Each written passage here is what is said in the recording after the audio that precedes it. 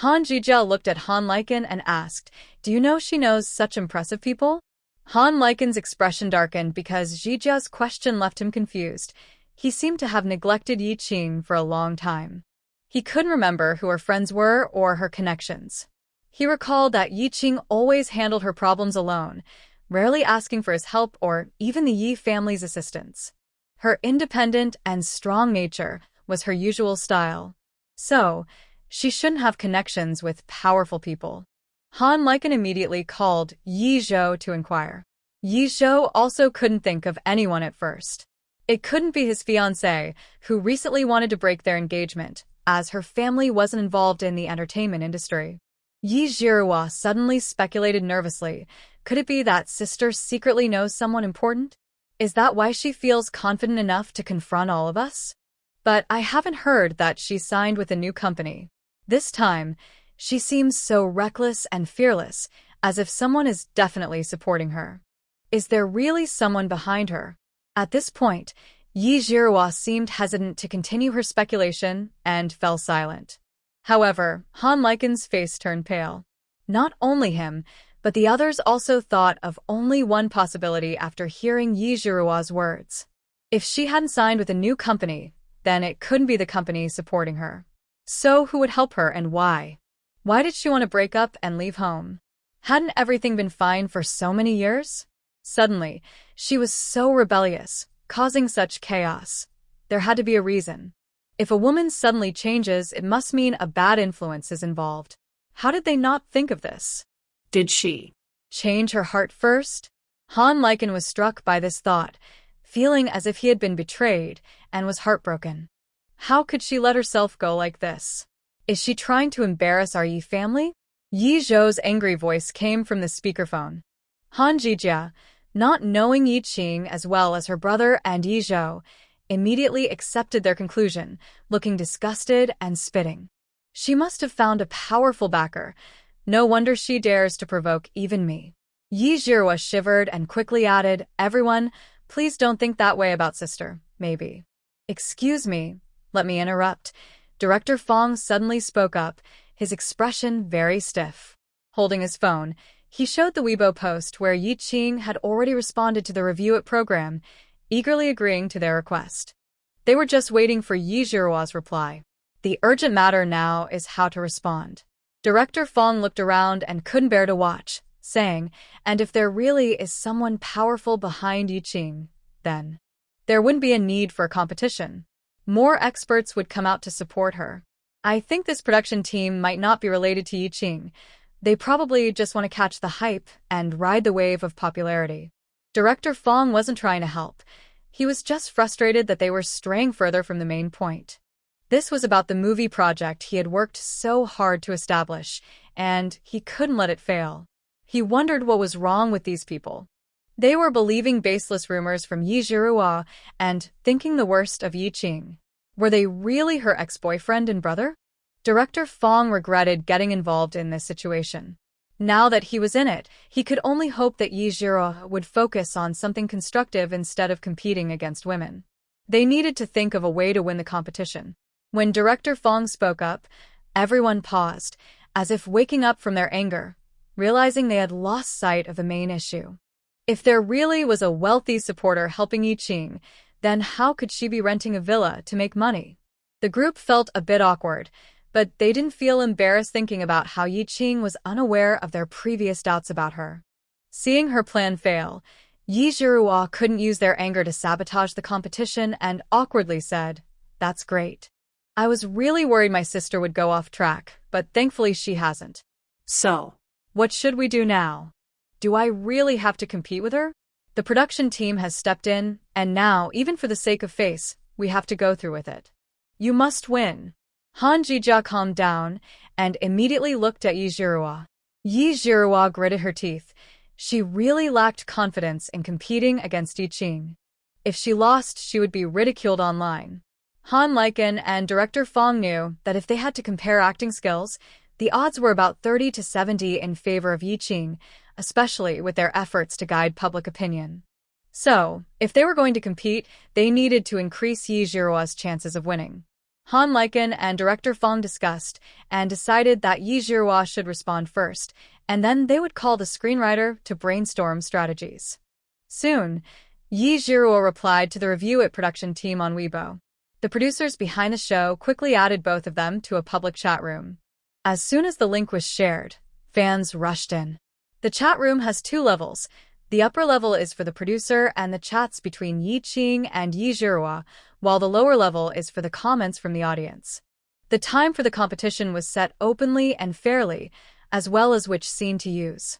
Yi Zhihua tried to act innocent, but ended up posting a bunch of cringeworthy comments. Yi Qing didn't respond at all, making it seem like Yi Zhihua was awkwardly performing a solo act. However, when the producer asked, Yi Qing was the first to reply, leaving Yi Zhihua feeling embarrassed. Naturally, the agreed time was as soon as possible, so it was set for the next evening at 7. As for which scene, both parties needed to agree. The show review is professional and quickly listed all the interesting solo scenes for the two to choose from. "We must avoid Yi Qing's strengths," Han Lichen said, frowning as he read the script. "Don't choose any scenes that require strong, explosive acting." The screenwriter immediately pointed out a few to remove and then suggested, "What about the dance part? The main role's most significant scenes involve dancing. I remember our primary condition for selecting the lead was being good at dance." Everyone turned to look at Yi Zhihua. She suddenly felt embarrassed. Just then, Yi Zhou arrived and helped her out by saying, "Yi Qing has been learning since elementary school, while Zhihua learned later."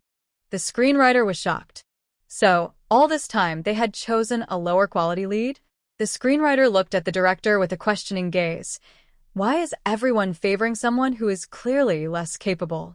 Director Fong shook his head helplessly. "You don't understand. Men don't like those who are too outstanding." At that moment, Yi Qing spoke up, choosing a scene that required a lot of explosive energy. Yi Zhihua's side would definitely not agree to the scene Yi Qing wanted. Director Fong checked the comments and saw that the audience wanted to see the scene where the female lead dances for the deity, as described in the original work. Suddenly, he had a brilliant idea. "Let's choose the dance." "I just said." Yi Zhou was about to argue for his sister. Director Fong interrupted. "Yi Qing didn't choose that scene, which means she doesn't have absolute confidence in it. This scene focuses on dance, and if the dancing is good, even if the acting is lacking, no one will notice." The screenwriter immediately understood the director's intention, saying, "I get it. Actually, our crew has already invited all the authoritative dance teachers in this field to come together and recreate the dance steps based on historical materials. It can be said to be a compilation of the best techniques, closely resembling the ancient steps blossoming like lotus. As long as we bring them in for urgent training for Yi Zhihua and she presents this dance during the competition, even if it's not perfect, it will surely amaze everyone." Han Jijia also realized this. Yi Qing definitely needs help from a teacher, but no one will assist her. If she just relies on herself and performs carelessly, it won't be as good as Yi Zhihua's performance.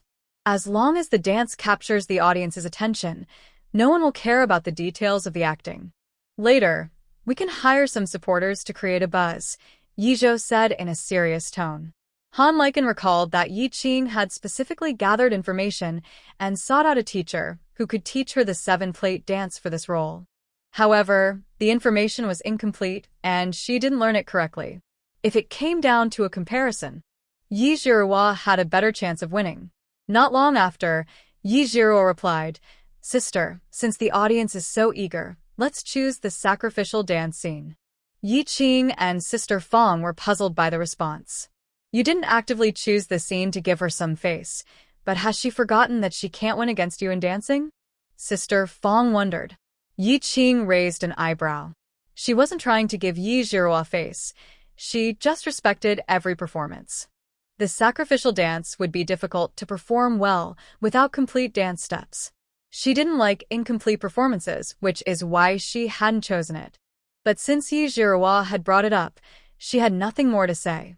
After confirming everything, she logged off. Sister Fong patted Yi Qing and said, "I'll help you contact the dance teacher you learned from before. You prepare the practice room." Yi Qing had a dance practice room at home that she could use directly. She hurriedly grabbed the script, changed into her practice outfit, and was stretching in front of the mirror when she thought of Shin Shuangyu. She took a moment to check in, but when she opened the video app, she was stunned to see a small red had appeared. Right, it had previously shown a notification when Shin Shuangyu needed help. She had forgotten to check it later. Yi Qing felt a rush of urgency and quickly opened the video app. However, as soon as the video started, she was taken aback. Under the setting sun, Shin Shuangyu was standing in the courtyard of her new home, bowing in greeting. In front of her stood a group of people, both men and women. The leading woman moved gracefully, her steps light, her skirt flowing, covered by a white veil. Her alluring eyes were now filled with surprise. I thought some gentleman was trying to invite me to perform in his residence disguised as a woman, so I came to see out of curiosity. I never expected it to be a young lady. Shin Shuangyu looked a bit embarrassed. I didn't expect Miss Chiao to come directly. I thought we would set a time to meet again. Chiao smiled gently. You underestimate my worth, madam. Your 1,000 taels can only buy me an hour of my free time this evening. If you want to proceed, I can dance for you now. If not, I will leave. Shin Shuangyu's expression changed slightly, but she didn't refuse, knowing this might be her only chance. Luckily, she had prepared ink, paper, and brushes, hoping her painting skills hadn't declined. Just as she was about to agree, a string of golden words floated in the air. Oh my, what's going on? Shin Shuangyu, what have you done? Shin Shuangyu's expression brightened instantly, and her smile widened, leaving Chiao confused. Chiao finally couldn't help but ask, why does the madam want to see my dance? Is it to learn how to please her husband? Shin Shuangyu smiled softly.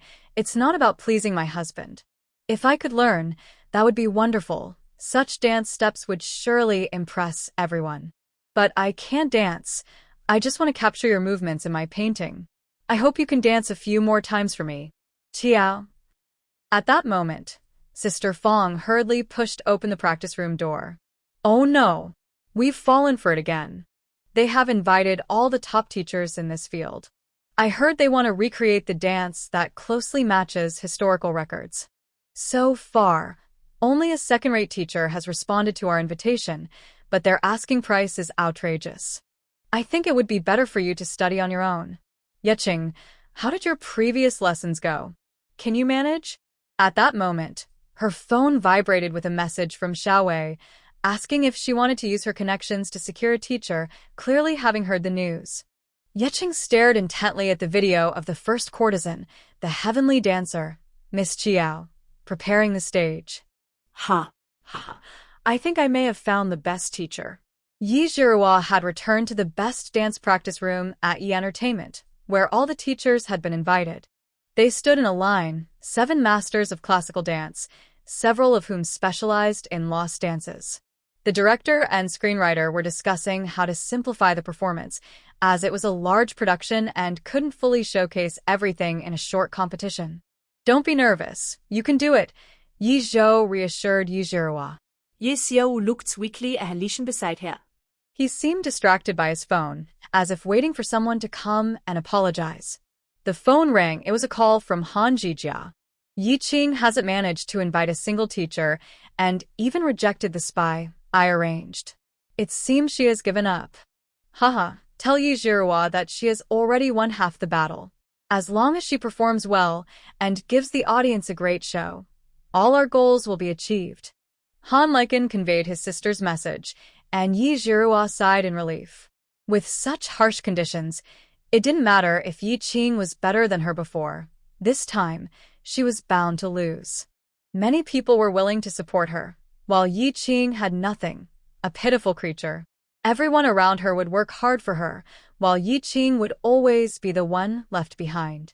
She couldn't wait to see how Yi Qing would feel after watching her performance, feeling helpless and embarrassed, with her pride shattered, making it impossible for her to stand in the entertainment industry again. Shin Shuangyu asked Sun Mama, Li Shu, and Yun Tao to help Chi Yao and her team set up the stage, fulfilling any needs as much as possible. The 3 of them looked like they had a lot to say, but still followed the young lady's orders and did their best to arrange everything. Meanwhile, Shen Shuangyu went to get some writing supplies to communicate with Yi Qing. Xiao Qing, I remember you mentioned that the most important scene in that play is Step by Step, Blooming Lotus. I wanted to wait for a better opportunity to show you, but considering the crisis you're facing now, I think the best way is for you to learn this scene. It should become your strongest weapon for a comeback. Are you crazy? 1,000 taels? Can you really afford that? That's your bargaining chip for leaving, your capital for changing your fate. What I'm doing is nothing compared to your situation. People will definitely think you're insane for this. Yi Qing knew about Shen Shuangyu's financial situation. Previously, when buying a house, she had to calculate for a long time before reluctantly taking out 700 taels.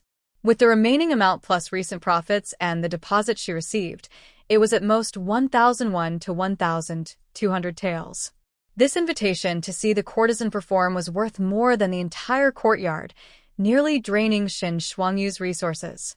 Such a reckless decision was no surprise, given that Li Shu and the others had turned pale. Shen Shuangyu smiled calmly. I want to leave, and others will think I'm crazy too. You are the first friend to support me, and I don't think it's a small matter. A good person like you being treated this way can never be a small issue. Although Shen Shuangyu couldn't fully understand the situation in Yi Qing's world, she had endured living with such rumors for 3 years, which was already difficult. It was even harder to imagine the kind of slander Yi Qing faced on a larger scale. Yi Qing was strong inside, but Shen Shuangyu never believed that strong people didn't feel pain. Compared to what you have done for me, what I can do for you is limited.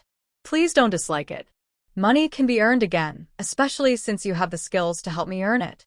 You are my lucky star, so don't worry, Shen Shuangyu said gently. It was rare for someone to care for her so wholeheartedly. Faced with this sincerity, Yi Qing felt a bit overwhelmed. Did Shen Shuangyu not consider that she might not need to go this far to solve the problem? Or what if she had already solved it? That 1,000 taels was all her capital wasted. No, she must have thought about it, but she still insisted on doing it. She was willing to take the risk without weighing the pros and cons, which seemed foolish. You big silly. Shen Shuangyu teased with a slight smile, her tone playful. Yi Qing took a deep breath and typed seriously. Shuangyu, thank you. You've really helped me a lot. Shen Shuangyu showed a relieved and surprised expression. Really? Yes, I'll tell you about the follow-up situation and you'll understand. When Yi Zhihua chose that scene, she thought of the dancer from Shen Shuangyu's world.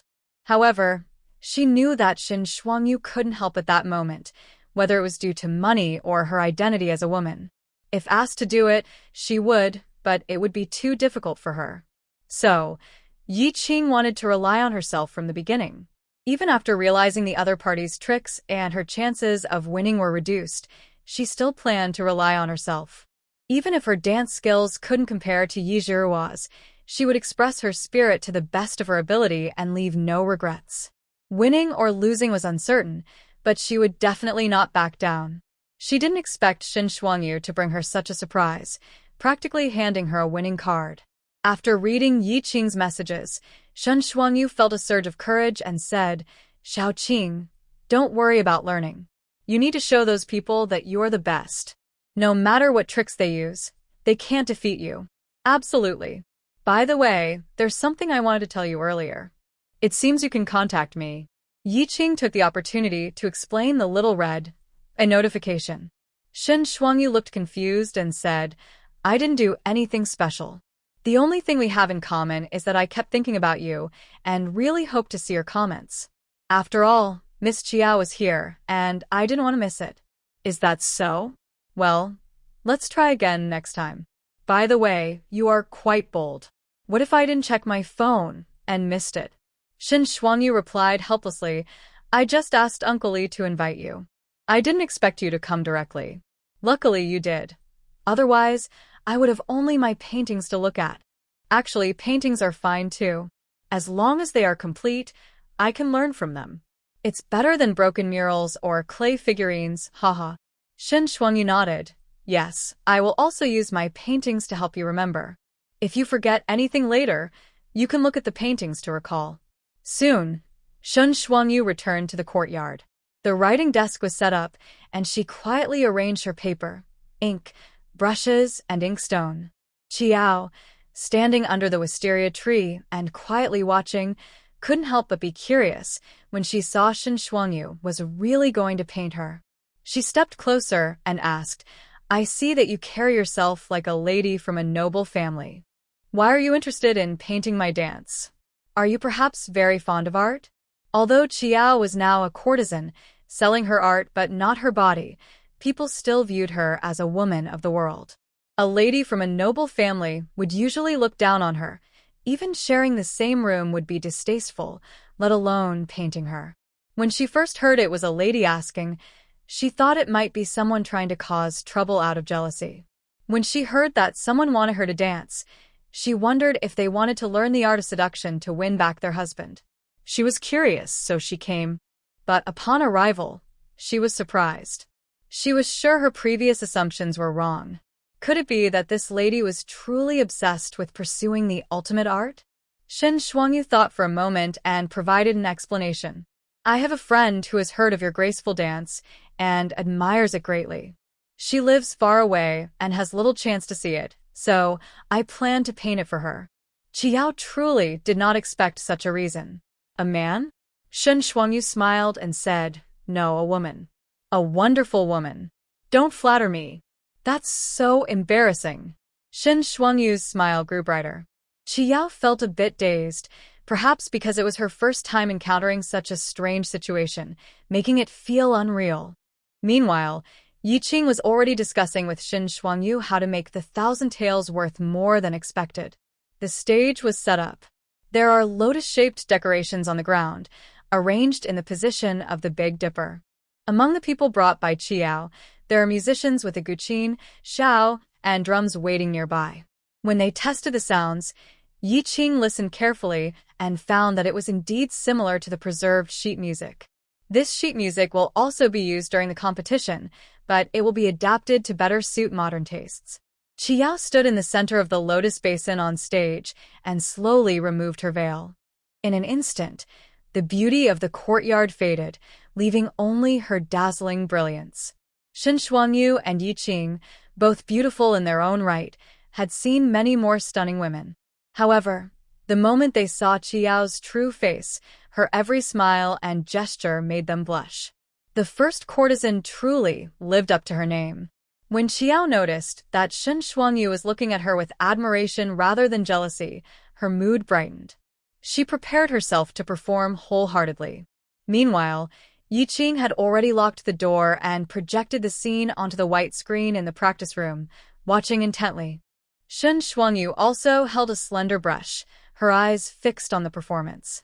As the music began, the distant sound of the guqin flowed like water, accompanied by deep drum beats, as if coming from ancient times. The slender and graceful figure turned elegantly, her long sleeves flowing like clouds, dancing like a startled swan. After the dance, even though Yiqing was mentally prepared, she was still deeply moved by the performance. If it weren't for the limitations of that moment, she would have wanted to set up several cameras to capture the true celestial dancer from every angle. The others, including Granny Sun, were also mesmerized. No wonder it was said that a courtesan's dance was worth a fortune. The beauty and the stunning dance made it clear why the favored consort's steps were so cherished. This was Shen Shuangyu's first time witnessing such a performance, and it was indeed different from the gatherings she usually attended in noble households. The extreme beauty made everyone forget to write. "What's wrong? Madam's brush can't keep up with my dance steps?" Qiao said with a charming smile as she looked at the blank paper. Shen Shuangyu replied awkwardly, "I'm sorry, Mississippi. Your dance is breathtaking, and I lost my focus." Qiao suddenly realized she enjoyed being praised by beautiful women much more than the flattering words of men. However, she still playfully scolded, "You can only dance a few times in an hour, so don't get distracted. If you can't finish the painting, I won't take responsibility." Shen Shuangyu immediately felt nervous. "Don't worry, I learn dances very quickly. I can remember all the steps after just 3 tries. You don't need to feel pressured." Shen Shuangyu nodded. "Then please hurry, after all, I can't let my 1,000 taels go to waste. Qi Yao raised an eyebrow, sensing that Shen Shuangyu was not easily teased. At that moment, Shen Shuangyu looked up at the empty space and quickly said as Qi Yao turned, "Wait." Qi Yao turned back, puzzled. If possible, let her try dancing for the gods. She had just danced for people, especially for men in power, with a desire to please, focusing on charm and beauty. However, her dance also contained a sense of resistance, creating a contradiction. Although her movements were stunning and intricate, they felt somewhat hollow. Shen Shuangyu did not expect Yi Qing to see so much in Qi Yao's dance. She was not very knowledgeable about it and only felt it was beautiful. Still, she expressed her thoughts gently, following Yi Qing's suggestion. As soon as she finished speaking, the people around her looked shocked, as if Shen Shuangyu had committed a serious offense. The atmosphere became tense. The smile on Qi Yao's face vanished. Yi Qing realized that ancient courtesans could be temperamental, with many wealthy patrons behind them, and it was best not to offend them. If things went wrong and she decided to leave without dancing, it would be a significant loss.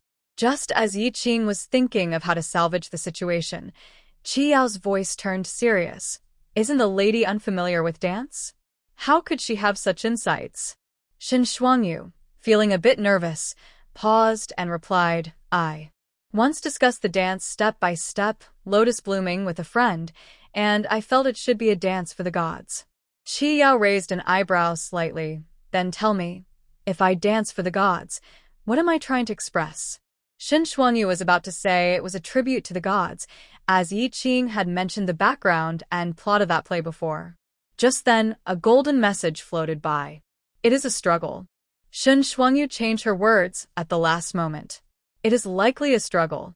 Qi Yao was taken aback, while the people around began to whisper, clearly thinking differently from Shen Shuangyu. After a moment, Qi Yao smiled and raised her delicate arm. Bai Zhu, go back and tell mother that I will be closing the door to guests tonight. Everyone looked at Qi Yao in shock. Shen Shuangyu was speechless. What does the lady mean? Finding a kindred spirit is rare. Today, I will ensure you capture the complete step-by-step lotus blooming for your friend. Next, Qi Yao focused on dancing, while Shen Shuangyu concentrated on drawing. Meanwhile, Granny Sun and the others could no longer watch, as they had orders to fulfill. In the first 3 rounds, Yi Qing memorized all the dance steps, while Shen Shuangyu completed all the outlines. In the next 3 rounds, Yi Qing was already able to move to the rhythm, and Shen Shuangyu had finished all the movements. In the final 3 rounds, Yi Qing danced in sync with Qi Yao on the curtain, connecting across time and space. Shen Shuangyu believed that Qi Yao's expressions were also part of the dance, so she tried to perfect all the nuances. During a break, Qi Yao and her attendants had dinner at the residence. When they tasted the new pastries brought by Granny Sun and Yun Tao, they were amazed. What a heavenly flavor! They had never encountered anything like it before. Upon learning that these were homemade and not store-bought, they realized that Granny Sun and her team had been busy preparing these treats and had not disturbed anyone. Qi Yao loved the taste and immediately wanted to place a long-term order. Yi Qing quickly reminded Shen Shuangyu to tell Qi Yao that these pastries could make one gain weight and should not be eaten too often. Qi Yao expressed her regret, but said it was very classy to serve them to guests, especially since her visitors were all high-ranking officials. Unexpectedly, they received a long-term order, and the deposit was 100 taels, which finally brightened Granny Sun and her team's faces. Before they knew it, the moon was high in the sky. Granny Sun had to remind Shen Shuangyu that it was getting late. At this point, the painting was already complete, and Qi Yao was ready to leave. Yi Qing was already drenched in sweat and exhausted. She deeply bowed to the figure on the curtain. Though the other person could not hear her, she murmured, "Thank you, teacher. I will not let your teachings go to waste, and will ensure your dance steps are unmatched." Shen Shuangyu also bowed in gratitude to Qi Yao. As they sent Qi Yao off in her carriage, she smiled and said, "If your friends come by in the future, feel free to visit me again." Shen Shuangyu smiled back, but did not respond. At that moment, Yi Qing sent her last message on the screen. Shuangyu, I will be busy until tomorrow night, but thank you for today. Don't worry, I will bring good news. See you.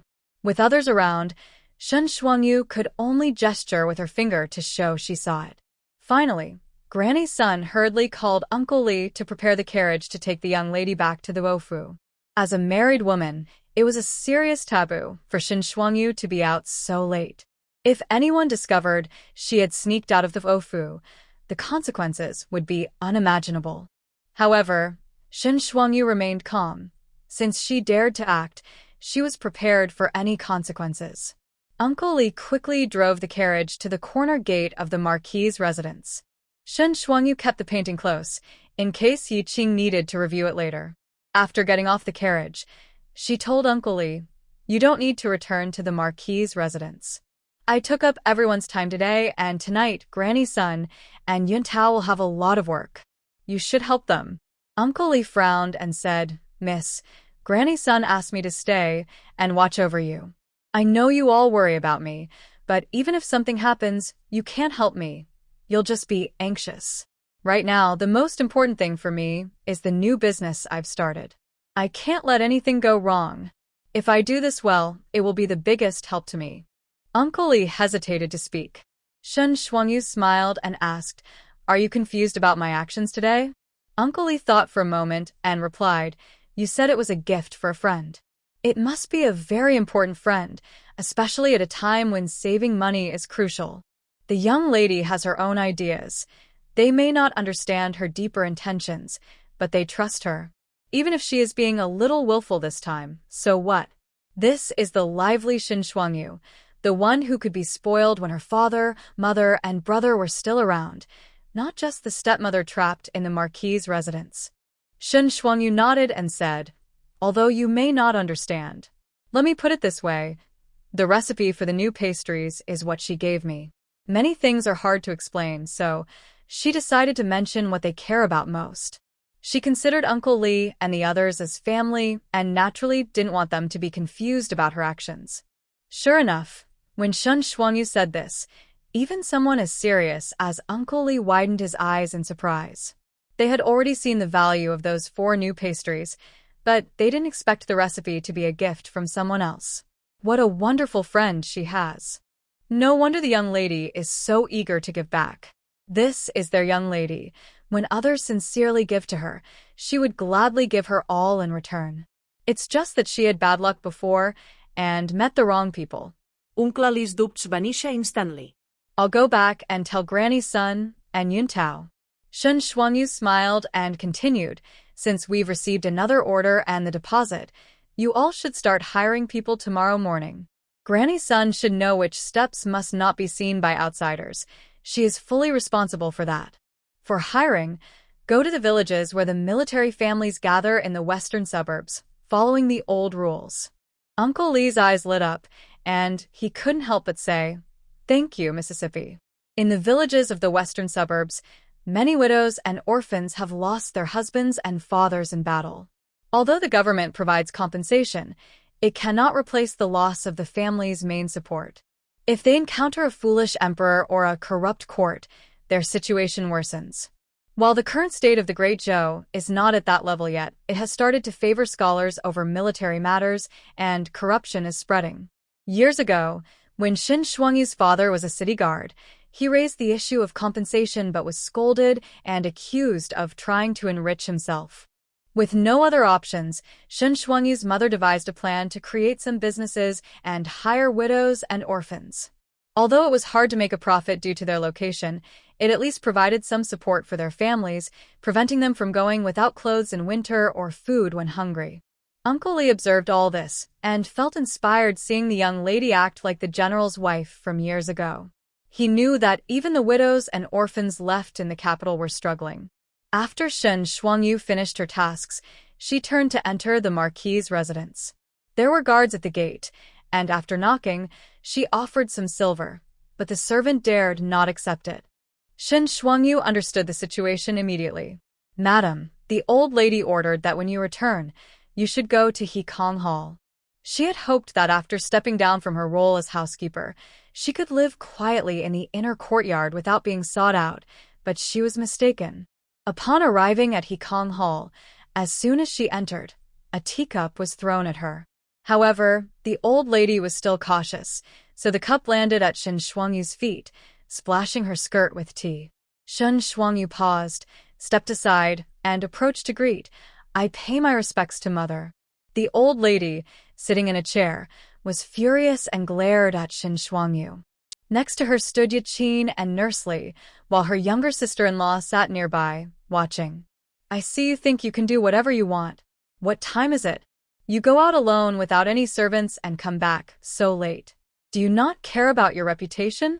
What about your manners? Your rules? You must be out of your mind." The old lady was genuinely angry this time. In fact, this dynasty was relatively open-minded, with no strict rules preventing young women from going out. However, wealthy families still valued propriety, especially regarding women going out alone at night. In this matter, Shen Shuangyu had no way to argue. Without hesitation, she knelt down and admitted her mistake, saying, "Mother is right. My behavior was inappropriate. Please punish me." Shen Shuangyu did not want to linger on the issue. She accepted her fault.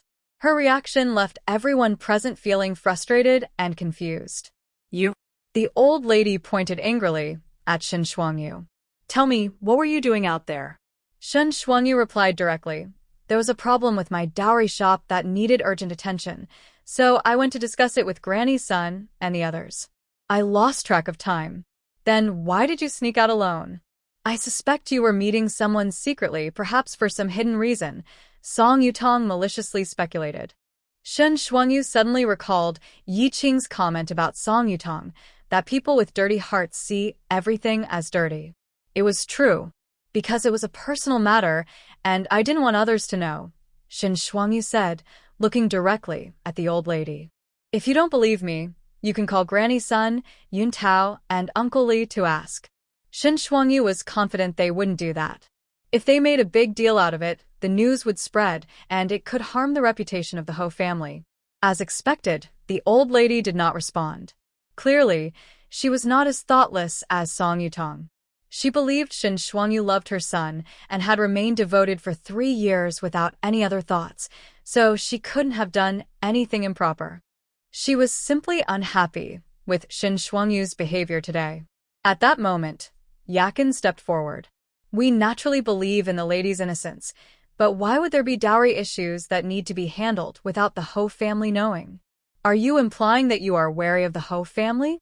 Yakin, who had taken charge of the household, was the first to notice Shen Shuangyu's absence. To cause trouble, she immediately reported it to the old lady. The old lady had just heard from Granny Li that Shen Shuangyu denied agreeing to make snacks for the 2 young ladies and was already upset. Now, with Shen Shuangyu missing, it only added to her frustration. Yakin's words made the old lady frown, her anger rising, but she felt an inexplicable unease. Was Shen Shuangyu trying to distance herself from them? This was not like her. "What do you mean by that?" The old lady asked sternly. Shen Shuangyu turned to Yakin and said, "When you served beside my cousin, did you not see her handling her dowry without the Ho family knowing? Did you think she was wary of the Ho family too?" A single sentence made Yakin's face stiffen, and she broke out in a sweat. At first, no one remembered that Yakin was also aware of the dowry situation like Zhao Momo and Yaki. However, when Shen Shuangyu mentioned it, Yakin's legs nearly gave way beneath her. "No. I didn't mean that," Yakin hurriedly corrected herself. The others were also taken aback by Shen Shuangyu's words, not considering Yakin's side, but rather focusing on how to handle their own dowry issues. "Your sister is doing this for our benefit. How can it be the same?" Song Yutong said, suddenly pausing and looking suspicious. "Are you planning to secretly use your dowry to support the Ho residents and win us over? Let me tell you, it's too late. I've seen your true colors." Song Yutong didn't realize how shameless her words sounded, leaving Shen Shuangyu at a loss for how to respond. She thought that if Yi Qing were here, the comments would have exploded. Shen Shuangyu firmly denied her wild imagination. No. Before Song Yutong could react, Shen Shuangyu turned to the old lady, saying, "The dowry is private property. If one doesn't want others to know how it's handled, there shouldn't be a need to provide a reason. No family has such a rule. Please understand, mother. Shin Shuangyu's voice was gentle yet firm, leaving the old lady unable to counter her words. The old lady seemed to realize she indeed had no right to question this, and could only address Shin Shuangyu's inappropriate behavior of going out alone and returning late. Mother, look at her still making excuses. Punish her. Give her a beating. Song Yutong was eager to seize the opportunity to get back at her second brother. However, the old lady couldn't be so decisive. But since she had a rare chance to justifiably punish Shin Shuangyu, she chose a method that would make Shin Shuangyu uncomfortable, more effective than a beating. So she simply snorted coldly, "The Lord won't be back tonight. We will discuss how to punish you tomorrow night. For now, you will kneel in the small Buddha hall and sincerely apologize to your cousin. Let's see what kind of person the future lady will become after you take her place." Shin Shuangyu's expression instantly turned cold, her pupils narrowing. In the past, this would have been a heavy to her heart. But now, it could push her to the edge. She stared fiercely at the old lady, resentment almost spilling from her eyes. Just thinking about how she had knelt in guilt before the true culprit for 3 years made her feel physically sick. She nearly stood up abruptly, but the paper hidden in her arms rustled slightly with her movement, causing her to freeze. "Are you dissatisfied?" the old lady exclaimed in surprise. Shin Shuangyu clenched her hand into a fist, hidden in her sleeve, suppressing all her anger. She lowered her eyelashes and said, "No, didn't my mother say I should go and kneel as punishment? I will go now." The crowd looked at Shin Shuangyu with suspicion, noticing the cold aura surrounding her, which made them uncomfortable. By the time they reacted, Shin Shuangyu had already turned and left, heading to the small Buddhist hall with familiarity. The servants were used to it and let her in, closing the door behind her, unaware that Shin Shuangyu would no longer be as foolish as before, obediently kneeling until dawn. She walked slowly to Shin Chuchu's memorial tablet, her cold gaze sweeping over the name. "Shin Chuchu, if you have a spirit in the heavens, then watch closely. See how I escape this cage you push me into, and see if you selfish people will face consequences." After saying that, she didn't bother to look again, arranged the mat, sat down, and leaned against a pillar to rest. After painting all day, she was exhausted and prayed for Yi Qing's success. Meanwhile, Qi Yao, back at Baihua Tower, spoke after the madam had scolded her for a while. "Others are fine, but that troublesome Prince Rong's son is back again." Qi Yao smiled. "Don't worry, Mama. "He's just a spoiled fool. I can handle him." The madam was clearly afraid of the troublemaker Wei Xiaoran and quickly sent Qi Yao to meet the guest, fearing he might get impatient and cause trouble for Baihua Tower. After all, he was the current queen's nephew and the crown prince's cousin, someone they couldn't offend. As Qi Yao entered the room, she heard music and the sounds of people drinking and having fun. Suddenly, someone threw a wine jug, shouting, "Where is Qi Yao? Who dares to steal her from me?" Immediately, there were voices apologizing inside. "The young master is in a bad mood today." Hearing Qi Yao's voice, everyone looked toward the door as if they had seen a savior, and there she came, walking gracefully. Inside the private room, except for one person, everyone else was kneeling. A tall, strong man was standing on a stool, holding a wine cup, exuding an air of recklessness. But upon closer inspection, he had sharp eyebrows and deep-set eyes, with a charming and carefree demeanor, making him quite handsome. He wore a bright red robe that was vibrant like flames. "Qi Yao, where have you been?" "I've been waiting," Wei Xiaoran said angrily. Qi Yao waved her hand to dismiss everyone, and they hurriedly left. Once the door closed, the room fell silent. Qi Yao sat down at the table and poured herself a cup of tea. She said, "Please sit, my lord. It's my fault for forgetting that today is our agreed day. I will give you what you need before you leave." Wei Xiaoran curiously sat down and looked at Qi Yao. "What's wrong? Did you suddenly find me beautiful?" Wei Xiaoran shook his head honestly. Qi Yao glared at him. Wei Xiaoran asked, "I just find it strange. Don't you usually avoid these kinds of invitations to the manor?" Is the person inviting you today very powerful? At this, Chiao smiled slightly. Because the person inviting me today is an interesting lady. Ah, Wei Xiaorand was confused. And the place we're going is also quite interesting, Chiao said to Wei Xiaoran. It's a villa that someone sold urgently last year to provide winter clothes for the widows and orphans of soldiers. Wei Xiaoran was a bit surprised. What a coincidence. The buyer's surname is Shun, and she is indeed a young lady, Chiao continued to reveal. Wei Xiaoran's expression changed, then he laughed. If she bought my villa, then she got a good deal. Chiao was about to say something. But Wei Xiaoran suddenly interrupted seriously. I asked you to find out about the whereabouts of the corrupt official's son, not to inquire about the lady's matters. Discussing her behind her back is too disrespectful. After saying this, he stood up to leave. It's too late. I should go back. Chiao casually said. By the way, when she left, she and her loyal servant gave many new snacks she supposedly created. Do you want to try some? Wei Xiaoran paused. An incense stick later, Chiao cursed that scoundrel. I haven't even had my fill, and he took them all? He'll eat himself to death. The next morning, Mama Li went to the small Buddhist hall. As soon as she opened the door, she saw Shen Shuangyu standing quietly to the side. Looking at her expression, Mama Li briefly doubted whether she had knelt at all, but thought it was unlikely. Madam, the old lady instructed that before the Marquis returns, you must stay in your own courtyard and cannot go anywhere else, please. Shen Shuangyu nodded and quietly left. It wasn't until she returned to Yulan courtyard that she learned the servants had been punished and had their monthly wages deducted for letting her disappear under their watch. Shen Shuangyu didn't have much money left, so she directly used the jewelry from her box to compensate everyone.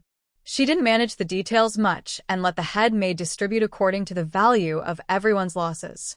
The head maid and the personal maid who were punished the most each received a pair of similar jade pendants, valued at about 5 taels, which was roughly equal to their monthly wages. With this compensation, the servants in the courtyard naturally had no complaints. On the other hand, Yi Qing had almost not left the training room all night. When she was too tired to continue, she would lie on the floor to rest, waiting to recover before dancing again, always moving in sync with the image of Chiao in her mind. In the end, she was the only one fully immersed in the dance. By 10 in the morning, when Sister Fong and Zhang Ma could no longer hold back their worries and entered, they found Yi Qing peacefully lying in a massage chair, letting the machine relax her muscles, and she had already fallen asleep. The music from the program still played softly in the room. As they were about to quietly leave, the massage ended with a notification sound, waking the once sleeping girl. Generally, such massages last no more than an hour. Yi Qing immediately sat up and made eye contact with the two at the door. Zhang Ma, I'm hungry. I need high-energy food. Sister Fong, prepare my outfit. I'll send you the requirements. I must wear my dance costume for practice this afternoon. Zhang Ma quickly went downstairs to prepare. Sister Fong responded but couldn't help saying, You've barely slept. Don't push yourself too hard. In truth, Sister Fong felt the odds were not in their favor, especially since she hadn't seen the teacher Yi Qing hired. It couldn't be video lessons, could it? Even so, it wouldn't be enough to compete with Yi Jiruo's talented team. That night, Yi Jiruo had time to post several pictures of trainees, appearing very confident. Sister Fong spent the night thinking of ways to leave a path for Yi Qing in case of defeat. But Yi Qing was full of energy, saying, Everyone has paved the way for me. I must give it my all. Just thinking about the chance to prove them wrong excites me. As she said this, she walked over and patted Sister Fong's shoulder, saying, Trust me, tonight will be a miracle. Yi Qing's words genuinely piqued Sister Fong's curiosity. What kind of dance had she mastered to be so confident? By the afternoon, when Sister Fong brought Yi Qing her outfit and joined Zhang Ma as the first audience, after the performance, Sister Fong was thrilled. What? A backup plan? Was that even necessary? Unless everyone's taste changed overnight, Yi Qing would be the sole winner. In the end, Sister Fong even searched online for comments from critics. Did you see? Yi Qing didn't dare post any pictures. She must be lacking confidence. If she wins this time, I'll live stream eating something terrible. Sister Fong's alternate account. I'll hold you to that. Jirwa is the best. If she loses this time, I'll shave my head. Sister Fong's alternate account. I'll make sure to follow through. Let's not talk about anything else. I bet my 20 years of being single that Jirwa will win. Is anyone brave enough to challenge me? Sister Fong's alternate account. I'll make sure to follow through. After getting into the car, Yi Qing looked at Sister Fong's mischievous smile and asked, "What are you up to?" Sister Fong quickly composed herself and replied professionally, "Nothing. Just thinking that after tonight, there will definitely be a lot to do." Some people also approached Sister Fong to ask about Yi Qing's situation. Sister Fong immediately switched her tone, treating everyone equally, whether they were genuinely curious or just trying to gather information, responding with exaggerated sighs. Yi Qing listened to her ramble on. Well, it wasn't exactly a lie. It was true that well-known teachers in the industry had rejected her. It was true that Yi Qing was the only one practicing alone in the studio. Yi Qing also took a moment to check the online buzz. Although she knew there would be some hype, the top 10 trending topics were mostly about their upcoming competition, which was quite unprecedented. After all, it's rare in the entertainment industry to see such a direct confrontation. Sisters face off in a life-or-death duel. The loser may face a ruined future. Insiders say Yi Jirwa is well-prepared and ready to give it her all. Yi Qing might be in a tough spot. Someone spotted Haningdi escorting Yi Jirwa. Tonight's going to be intense. Experts say Yi Jirwa's dance might be the closest to the historical version. The review team is ready for a live broadcast. See you at 7. While she was reading, Yi Qing received a call from Xiao Wei. How's it going?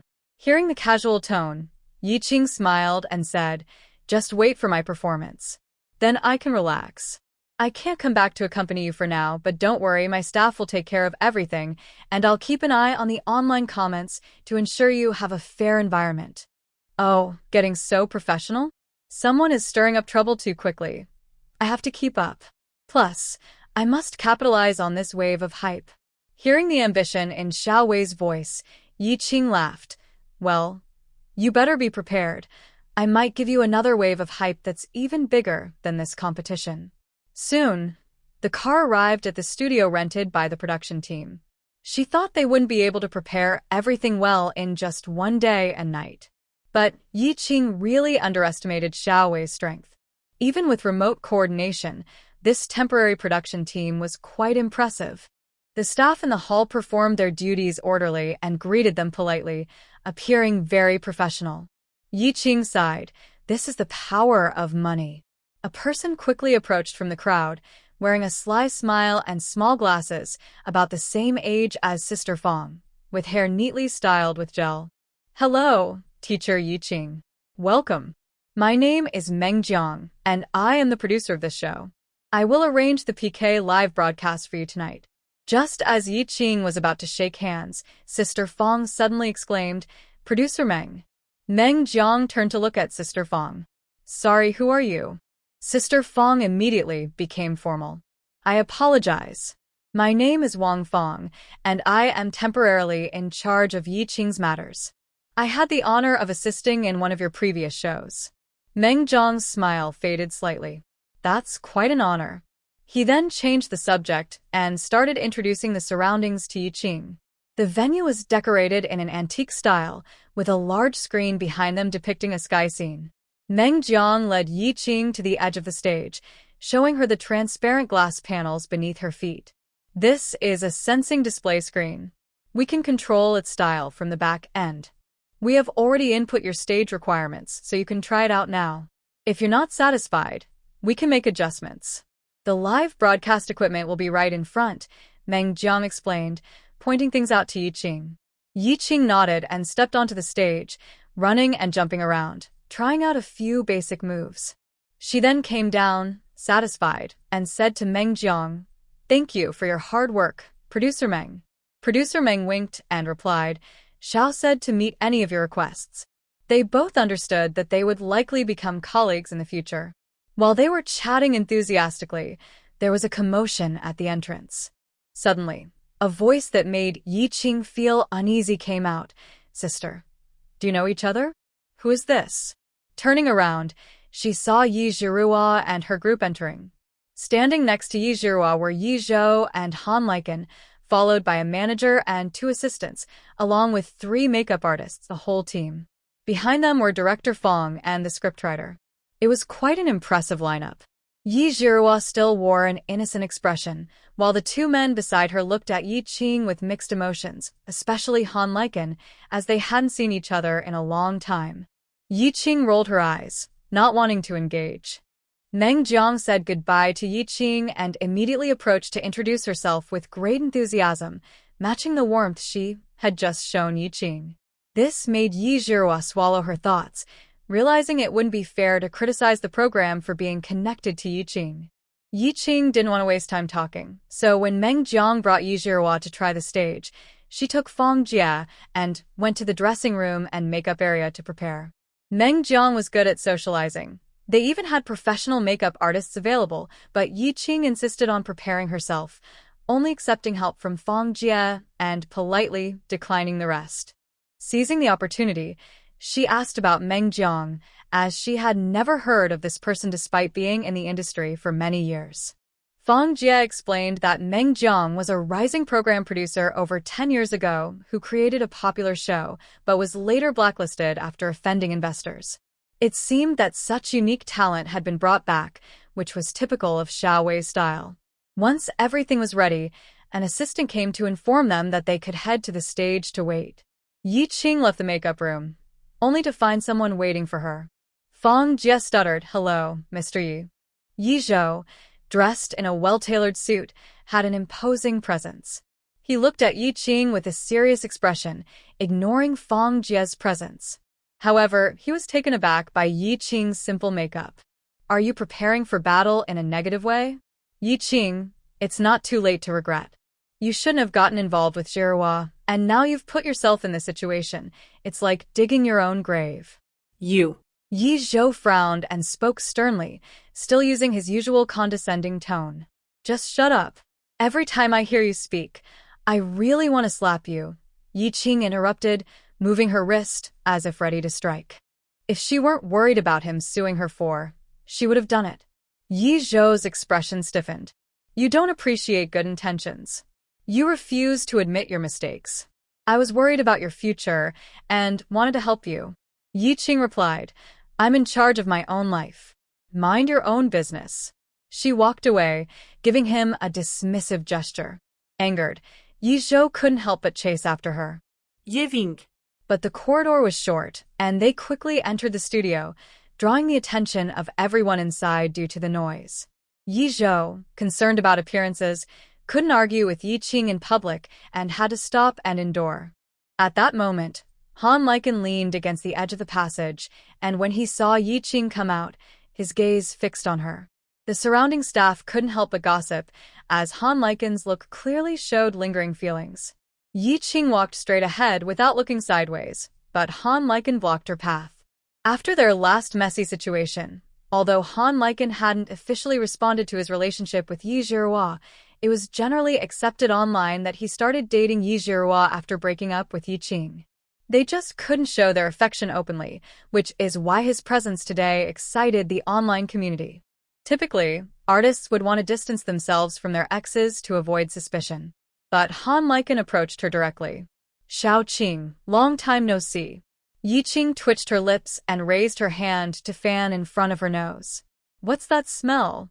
Han Liken was taken aback and immediately became overly excited. "You remember, this is Dream Star." Dream Star, the perfume they had created together. Yi Qing almost felt nauseous but managed to say, "Perfume? Even though you're wearing it, I still smell the scent of someone who mistreats their ex-girlfriend." Han Liken's face turned pale instantly. Yi Qing shot Han Liken a cold look, as if she were looking at trash, forcing him to step back. Even now, he couldn't withstand her almost emotionless gaze. Han Liken felt uneasy.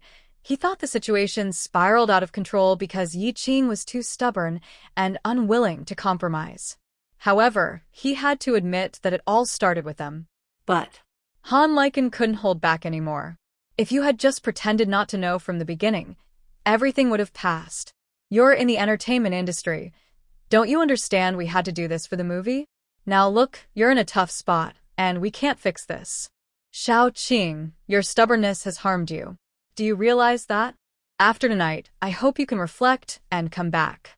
Yi Qing, losing her composure, couldn't stand his nonsense anymore. She grabbed a half-finished water bottle from a nearby staff member, twisted off the cap, and splashed it on Han Liken's face. In an instant, the scene fell silent. Je zou ruset formart. Je ving. Han Liken stood frozen, awkwardly letting the water drip from his hair and face.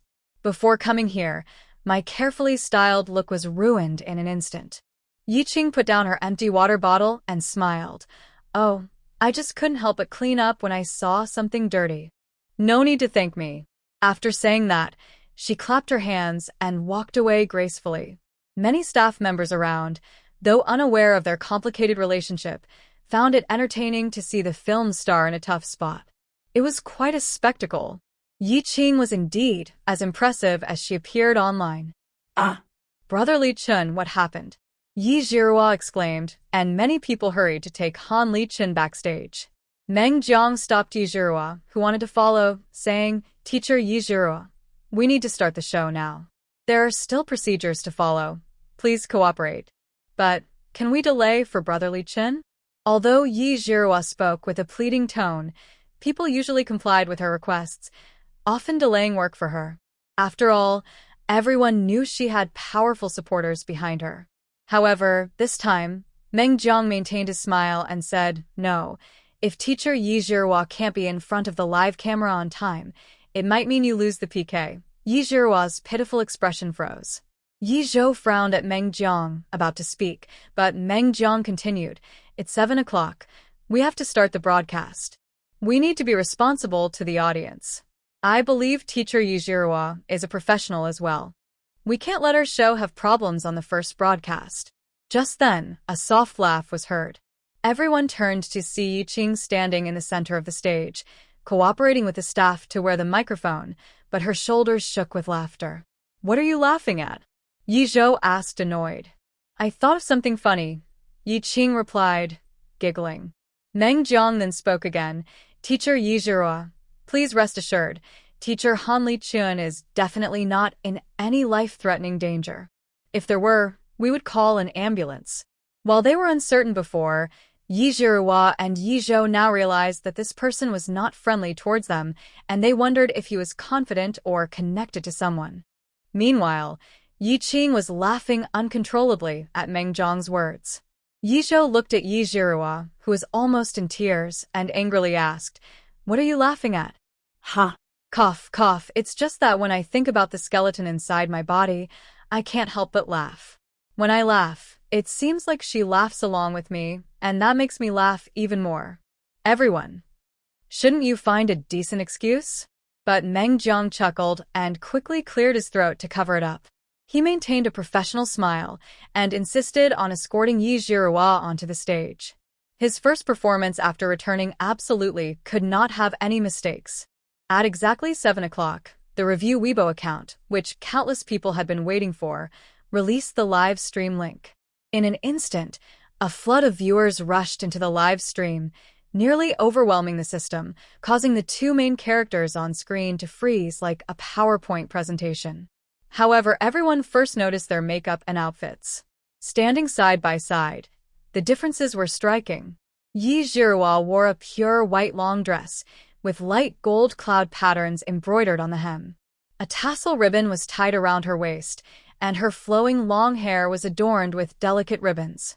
She looked like a saint or a celestial being, her exquisite makeup using a lot of pink, enhancing her beautiful face, which seemed to always express compassion for the world while being incredibly endearing. In contrast, Yi Qing was the complete opposite. She wore a black and red gradient dress that felt oppressive, with a rough decoration at her waist that was hard to identify. Although her model-like figure made it somewhat striking, those who had read the original work found it odd. While the original text didn't detail the female lead's outfit, one would expect a dance for the gods to feature pure white as the main color. And why was it so unrefined? Did Yi Qing really prepare well? Although her naturally beautiful face could dazzle with just a light touch of makeup, it still felt too plain, even pale. Her hair was simply let down, with only a few braids tucked away to help secure it. It felt very careless. The audience was genuinely confused by Yi Qing's look. Meanwhile, Director Fong and the screenwriter in the audience exchanged uncertain glances, almost in unison saying, "Did the original author contact Yi Qing?" After selling the rights, the author went into seclusion, and they couldn't get in touch with her. Previously, Director Fong and the screenwriter had only discussed some concepts during a meeting with the author, but she didn't want to elaborate. She made it clear that after selling the rights, she had no involvement, and her female lead only existed in her novel. The film adaptation was up to them, and she wouldn't interfere. So now, they had no idea what was going on. As netizens began to speculate whether Yi Qing hadn't rested well, or felt certain she would lose and had given up, they were left wondering. Yi Qing's decision to stop resisting has started trending online.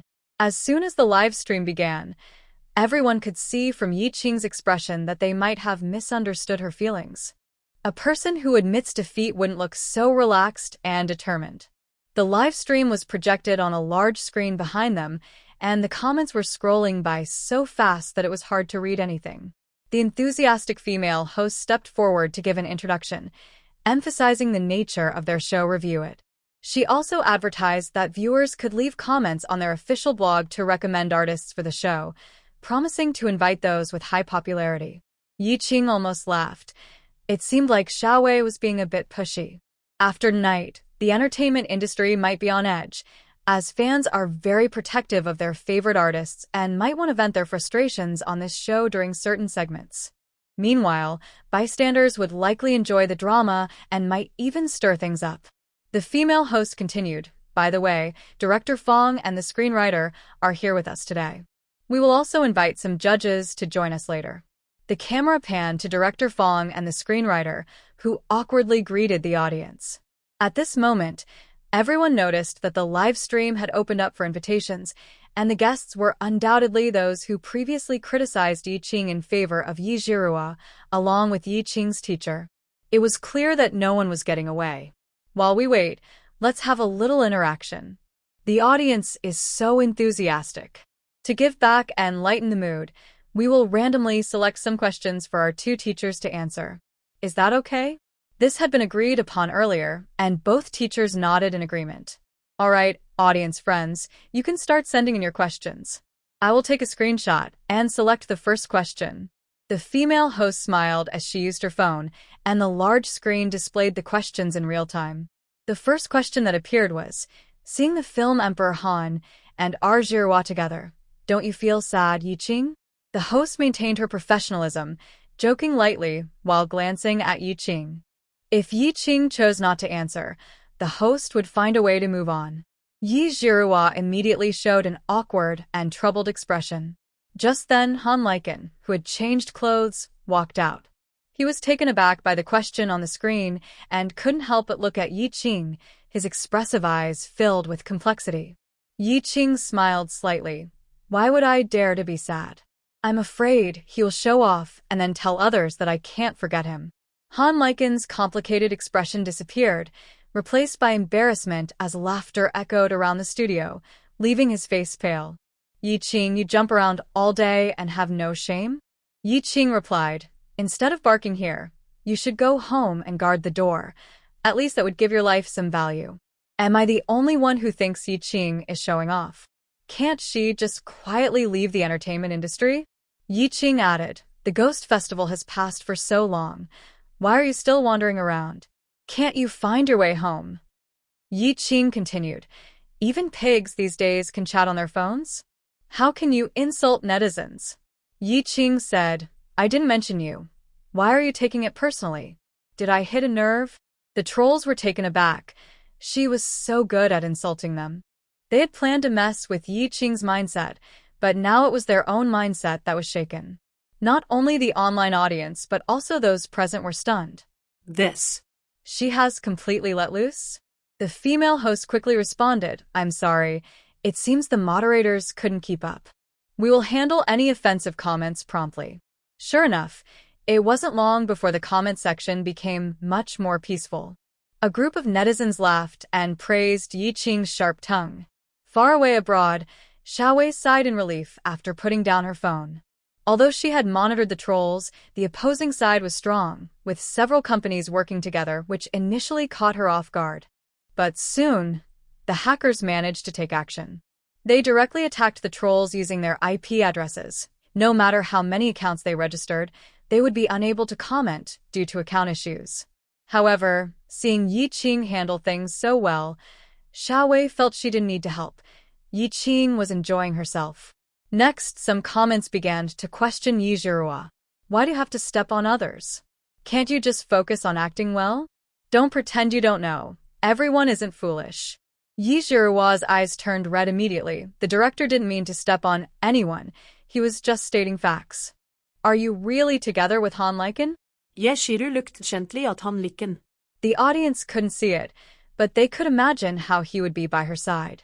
Finally, Yi Zhihua said, "Let's focus on the PK today. I won't mention anything else in front of my sister."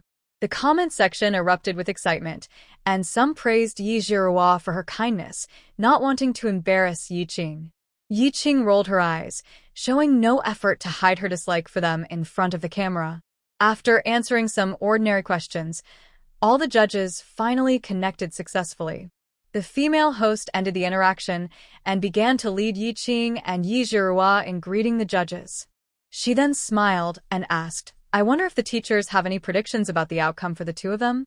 Yi Qing knew this was a question specially requested by Xiaowei, meant to position them before they faced criticism, ensuring that online viewers clearly remembered their stance. For them, it was a tricky situation. If Yi Qing lost, they could maintain their reputation, but if she won, they would face ridicule online, potentially affecting their future careers. They were reluctant to get involved, knowing that Yi Qing's acting skills were superior. However, they had no choice but to take a stand. Fortunately, they understood that this time, acting was secondary. Dancing was the key. Yi Zhihua had the advantage of professional training and guidance, with the dance being the latest version. They were confident that the audience would support Yi Zhihua. In contrast, Yi Qing was working hard, all by herself. If Yi Zhihua were to lose under these circumstances, it would be harder than winning the lottery. Looking at their current makeup and styling, they felt confident that betting on Yi Zhihua was a safe choice. Thus, the 8 judges spoke in a roundabout way, echoing the sentiments expressed on social media, believing that Yi Zhihua was more suited to be the female lead in the film, the enchanting dancer, so she was sure to win. Yi Zhihua expressed her gratitude, saying, "Thank you all for recognizing my acting. Actually, my sister is also very talented. I have always looked up to her as a role model. Perhaps this role just suits me better, which is why I feel more connected to it. It doesn't mean I'm necessarily better than my sister." She even made a concerned expression towards Yi Qing, as if she was worried about her feelings. However, she noticed that Yi Qing's demeanor hadn't changed at all. In fact, she seemed somewhat bored, completely unaffected. She thought to herself that she would see how long Yi Qing could keep up the act. The female host finally smiled and got straight to the point, starting to draw the order of performances. Just like in the previous interaction, we will use the first name mentioned by the first viewer in the comments as the first performer. Do either of you have any objections? Yi Qing shook her head. Yi Zhihua smiled and said, "I'm fine with that." Soon, the comment section was filled with the names of the two individuals. Regardless of the reasons behind it, their names appeared with similar frequency. In the last screenshot, the host announced, "Next, let's invite teacher Yi Zhihua to start her performance." Yi Qing turned to leave the stage, but Yi Zhihua softly said, "Sister, I'm sorry, I'll go first. Don't feel too much pressure later. If you think you can't win, just admit defeat. Don't worry, I won't be too harsh. I'll help you out and ask the viewers to go easy on you, okay?" Yi Qing looked at her with a half smile. "You're really amazing. I'm a bit scared." Yi Zhihua's expression stiffened slightly, and she let out a soft huff. Her performance began. As the music played, Yi Zhihua stood gracefully on stage in a white dress, resembling a blooming white lotus. pure and captivating. With her eyes lowered, she exuded an air of innocence, like a fairy disturbed by the world, shy yet mesmerizing. As her steps lit up the stage with enchanting lotus patterns, she finally formed the layout of the Big Dipper. This was the basic element adapted from the seven-plate dance. She bent backward, turned, and danced lightly, her skirt swaying gently with her movements, soft and beautiful. Sister Fong watched nervously from the side. Although she wanted to criticize, Yi Zhihua truly danced beautifully. Checking the comments in the live stream on her phone, she saw a flood of praise, with many viewers being casual onlookers rather than just fans. Sister Fong cautiously glanced at Yi Qing and noticed her frowning as she watched Yi Zhihua dance, which made her feel uneasy. "What's wrong? Feeling pressured?" Sister Fong asked. Yi Qing shook her head. "I feel like she hasn't fully understood the novel." Yi Zhihua's dance became more captivating, her body swaying gently with the rhythm of the music. At times, she moved like a delicate willow in the wind, and at others, like a winding stream. Her posture was so fragile that it made one want to protect her. Finally, she extended her arms, tilted her head slightly, gazing up as if praying to the heavens. Tears shimmered in her eyes, filled with unspoken grievances and sorrow, yet she held back her tears, looking heartbreakingly delicate, as if she might shatter at any moment. When the music stopped, the audience erupted in applause. The large screen behind her, which had been set to a sky backdrop, quickly switched to the live stream. Yi Zhihua turned around and, seeing the camera, expressed immense surprise. In the end, she seemed to lose herself in the moment and rushed off the stage. The camera instinctively followed and captured Yi Zhihua suddenly leaping into Han Liken's arms. The camera quickly moved away, but the comment section went wild. The female host immediately stepped in to ask the judges for their opinions. Meanwhile, Han Liken instinctively wrapped his arms around Yi Zhihua, seemingly touched by her joy, and couldn't help but praise, "You performed better than any rehearsal." "I'm so nervous. I'm really afraid I won't perform well, especially with my sister watching. It's a lot of pressure." As soon as Yi Zhihua said this, Han Liken seemed to snap back to reality and quickly pushed her away, glancing at Yi Qing. Seeing that Yi Qing wasn't looking their way, he sighed in relief. In this situation, although he was forced to partner with Yi Zhihua, he still loved Yi Qing and didn't want her to misunderstand his feelings. He needed to be careful about how close he got to Yi Zhihua. Yi Zhihua's expression changed slightly, but it didn't matter. Her goal had been achieved. She was confident that after her perfect performance and being seen in Han Liken's embrace, Yi Qing wouldn't be able to perform well. Even though Yi Zhihua felt confident about her chances, she still wanted to ensure Yi Qing lost badly. The 8 judges were full of praise, and when it was the turn of Director Fong and the screenwriter, they reluctantly complimented Yi Zhihua as well. Privately, they couldn't help but whisper to each other, "Director, didn't you tell her not to act so charming?" "I did, but it didn't help. She's not good at that, and the focus of this performance is dance." Setting aside the original character, this dance performance met the acting standards, and the dance was filled with beautiful imagery. Most importantly, it was indeed more coherent and complete than previous performances, giving it a more classical feel. "Just look at Weibo." Director Fong gestured for the screenwriter to check. On Weibo, some experts studying the dance mentioned that this performance truly replicated existing historical fragments as closely as possible. The trending topic Yi Zhihua the dancing goddess shot to the top, and many mistakenly thought Yi Zhihua had already won.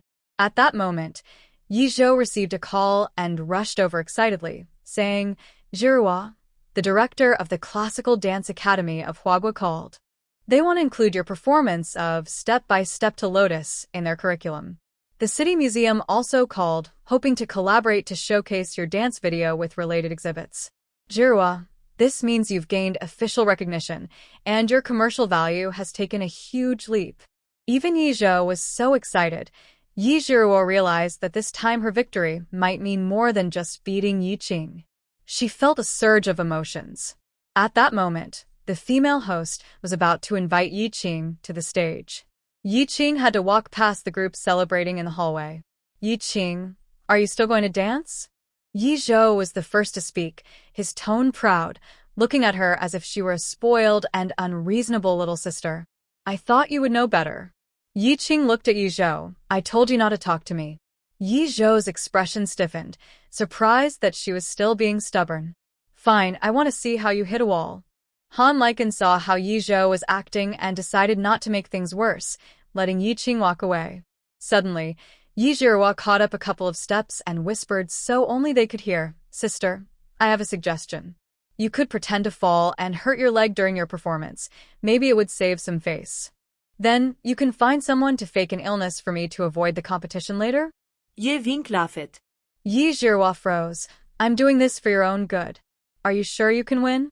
Yi Zhou chuckled lightly, looking at Yiqing with pity, as if she were a madwoman who knew the outcome but refused to accept it. Then her tone turned cold. You shouldn't compete with me. You should know you'll never outshine me. Yiqing smiled. You're wrong. I'm not competing with you over trash. The real treasures, you can never take from me. With that, she strode confidently toward the stage. Once Yiqing stood firmly in the center of the stage, the comments shifted from praising Yi Zhiruo's performance. What's the point of dancing? The winner is clear.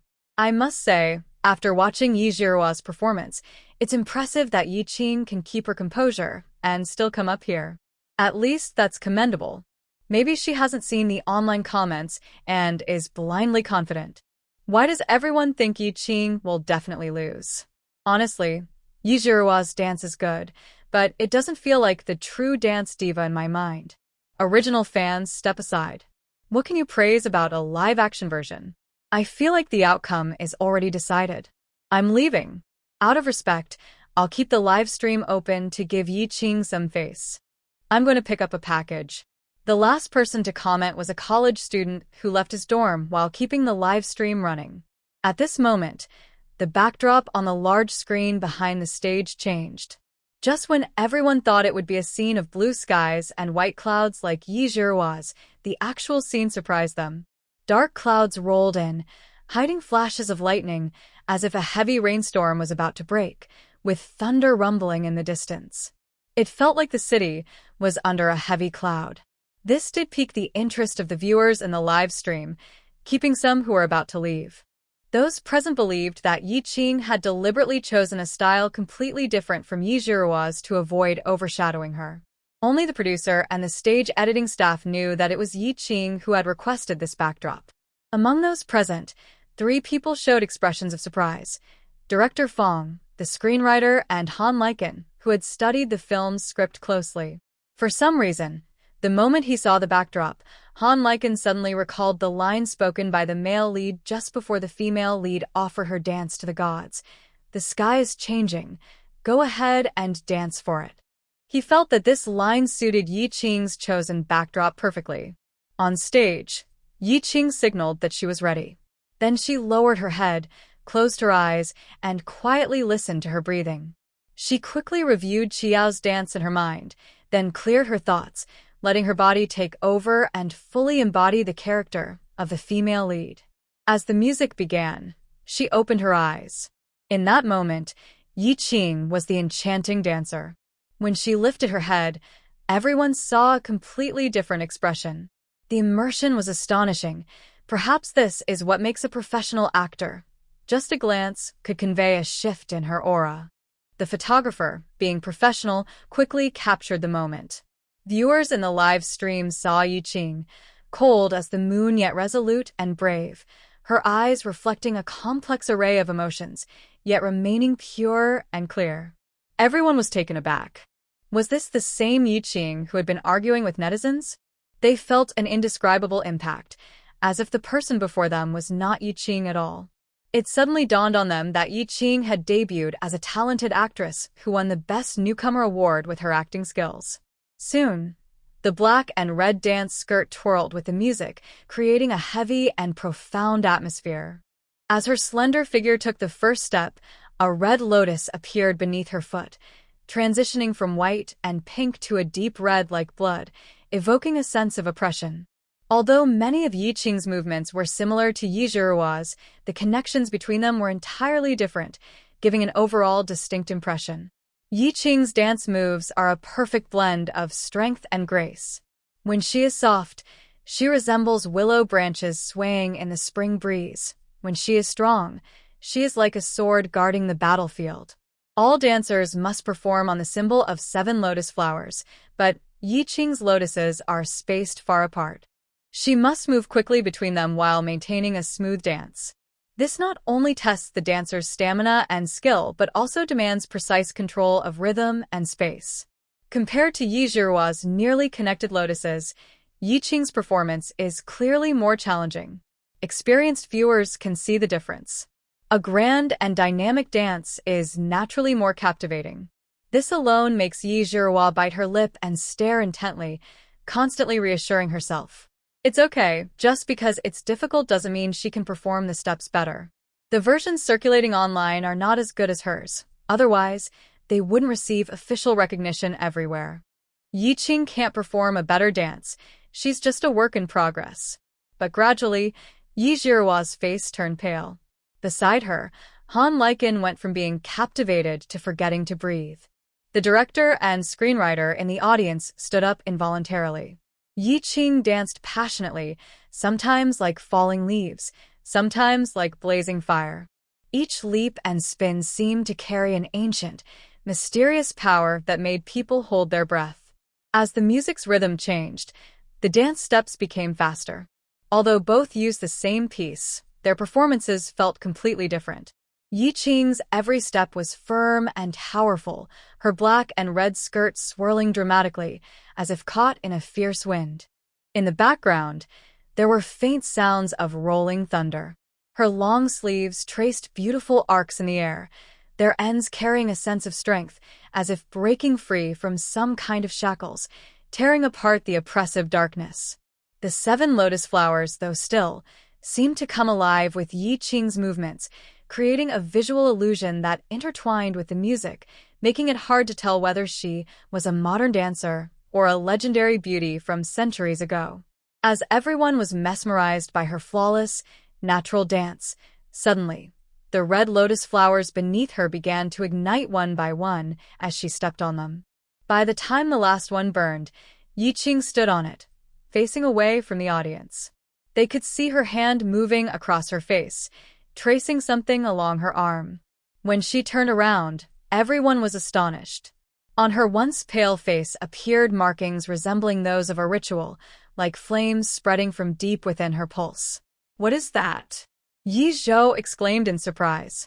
The producer beside him said with shining eyes, "No wonder she used blush on 3 fingers. It was all for this. It's amazing." Clearly, Yi Qing had just drawn 3 lines of blush on her forehead, with 3 more on each side of her face while facing away from the audience. The sharp yet varied strokes created a striking makeup look.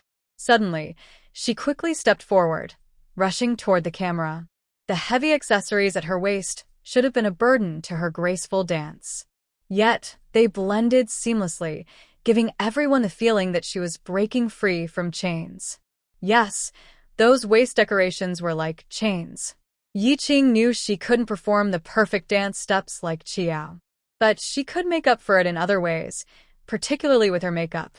The blush marks on her face were rough and simple but full of raw spirit, helping Yi Qing convey the character and the meaning of the dance. As she moved, the decorations at her waist seemed to represent the fate that brought challenges to the protagonist.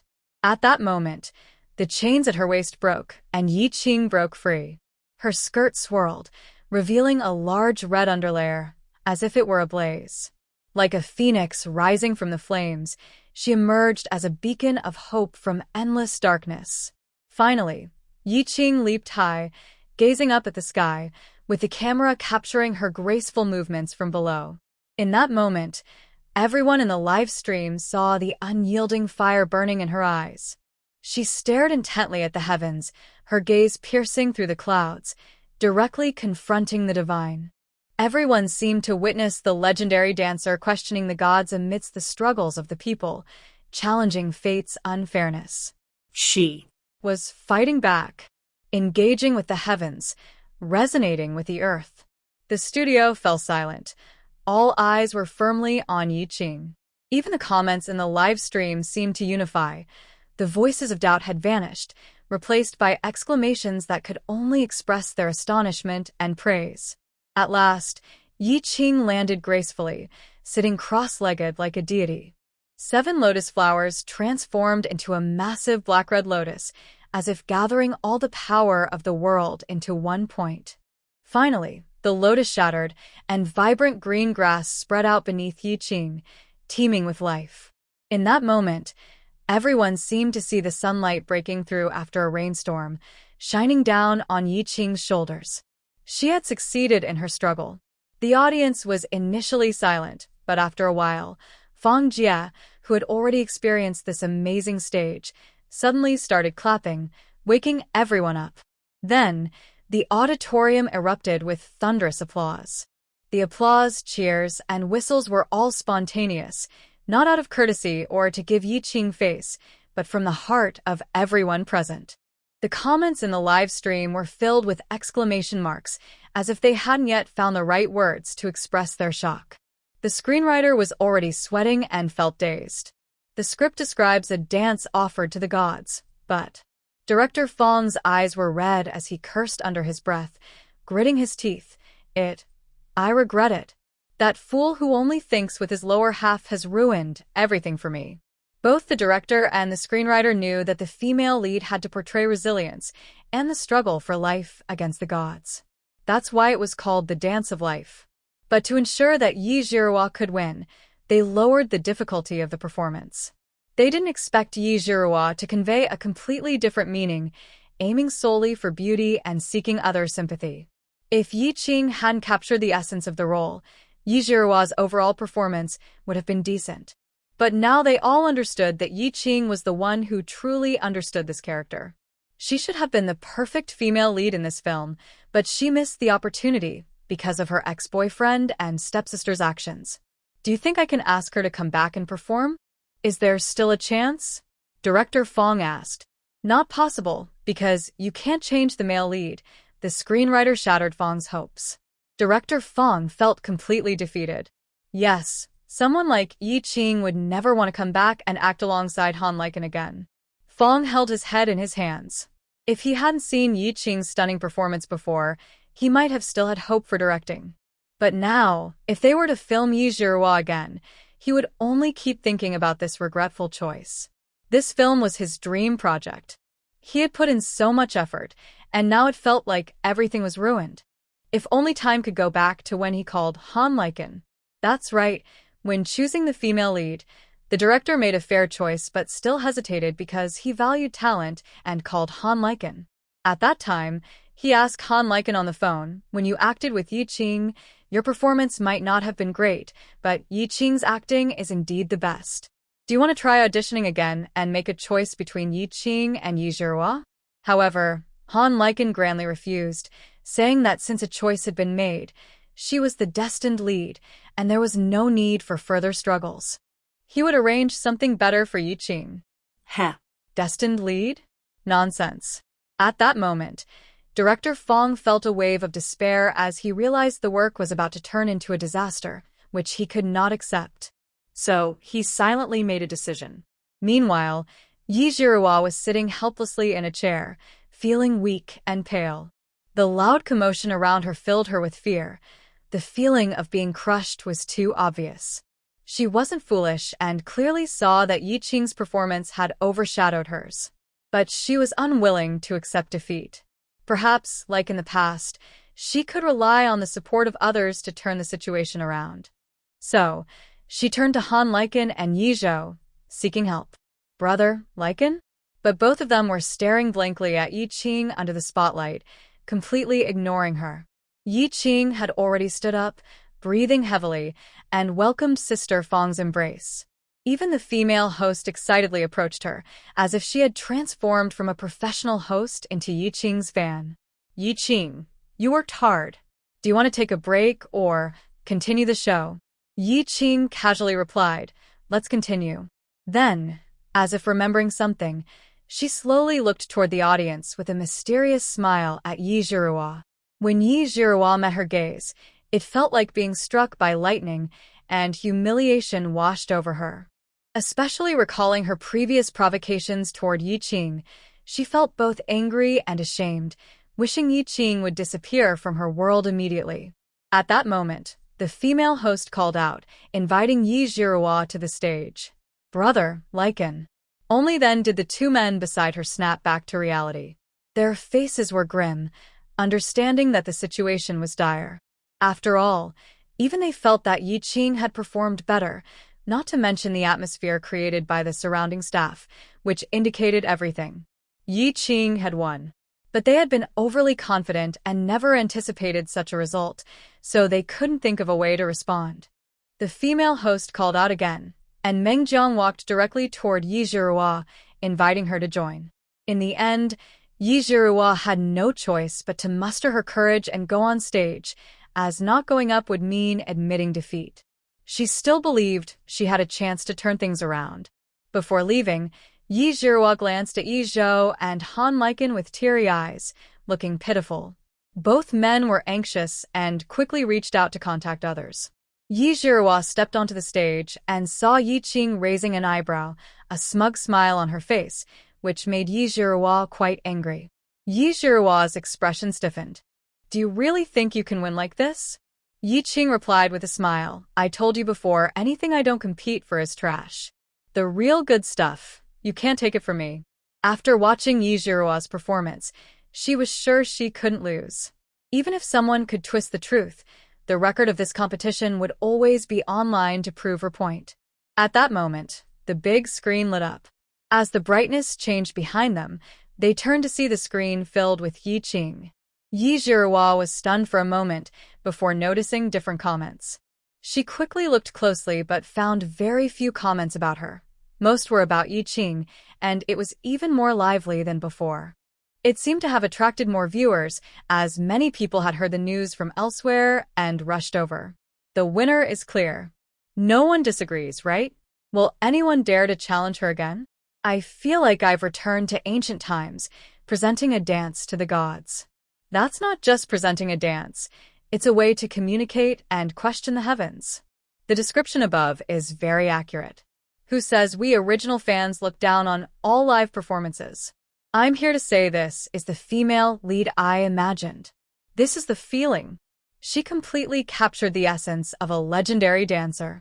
Whether in acting or dancing, I have no doubts. It's definitely her, Yi Qing. What's going on? Didn't they say Yi Qing was sure to lose? I just turned off the live stream, and now the internet is buzzing. Oh no, I missed the live stream. Who can post the full video? I came back from picking up a package and saw my 3 roommates, who never follow entertainment news, glued to the live stream. Why could they see the full thing while I missed it? Seeing such comments, Yi Zhiruo's face changed color repeatedly. Since her debut, she had always been protected by Yi Zhou and Han Lycan and had never faced such humiliation in her career. Compared to the previous scandal, this time, she stood alone under the spotlight, feeling exposed and ashamed, enduring all the criticism. She was close to breaking down. Below the stage, Yi Zhou and Han Lycan were increasingly anxious. After making countless calls, Han Lycan finally received a call from Han Jijia. On the other end, there was no doubt a voice shouting in anger. What's going on with Yi Zhiruo? Has she really put in the effort? Why has everything been prepared for her, and yet she can't walk this well? Is she useless? Do you even realize what will happen if Yi Qing wins? Han Lycan's face darkened, but he still defended Yi Zhiruo a little. Sister, Zhiruo has tried her best, but Yi Qing is better and more talented, right? Han sier gasped. She won against our group, which included Yi Zhiruo. Little brother, are you blind? Choose je Zhiruo, not je Wing. Han Lycan suddenly lost color in his face, his lips trembling. I didn't choose. I love Yi Qing. I just occasionally take care of Yi Zhiruo because she's pitiful. Yi Zhou, who was nearby, overheard a few words and looked over. Han Jijia shouted, "What's so pitiful about her? Aren't all of you protecting her? If anyone is pitiful, It's Yi Qing, who has no one to support her. Tell me, what's so pitiful about Yi Zhihua? Han Lichen was at a loss for words, instinctively wanting to list examples of Yi Zhihua being bullied, only to suddenly remember they had looked before and found nothing. He had questioned it, but he didn't continue questioning. Because Han Zhijia was too loud, Yi Zhou also heard this and turned pale. He wanted to say that Yi Zhihua was the one who was more pitiful, but he didn't know how to start. The two insecure men were unwilling to accept their own feelings of insecurity. Although Han Zhijia disliked Yi Qing, she had to admit that, compared to Yi Zhihua, who only cried and sought protection from men, Yi Qing was more capable. If it weren't for Han Lichen crossing boundaries with Yi Zhihua and making things so difficult with Yi Qing, they wouldn't have to go through this. To support Yi Zhihua and undermine Yi Qing, she had used many connections, even calling her husband for help. If they lost, what face would they have left? Forget it. I'm wasting my breath. Just tell me honestly, can we still say Yi Zhihua's performance is better than Yi Qing's? Han Zhijia was not just someone who would go crazy. She couldn't give up easily. The most important thing now was to find a way to solve the problem. Actually, Zhihua's performance isn't bad. It's just that Yi Qing's is more impactful and resonates more with the audience, Han Lichen said reluctantly. In reality, they weren't even on the same level because Yi Qing's dance was full of life, feeling as if each step was meant to bloom beautifully.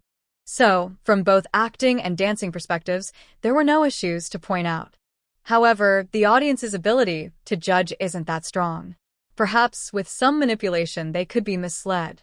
Regardless, they must try their best. At this moment, the female host had already moved on to the judges' comments. The online viewers were amused and eagerly wanted to see what the 8 judges would say, as they felt there was a clear difference in performance quality. It was quite funny to think about how the judges had previously supported Yi Zhihua, with some even posting their comments online, making it hard to ignore. Moreover, some people started questioning whether the previously selected outstanding actors were truly excellent. Many actors were affected by this situation, creating chaos. Some amateur reviewers who had supported Yi Qing seized the opportunity to speak out, claiming they provided honest feedback without any bias, and now the facts were speaking for them. Implicitly, they suggested that the expert judges were just doing their jobs for money. Everyone could imagine how uncomfortable the 8 judges must have felt at that moment. They were indeed panicking, as no one expected such a shocking turn of events. Yi Qing's performance astonished them. Combining acting and dancing is quite challenging, so her ability to do both was remarkable. What a talent. If only they had discovered her earlier. But it was too late to say anything now. They regretted helping out. Now they found themselves in a difficult position. A few of them even switched sides, knowing that this clear comparison would remain online. If they lied now, they would be ridiculed forever. Not to mention, some had received calls from certain artists urging them to provide fair evaluations, or else they would also face doubts about their own skills. Each judge spoke up, stating that they hadn't paid enough attention before, but upon closer inspection, they fully recognized Yi Qing's acting. There was no doubt that Yi Qing had won this round. They planned to take some time off for self-reflection and would not participate in activities for a while. Of course, some were too proud to change their stance and insisted they still preferred Yi Zhihua's performance. Finally, the last judge, who was also Yi Qing's teacher, Professor Liu from the Film Academy, sat stunned in front of his computer, his face pale under the light. Yi Qing wasn't very interested in the previous people, but when it came to Professor Liu, she eagerly asked, "Teacher, are you satisfied with this performance? You previously said I lack dedication and only seek fame and attention. I feel quite wronged. Do you still think I'm not as good as Yi Zhihua?" Haha, Yi Qing is being sarcastic again. Going all out. I admire you. Isn't this a bit much? It seems disrespectful to her teacher. I admit Yi Qing performed better, but she shouldn't be so rude. Is someone trying to compete with the giant Buddha again? I wonder why one should be respectful when they are right. Did her teacher ever respect her? Those words nearly crushed Yi Qing. Now that she's being challenged, someone wants Yi Qing to respect her teacher? Professor Liu, speak up. I want to see how you can continue to criticize Yi Qing now. Yi Zhihua was also watching closely, hoping Professor Liu could handle the situation better. As everyone waited for Professor Liu to respond, the microphone flickered twice and then suddenly went silent. Everyone? Was he backing out? Was he that fragile? Even Yi Qing was left speechless by this turn of events. Just as the female host was about to try reconnecting, someone in the live chat shared a message from Weibo. The Film Academy had just issued a notice stating that due to Professor Liu's inappropriate comments online, which harmed the school's reputation, he would be suspended for investigation. This announcement felt like the Academy was forcing Professor Liu to apologize to Yi Qing. Netizens found this hilarious. It turned out he wasn't backing out but was actually apprehended. Yi Zhihua felt a chill at this outcome. But soon, due to the intervention of several influential groups, a wave of comments praising Yi Zhihua began to flood in online. These comments were so exaggerated that most people saw through them as mere entertainment. However, some bystanders were misled, but once they watched the released video, they understood the truth. In the live chat, some people tried to steer the conversation, and as long as they didn't attack anyone, it was hard for hackers to catch them. Gradually, a false atmosphere emerged, suggesting that Yi Zhihua was also quite impressive. The strongest criticism claimed that Yi Qing distorted her character, which didn't align with the original work. The criticism of Yi Qing not understanding the main character is focused on the word offer in offering a dance to the gods. However, the original fans disagreed and started arguing with the trolls. These trolls struggled for a long time, barely managing to support Yi Zhihua, allowing her to maintain some confidence on stage. But Xiao Wei, who was abroad, was not going to go easy on them and was ready to order a continued attack on the trolls. Before Xiao Wei could act, the trolls, who had been fiercely arguing with the original fans for a long time, suddenly quieted down. Xiao Wei checked and burst out laughing. Is this what Yi Qing meant by a bigger buzz than a PK? It doesn't seem that way. At that moment, someone shared the latest news in the live stream. Oh my gosh, go check Weibo. The original author spoke up, saying Yi Qing's performance was almost exactly what she imagined when she wrote the story. The author personally confirmed it. Who would dare say Yi Zhihua performed better than Yi Qing now? Some people said Yi Qing distorted the character and didn't match the original. Come out and take your hits. I can't stop laughing at the author. Does she even know who the sign main character is? Haha, I can only say. No wonder she wrote The Dance of Life. That's the spirit. The author said, what does the movie version have to do with my novel? The author also mentioned at Yi Qing, saying she wants to use Yi Qing's dance look for the cover of her book reprint. Seeing these comments, the female host immediately congratulated Yi Qing, who was pleasantly surprised by this unexpected gain. Meanwhile, Yi Zhihua stood by, unable to hide her expression, staring stiffly at the big screen. Why? She tried to meet the original author to get her support, but couldn't reach her. Wasn't she supposed to be in seclusion? How could she suddenly jump out to speak for Yi Qing? What tricks did Yi Qing use? It was over. Was she really going to lose to that despicable Yi Qing? Han Lichen and Yi Zhou were also in disbelief as they scrolled through Weibo, realizing the original author had dealt them a heavy. At that moment, the female host, following the process, began to ask the director and screenwriter questions. She threw the topic out, and the camera followed. The screenwriter awkwardly smiled, knowing the original author had spoken. As just the adapter, he couldn't go against her. His position was awkward, and needing to keep his job, he let director Fong speak first. However, director Fong's expression was unusually serious, even somewhat grim. At that moment, Yi Zhihua felt as if she had found a lifeline when she saw them. She still had a chance to turn things around, as long as the director and the screenwriter were on her side. She understood the rules of this world well. Sometimes, having power could change everything. Even the original author couldn't change that. There had been instances before where actors in film adaptations went against the authors. The public is easily misled and deceived, and they are even better at forgetting. Those online supporters of Yi Qing thought their comments would make a difference. If they were labeled as Yi Qing's fans, then their words would be meaningless. Anyway, her performance was good, and no one could point out any mistakes. Thinking of this, Yi Jiruo felt a bit more at ease. Yi Zhou and Han Liken were also watching Director Fong, and although they felt it unnecessary to remind him, they subtly indicated with their eyes for him to choose his words carefully and save the situation. Director Fong looked directly at Yi Qing on stage. This performance is, without a doubt, Yi Qing has completely surpassed Yi Jiruo in both acting and dancing. His gaze swept over the expectant Yi Jiruo. She has outperformed Yi Jiruo. As soon as he said this, the studio fell silent, while the live chat exploded. Director Fong was more straightforward than those judges willing to contradict themselves. He openly denied his own leading actress. Yi Jiruo almost lost her composure, staring in shock at Director Fong. Yi Qing also looked surprised at him. Director Fong directly addressed Yi Qing, saying, "Yi Qing, I owe you an apology. I lied to the public because I wanted the project to go smoothly." Yi Qing was taken aback, and then Director Fong spoke to the camera, "I apologize to the viewers. The recording Yi Qing released earlier reflects my true thoughts. Yi Qing's acting was indeed the best at that time, but I overlooked her due to a lack of chemistry.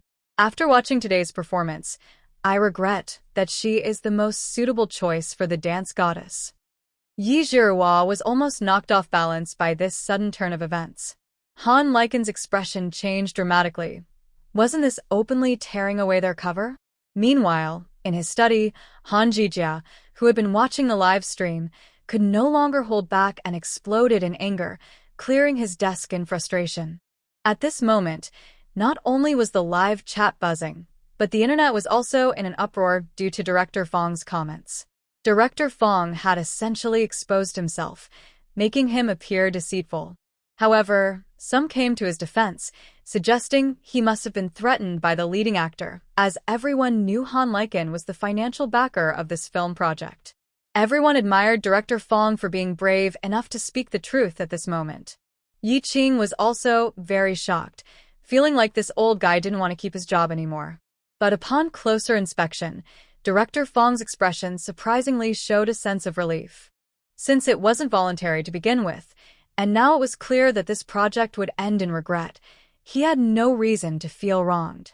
Additionally, I officially announced that I will withdraw from the Dance of Life project team and resign as the chief director. This announcement caused an uproar in the audience. Han Liken looked at Director Fong in shock. Director Fong shot a cold glance at Han Liken, and the disdain in his eyes made Han Liken feel as if he had been slapped from afar. Finally, Director Fong turned to leave, and the screenwriter, caught in a difficult position, could only awkwardly follow him. Because of Director Fong's actions, Yi Jiruo on stage completely lost face, feeling a burning sensation on her cheeks and even hesitating to look at the camera. It's okay. As long as she could find someone with a strong background to support her, like those authoritative organizations that had previously invited her. If everyone knew she was recognized by so many prestigious organizations, then everyone would choose her again, instead of Yi Qing. Thinking of this, Yi Jiruo immediately looked to Yi Zhou for help. Yi Zhou received the signal and quickly started making arrangements. They all understood the current situation. This was probably their last card to play. However, when the call was made, no one answered. Just then, someone suddenly requested to connect in the PK live stream. Meng Jiang received some news and gasped, quickly notifying the female host to accept the connection. When the video popped up, the camera showed an elderly lady with silver hair. Yi Qing and Yi Jiruo instantly recognized this classical dance expert, Professor Wang. The female host quickly introduced the elder, mentioning that Professor Wang had won numerous awards in her youth and was renowned worldwide. After retiring, she became a lifelong professor at a dance academy. Although she had mostly stepped back, she still worked on restoring lost dances that she loved. Professor Wang has recently been devoted to restoring the Lotus Steps dance. We are honored to have her evaluate our program live. Professor Wang, do you have any comments on the performances of the two dancers?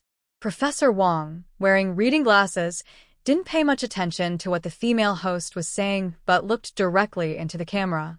Yi Jiruo's heart stirred, thinking that Yi Zhou had successfully arranged something, not expecting that they had brought in such a big name. This expert was the one who understood the lost dance of lotus steps the best. Initially, they wanted her to perform, but she declined. Among those training Yi Jiruo were several students of influential figures. Even if her acting and dancing skills weren't as good as Yi Qing's, she had danced the version of step-by-step lotus that closely matched the original vision of the masters. Just this alone could earn her praise from the big names, and as long as she received that recognition, it would overshadow Yi Qing and change the situation. Just as Yi Jiruo saw a glimmer of hope and was about to greet everyone, Professor Wang suddenly spoke, his voice trembling. "Yi Qing, where did you learn such a complete, step-by-step lotus? Is this the original version from history?" Yi Jiruo turned to look at Yi Qing, her heart racing. It felt like something inside her was collapsing. How could this be possible? The online audience was also shocked.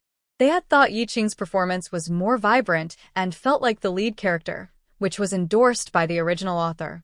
But no one had considered the issue with the dance steps themselves. This was a lost dance, and now it was only partially restored. Logically, Yi Jiruo should have been the one closest to the original version, especially since there had been various rumors that she was performing the latest restored version. But now, a prominent figure had come to the live stream to ask questions. What was going on? Did Yi Qing really perform the true complete version of step-by-step lotus? After watching Yi Qing's dance video, groups in the ancient dance community went wild, analyzing her steps frame by frame. Outsiders might not notice, but experts could tell that the dance was incredibly complete. There were no flaws. Everything seemed so natural. Any comparison with murals, pottery, or art books matched perfectly. It was as if Yi Qing had danced the missing parts of history, creating the most perfect and logical version of step-by-step lotus that could unify all expert opinions. They immediately contacted Professor Wang for her personal assessment. After watching, she seemed to be transported back in time, as if she had completed a historical mission. Tears streamed down her face, as she had an instinctive feeling that Yi Qing was indeed performing a truly lost dance that had crossed the river of history. Everyone in the studio looked at Yi Qing in disbelief, especially Sister Fang. She knew that Yi Qing had always practiced alone, and although she claimed to have a remote teacher, she never revealed who it was. Sister Fang always thought that Yi Qing was comforting her. Could there really be such a thing as a teacher? Yi Qing naturally couldn't tell the truth and had to make up a story. Once, while traveling, I met an elderly person who loved to dance. The dance steps I perform, called step-by-step lotus, were the ones she showed me. I thought they were beautiful, so I learned them. She told me it was a family tradition and a true historical dance, but at that time, I was young and naive, so I didn't take her seriously. After all, there are so many versions of step-by-step lotus. Now, many years later, the elderly person has passed away and left no descendants or evidence, so I really don't know if it's true. Professor Wang looked disappointed, as if regretting not meeting that person. So, does that mean you are the only inheritor of this dance now? Yi Qing thought for a moment and nodded. It seemed to be true. Well, based on my experience, your step-by-step lotus, from any angle of study, matches the historical descriptions. Unless something unexpected happens, it is indeed the real, step-by-step lotus, Professor Wang declared confidently. Previous dance restorations always had some shortcomings and room for improvement. But Yi Qing's dance had none. Of course, Yi Qing's performance wasn't perfect, but it was undeniable that the dance was complete and could not be improved further. Professor Wang was confident in this judgment based on his many years of dance experience. As soon as he said this, the studio erupted in astonishment. The comment section refreshed rapidly, making it hard to keep up with the reactions. Everything felt surreal. Meanwhile, Xiao Wei, who was abroad, finally understood the excitement Yi Qing was talking about. She jumped up from the sofa, exclaiming, "This is my chance to soar." She quickly made phone calls to start making arrangements, almost wanting to fly back to the country that very night. Soon, Yi Qing's restoration of the lost dance became a trending topic. Check Weibo. The president of the Classical Dance Academy of Huagua at Yiqing hopes to include her step-by-step Lotus in the curriculum. The Cultural Heritage Department at Yiqing wants to study her dance. And the National Museum. Yi Zhou stared blankly at Weibo, receiving countless apology messages from authoritative institutions that had just called him for collaboration. Compared to those now supporting Yiqing, he felt insignificant: schools, official organizations. Suddenly, everything had changed. At this point, it could be said that Yiqing had achieved a complete victory. But what the netizens didn't expect was that even more shocking news was yet to come. After all, Yiqing is someone who will take revenge. Professor Wang warmly invited Yiqing to meet her afterward, completely ignoring Yi Zhihua, who was nearby. At that moment, Yi Zhihua saw the comments and realized the outcome. All her hopes were crushed, and she felt completely defeated. The female host still smiled and said some polite words, finally stating, "It seems that after so many professionals' comments and the unanimous opinions from netizens, the results of this evaluation are not surprising. I wonder if the two of you have anything to say?" The host handed the floor to Yiqing and Yi Zhihua. Yiqing looked at Yi Zhihua, whose face had turned pale, and began with a sarcastic tone. "If you don't push yourself, you'll never know your potential. Just a day ago, I never expected to be caught up in such a scandal. I almost got pushed out of the entertainment industry due to lack of skill, but thankfully I proved myself. I'm proud of that. Also, I want to say to Yi Zhihua, Han Lichen, and her brother, you advised me to give up before I went on stage, saying you wanted to leave me a way out. I really don't understand what that means. Next time, please don't pretend to be so kind. It really affects people's mindset. It would be unfair not to step on them while they were down after all the trouble they caused." As soon as she said this, netizens began to mock her. Is this a joke? So self-righteous. I'm completely disillusioned with Han the actor. LOL. If it weren't for their pressure back then, they wouldn't be so embarrassed now. What goes around comes around. They brought this on themselves. Are her brother and her ex-brother-in-law still protecting her? Can they stop challenging ethics? It's making my eyes hurt. No matter what conflicts happen in the future, I will always support Yiqing. In the audience, Yi Zhou and Han Lichen felt utterly humiliated, with countless eyes occasionally glancing at them, making them want to leave immediately. They had considered the possibility of losing, but they never expected to lose so badly. Yiqing was ruthless, completely tearing them apart, even adding insult to injury. Yet, they seemed to forget that they initially didn't take Yiqing's situation seriously. At this point, Yi Zhou could only glare at Yiqing, signaling her to stop talking. Han Lichen looked at Yiqing, his face filled with despair. Yiqing sneered inwardly and said, "One last thing. Even though I won the competition, I still hope your movie goes well. Of course, the main character's acting needs some improvement." The netizens burst into laughter, filling the comment section with ha ha ha, all agreeing that Yiqing knows how to hit where it hurts. As soon as those words were spoken, Han Lichen and Yi Zhihua almost lost their balance. Yiqing, feeling satisfied, handed the microphone to Yi Zhihua at the host's signal. However, Yi Zhihua glanced at Yiqing, rolled her eyes, and fell straight backward. This sudden change caused gasps in the studio. But the next moment, everyone felt as if their necks were stuck. Yiqing seemed to have anticipated this, catching the falling Yi Zhihua with one hand, preventing her from hitting the ground. Yi Zhihua's eyelashes fluttered, but she stubbornly kept her eyes closed. Here we go again? Yiqing looked at the familiar sight of Yi Zhihua pretending to faint. To be fair, pretending to faint was indeed the best tactic at the moment. Later, she could claim she had to go to the hospital to show how much she sacrificed for this competition. Even if she lost, she could still gain some sympathy and salvage her image. But how could Yiqing let her have her way? It was impossible to force her to open her eyes right there. Yi Zhihua would definitely keep up the act of being weak. But a sly glint flashed in Yiqing's eyes. When Yi Zhou rushed over in concern, Yiqing shouted, "Why are you fainting and passing gas? It stinks. Did you just let one rip?" Yiqing covered her nose, her expression twisted, and as Yi Zhou approached, she pushed Yi Zhihua into his arms, quickly stepping back to avoid him. At that moment, she was truly at the peak of her acting skills.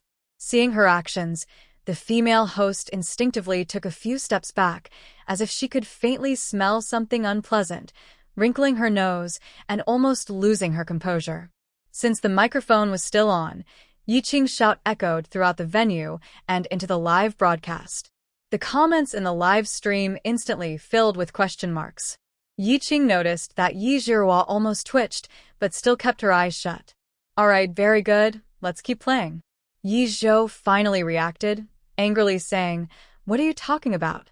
You should stop holding her like that. She might really have an upset stomach. Be careful not to get it on you." "You." "Shut up, Yi Zhihua didn't do that. Did you check? How else would you know?" I definitely smell something." "There's no smell at all. You're deliberately ruining Yi Zhihua's image." "Oh, come on. At a time like this, don't worry about her image. Even for the competition, we can't ignore her stomach issues. Did she hold it in for too long during practice? After dancing, she might just let it all out. You should quickly take her to the hospital. She might faint from holding it in. Don't let her develop any other issues. If that happens, I'll be blamed for causing her to be hospitalized." After Yiqing's rambling, the comments in the live stream became chaotic. No matter how Yi Zhihua planned things afterward, it wouldn't go well. People would immediately suspect that she had intestinal problems, and issues related to functions would make it hard for anyone to sympathize with her. Yi Zhou turned pale. He wanted to argue, but the female host had just stepped back, standing far away now. It seemed to convey a message. He began to doubt whether she really had passed gas, but he couldn't smell anything. At that moment, Yi Zhihua was trembling with anger. She realized the seriousness of the situation and panicked, unsure if she should open her eyes to prove herself. However, Yi Zhou genuinely believed she had fainted, misunderstanding that her convulsions were due to a real intestinal issue. Afraid she might lose control while fainting, he hurriedly arranged for an ambulance. Now, everyone believed that Yi Zhihua had passed gas, and her fainting might have been from holding it in. Oh no! Thinking back to how she danced earlier, her performance suddenly seemed less graceful and more awkward. Especially for her admirers, it was an embarrassing situation. When Yi Zhihua realized she needed to clarify things, it was already too late. The female host announced an emergency, hastily ending the program and cutting the live stream. She couldn't prove herself anymore. Yi Zhihua couldn't bear to think about how people would perceive her in the future. In despair, she truly fainted and was carried away on a stretcher. Yiqing admired Meng Jiang, who was calmly organizing everything, giving him a thumbs up. "Did you even prepare a stretcher in advance?" "I had to. I heard this teacher has a habit of fainting," Meng Jiang replied just as Yi Zhou rushed by, his expression quite something. Yi Zhihua's once grand entourage was now reduced to just Han Liken. Yiqing ignored him, preparing to leave with Sister Fong while busy on her phone. Yet Han Liken stood in front of her, looking lost. "Xiao Qing, I never meant to hurt you, but you..." Yiqing glanced at him and chuckled. "Why do I feel like you're saying I was heartless in hurting you?" Han Liken said with a hint of grievance, "Don't deny it. You pushed me to the opposing side step by step. I never wanted to team up with Yi Zhihua, and I definitely didn't want to break up with you.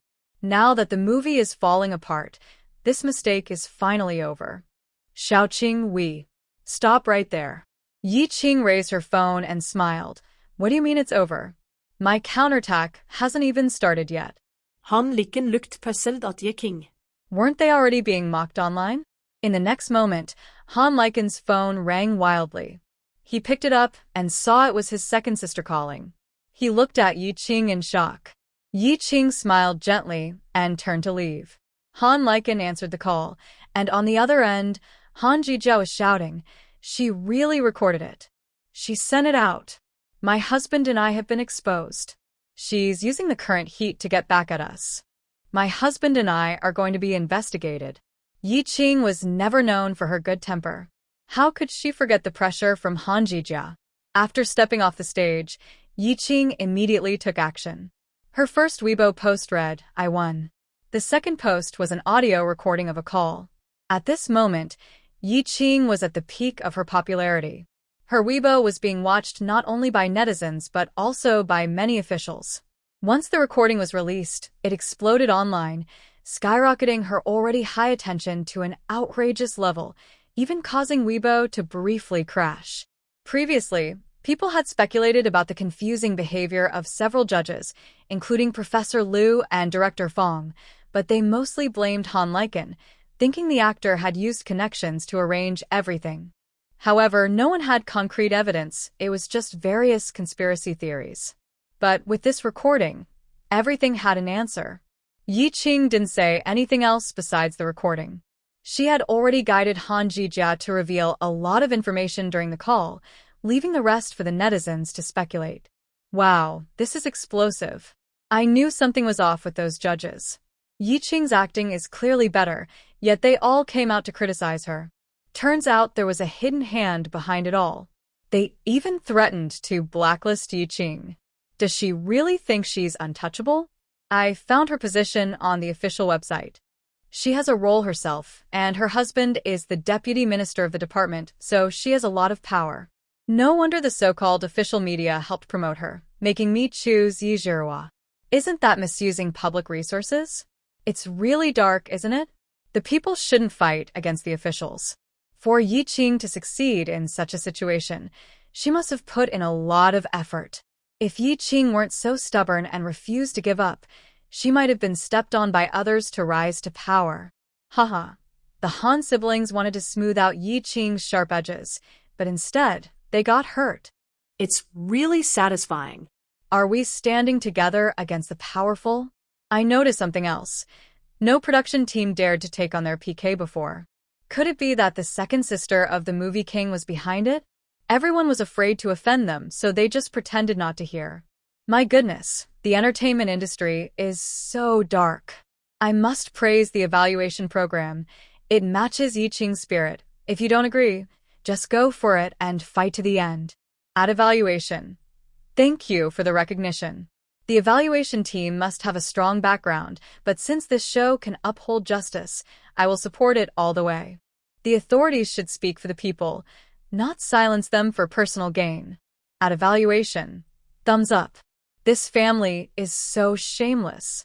The movie king cheating is bad enough, but he also helps the mistress bully his ex-girlfriend. His sister and brother-in-law are even worse, using their power to oppress others. Everyone, let's report them to the national website. We can't let these pests get away. The online comments quickly spread, and the official Weibo account responded, saying they would investigate. It's embarrassing for public officials to say such things that sound like dark forces. This situation must be dealt with seriously. Naturally, many people started to contact Yi Qing secretly, but she turned on Do Not Disturb, and her phone was unreachable. Only those on WeChat could get in touch with her. Yi Qing and Sister Fong took the car arranged by the production team back to the villa. Yi Qing initially wanted to drop Sister Fong off at home, but Sister Fong said she needed to monitor Weibo all night, so she would just stay at her place. Yi Qing quickly sent Sister Fong a big red envelope as a thank you since Sister Fong was essentially working for her for free, even though she was still getting paid by Yi Zhou. Sister Fong accepted the red envelope without hesitation and asked, "Are you sure you want to go to the only entertainment company?" Yi Qing nodded. "It's just a name at her company. Everything else is free." Sister Fong nodded. "Okay, I'll find a time to resign. Let's set up a studio first, and I'll help you work well. During this time, if there are any jobs, I can help you connect." Yi Qing thought for a moment and said, "I guess aside from official events related to Bu Bu Shim Lian, there probably won't be much work for me in the entertainment industry." Sister Fong knew this too. Although Yi Qing's popularity had risen and she had become a hot topic, reality is not like a novel or a drama. Some bold shows might dare to invite her, but in the entertainment industry, no one is completely innocent. They may not be bad people, but they would still fear someone like Yi Qing, who might go to extremes to avoid trouble. Moreover, with the Yi family and the Han family now being enemies, there are ways to fight back against capital, but to truly overcome it, one must become capital themselves. So, Yi Qing's future career doesn't look very bright. But Sister Fong wasn't worried. Right now, no one dares to take risks, but that doesn't mean it will always be this way. There are still many fearless people in the entertainment industry. You have professional skills, I have management strategies, and with Miss Zhao's resources, I'm confident we can make you the next superstar. Yi Qing chuckled and said, being a superstar doesn't matter as long as I can earn money. Like I said, if it doesn't work out, I'll start a live stream or make short dramas. You'll still be my partner. The two exchanged a knowing glance and high-fived.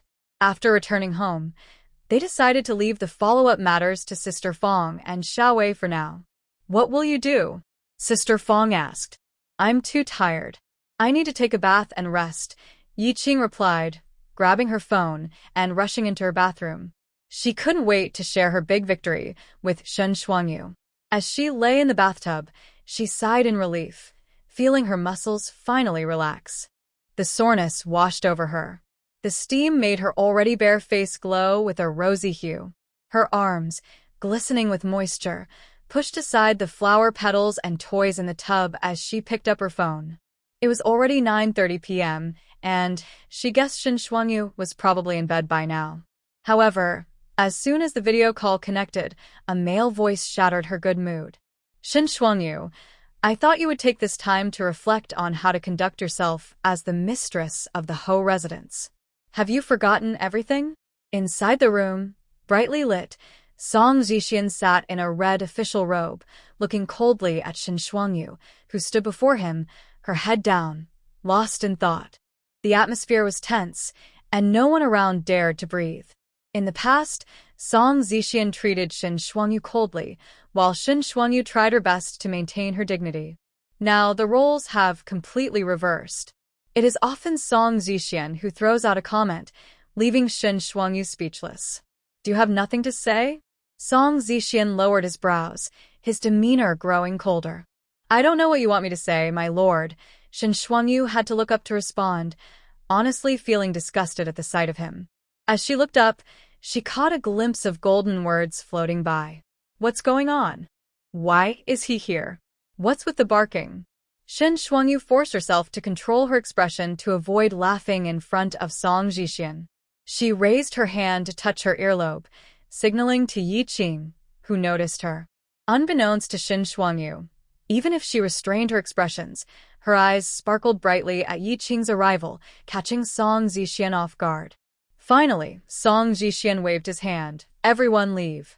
The servants quickly filed out, closing the door behind them. Yi Qing looked at the video curiously, thinking that Song Zixian seemed to be there to hold someone accountable, trying to recall if she had missed any plot points. Then she heard Song Zixian say, leaving the Marquis's residence at night, regardless of the reason, reflects poorly on the Marquis's wife. What? Shen Shuangyu's gaze flickered. She hadn't wanted Yi Qing to witness such a scene. Yi Qing gritted her teeth, realizing she had been careless and overlooked those details. Apologies like I'm sorry. Think you felt too late. After a moment, Yi Qing quickly typed a message. Good news. I won. A complete victory. The dance, step by step, has received official recognition from our side, acknowledged as a long-lost dance. I'm now praised all over the internet. Those who dared to go against me have been dealt with harshly. Thanks to you for your help. Shen Shuangyu felt a surge of joy, her determination growing stronger. My lord, you jest. I have no dignity to maintain, whether internally or externally. I only made the best decision for myself at that time. The previously obedient and gentle Shen Shuangyu seemed to be fading away, replaced by someone who appeared to have grown sharp thorns. For you, the best decision is to protect your own interests, regardless of the harm to the Marquis's reputation? Song Zixian's tone dropped sharply, an oppressive reprimand washing over them. Shen Shuangyu remained unfazed, replying indifferently, Is there a problem? Haha, right? Is there a problem? Your family's reputation is nothing compared to the money in our pockets. But if he finds out that you are spending money on me, won't he be furious? Song Zixian was caught off guard by the retort. When a woman marries, her honor and disgrace are tied to her husband's family. This has been the rule since ancient times. Even if Shun Chuchu's dowry situation was handled poorly, it essentially meant she was willing to give up her own possessions to maintain her husband's family's dignity. Yet Shen Shuangyu boldly claimed that her personal belongings were more important than her husband's family's reputation. At that moment, Song Zhixian felt she was just speaking out of anger. There must be another reason, or else she had lost her mind. Even if she was just venting, it was still inappropriate.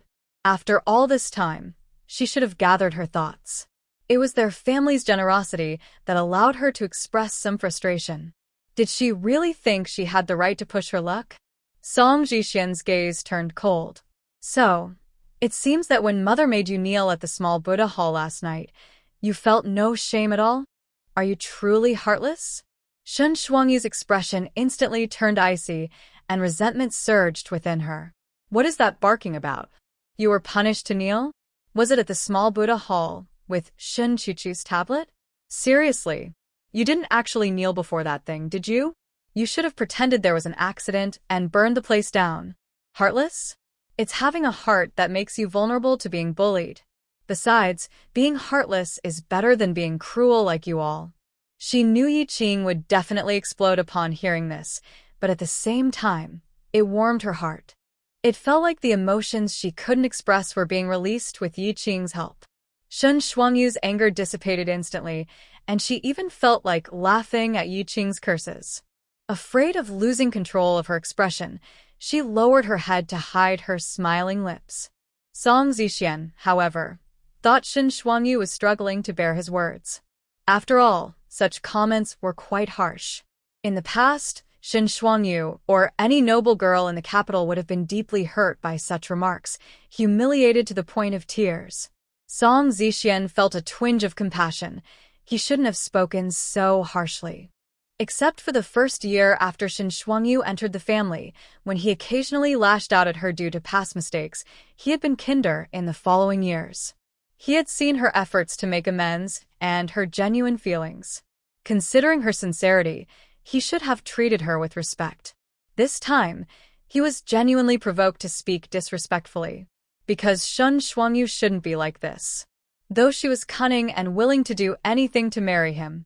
Whether she was a daughter at home or spent 3 years married into the noble family, she was always a model of behavior, rarely making mistakes. It can be said that any punishments she faced in the noble family were due to unintentional errors or misunderstandings. Even her recent missteps stemmed from her fear that the arrival of a new wife would undermine her efforts and hopes, leading her to take risks in hopes of gaining their attention and proving her importance. Her actions were still within limits, just a way of expressing her feelings, unlike before when she would actively seek to please and show enthusiasm. But this time, she truly went too far. Song Zhixian watched as Shen Shuangyu stood alone in the center of the hall, looking isolated. The coldness in his eyes faded, and he softened his tone, yet he still maintained a superior and disdainful demeanor. Shen Shuangyu, you used to be clever. Don't do anything foolish now. If you play too many mind games, you will only regret it. The noble family needs a capable and responsible matriarch. If you fulfill your role well as a stepmother, no one will challenge your position. As for everything else, don't be greedy. What was he rambling about? Mind games? Did he really think she was trying to play hard to get? It seemed Shen Chuchu had a serious influence on him. No. He was just so self-absorbed that he believed she should love him and that her actions were merely jealousy and manipulation. Shen Shuangyu felt disgusted, overwhelmed by a sense of powerlessness, as if she were the subject of a false rumor. Just as she was about to speak, the comments stopped her. Don't say you don't understand him or argue back. With Song Zhixian's proud and arrogant personality, it won't help. Here's what you should say. Shen Shuangyu's eyes flickered, and she immediately lowered her lashes, appearing listless. If the Lord thinks that way, I can't help it. As long as the Lord is happy. Song Zhixian expected to see her eyes redden with tears or a look of defeat, or perhaps some stubborn retort. Instead, he heard her response and felt a sudden rush of frustration, as if he had been overly sentimental. Did you see his expression? He's about to explode. No wonder these lines work on men too. Surprisingly, Shen Shuangyu felt a strange sense of satisfaction as she spoke. This new approach really left Song Zhixian at a loss for words. In the end, she could only frown and say, I think you need to reflect more. Starting today, you are grounded in Yulan Garden for a month. Shen Shuangyu remained indifferent. Anyway, Uncle Li had already arranged everything. The three of them just needed to run the new business well, and if anything unexpected happened, Uncle Li would inform her. Being grounded was actually the best arrangement for her. She didn't want to have any more interactions with the Ho family before the divorce. It would also help the Ho family gradually ignore her, making her feel less important. Seeing Shen Shuangyu like this, Song Zhixian felt frustrated and snorted coldly before leaving. Just before she stepped out, she asked, Mother said you made Hongyi and Zhaoyun unhappy? He knew that Shen Shuangyu would send snacks to Hongyi and Zhaoyun at school. He didn't like sweets, so he had never eaten them. But clearly, the two children liked them. Even if they wouldn't admit it because they disliked Shen Shuangyu, they always finished the snacks she sent without wasting any. However, ever since she got sick last time, she hadn't made any more. What's wrong with those two ungrateful kids? Shen Shuangyu replied, Are you referring to the misunderstanding where I made snacks for myself in the garden, but someone misinformed them, thinking I made them for them, and then got angry when they found out it wasn't true? Really? Is being overly sentimental a family trait? The older one is like this, and so is the younger one? Shen Shuangyu wasn't sure if it counted as being overly sentimental, but it was true that someone was stirring up trouble. Song Zhixian felt that Shen Shuangyu's tone was mocking, and her brows furrowed. You don't have to speak like that every time. I'm just asking, after all these days, why is Jier always asking for you? You ignore him, and you don't care about Hongyi and Zhaoyun anymore. Are you holding a grudge about the housekeeper's authority? They are not on your side. Are you trying to get back at them on purpose? Shen Shuangyu looked at Song Zhixian in surprise. You worry too much, my lord. I haven't even thought about them these days, so how could I get back at them? As soon as she said this, Song Zhixian's expression changed instantly, her anger visibly rising. It was just like last time when she mentioned Jier, saying things that implied he wasn't her biological child. What did she mean by not thinking about them? Shouldn't she be thinking about them constantly? That's a good point. Those ungrateful kids aren't worth your concern. After all, you've already had a falling out with them. Do they really think you would still make snacks to please them? It is clear how much they look down on you. So don't show them any kindness. You can't stand to see them so pleased with themselves. Shen Shuangyu wasn't trying to upset anyone. She was just speaking the truth. But it also showed Song Zhixian that her stepmother was completely unfit for her role.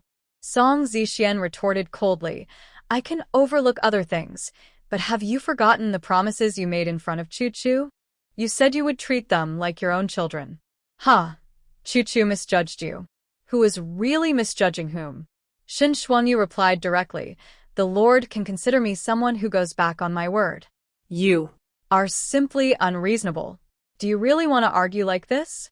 Are you not afraid of the consequences? Just then, loud noises came from outside the door. To her surprise, it was the voices of Song Hongyi and Song Zhaoyun. Song Zhixian's expression changed slightly as she quickly opened the door to look outside.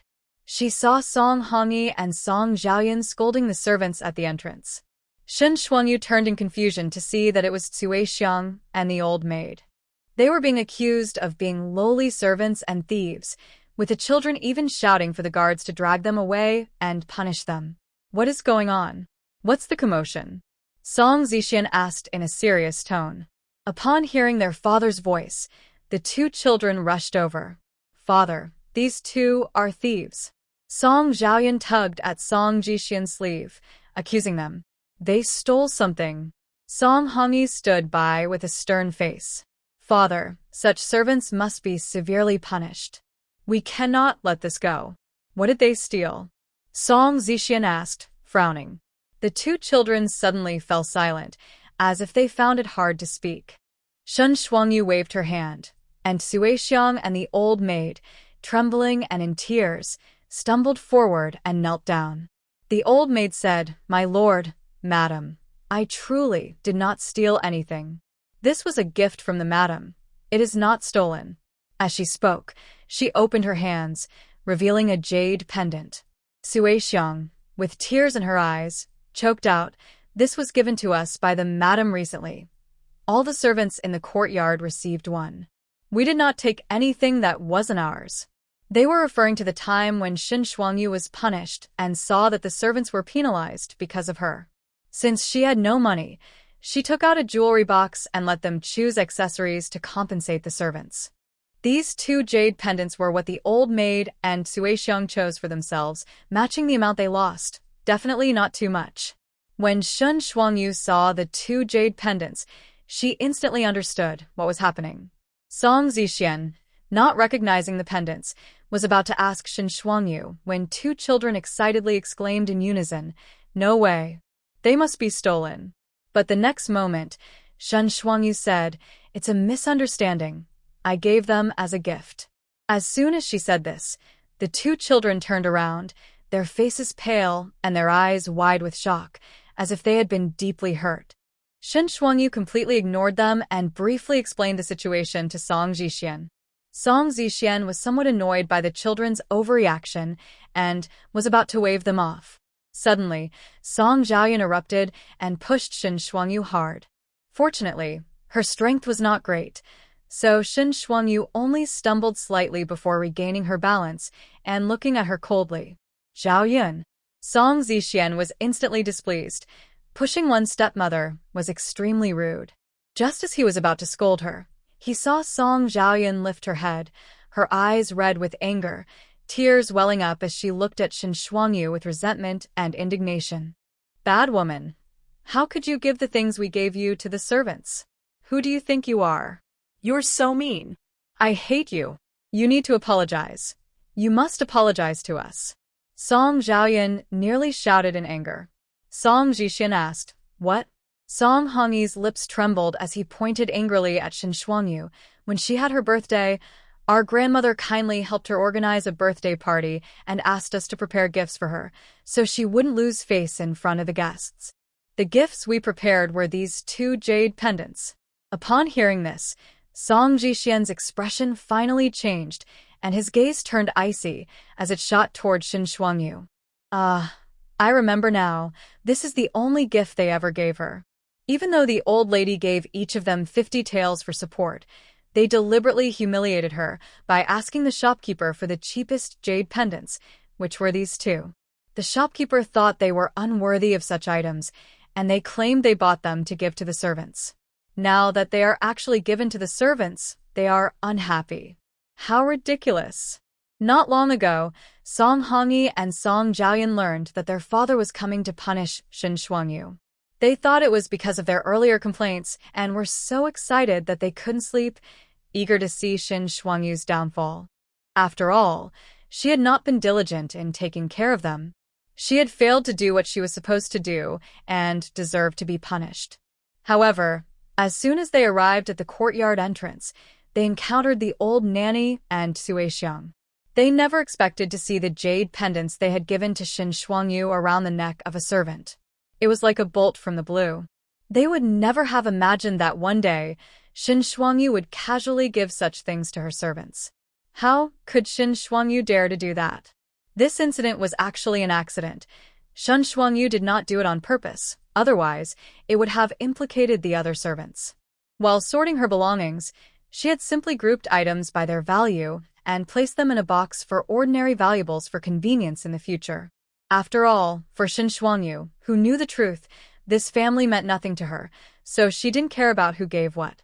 But after hearing Yi Qing explain the true origins of the 2 jade pendants, Shin Shuangyu could only sneer.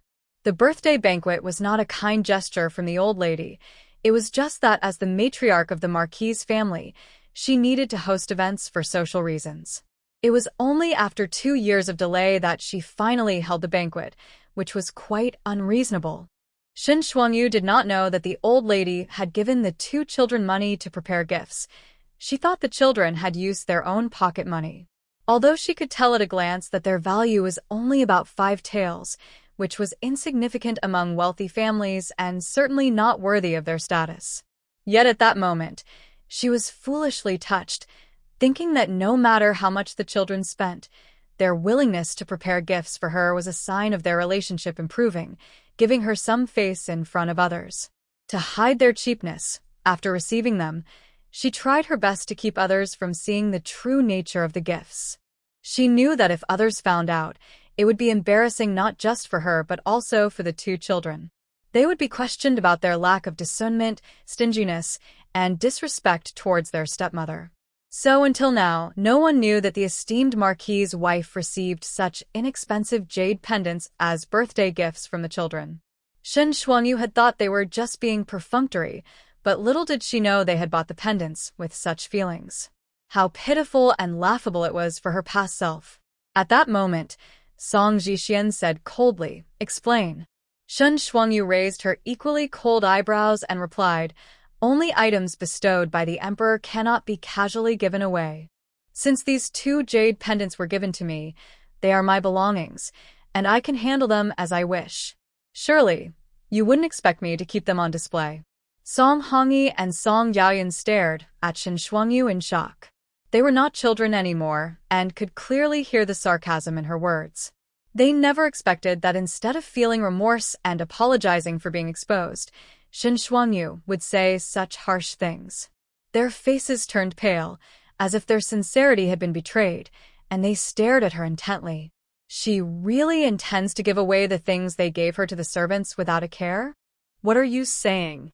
This is their heartfelt gesture. Song Jixian said angrily. Shen Shuangyu couldn't help but smirk coldly, glancing at the two. Heartfelt gesture? Song Hongyi and Song Zhaoyun's expressions changed slightly, feeling guilty. Song Jixian thought Shen Shuangyu was about to say something about not being a real mother and interrupted. "Enough, you two step back." He closed the door and turned, narrowing his eyes dangerously. "Shen Shuangyu, I warn you one last time, don't say things to the children that you shouldn't or do things you shouldn't. Otherwise, you'll know the consequences." Shen Shuangyu's eyes flickered as she met Song Jixian's icy gaze. What consequences? Song Zixian raised his chin, looking down at Shen Shuangyu with a disdainful expression and a cruel tone. "Since Yakin took over as housekeeper, she has performed just as well as you. She is genuinely caring towards the children. Although her status doesn't match that of the main wife, a concubine is still more useful than you. Do you really think you have any leverage to throw a tantrum? For the past 3 years, we have given you some respect because of your efforts. Did you really think the Marquis's residence cannot do without you? If you can't fulfill the role of the Marquis's wife well, then you shouldn't hold that position."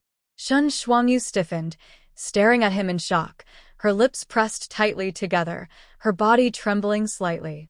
After delivering his harsh words, Song Zixian saw her strange reaction and thought she was finally afraid. Giving up the housekeeper position was just a way to retreat and gain their favor, right? Now, Song Zixian cut off her thoughts, wanting to see if she would still cause trouble. He needed Shen Shuangyu to understand that if she continued to make a fuss, all her schemes to maintain her position as the Marquis's wife would be meaningless. No woman wants to hear such words from her husband. Little did he know, Shen Shuangyu was struggling fiercely within herself. Could she respond to that? What? Is this something that can be said? Shuangyu, is this the right moment? Yi Qing felt caught off guard. Was this a sudden blessing? If it were her, she would have immediately suggested a divorce. But recalling the various plots and setups from the original story, she felt uneasy.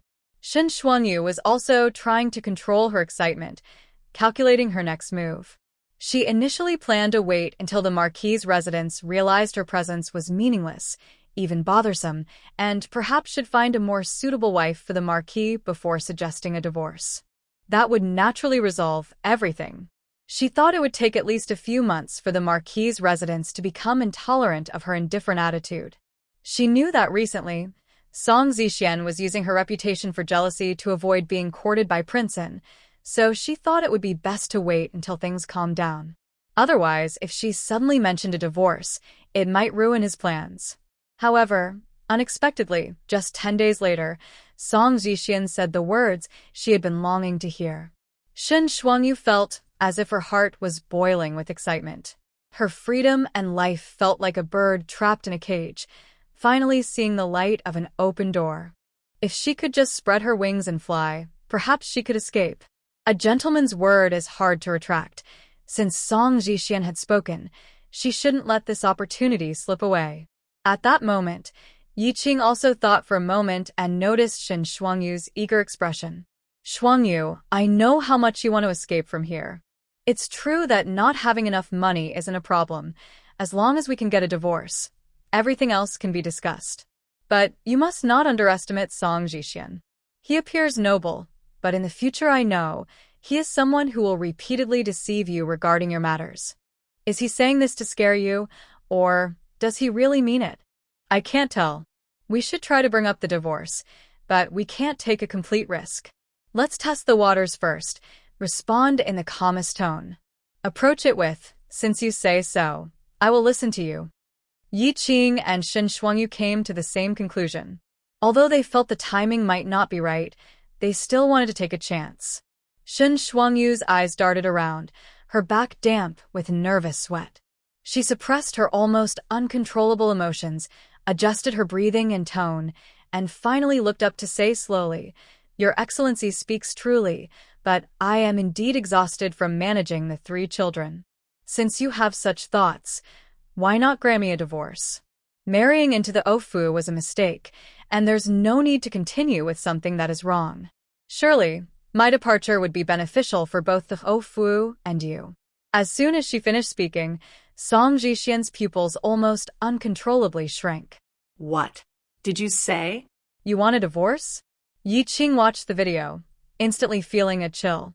Song Jixian's tone was off, and his expression was even more unusual. Could it be that at this moment, Song Jixian couldn't let go of Shen Shuangyu? Had he really developed other feelings for her so soon? Shen Shuangyu was more sensitive than Yi Qing because she was face-to-face with Song Jixian and could feel the sudden shift in the atmosphere. Her heart sank. This was a warning, not a genuine consideration. But since the words have been spoken, Shen Shuangyu could only grit her teeth and bow to Song Jixian. Yes, I request a letter of divorce. She prayed for a miracle. What if someone as proud as Song Jixian, in a fit of anger, actually gave her the divorce letter? But time passed slowly, and the room was eerily quiet. Even Yi Qing didn't dare to send a message. Suddenly, Song Jixian scoffed. Your parents and brother passed away early, and you relied on your family's protection to raise your younger siblings. When the incident happened, it was the Shen family that allowed you to become a lady. Don't be ungrateful. Your brother and sister still depend on you. Thinking of how Shen Dingen had just cooperated with him to execute the plan and had even flattered him to help her in her career, and how their little sister Shen Yuran had asked him to help with her wedding when she married far away in Jiangnan, the most caring Shen Shuangyu wouldn't give up her status as a lady, even for her siblings. So Song Jixian looked at Shen Shuangyu with disdain, feeling her actions were like those of a foolish clown. But Shen Shuangyu decisively replied, My 3rd brother and 4th sister are already married. I have fulfilled my responsibilities to them. Her tone even sounded a bit cold. Enough. You speak without thinking and act irrationally. Song Jixian's tone suddenly turned stern. Shen Shuangyu's heart sank instantly. I see you've thrown away all sense of virtue. During your confinement, you will copy the teachings of women 100 times. If you don't finish, the confinement will continue. After saying this, Song Jixian didn't even glance at Shen Shuangyu and left in a swift, slightly chaotic manner. The door slammed shut. Shen Shuangyu's slender body swayed, as if she had lost strength. Her long eyelashes trembled gently before finally drooping. Struggling to take a few steps, she leaned against the edge of the table and slowly sat down on a round stool, feeling as if something had been taken from her. Yi Qing watched with teary eyes. It's okay. Didn't we expect this outcome? We still have many ways to go. I know, things aren't over yet. At least for now. He thinks I'm just being stubborn and not truly wanting a divorce. He hasn't thought too much about it. There's still room, and I can wait. Shen Shuangyu analyzed calmly, but her eyes were already red. Yi Qing also lost the mood for a bath and tidied up before returning to the bedroom. When Shun Shuangyu came to bed to rest, they continued their conversation. Shun Shuangyu asked Yi Qing about the specific situation. Yi Qing cheered her up by recounting the embarrassing moments of several people. Those who provoke me are in for a tough time, especially since I won't go easy on them. But if it means making you kneel, they truly deserve it. I'll remember this. Shun Shuangyu chuckled. That would be unfair to them. I didn't kneel at all. I'm not the naive person I used to be. If no one is watching, why would I actually kneel? Oh, clever one, Shun Shuangyu. But what about the punishment of writing lines? Are you really going to write it 100 times? I won't write it. I don't need to go outside, Shun Shuangyu replied with a smile. True, that gives you a good reason to stay hidden in the house. The two continued discussing their future situation. Their words were light, but inside, they were both thinking of ways to speed up the process. After all, staying here felt like wasting their lives. But once they spoke up, it would be a gamble on their lives, and neither of them dared to take that risk lightly, fearing they might be left with no way out. Meanwhile, Song Zixian hurried away, almost passing by the two children waiting outside. Father, they called out quickly. Cui Xiang and the old nanny were still kneeling nearby. Song Zixian suppressed his anger and glanced over. It was a mistake by the lady. Hand over the jade pendants. Cui Xiang and the old nanny immediately presented them with both hands. Song Zixian intended to ask for them on behalf of the children, not wanting to hurt their feelings. However, as the jade pendants came closer, he finally saw their design clearly.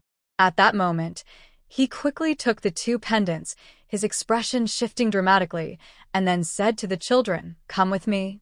The children were startled by their father's sudden stern tone and didn't know what was happening, so they hurried to follow him. In Song Zixian's study, the pendants were tossed onto the table. Only then did Song Zixian speak. Is this what you gave to your mother? Can't you tell what quality this is? How much did this cost? The two children finally realized what was happening and panicked, glancing at each other. Speak, Song Zixian commanded. The children trembled slightly and began to explain honestly. When Song Zixian heard the price, his expression went blank. No wonder Shun Shuangyu would give the gift the children had chosen to a servant. The legitimate son and daughter of the Marquis had given their mother a birthday gift that was something only a servant would wear. Did you think your mother didn't deserve something nice, so you chose this inferior jade pendant? Did you buy it to belittle her? I never knew that my children from the Marquis's house had such character, Song Zixian said, his tone growing cold. Do you understand what you did wrong? The two children dared not look up at Song Zixian, clearly aware that their actions were wrong, yet they still did it. But she clearly treasures it and sometimes even wears it. Who knew she would suddenly act like this? Song Zhaoyun, who was favored a bit more, couldn't help but retort, her lips pouting in grievance.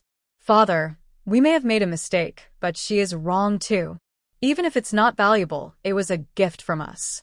How could she give it to a servant? That's just a slap in our faces. Song Hongyi quickly defended himself, sounding quite dissatisfied. Besides, she used to make snacks for us to take to school, but now she doesn't. I really don't understand her. Enough. I have already punished her. What about your wrongdoings? Song Zixian was genuinely angry now, and his tone became even more intimidating. The two children finally fell silent, tears welling up in their eyes.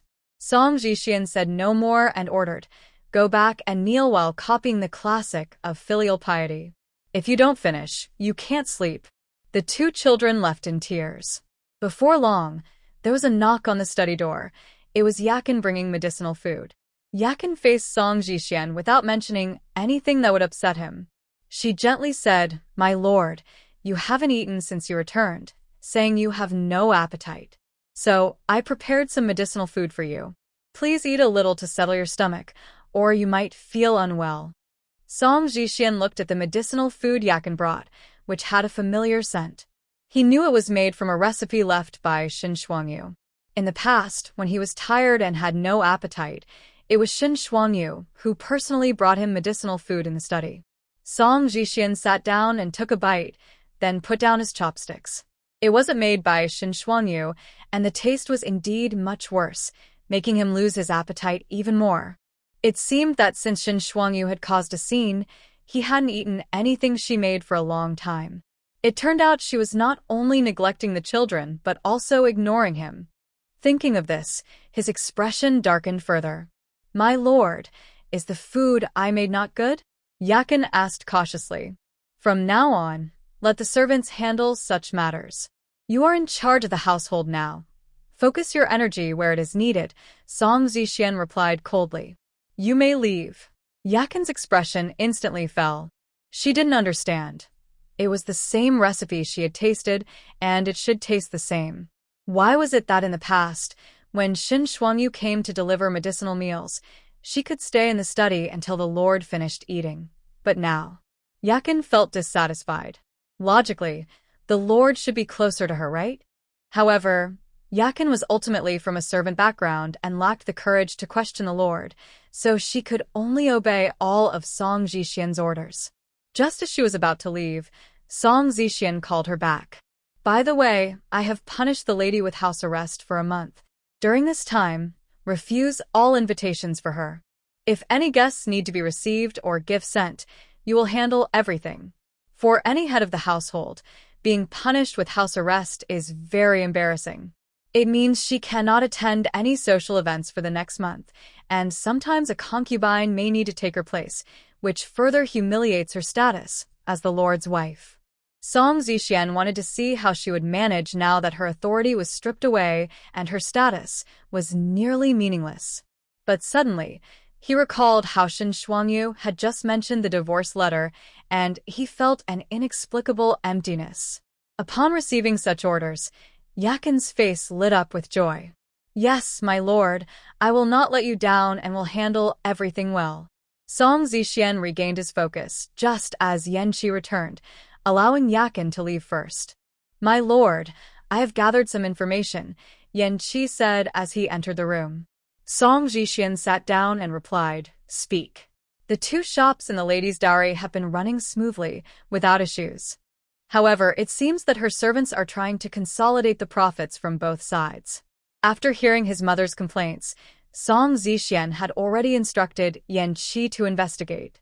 Initially, he had only considered two possibilities regarding Shin Shuangyu's secret handling of her private assets. First, her private assets might indeed be in trouble. If her already limited dowry faced further issues, she would fear losing face and status in the Lord's residence, which is why she kept it a secret. Second, as his younger sister suggested, she wanted to learn from Chu Chu.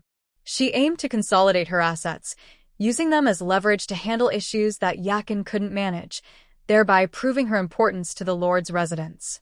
Regardless of the reason, it showed she wanted the Lord's residence to care about her and feared being abandoned. Confident in his assumptions, Song Zixian never considered that Shin Shuangyu would lie or make up stories. He disliked anything that slipped out of his control, so he still had Yanqi investigate further. What he didn't know was that Yanqi hadn't dug deep. He only skimmed the basic situation of the two shops. After all, in Yanqi's 3 years of knowing Shin Shuangyu, he could never have imagined she was plotting a divorce, thinking it was just a temporary disturbance.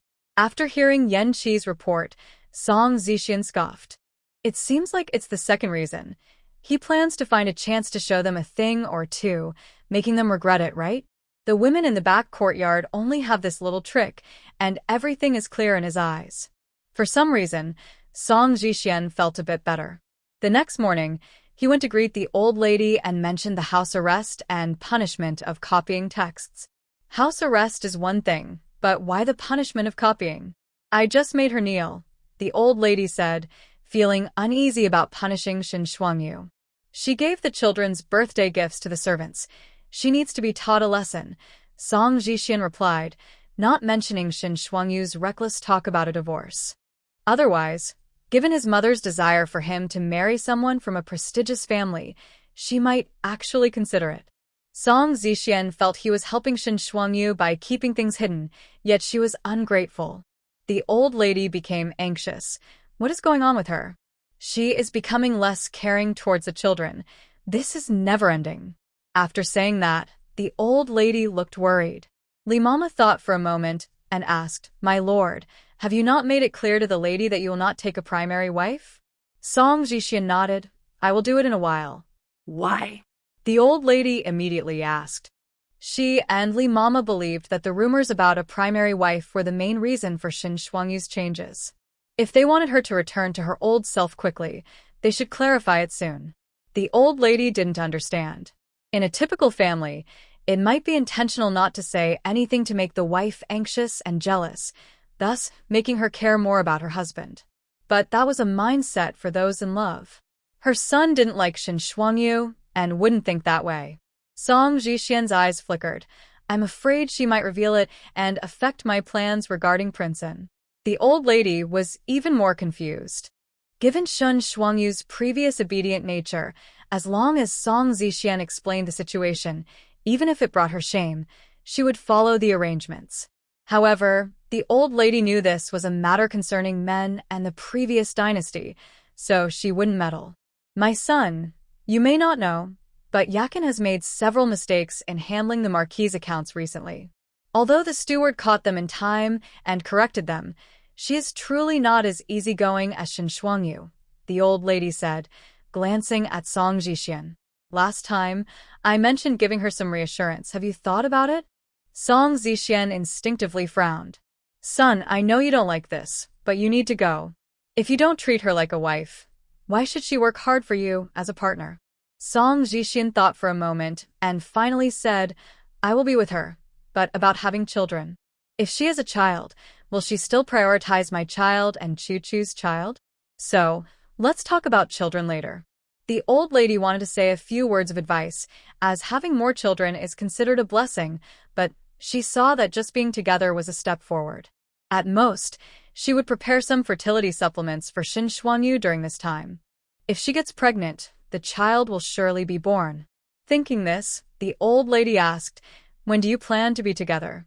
Song Zixian felt a stir in his heart. "Let's wait a while before we decide." The old lady thought Song Jixian might struggle with his feelings and said, "Don't worry, I will have Li Mama arrange everything. I will pick an auspicious day, and you just need to go then." Song Zixian understood what his mother intended and thought it didn't matter to him. It was just about fulfilling a task and satisfying Shin Shuangyu's wishes, without needing to soften their relationship beforehand. With that in mind, Song Zixian nodded in agreement. The PK incident with Yi Qing had caused a stir for 3 days before it calmed down a bit. 3 days later, Yi Qing went out to accept an invitation from Professor Wang to record a tutorial at the Dance Academy, capturing a 360-degree video. When asked the name of the person who taught her, Yi Qing replied, "I only know that she had an artistic name, Qiao, when she danced in her youth." Although they came from different worlds, Qiao had helped her, and she wanted to leave a mark. After finishing her tasks, just as she was about to leave the academy, she was blocked in the parking lot. Seeing Han Lichen standing by her car, Yi Qing felt overwhelmed. Due to the excellent security at Yunqi Yijing, it was hard for Han Lichen to catch her. He probably knew she would be at the dance academy, so he made connections in advance to find out her schedule and waited for her here. Han Lichen quickly spotted Yi Qing and turned to her. He had been having a terrible few days, even forgetting to shave the stubble on his chin, and his face looked quite pale. When Yi Qing saw Han Lichen approaching, she immediately looked around and noticed some bricks in a flower bed nearby, quickly picking one up. Han Lichen froze in his tracks at her sudden action. "What are you doing?" Yi Qing tossed the brick in her hand and said, "It's nothing. If I can't control myself later, I can throw it." "Throw? Throw at whom?" Han Lichen's face changed colors, but he didn't dare to test Yi Qing's patience any further and stood still. "Xiao Qing, do we really have to do this?" After so many years of friendship, Yi Qing interrupted impatiently. "Just say what you need to say. Stop wasting my time. Move away from my car, or I'll use this brick." Han Lichen's expression tightened. "My sister has been suspended for investigation, and my brother-in-law's recent promotion has been affected too. Their future is in trouble. Xiao Qing, this is too much."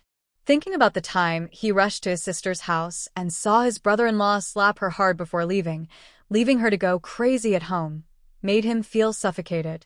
It seemed like their issues had ruined his sister's family's harmony and future. Yi Qing scoffed, "Too much? What have I done?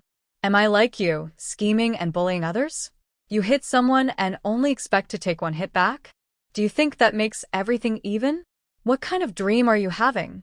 If you hit someone, you should expect to be hit back twice. That's fair. Only then will the one who started it learn a lesson, right? But my sister didn't know. At first, she didn't realize you were better at acting than Yi Zhiruo, so she. Then it's her fault for putting her in this situation. It's unfortunate to have a brother like you," Yi Qing mocked. Han Liken's face turned pale, and he looked at Yi Qing with a hurt expression. "I know you resent me. I admit I let you down regarding Yi Zhiruo. You can take your revenge on me, but can you please spare my sister?" Ye King looked at Han Liken suspiciously. "What are you talking about?" Han Liken stepped forward sincerely. "The investigation team will soon ask you for evidence. I hope you can tell them that everything was just a misunderstanding between us and that the recording is fake." "Can you do that?" At this, Yi Qing's eyes widened. "And then I get officially reported for fabricating evidence and framing someone else, and end up with a prison sentence? Are you out of your mind? How did you even come up with such a ridiculous idea?" Han Liken quickly replied, "No, as long as we don't press charges, you won't be sentenced." Ha ha ha. Yi Qing was truly amused. "Do you really think I'm foolish? Once I speak up and let them go free, whether I am guilty or not depends entirely on their mood at that moment. If they want to teach me a lesson, I would end up in jail? Even a saint wouldn't do that. It's clearly in my favor, so why should I bow down to you?" Yi Qing found it unbelievable and couldn't help but say, "Han Liken, after knowing you for so many years, I feel like I'm meeting you for the first time. I didn't realize you could be so clueless. Cluelessness is a problem that needs fixing. Han Liken, you should see a doctor." But Han Liken thought Yi Qing was being unreasonable and insisted, "How could we possibly treat you like that? You almost left me with nowhere to go. How can you say that?" Perhaps Yi Qing's sarcasm was too obvious, as Han Liken's face showed embarrassment, but he still insisted, "I know you don't believe me, so I've thought of a way to ensure your safety." Before Yi Qing could respond, Han Liken knelt on one knee and took out a diamond ring. "Shao Qing, marry me. Once we are family, your worries will surely disappear, right?" Yi Qing was truly stunned, unable to close her mouth as she stared at Han Liken. But she realized he was serious. Her cheeks twitched as she looked at him with a nearly crazy expression. "Han Liken, do you think I'm that desperate? How can you still believe I would marry you or even sacrifice myself for my enemies? You might as well offer me half of your family's fortune. I might consider being swayed by money." Han Liken's expression changed. "Shao Qing, haven't you always wanted a home with me? I swear, I've only loved you from the beginning. After you broke up with me, I became even clearer about my feelings. My feelings for Yi Zhiruo were just protective instincts. My true love is for you. If we get married, I promise to keep my distance from Yi Zhiruo and never let you feel sad again. Shao Qing, let me give you a home, a unique love." Yi Qing's gaze turned sharp. Yes, she had once hoped for that. After losing her father and brother, when she only had Han Liken, she foolishly wished for a new family to avoid pain, praying for acceptance and redemption from others. But Han Liken had delayed, never thinking to propose until he crossed boundaries with Yi Zhiruo. She gradually understood that this man had changed, and she no longer held on to hope. Until she encountered Shin Shuangyu, she suddenly became clear-minded and decisively let go of everything. So, how could she possibly go back to picking up trash? Not only would she not pick it up, but she would also want to step on it. Yi Qing thought for a moment, unable to swallow the disgust she felt, and then said with a mocking expression, "Han Liken, are you trying to sell yourself to save your sister? I suggest you go find their superior. Maybe someone will like you." Han Liken was taken aback by Yi Qing's insulting words and stood there in shock. Yi Qing rolled her eyes, tried to walk past him, but Han Liken quickly stood up and grabbed her wrist to stop her. "Shao Qing, your dad and brother have agreed to let us get married," Han Liken said through gritted teeth.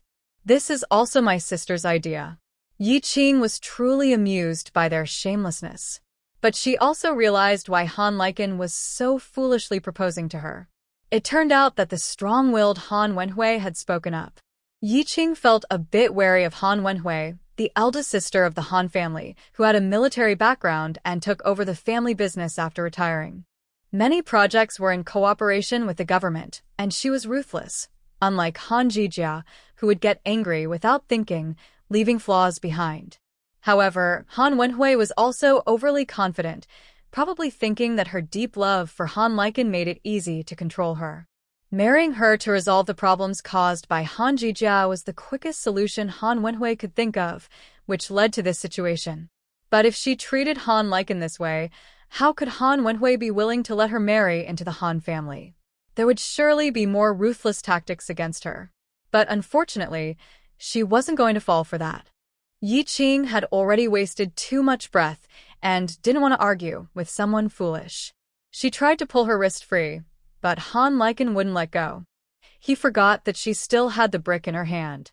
The next moment, a loud cry was heard as Yi Qing swung the brick down towards Han Lichen. Seeing him curled up on the ground in pain, veins bulging, Yi Qing coldly said, "This isn't my fault. I'm just defending myself against a pestering rogue." She dropped the brick and drove away. As soon as she got home, she received a call from the investigation team. Within 10 minutes, she was visited by public officials and submitted the original evidence. It was easy to guess that Han Jijia would be dismissed in the future. Her husband might not lose his job, but his career would forever bear the stain unless he divorced Han Jijia. She remembered that Han Jijia was quite infatuated with her husband and her husband. A man from a humble background, she wondered how their story would end. Not long after sending someone off, she saw Zhang Ma looking troubled while holding a phone. Yi Qing knew immediately who it was and took the phone from Zhang Ma without making her uncomfortable. "Hello?" Yi Chang's displeased voice came through. "What's with always blocking us? We can't even reach you when we want to." Yi Qing replied firmly, "The evidence has already been submitted." Yi Chang's tone changed sharply. "What? How dare you? Are you trying to ruin your relationship with the Han family? Didn't Han Lichen come to find you? Do you know he was planning to overlook everything and marry you?" Yi Qing cleaned her ears, feeling as if some unexpected good fortune had fallen on her. "When I heard he proposed, I thought he was seeking revenge on me. So, of course, I had to submit the evidence to protect myself. After all, only when my enemy is in trouble can I feel safe." Yi Chang was breathing heavily, seemingly furious. "You've already harmed your sister, and now you want to harm our family? Do you know what trouble we could face if the Han family retaliates? You're really losing it." Then Yi Zhou's voice came through. "Yi Qing, Zhihua can't face anyone because of your slander. She cries every day and has had to temporarily leave the entertainment industry to avoid the spotlight. She won't get involved with you and Han Lichen anymore, so stop making a scene." Yi Qing had heard about this and couldn't help but laugh when she saw the news. Zhihua had been taken away by an ambulance, and the next day it was clarified that she had low blood sugar and was exhausted, not because of any other reason, and they even shared the hospital report. But no one believed it online. Many people advised her to take care of her health and not to push herself too hard. Yi Qing could imagine how angry Zhihua must be. Anyway, 3 days later, she heard that Zhihua was going abroad to improve her acting skills and would temporarily step away from the spotlight. Han Lichen's movie was completely stalled. Yi Zhou continued, "Blood ties can't be severed. If you just turn back now, everything will return to normal. We are still your family, and Han Lichen is still your love." He was truly exhausted. He didn't want things to escalate between Zhihua and Yi Qing. At that time, he felt he had no choice but to support Zhihua and suppress Yi Qing, believing that with Yi Qing's personality, she would only listen if she faced consequences. But he never expected things to get worse.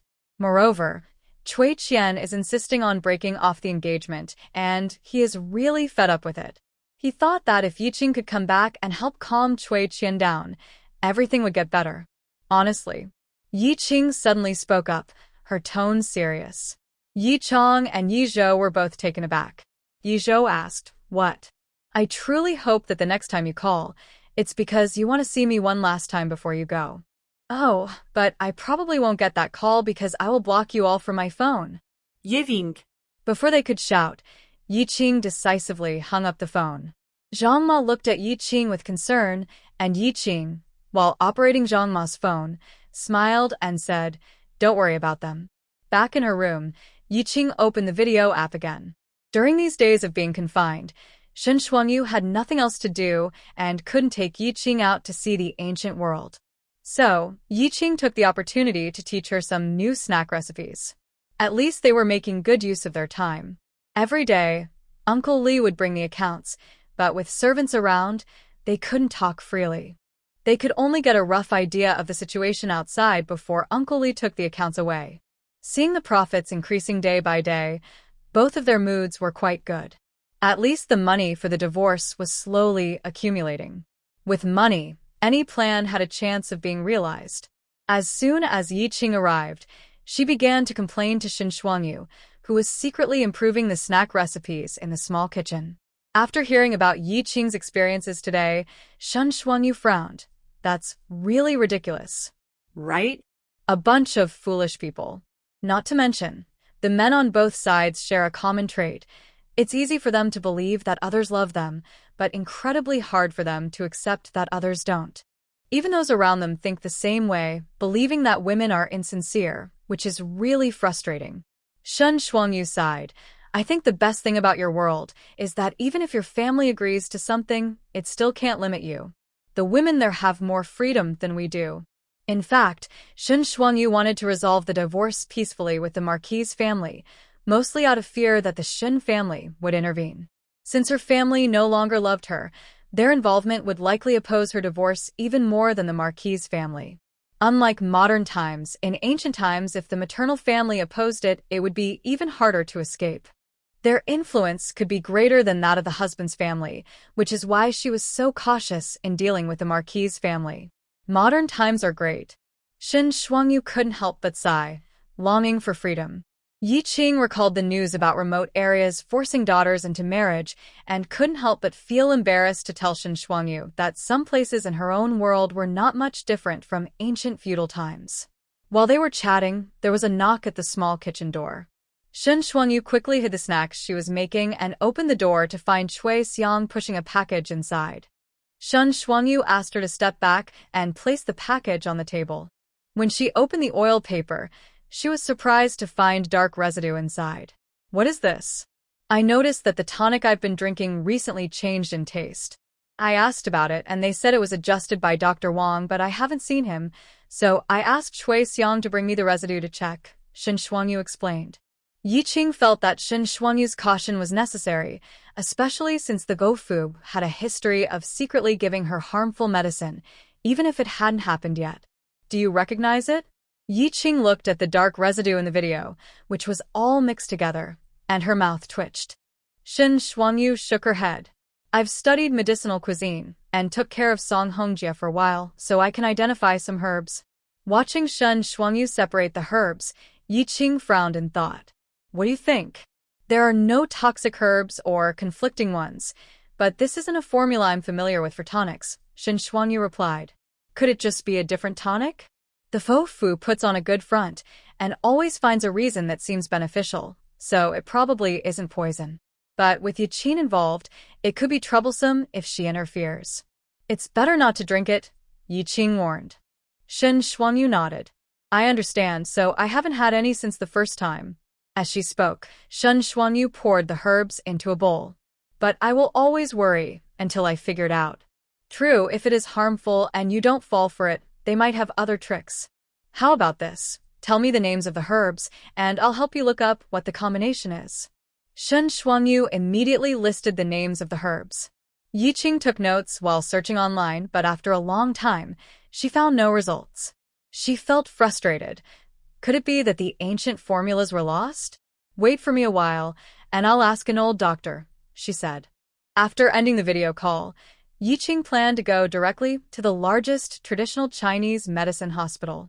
Just then, she received a call from Xiao Wei. An idea suddenly struck her. The Xiao family had an elder, and families like that usually had skilled doctors to help with health issues. So when she answered the phone, before Xiao Wei could speak, Yi Qing hurriedly said, "My dear, do you know any traditional Chinese medicine doctors?"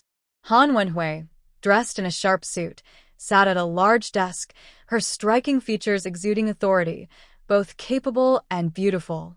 However, at that moment Han Wenhui looked troubled, and her phone displayed the last message from Han Liken.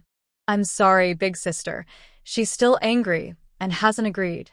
Can the second sister think of another way?" Han Wenhui had already received the news. The investigation team had gathered evidence, and everything was settled. She immediately picked up her phone and called Han Jijia. "Big sister, how is it?" "That woman." "Second sister, you need to voluntarily resign, take all the blame, and then have a fake divorce with your husband." Han Jijia was stunned for a moment before exclaiming, "Big sister, what are you talking about? This is the best way to protect your family. Only by completely separating from your husband can his career have hope. Don't worry, I supported him, and without our Han family, he is nothing. So it's just a divorce certificate. You will still be a couple," Han Wenhui said calmly. "This plan was discussed with your husband before. Since we've come this far, let's proceed with it." But Han Jijia felt anxious and wronged, almost in tears. Giving up this legal status made her uneasy, especially since she loved deeply. "Our Han family needs connections in official circles. Since you can't stay, he must. You acted impulsively and left evidence behind. It's foolish, and now I have to clean up the mess," Han Wenhui said sharply. Han Jijia immediately fell silent. Han Wenhui snorted, "Are you afraid your husband will lose his position? With me around, he won't have the guts. This time, you both let your personal desires affect him. After this, you will help the family with business." Han Jijia knew her big sister was firm and had no way to argue back, so she angrily said, "So this matter is just going to be like this? Let Yi Qing be so pleased? Your issues shouldn't cause a scene. I will arrange for some things to be revealed to shift the focus away from you. As for Yi Qing, I won't let someone who treats our Han family this way get away with it," Han Wenhui said coldly. She never truly intended for Han Liken to marry Yi Qing. It was merely a tactic. In her eyes, Yi Qing had already crossed the line by daring to act against the Han family. "Originally, I wanted them to get a marriage certificate and then, as a legal couple, send her to a mental hospital abroad for a good lesson for a few years. I didn't expect Yi Qing to not respond. Since that's the case, she shouldn't blame me for being ruthless. After all, I am one of the few who knows that Yi Qing was almost harmed by her own uncle back then. If this secret gets out, even if she is the victim and nothing really happened, who would believe that? Just like other celebrities who have faced scandals, they eventually fade away without exception. Yi Qing would also be pushed out of mainstream media by society's unspoken rules. She wouldn't receive any mercy from the public. Although this won't save my younger sister and brother's careers, the true culprit must pay a heavy price to calm Han Wenhui's anger. I don't believe that a young girl like Yi Qing, who is isolated and helpless, can withstand that kind of public opinion and continue to live proudly. I don't know what my older sister will do, but Han Jijia feels that she will get her revenge. However, she is also a bit worried about Han Liken's situation. So she couldn't help but remind, but my younger brother seems to still like her. My younger brother just likes to play the role of a devoted hero. He used to be Yi Qing's hero, but when he realized she didn't need one anymore, he went to be Yi Zhiruo's hero. If he really liked her, how could he mistreat Yi Qing for Yi Zhiruo? He's not stupid. He knows the difference between men and women. So my younger brother is unwilling to let go now because Yi Qing let go first, and he couldn't handle it. After all these years, he has long regarded Yi Qing as his own possession. Just then, an email came through on the computer regarding the investigation into Yi Qing's backing that Han Wenhui had requested. According to her preliminary investigation, Yi Qing indeed won this battle through her own abilities, but the subsequent public opinion manipulation that could stand against the combined forces of the Yi and Han families clearly indicated that there was some backing involved. A girl abandoned by the Yi family couldn't possibly achieve that. Don't worry about the rest. Just take care of what I asked you to do. Han Wenhui concluded her call with Han Jijia. When she opened the document, her pupils suddenly narrowed. Only entertainment? Xiao Wei? The Xiao family? Han Wenhui's originally stern gaze softened as she picked up her phone, found an international number, and after much mental preparation, dialed it. As the ringing stopped, the other party answered, and Han Wenhui immediately blinked nervously. It's been a long time since we last contacted Xiao Heng. This is Han Wenhui. As Xiao Heng signed company documents, he answered the phone, hello. Xiao Heng's tone was indifferent. Han Wenhui knew he wasn't intentionally being cold. It was just his nature. Understanding that he wasn't one for small talk, Han Wenhui got straight to the point. I wanted to ask you something. Recently, a female celebrity has been making waves in the industry. She's my brother's ex-girlfriend, and their breakup caused a lot of trouble, hurting my younger sister and brother's careers. After looking into it, I found out that the support behind her seems to come from your niece, Xiao Wei. As an old classmate, have I offended you in some way? Are you planning to go against the Han family? Xiao Heng paused. That's an exaggeration. She has indeed started an entertainment company, but I don't know the details. Han Wenhui sighed in relief, confirming that Xiao Wei's actions were not related to the Xiao family. Then it seems like a coincidence. It's like a flood hitting the Dragon King's temple. Your niece probably doesn't know we're old classmates. Could you please ask her to stay out of my brother's issues with his ex-girlfriend? Han Wenhui was subtle, but she knew Xiao Heng would understand. They wanted to deal with Yi Qing and hoped Xiao Wei would stop interfering. But the next moment, Xiao Heng replied, sorry, I'm not interested in interfering with the careers of the younger generation. Han Wenhui was taken aback by his refusal, her tone becoming stiff. Not giving an old classmate a favor? She's just one of your niece's artists. It's not worth it to. Xiao Heng closed the document he had just signed and handed it to his assistant. His tone remained calm. I've heard Xiao Wei mention that she's a good friend. I believe Xiao Wei knows who she's dealing with before taking action. If she did it, it means she felt it was necessary. And when yes expression d'Arkened. She had considered this. Xiao Wei knew their identities and still chose to provoke them. But she thought maybe Xiao Wei didn't realize she and Xiao Heng were friends, which would lead her to back off from her artist. After all, no one would offend an old friend for an employee. However, it turned out they were quite close. They are sisters and we are friends for many years. Han Wenhui's tone softened slightly. She believed she was different to Xiao Heng because she had confessed her feelings to him, only to be rejected. All these years, she remained unmarried, and so did Xiao Heng. Now Xiao Heng is coming back to serve the country, and their social interactions will increase. Recently, some leaders joked about wanting to matchmake them when they realized they were old acquaintances, and she didn't deny it. However, her pride wouldn't allow her to chase after a man. But Xiao Heng should be different for her. After all, she once liked him. She thought that if it came to choosing sides, Xiao Heng would be more willing to help her deal with the unruly younger generation, doing her this favor. But Xiao Heng said, Xiao Wei was raised by the old man. She should know right from wrong and not bully others. So, whatever she does shouldn't be a big issue. As her elder, I won't interfere. Han Wenhui felt a bit mocked. What did he mean by not knowing right from wrong and bullying others? Was he insulting her?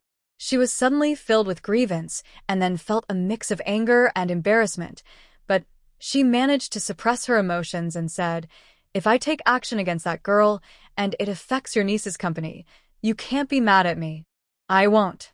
Xiao Heng replied lightly, adding, I believe she can handle it, but if my niece comes to me for help, I won't just stand by. Han Wenhui nearly bit her silver teeth in frustration. She knew how protective the Xiao family was. Years ago, when Xiao Wei was let down by her fiancé, the Xiao family made that fiancé's family withdraw from the elite circle. Xiao Heng's response was a warning to her. Han Wenhui was not foolish. After weighing her options, she finally held back. With Xiao Wei protecting Yi Qing and the Xiao family behind her, confronting her directly was impossible. She would have to find a roundabout way in the future. Otherwise, it would affect her chances with Xiao Heng, which was her main concern right now. I was joking, the younger generation is just playing around. I was bothered and had to ask. By the way, when you return to the country, let's gather with old classmates to welcome you. Xiaoheng casually responded a couple of times before hanging up. After Han Wenhui ended the call, she felt quite upset, but there was nothing she could do for now. She couldn't offend the Xiao family before making progress with Xiaoheng. She could deal with it later when they were together. Suddenly, she remembered something. Xiaoheng probably didn't know that Yi Qing was that little girl from back then. Back then, the Han family and the Yi family were neighbors. One day, she invited her classmates over, including Xiaoheng. At that time, Xiaoheng was in the yard and heard a call from next door, followed by a loud. When Han Wenhui looked over, Xiaoheng had already jumped over the wall and rushed forward.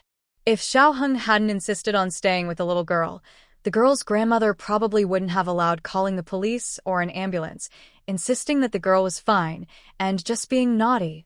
Xiaoheng said he wasn't sure if they were the ones abusing the child, so he wouldn't let the so-called relatives in the house get close until the police arrived with the ambulance. Only then did Xiaoheng step back from the situation. At that time, he didn't ask about the girl's identity, so he probably didn't know it was Yi Qing. She had only tracked down the truth later to have something in common with Xiaoheng, not expecting it to be so disgusting that she didn't want to tell him what happened next. Feeling frustrated that such a good tactic couldn't be used, Han Wenhui thought for a moment and decided to investigate the person who had been sent to prison back then and how long until they would be released. Maybe she could do something about this situation. Then Xiaoheng wouldn't be able to blame her. But Han Wenhui didn't know that Yi Qing had once threatened the Yi family with exposing this matter, believing that only the Yi family would be embarrassed, not her, so she wasn't afraid at all. Han Wenhui's so-called leverage was never valid. She underestimated Yi Qing. On the other side, Yi Qing was chatting with Xiao Wei. "Old Chinese doctor? What's wrong? Are you sick?" Xiao Wei asked.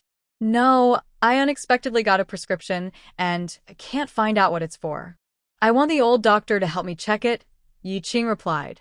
Xiao Wei said, "Oh, that's no problem. Send me the prescription, and I'll ask around." As Yi Qing sent it, she smiled and said, "Thank you. By the way, there's something else you should know. I'm worried they might retaliate." She then explained what happened today. After hearing this, Xiao Wei laughed for a long time. "Your ex-boyfriend." Ha ha ha. Yi Qing felt embarrassed by the teasing. It was truly a lifelong stain.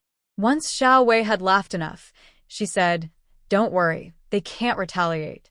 I've made all the necessary preparations." "Then why did you call me?" Xiao Wei chuckled. "To share the joy.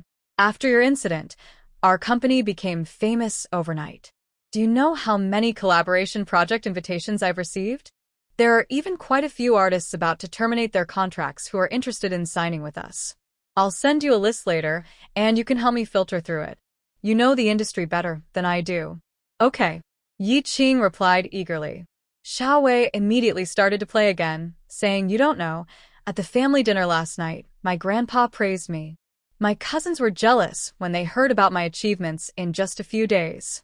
I'm the first in our family to achieve such impressive results."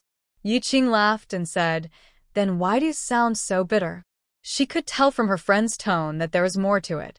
Xiao Wei, who had been elegantly trimming flowers in a small garden, accidentally snipped off a flower head as she spoke. She continued, "They say my success is all thanks to my uncle. They think girls should just get married and that everything should depend on men. They act like my hard work doesn't matter. It's ridiculous. I admit my uncle helped me, but our efforts were the key to my success, especially yours." They pretend not to see that. Although they joked around, it bothered her when she heard such comments, making her feel like they doubted her abilities just because she was a girl in the family. But she refused to accept that. "Didn't your uncle ever help them when they were working?" Yi Qing asked curiously. "Or has your uncle never received help from elders or support from women in his life?" Of course he has. Wait. Why don't they say my uncle relies on women and elders? Shouldn't he just get married then? Prejudices are hard to overcome. Did you go to the movies? I saw it for the third time. Thanks. I rented the whole theater. After saying that, Xiao Wei couldn't help but curse. "You're so clever. Why didn't I think of that response? They rely on my uncle more," yet they haven't achieved much themselves. How can they criticize me? Forget them. With connections like your uncle's, it would be foolish not to use them. I don't have such relatives, but if I did, I would stand on the shoulders of giants.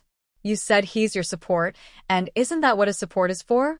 Wow, that's a good point. My uncle is like a tool on my path to success. When I'm as big as him, I bet my cousins will come to me for help. Hee hee. Oh. What's wrong? Yiqing felt a strange sense of familiarity in her friend's voice. After a while, they finally heard Xiao Wei's voice, sounding defeated. My uncle is back and he just hurt us again.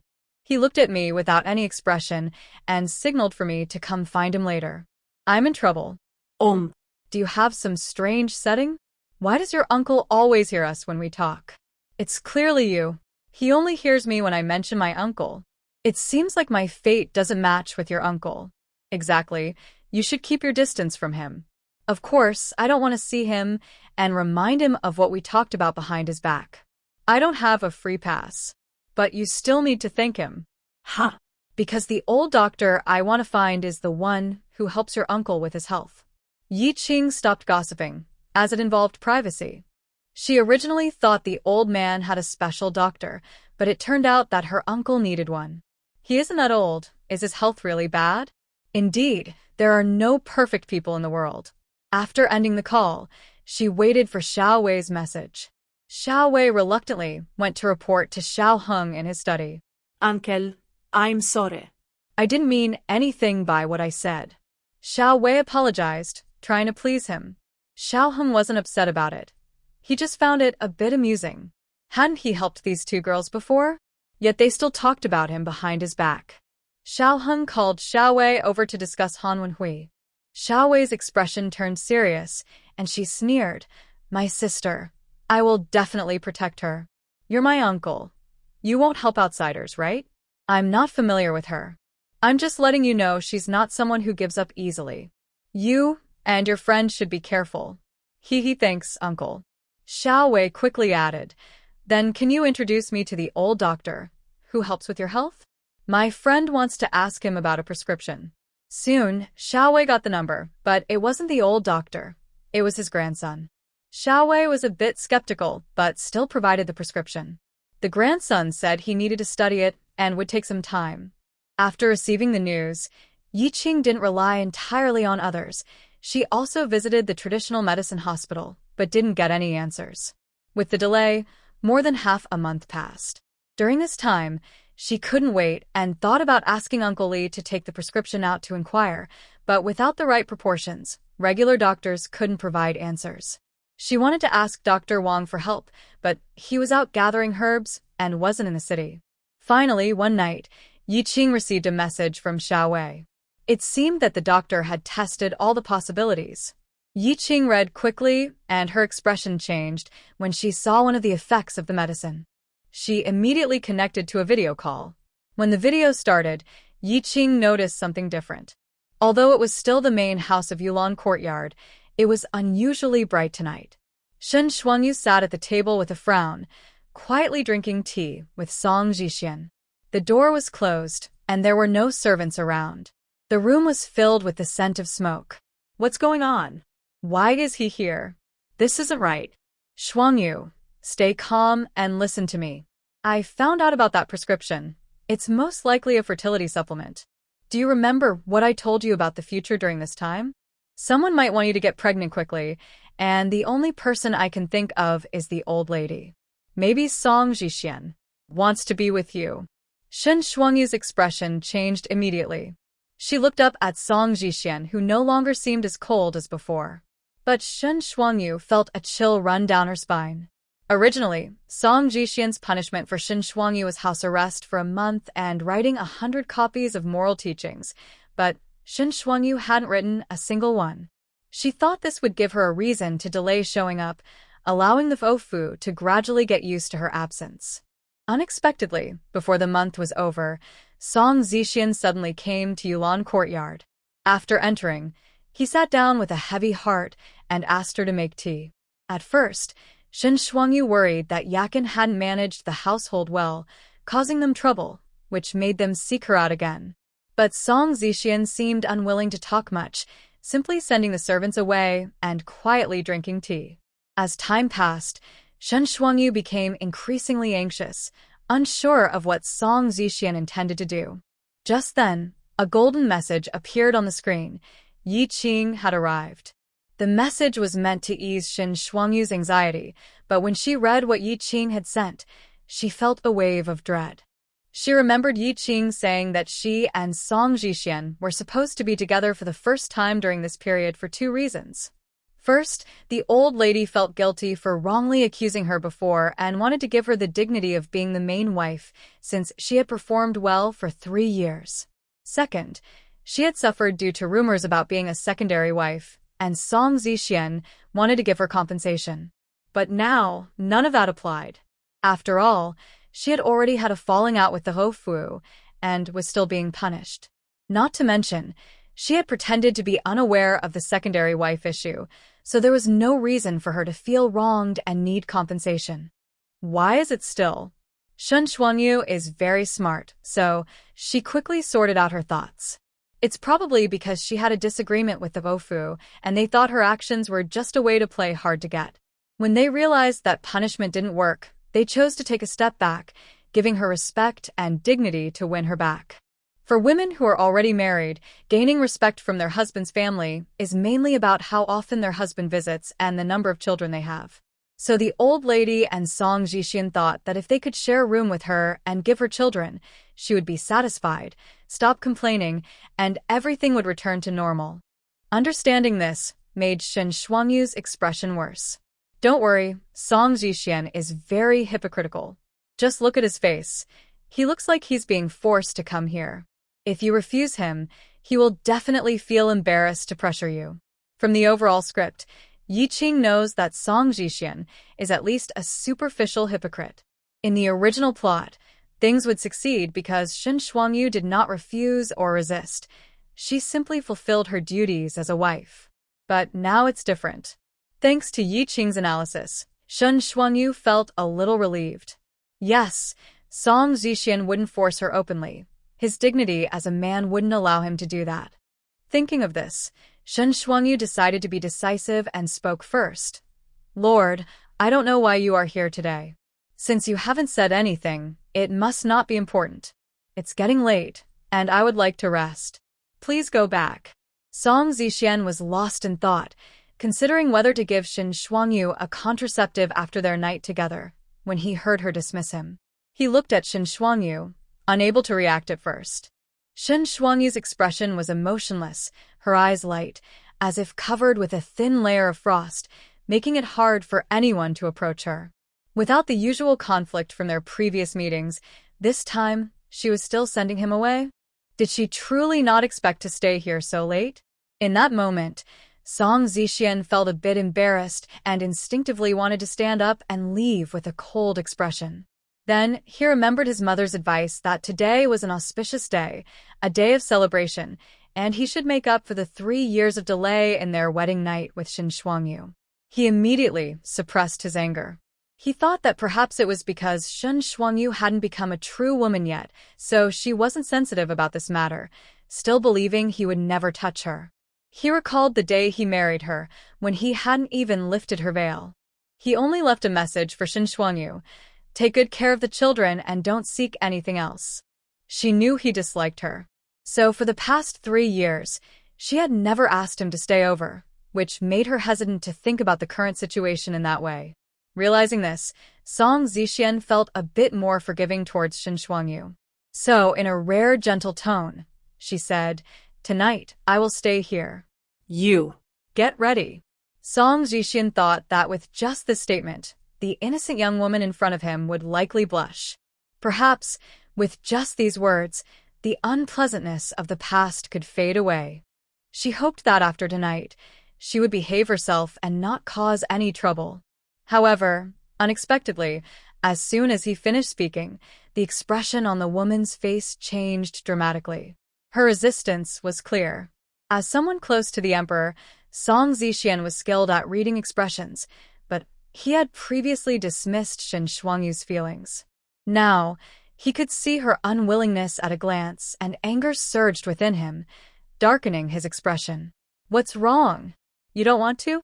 After saying this, he raised his chin and added in a harsh tone, "Shin Shuangyu, isn't this what you wanted? What do you want? Do you want me? What do you want from me? My age? My looks?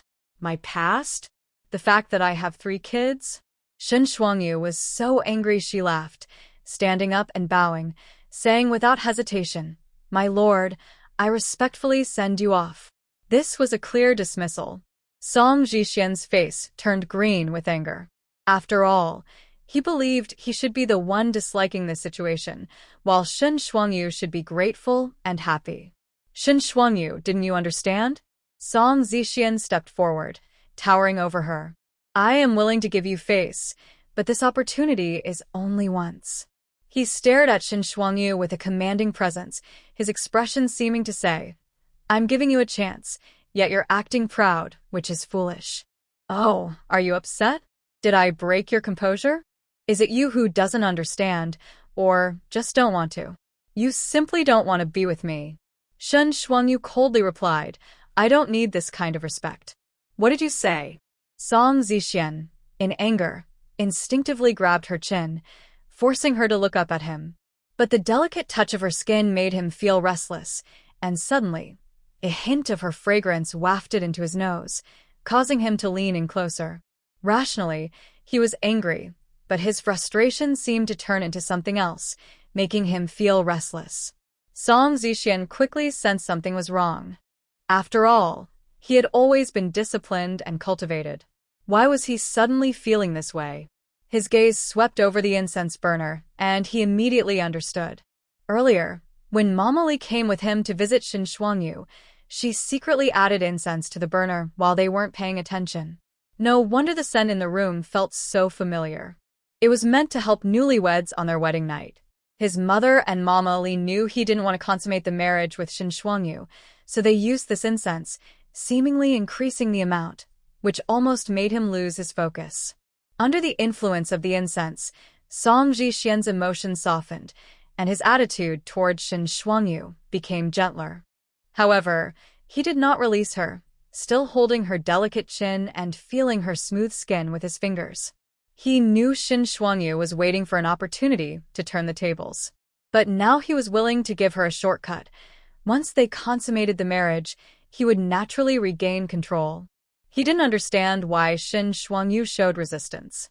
Did she really want to suffer and rely on her own abilities to make the Fofu regret it, only to have everyone plead for her return? It was simply wishful thinking. "Shin Shuangyu, you should know that my patience is limited. I won't tolerate you turning away from me repeatedly. I don't want to hear any more of your sulking. I don't have time for this." Shin Shuangyu couldn't understand where his arrogance came from, as if he wouldn't allow any argument and stubbornly held on to his own thoughts. But Shin Shuangyu's gaze remained firm. "Lord, are you truly unable to see that I do not wish for this?" This time, Song Jixian was genuinely angry. Shin Shuangyu felt the pressure on her chin increase, causing her pain, but she showed no sign of weakness, looking decisively at Song Jixian. "If the Lord has needs, there are 2 concubines in the back courtyard. If not, the Lord can marry another to replace me." Song Zixian narrowed his eyes dangerously. In his view, how could Shin Shuangyu not want to consummate the marriage? It was merely a ridiculous act of defiance. After thinking it over, he scoffed, realizing the problem. During this time, Uncle Lee came in and out every day, claiming to deliver account books for the master to see. It was ridiculous. 2 small shops didn't need daily deliveries. He was probably just trying to gather outside gossip. After all, under his and Shin Dingen's arrangement, the rumors outside had already taken effect and were about to settle down. Everyone knew he didn't oppose marrying a secondary wife, but Shin Shuangyu was making a scene and forcing his hand, leaving him with no choice. When such rumors reached Shin Shuangyu, she must have thought he was willing to marry a secondary wife, but with her causing such a ruckus, they couldn't speak up. This situation made her anxious, fearing that suddenly becoming intimate was just a way to silence her and make her agree to the marriage. She clearly liked him, Yet he used becoming a couple as a condition to marry a secondary wife. From Shen Shuangyu's perspective, she would be heartbroken and would firmly refuse. He originally planned to wait until she behaved before sharing the good news as a reward to make her happy. Well, since they intended to be a couple, he decided to indulge her one last time. Song Zixian released her hand and looked down at Shen Shuangyu, his dark eyes reflecting her cold and stubborn face. I know what you're worried about. Over the years, you've been considerate and respectful, and we see your efforts. So, stop making a fuss. I promise I won't marry a secondary wife and make things difficult for you. Song Zixian seemed to have given Shen Shuangyu a great favor. After saying this, he no longer looked at her, but sighed helplessly and asked, "Is this okay?" Shen Shuangyu was left speechless. Yi Qing was also stunned, thinking, his thick skin is truly astonishing. Shen Shuangyu wanted to nod. Yes, it was really shameless. If Yi Qing hadn't already revealed everything they were doing outside, she might have felt touched by Song Zixian's consideration for her. It was clear he was the one too afraid to marry, yet now he used this excuse to deceive her, making her feel grateful while expecting her to endure the outside gossip. It was truly disgusting. Shen Shuangyu felt sickened and was about to retort when she suddenly sensed something was off. Because Song Zixian was very close, the aura he exuded was something she had never experienced before. At that moment, it felt as if she was enveloped by his strong presence, making her body feel weak and slightly warm, and her mind was becoming sluggish. Shen Shuangyu, say something, scold him. Don't know how to? I can help you think. Huh. What's wrong with you? Your face. Why is it red? Yi Qing was shocked. What should have been a tense situation suddenly felt a bit ambiguous. Thanks to Yi Qing's reminder, Shen Shuangyu quickly snapped back to reality and hurried a few steps back to keep her distance from Song Zixian. She was sweating. What was wrong with her? Song Zixian noticed her retreat, but didn't see her expression, thinking she was just surprised. He believed Shen Shuangyu was overwhelmed with joy. He placed his hands behind his back and ignored her, turning to walk into the inner room. His voice was still cold but much gentler. Shen Shuangyu, it's late. Come here. At that moment, Shen Shuangyu didn't hear what Song Zixian said. After he moved away, she bit her lip and whispered to the anxious comments, I don't feel right. I think it's the medicine. What? That terrible person really did something awful. Isn't this character falling apart? Can you still move? If not, just run away. Shen Shuangyu wasn't sure if she could run. What if it's a drug that makes you lose your mind? If I run out, I might lose myself, and the consequences would be terrible. Then just insult him and stay put. Shen Shuangyu thought the same. It would be safest for her. But if the medicine really was from Song Zixian, would he leave? Wait, what if it's a drug that could be deadly if you don't do something? Shen Shuangyu turned pale. Yi Qing's head was buzzing too, but her gaze suddenly landed on something. Maybe it's not the medicine, but the incense in the burner. Shen Shuangyu immediately looked over and saw the smoke curling up. She usually didn't pay attention to these things. Whatever the servants lit was fine. However, tonight the scent was particularly strong. In your original fate, the incense that Li Mama brought was meant to enhance the experience with Song Zixian. What's in this burner? It's Li Mama, Shen Shuangyu confirmed Yi Qing's guess. That meant it might not be related to Song Zixian. Then you don't need to worry. This kind of incense shouldn't make you lose your mind. It's just for enhancement. You should be fine if you endure it. But Shen Shuangyu didn't feel that way. She felt her body losing control more and more. Is there an antidote? I'm not sure. Let me check. Yi Qing quickly took action. What are you talking about? Song Zixian's voice suddenly rang out. Shen Shuangyu froze.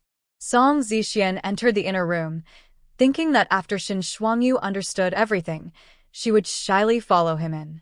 To his surprise, she was still standing there, mumbling to herself. Why aren't you coming in yet? As soon as the words were spoken, Shen Shuangyu suddenly turned and rushed to the door. Before Song Zixian could react, she opened the door and dashed outside, leaving behind a room filled with fragrance. Her hair and accessories were in disarray, and she looked like she was fleeing for her life. Song Jixian's expression changed several times, nearly twisting in distress. His body reacted faster than his mind, and he ran out after her, wanting to catch her, but it was too late.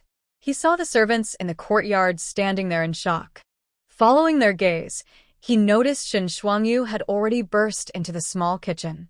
With a loud, the door slammed shut, and he could even hear the sound of the bolt being drawn. Mung bean soup. Yi Qing had researched a lot but couldn't find a solution without knowing the spice ingredients. The safest option was mung bean soup, which could alleviate the effects of the medicine. Coincidentally, she had experimented with mung bean-based snacks with Shen Shuangyu in the kitchen yesterday. So, there were plenty of cooked mung beans on the stove in the small kitchen. Hearing Yi Qing's reminder, Shen Shuangyu rushed to the small kitchen, quickly rinsing the mung bean powder with hot water and drinking it continuously. It was only when there was a loud knock on the door that Shen Shuangyu awkwardly set down the bowl. "How is it?"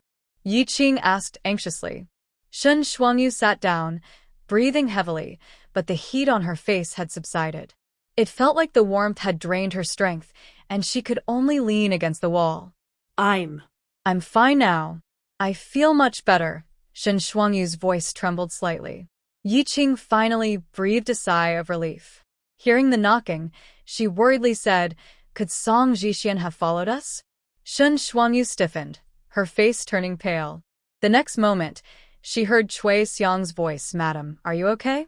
Shen Shuangyu gritted her teeth, staring intently at the door, and replied, "I'm fine. I want to be alone for a while. Please don't disturb me." Whether or not Song Jixian was outside, she hoped this would make him leave her alone. At that moment, Song Jixian stood in the courtyard. He had told the servants that the madam suddenly felt unwell, asking the maid to check on her. He glared at the small kitchen door, his anger boiling inside him. The fragrance had affected him, making him feel like he had been interrupted during something important, which would frustrate any man. Song Zixian had always been pursued by many women, but he had remained steadfast, only ever being with Shin Chuchu. Now, he was willing to let Shen Shuangyu be his second woman, but unexpectedly, she ran away. He had never faced such humiliation. He couldn't believe it and wondered if Shen Shuangyu was just being difficult or if there was another reason, so instead of leaving in anger, he chose to send a maid to try again. Seeing the awkward expression on Cui Xiang's face, Song Zixian knew the answer. Everyone around was watching, and they all knew there was supposed to be a celebration tonight. Yet as the husband, he was rejected by his own wife. Song Zixian could no longer stay, maintaining a grim expression. He waved his sleeve and left without saying a word. Everyone held their breath, clearly seeing that the Lord was furious. This couple's relationship would likely worsen. Cui Xiang, as a servant in the Marquis's household, was now following Shen Shuangyu, but still hoped for her lady to be favored. So, seeing Song Zixian leave, she couldn't help but anxiously remind her, "Madam, the Lord has left and seems very angry you." The kitchen was quiet for a while before a voice finally came out. "You all can go.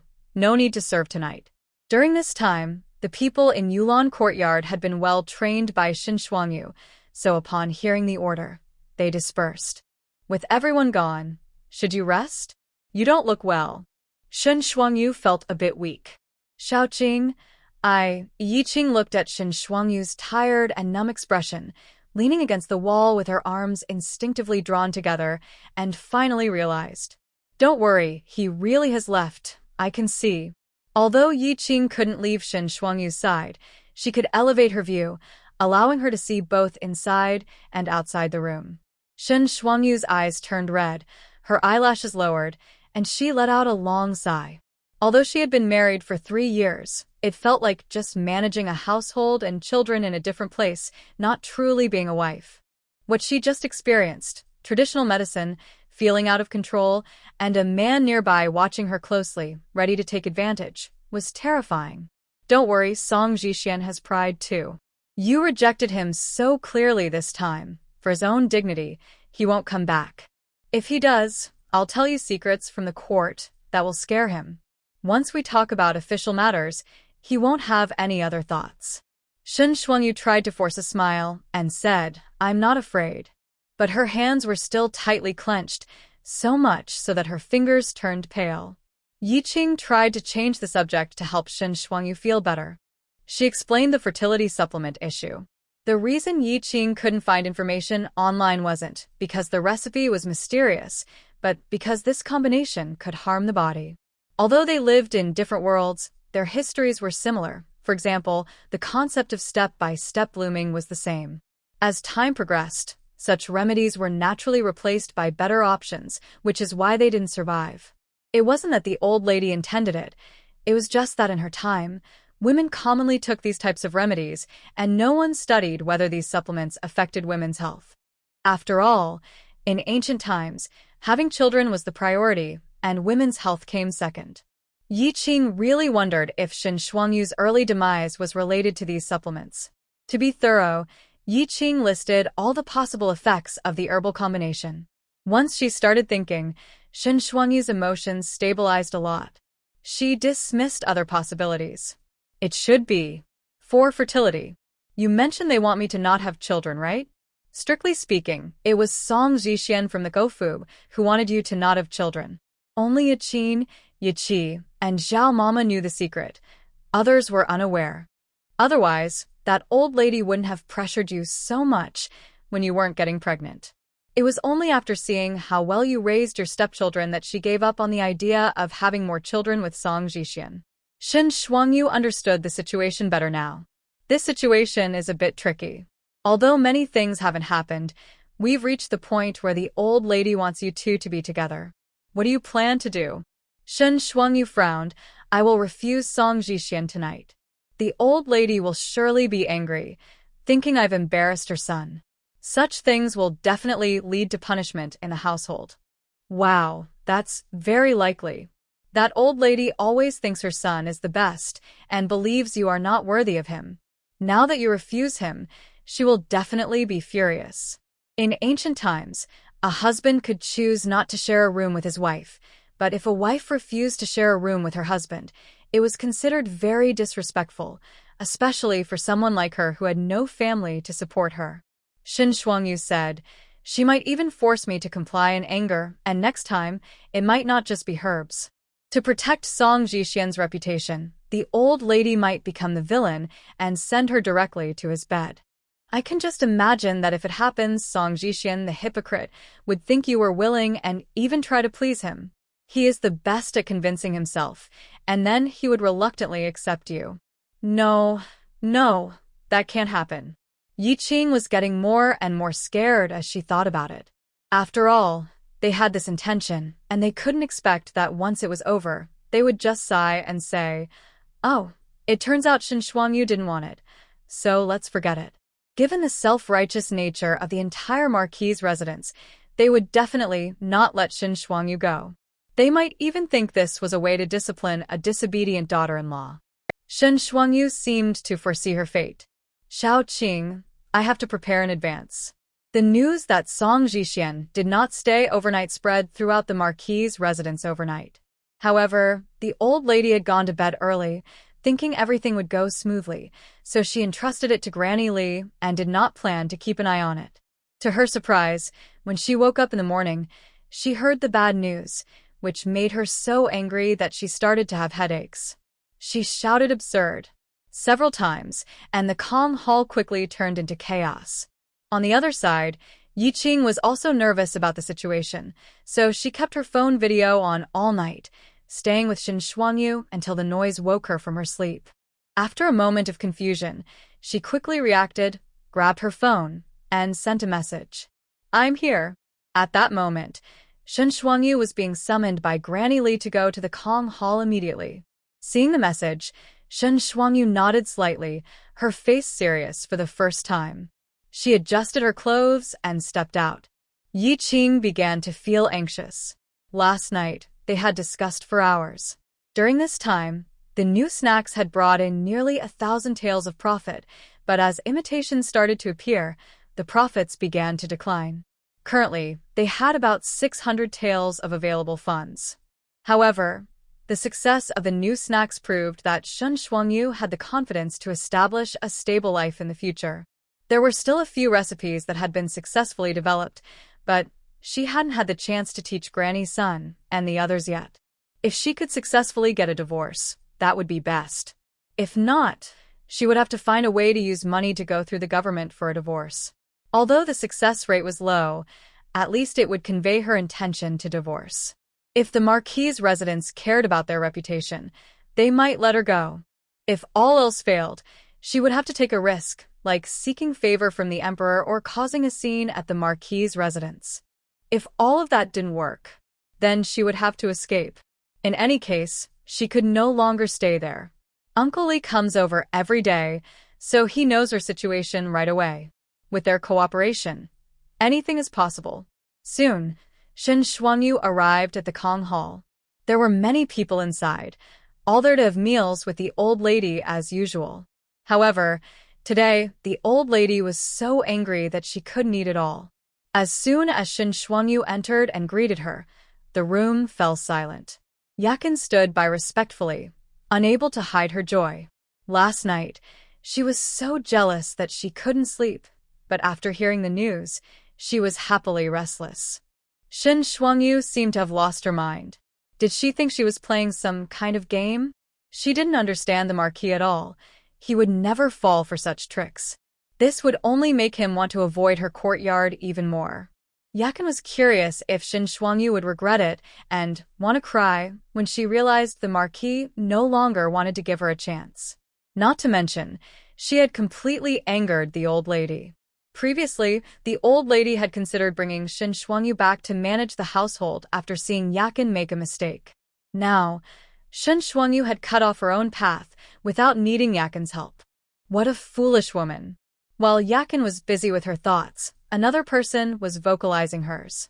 Song Yutong saw Shen Shuangyu enter and sneered. She knows how to pretend to be virtuous, but she's clearly someone who has been with men before marriage. What a joke! Some people just don't think straight. It was clear that she wanted to slap Shen Shuangyu, but it seemed the old lady was really angry. Such disrespectful words were spoken without any restraint. Shen Shuangyu didn't bother with Song Yutong today and directly knelt before the old lady. There were also 3 children at the table.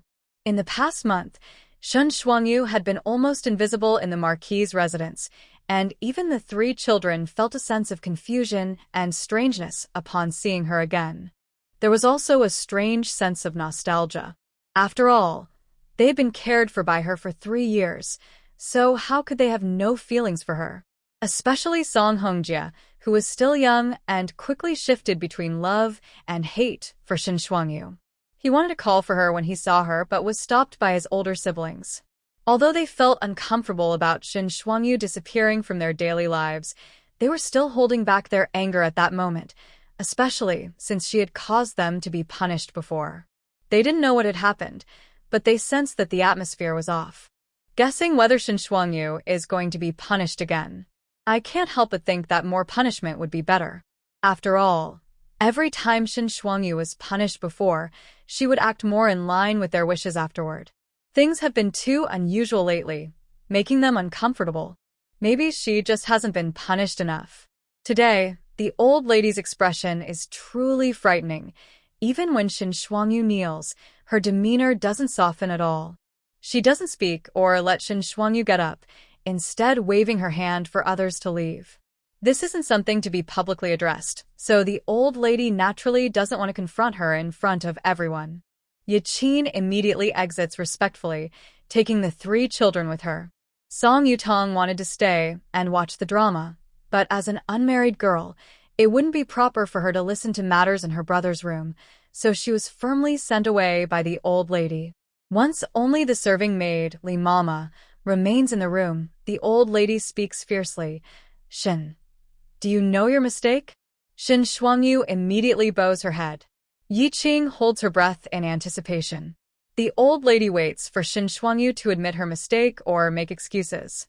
But the next second, she hears Shen Shuangyu firmly say, I know I no longer deserve to be the main wife of the Marquis' residence. I ask the old lady for mercy, considering my 3 years of loyalty.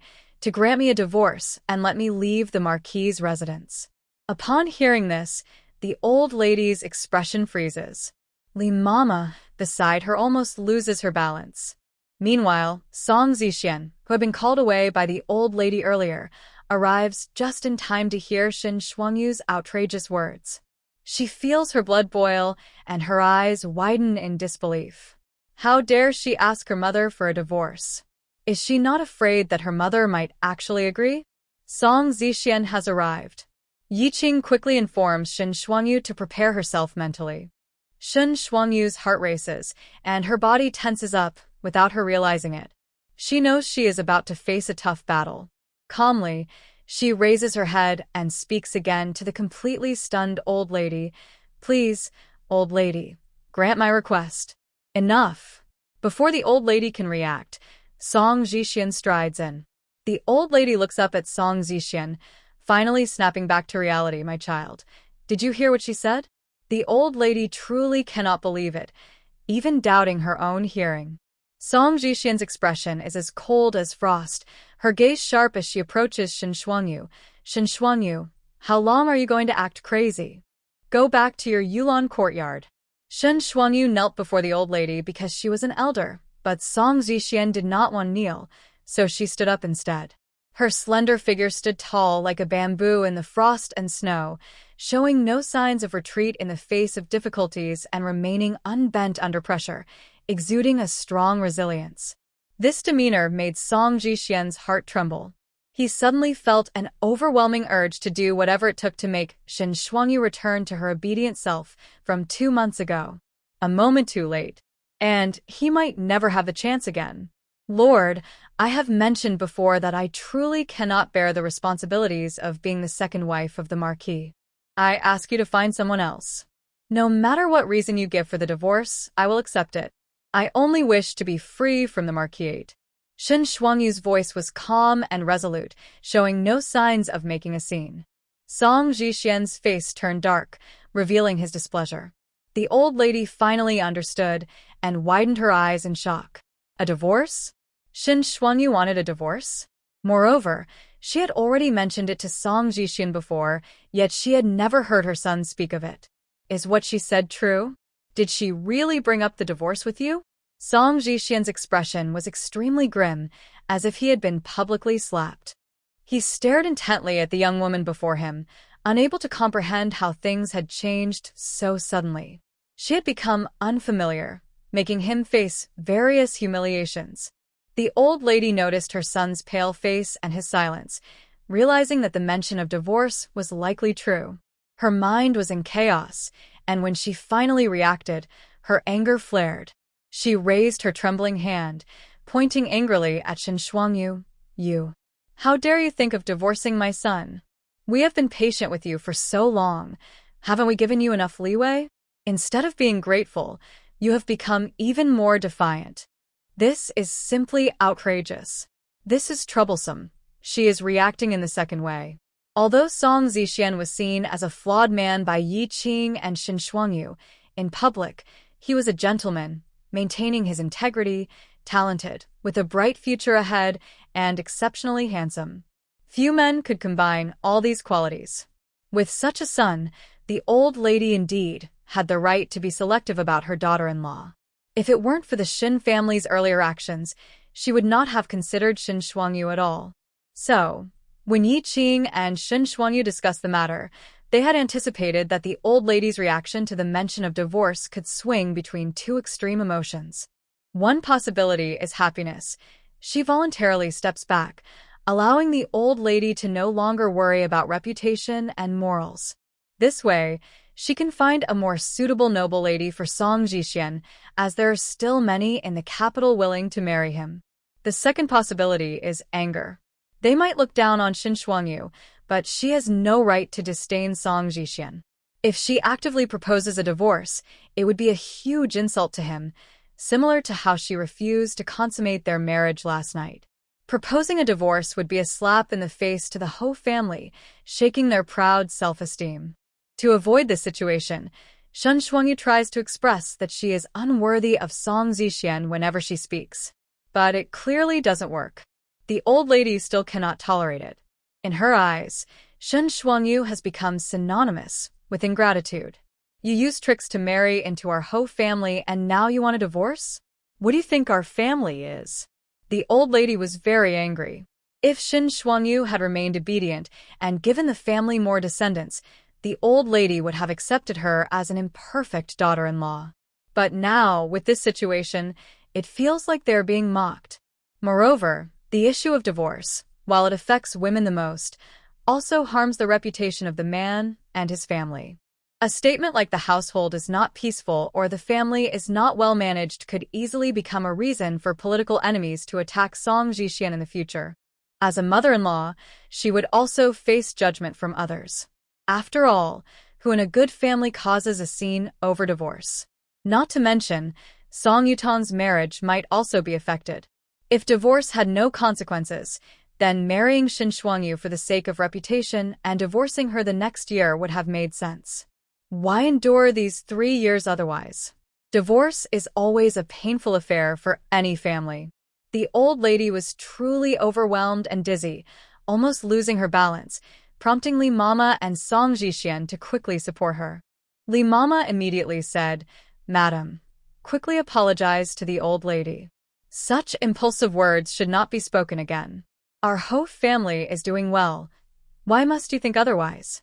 If you have any dissatisfaction or grievances, the old lady will support you. Why aren't you leaving? Song Zhixian coldly scolded Shen Shuangyu. Shen Shuangyu stood her ground, as if her feet were nailed to the floor. Arguing with the old lady about the past was pointless. The more she spoke, the more it seemed she looked down on Song Zhixian, which would likely have an even worse effect on the old lady. So, Shen Shuangyu directly said, "Old madam, the Marquis's residence no longer needs me. Keeping me here is just a burden. The Marquis deserves to marry a better woman, and I have made up my mind." You. The old lady almost choked in anger. Made up your mind? Song Zhixian's tone was filled with a chilling anger, as if he could freeze the air around him. Shen Shuangyu looked directly at Song Zhixian and nodded. "Yes, I have made up my mind. I, Shen Shuangyu, request to leave today." The old lady was left stunned with anger. The room fell into a dead silence. From behind the screen, Yi Qing's heart raced, praying that Song Zhixian would act reasonably. Time passed slowly. Yi Qing could even see the nervous sweat forming on Shen Shuangyu's forehead. "Bring someone in." Suddenly, Song Zhixian reined in all his anger and called out. Yi Qing thought, could he be getting pen and paper to write the divorce agreement? As she was about to send a message, she heard Song Zhixian instruct, "Prepare a carriage. I will return to the Shen family with my wife today." Yi Qing almost dropped her phone. What was happening? She quickly looked at Shen Shuangyu, who was watching Song Zhixian with a serious expression. "Marquis, even if the Shen family intervenes, I will not change my mind. There is no need for you to go through all this trouble." Song Zhixian remained expressionless, with a hint of mockery. "Don't you want a divorce? The Shen family needs to know that it is you who wants to cause a divorce, not that I don't want a woman from the Shen family. As long as the Shen family agrees to the divorce, I will give you the agreement immediately." At this, Shen Shuangyu's face turned pale, losing all color. The worst outcome had occurred. In fact, if Song Zhixian had simply agreed and written the divorce agreement, he wouldn't have needed to inform the Shen family. But Song Zhixian had only one purpose in doing this, to use the Shen family to pressure Shen Shuangyu into admitting her mistake and turning back. Shen Shuangyu naturally guessed Song Zhixian's intentions, which meant her most anticipated plan had failed. Indeed, Song Zhixian would not easily agree to the divorce. He directly rejected Shen Shuangyu's personal wishes, as if she were the property of the Shen family. Only with their consent did she have the right to decide. But they all knew that the Shen family, whether as her family or out of concern for their 3 children, would not easily agree. It could be said that their approval was even harder to obtain than that of the Marquis's residence. On the way to the Shen family, Song Zhixian didn't even want to share a car with Shen Shuangyu. It was unclear whether he was afraid Shen Shuangyu would say something unpleasant, or if he simply didn't want to face her. However, this did make it easier for Shin Shuangyu to discuss matters with Yi Qing. The situation isn't good. I didn't expect that man would act so ruthlessly and go straight to our parents. Now the Shin family is involved, and getting a divorce will be even harder. They didn't give you any time to react, and you won't even have a chance to vent to Uncle Lee. Have you thought about how to deal with this? We can only respond to the Shin family as they come. I need to make the main family believe that even if they keep me, I won't take care of those 3 kids, and might even be a negative influence on them, Shin Shuangyu calmly analyzed. If necessary, I will expose everything, create confusion, and make them believe that I am determined to leave. Letting me go is the best choice for them. She was already mentally prepared to cut ties with them, so she wasn't afraid of confrontation. Even if the truth came out and no one believed her, Shin Shuangyu was ready to take drastic measures if needed. However, she wouldn't act impulsively. She would be careful not to burn all her bridges. Pushing the Shin family too hard would not be good for her. With no one to back her up, she couldn't take unnecessary risks. Her life had just begun to show signs of hope. She couldn't guarantee that the Shin family wouldn't take extreme actions that she couldn't handle. Yi Qing noticed Shin Shuangyu's hands were tightly intertwined, trembling slightly. The pressure Shin Shuangyu faced was beyond Yi Qing's imagination. After all, they hadn't expected Song Zhixian to make such a sudden move. They thought that even if the divorce negotiations failed, the family would still care about their reputation and keep things quiet, giving Shin Shuangyu a chance to maneuver. Perhaps last night had hurt Song Zhixian's pride, which led to this. When you arrive at the Shin family, you must be mentally prepared. They have a habit of exploiting you, and their minds are as hard as stone. They won't easily change their thoughts. As the saying goes, when someone who has been oppressed refuses to be oppressed any longer, they become the one who disrupts family harmony and brings trouble to everyone. When you go back this time, all your former relatives will blame and lecture you, but remember, their words are meaningless. They have no right to speak. Shin Shuangyu's eyes flickered. I know you're worried that I might fall into self-doubt under their accusations and eventually break down, but don't worry. I won't forget how they harmed me. They are no longer my family. They are my enemies. Since learning the whole truth, Shin Shuangyu had not truly met anyone from the Shin family, but she had never forgotten the hatred that kept her awake at night. Well, while we have this time, let me tell you what I know about the future related to the Shin family. The more you know, the more useful it might be. Faced with such changes, she could only take it one step at a time. Soon, the Shin family arrived. The carriage slowly stopped, its wheels rolling over the stone path with a dull sound, as if signaling the upcoming scene. At the entrance of the Shin family, 2 tall vermilion doors reached the sky. The doorman, having received news early, opened the doors to welcome the guests.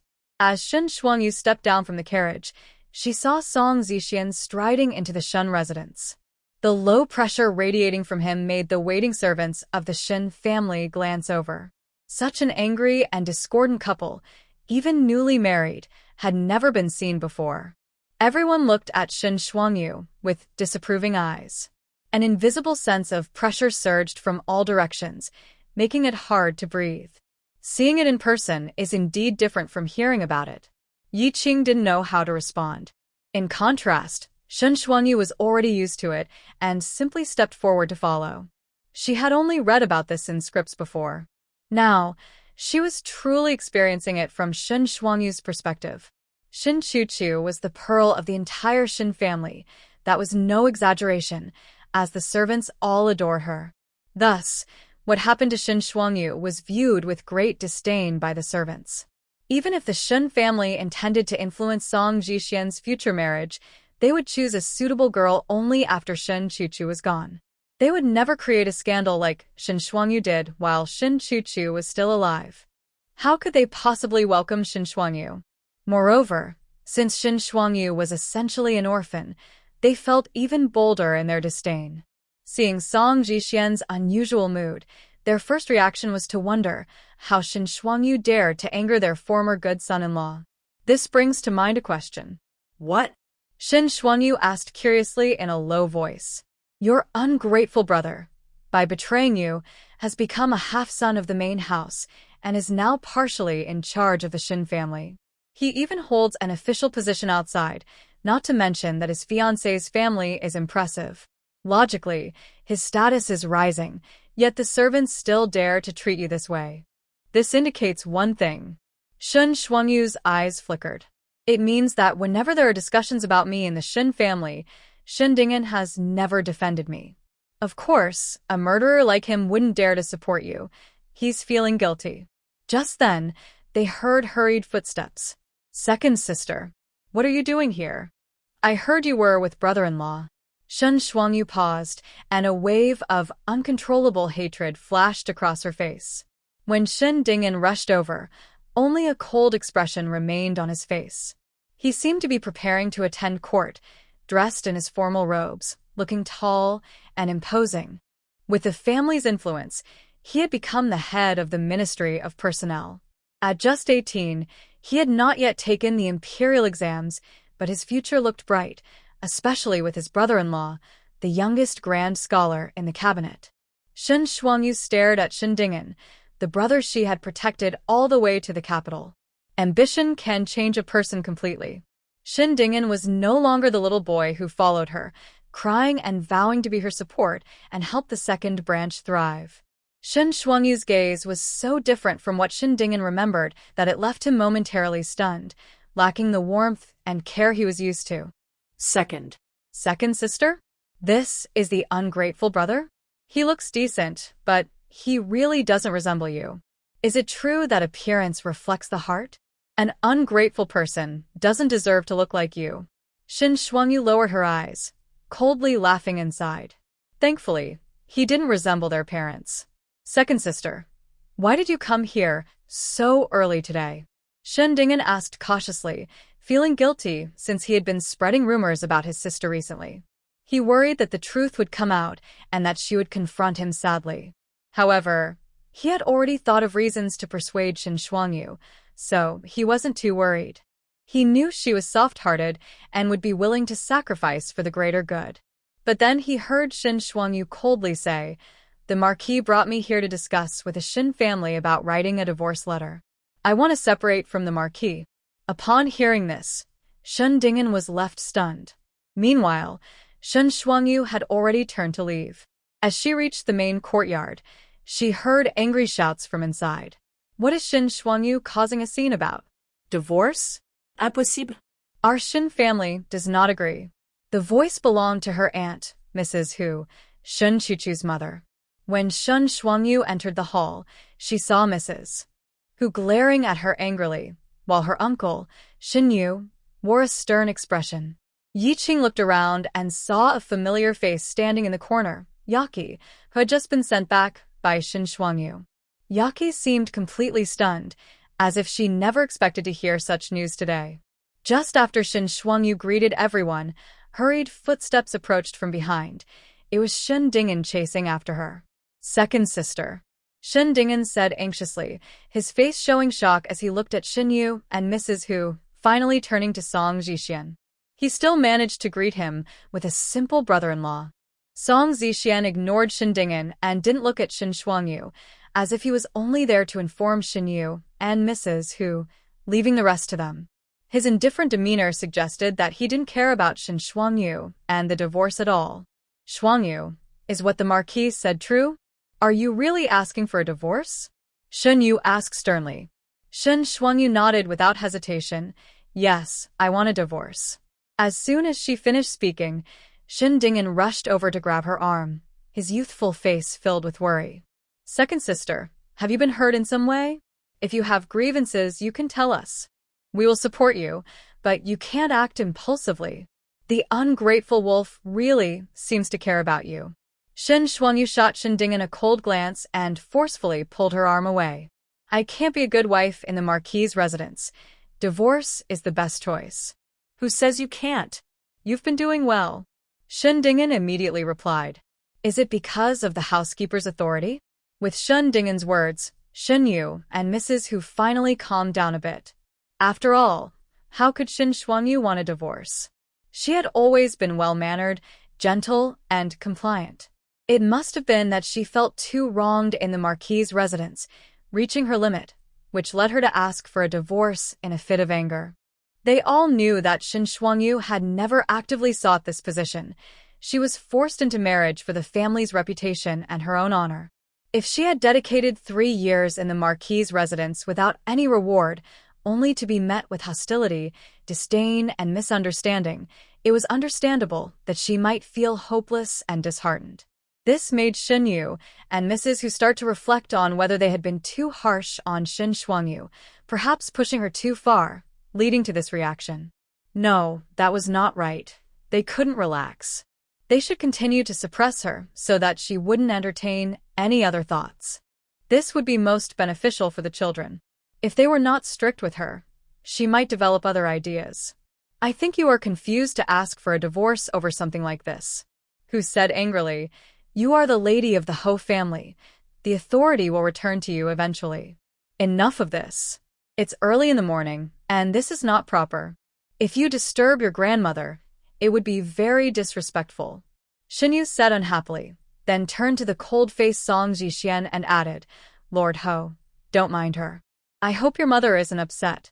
Let her apologize later, and let's not bring this up again." Song Jixian's eyebrows moved slightly as he gave Shin Shuangyu a mocking glance, waiting for her reaction. What a group of self-righteous people.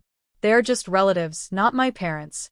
Even if they can use the Shun family's name to interfere with my divorce, who do they think they are to say such things? It's laughable. One might think I'm their daughter. Shin Shuangyu sneered inwardly, and then spoke, "Uncle and aunt, my parents have passed away.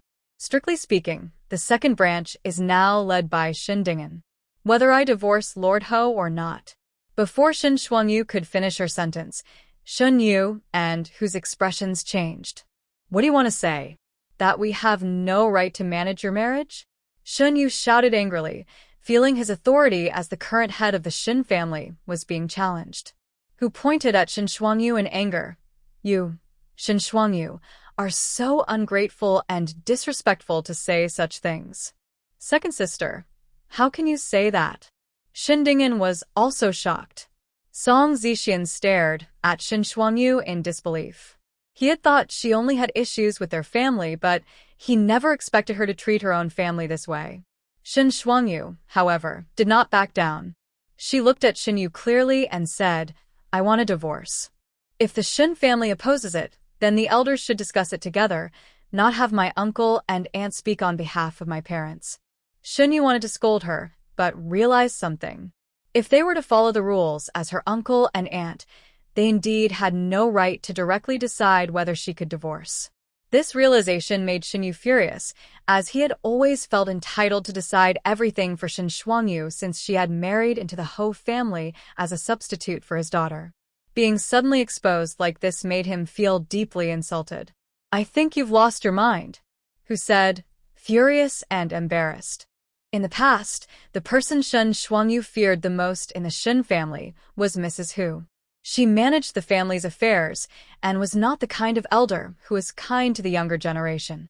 All her affection was given to her only daughter and her own family. Therefore, in Shin Shuangyu's mind, she had always been a strict and somewhat fierce elder. If it were before, seeing Mrs. Hu like this would have frightened her.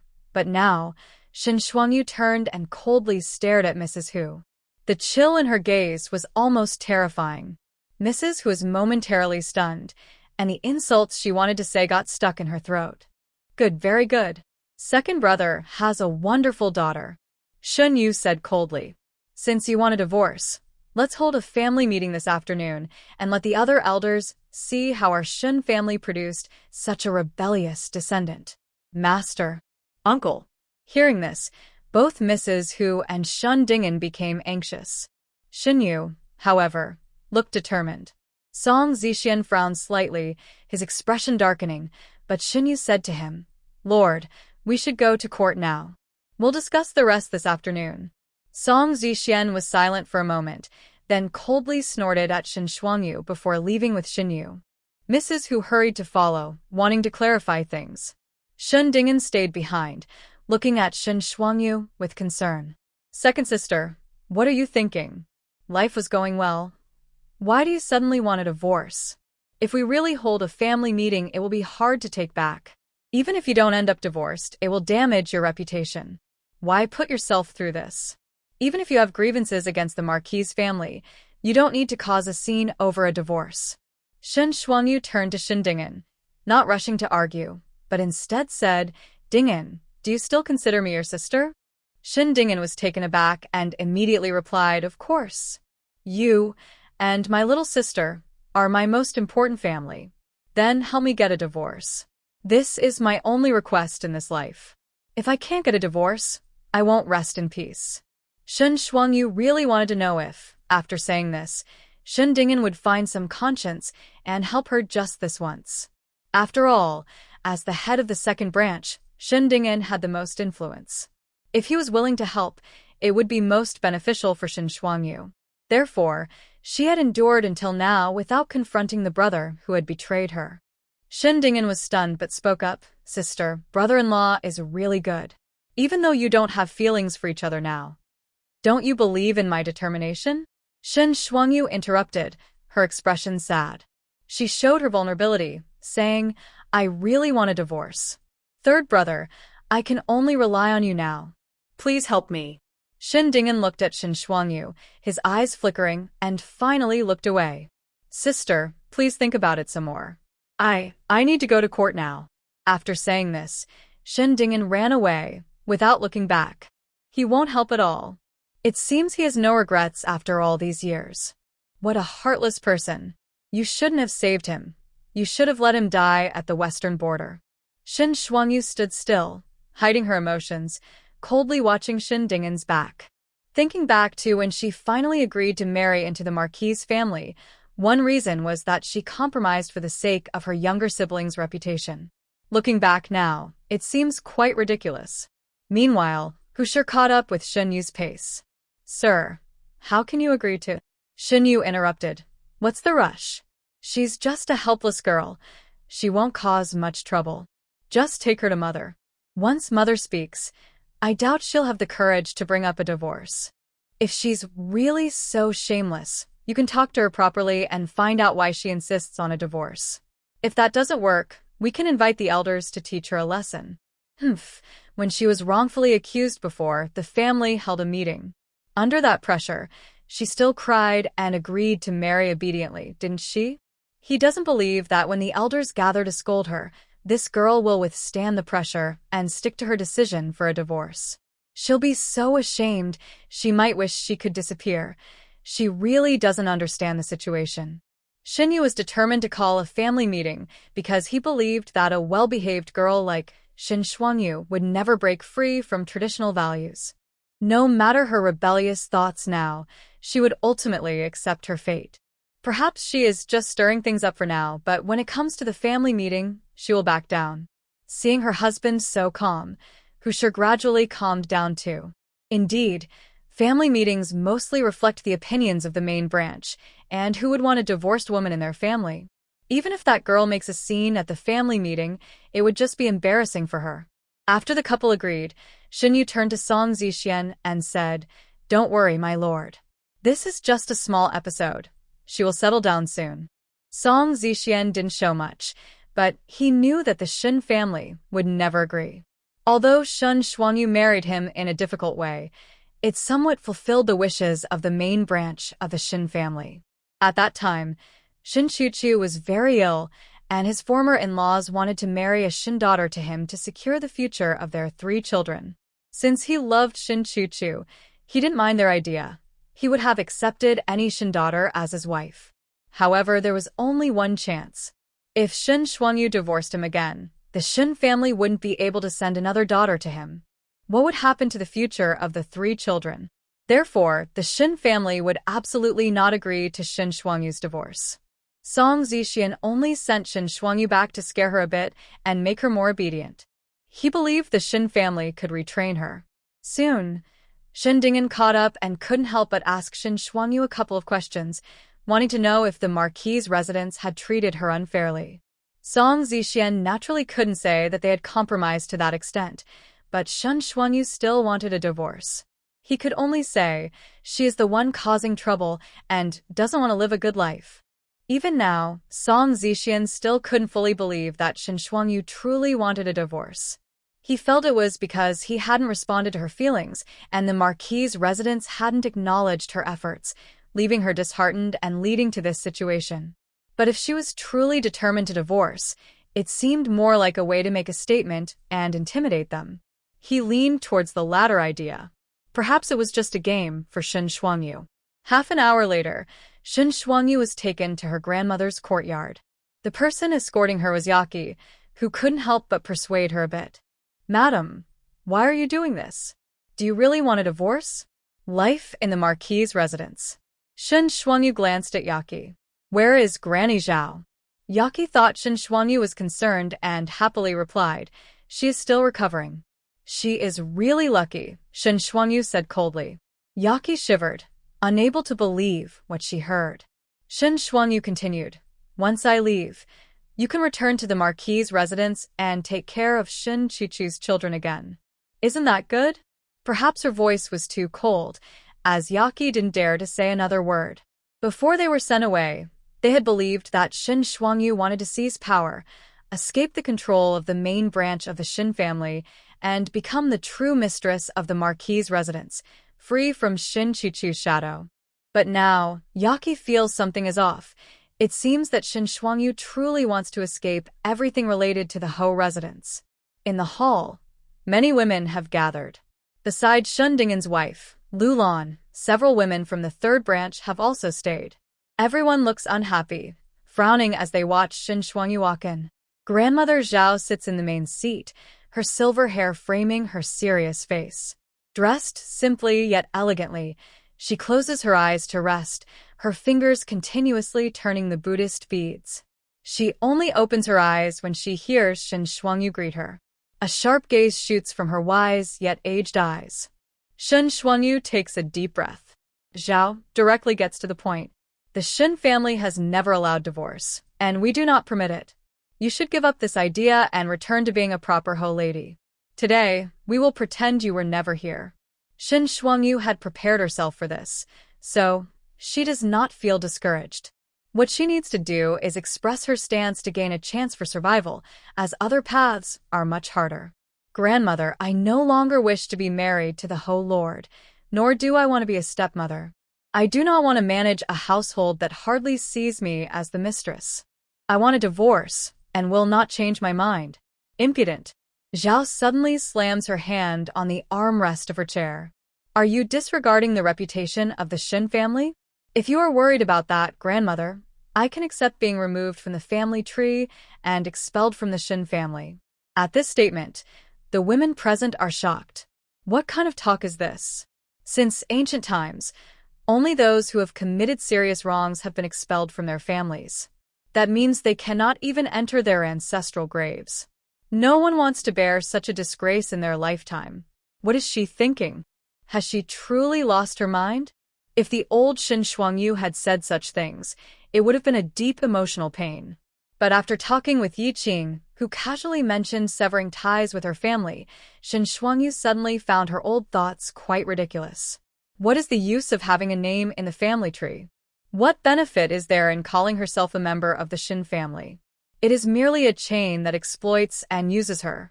Zhao, and who look at Shen Shuangyu with wide eyes, as if they do not recognize her. After all, they know the truth.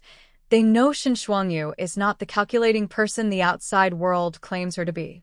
She is obedient, gentle, and kind. How could she say such rebellious words? The women from the third branch and Shen Dingen's new wife, Lu Lan, look at Shen Shuangyu with disdain after their initial shock. Because their understanding of Shen Shuangyu is the same as that of the uninformed servants outside, 3 years ago, they caused a scandal for their own selfish reasons, and now they are making a fuss about divorce. Such shameless behavior, if done repeatedly, is not surprising. "Shuangyu, what you said is quite amusing. Our Shen family has never had a divorced woman, so we certainly cannot have an exiled daughter. If such a scandal breaks out, how will others view the upbringing of our Shen family's descendants? You were raised by us, so you must not turn against us." Otherwise, your parents in the afterlife would surely be disturbed by your actions, Aunt Shin said sarcastically. Aunt Shin looked prosperous, but had a sharp and bitter demeanor, reflecting her true nature. Behind her stood many concubines and children from the third branch, making it the largest branch of the Shin family. This is the third branch of the Shin family, a family with quantity, but no quality. They have 2 legitimate sons but still can't compete with Shin Dingen, and all they do is stir up trouble. Shin Shuangyu turned to look at Aunt Shin. Previously, Yi Qing had mentioned the situation of this family, noting that the boys were useless and the married daughters were not living peacefully. After Shin Dingen took full control of the Shin family, this branch became more of a marginalized existence. However, Aunt Shin has always been particularly unfriendly towards her. In the 3 years since her marriage, every time she returned, Aunt Shin had subtly made things uncomfortable for her. She thought it was because Aunt Shin disapproved of her being wrongfully accused of scandalous behavior. If it weren't for Yi Qing revealing the truth, she might never have understood why Aunt Shin initially pretended to be a caring elder towards her. Everything changed later. The reason is quite ridiculous. 3 years ago, Aunt Shin wanted to marry off one of her unmarried daughters to Song Zixian to replace Shin Chuchu, truly aiming to climb the social ladder. She had even lowered herself to please sister-in-law who, for a long time, only to end up with nothing. Sister-in-law who acted as if she was helpless, making it seem like she had originally favored the third branch, but was surprised when Shin Shuangyu shamelessly intervened. Thus, all the conflicts and hatred were shifted onto Shin Shuangyu. Now, Shin Shuangyu mentioned wanting a divorce, while her daughter was already married and living unhappily. Aunt Shin would surely have a lot to say about that. I'll look at her rolling her eyes. I wonder how she will react when she learns the truth, that who is just playing her. Will she confront who? Shin Shuangyu looked at the foolish person who was also being mocked and replied, Aunt San, you worry too much. My parents are uneasy because they see everything I'm going through. For their sake, I must get a divorce. What nonsense are you talking about? Aunt San looked at Shin Shuangyu as if she were crazy. However, Grandmother Zhao and Aunt Hu felt a moment of guilt. To speak frankly, second sister, I may not have met your in-laws, but I know they are proper people. They would never allow their daughter to create such a scandal, Lu Lan said bluntly, not being familiar with Shin Shuangyu. In their few previous interactions, Shin Shuangyu had always been kind to Lu Lan, even when Lu Lan spoke disrespectfully about her. So now Lu Lan spoke to Shin Shuangyu without much regard. Shin Shuangyu understood that Lu Lan's prejudice came from the rumors affecting her, and if she took offense, it would only harm her brother's family harmony. She believed that over time, true feelings would show, and kindness would eventually be rewarded. Yet, Yi Qing told her that this sister-in-law would never appreciate her, would not believe her grievances, and would even discourage her children from being close to their aunt, clearly showing her disdain. Even after helping Lu Lan many times, she couldn't earn a sincere heart in return. So, some people don't deserve kindness. She truly doesn't. Not everyone belongs in the same family. This sister-in-law is just as selfish as my brother. Shin Shuangyu looked at Lu Lan, finally showing her coldness. Lu Lan, who had been looking down on her, was momentarily taken aback. My parents came to me in a dream. Is that not valid? You haven't met my parents, so you have no right to speculate about the thoughts of my deceased in-laws. Lu Lan was shocked, never expecting Shin Shuangyu to confront her. She had always treated her with kindness and patience. It truly showed that one can know a person's face but not their heart. Lu Lan had pretended to be virtuous, and thankfully, Shin Shuangyu hadn't believed it. Inside, she was just an ill-mannered, two-faced person. Now, she was trying to harm the reputation of their family. Lu Lan held back her temper, knowing the elders were present. She couldn't argue and instead said, My husband has just taken on the responsibilities of the second household and is still young. He can't handle this kind of turmoil. I hope you can be considerate, second sister, especially since my husband often speaks of you. Her words implied, Don't be so selfish as an older sister. The sister-in-law may look beautiful on the outside, but inside, she is quite the opposite. As someone who should be closest to you in this room, she doesn't even try to ask what happened and just decisively tells you to be quiet. It's truly cold-hearted. You worry about her, but who worries about you? You deserve to be sacrificed, thinking it would be easy. Elders still need to be cautious, but she, as a younger generation, dares to confront you. Shin Shuangyu, go ahead and scold her. Shin Shuangyu sneered, what? You lost your virtue to my third brother before marriage, which is why you have this marriage. How can you ask me to worry about the reputation of the second branch? At her words, the room gasped, and everyone looked at Lulan, as this was quite a revelation. But since it was Shin Shuangyu from the second branch who said it, it must be true. Lulan lost her composure, suddenly standing up and knocking over a cup on the nearby table. Her face turned a mix of red and pale. You're talking nonsense. How could Shin Shuangyu know? This was a secret between her and Shin Dingen. It was just a moment of impulse, and afterward, Shin Dingen came to propose. How could anyone know? Shin Shuangyu coldly snorted. What? Do you want me to reveal your secret meeting place? Shin Shuangyu actually didn't know, as I Ching's script didn't cover such details. But Lulan felt guilty, and Shin Shuangyu's words struck home. Her eyes turned red with anger. Enough. You're just spouting rumors. Zhao spoke up to interrupt everything. Everyone could see there might be some truth to this, which is why Zhao was very displeased, thinking Shin Shuangyu was truly going mad for exposing her own brother's flaws just to win an argument. This showed a lack of respect for family honor. Let the eldest daughter-in-law stay. Everyone else leave. Once there were only 3 people left in the room, Shin Shuangyu knew the critical moment had come. Although the current situation exceeded her and Yi Qing's expectations and disrupted their plans, they were somewhat prepared for it. Zhao spoke in a deep voice. I don't know how you suddenly became like this. Saying such harsh words shows you truly want a divorce, but you are still too young. Do you think life will be easier after a divorce? It may be even harder than living in the Marquis's residence. You've always been a smart child. Why are you confused at such a time? I woke up and insisted on getting a divorce. Even though it is incredibly difficult for a divorced woman in this world, it is better than continuing to be the second wife in the Ho family. Shin Shuangyu said seriously to her grandmother, if you are willing to support me, I promise I will not cause any more trouble for the Shin family. In fact, I can offer something else in exchange just to get the divorce. Zhao frowned at Shin Shuangyu. Are you completely disregarding the Shin family's kindness in raising you?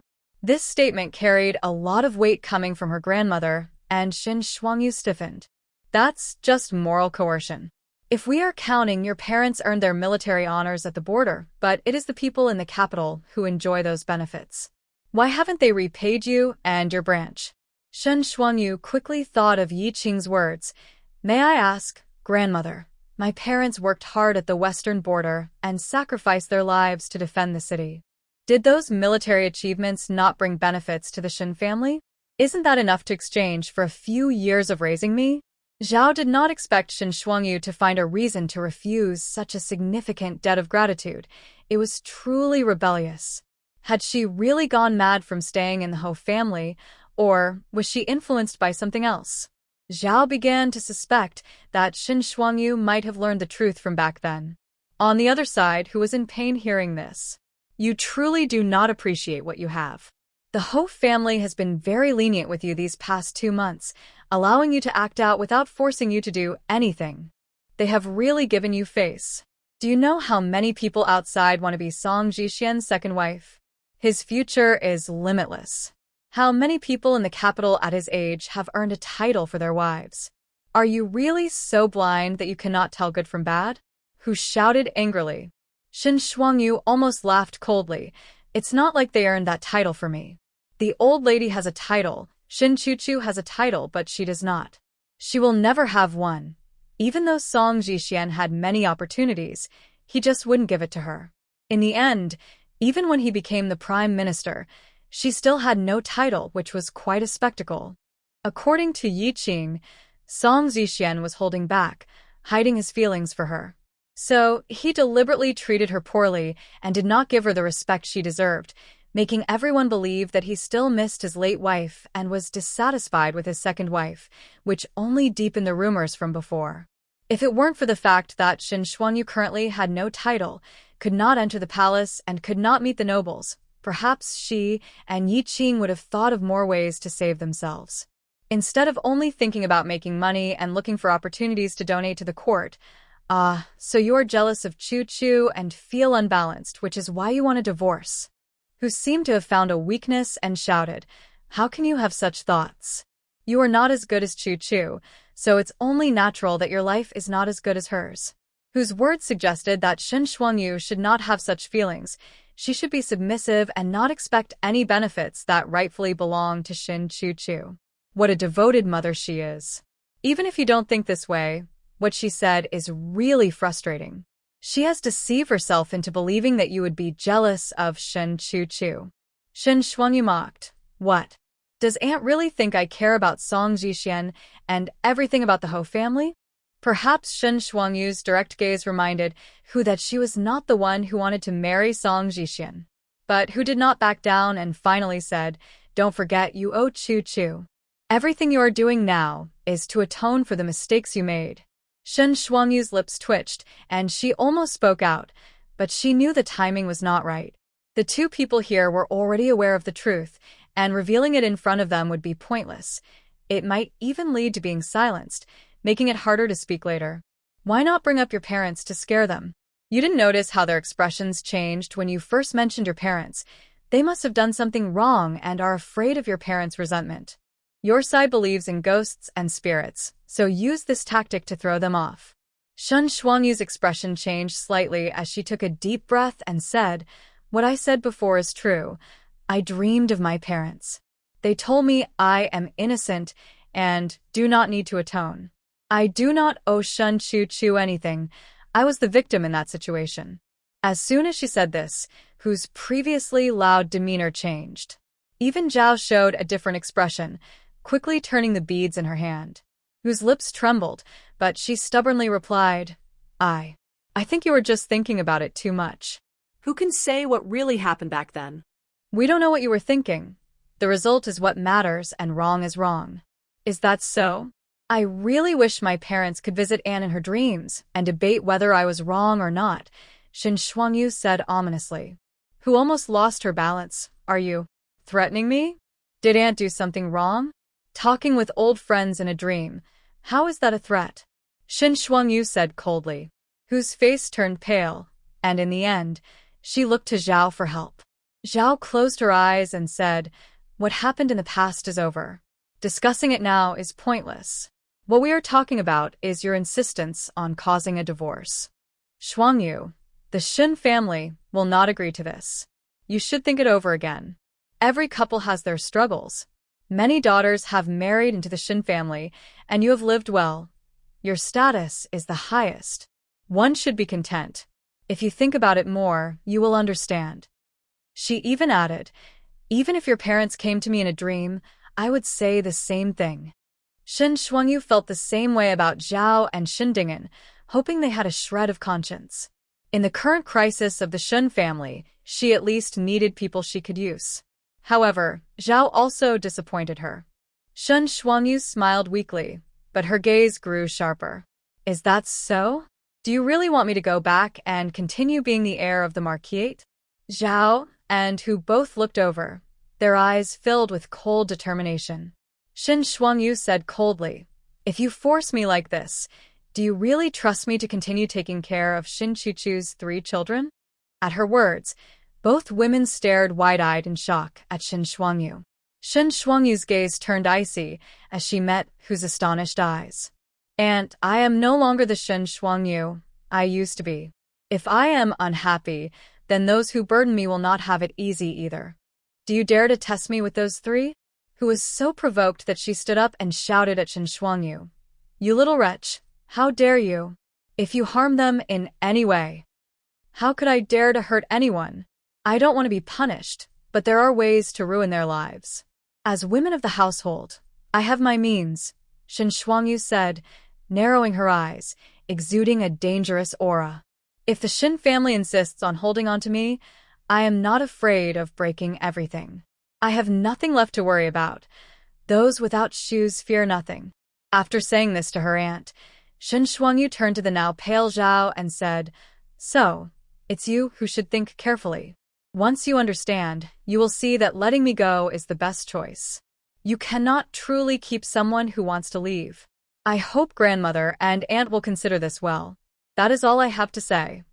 With that, Shen Shuangyu turned and left the room, signaling her determination not to negotiate further. Everything that needed to be said has been said, as long as they don't stubbornly hold on to their views. Not far from leaving, there were loud noises coming from inside the house, clearly indicating that the elders were not easily swayed. Shen Shuangyu's expression darkened. She returned alone to her old room in the courtyard of the second branch. No one was there to attend to her, as Lulan still held a grudge about what had just happened and had no desire to welcome her. However, Shen Shuangyu didn't mind. It was actually convenient for her to talk to Yi Qing. Yi Qing was also too anxious to notice the place where Shen Shuangyu used to live. The two were eager to discuss the various situations that might arise here. It wasn't until noon that someone brought lunch and announced it. An hour later, there would be a clan meeting. Clearly, even if the uncle had returned and learned what Shen Shuangyu had said, there was no compromise in sight. They planned to judge her at the clan meeting. Women should be loyal to their husbands. Have you forgotten the 3 obediences and 4 virtues? Divorce is a stain.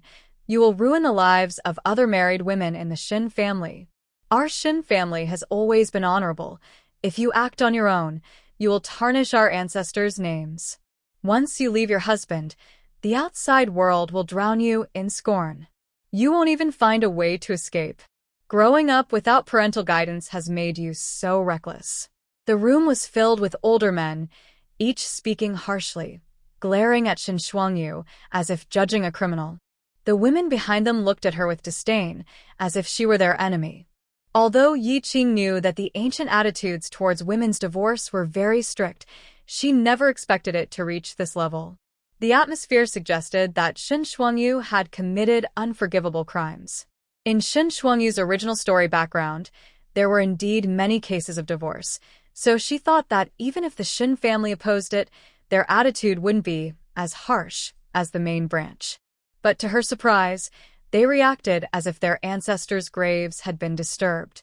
Although I don't know what dirt these distant relatives have, there must be plenty of conflicts among them. Compared to their issues, your divorce is much cleaner. It's surprising that they have the audacity to act like elders and scold you. I really wonder what kind of people they are, being so fierce. Actually, Yi Qing's original assumption was correct. Under normal circumstances, it wouldn't be this exaggerated. If it were truly like this, there would be no divorced women in the world. Shen Shuangyu understood very well that her mistreatment was not just because no one from the second branch was there to protect her. More importantly, the person she wanted to separate from was Song Zhixian. As a promising official close to the emperor, it was rare to gain the emperor's favor, especially in recent years when the emperor's intentions were hard to read. Although the Shen family had been a prominent family for 100 years, they were gradually declining and would never let go of a marriage connection like Song Zhixian. Moreover, the main power in the Shen family was held by the first branch, so they naturally had to consider their opinions. This led everyone to unite in blaming and suppressing her, wanting to humiliate her to the point of embarrassment, forcing her to abandon her thoughts and restore peace to the family. Faced with this situation, Shen Shuangyu no longer felt cold-hearted. She simply looked around, confirming that the more people present, the better. Her gaze swept across the spot and met the eyes of 2 people. Song Zhixian sat alone, indicating that he was not participating in the Shen family's judgment of Shen Shuangyu, but merely observing coldly. However, there was a cloud of uncertainty on his face. He did not expect that keeping Shen Shuangyu in the Shen family for a whole morning would not make her back down. When did she become so bold? This made Song Zhixian's previously certain thoughts waver. No, she didn't really want to separate from him.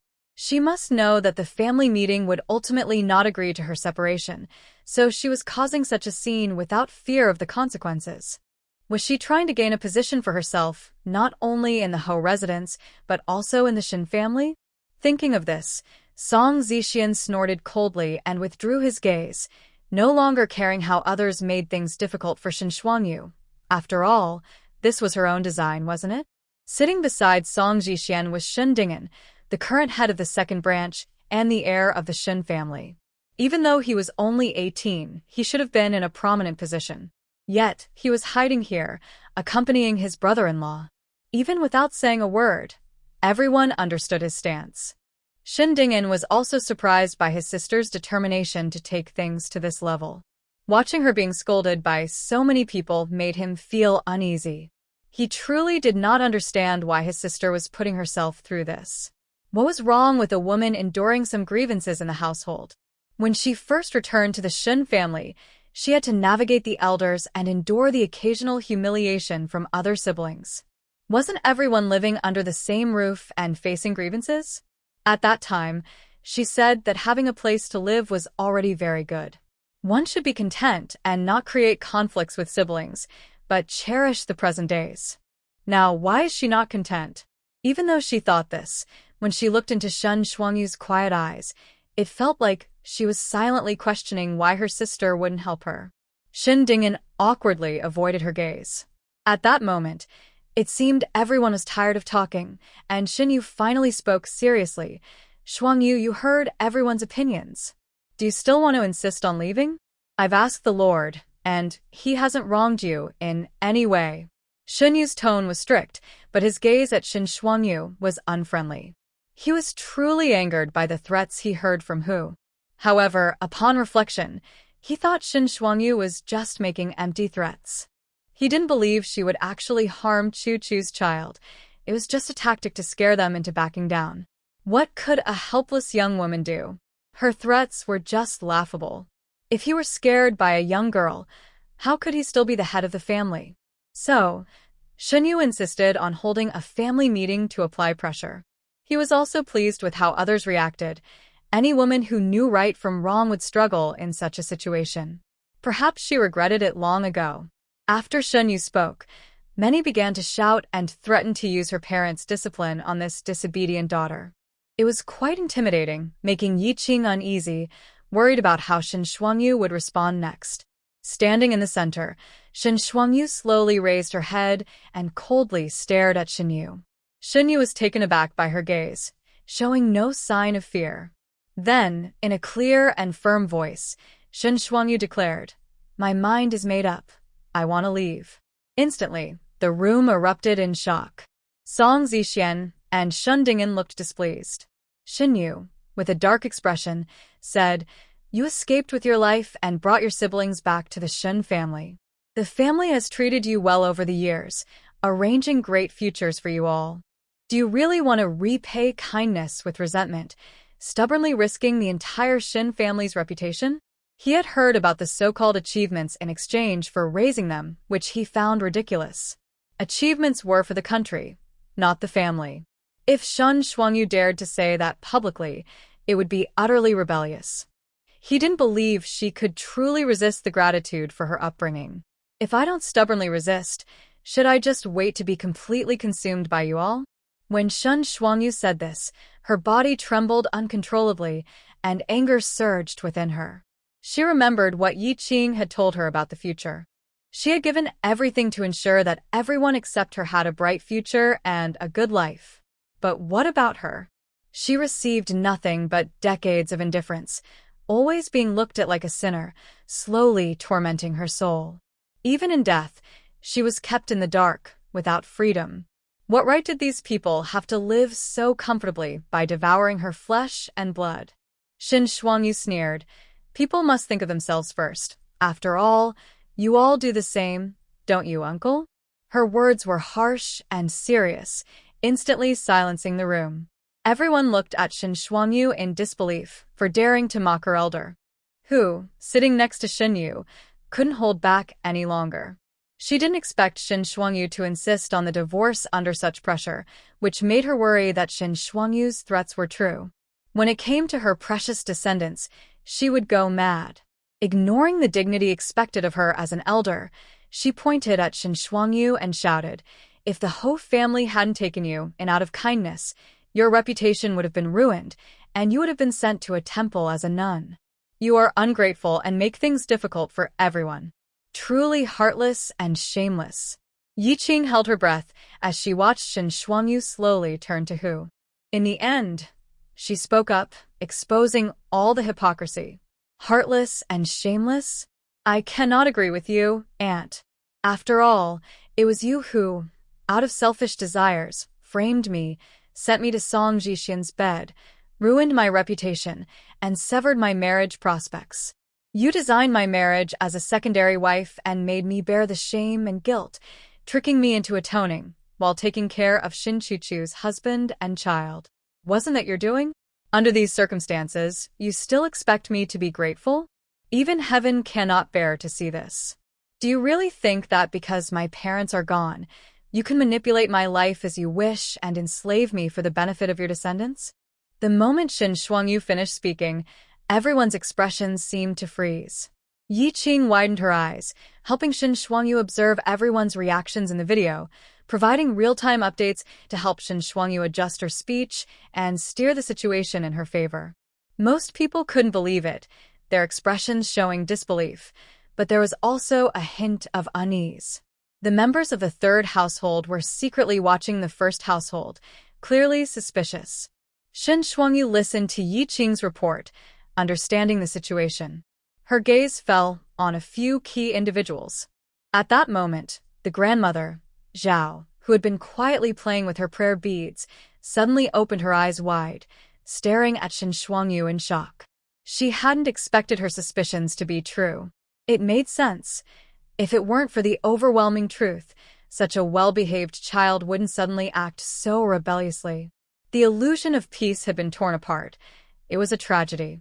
Shen Dingen's face had turned pale, his pupils shaking. He wanted to look at Shin Shuangyu but couldn't bring himself to do it. Did his second sister know? How did she find out? There were only 4 people who knew. No one should have told her. Wait, his second sister just mentioned their uncle and aunt, which meant she might not know her role in this. After all, knowing her character, if she realized what she had done, she would be heartbroken and would come to him for an explanation.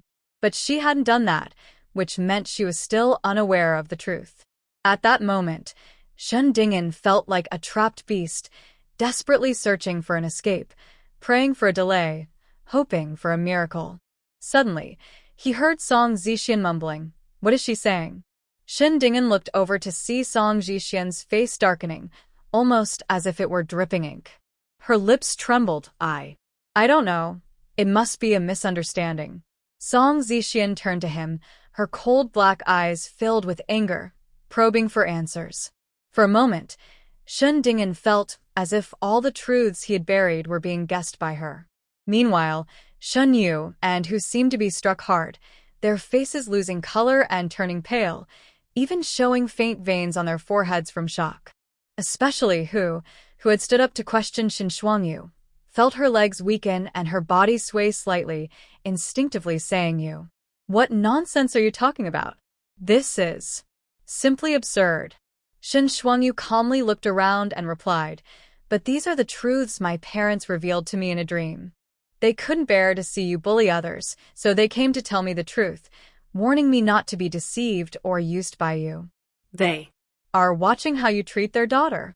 As soon as she said this, everyone present, except for Song Jixian, felt a chill run down their spines.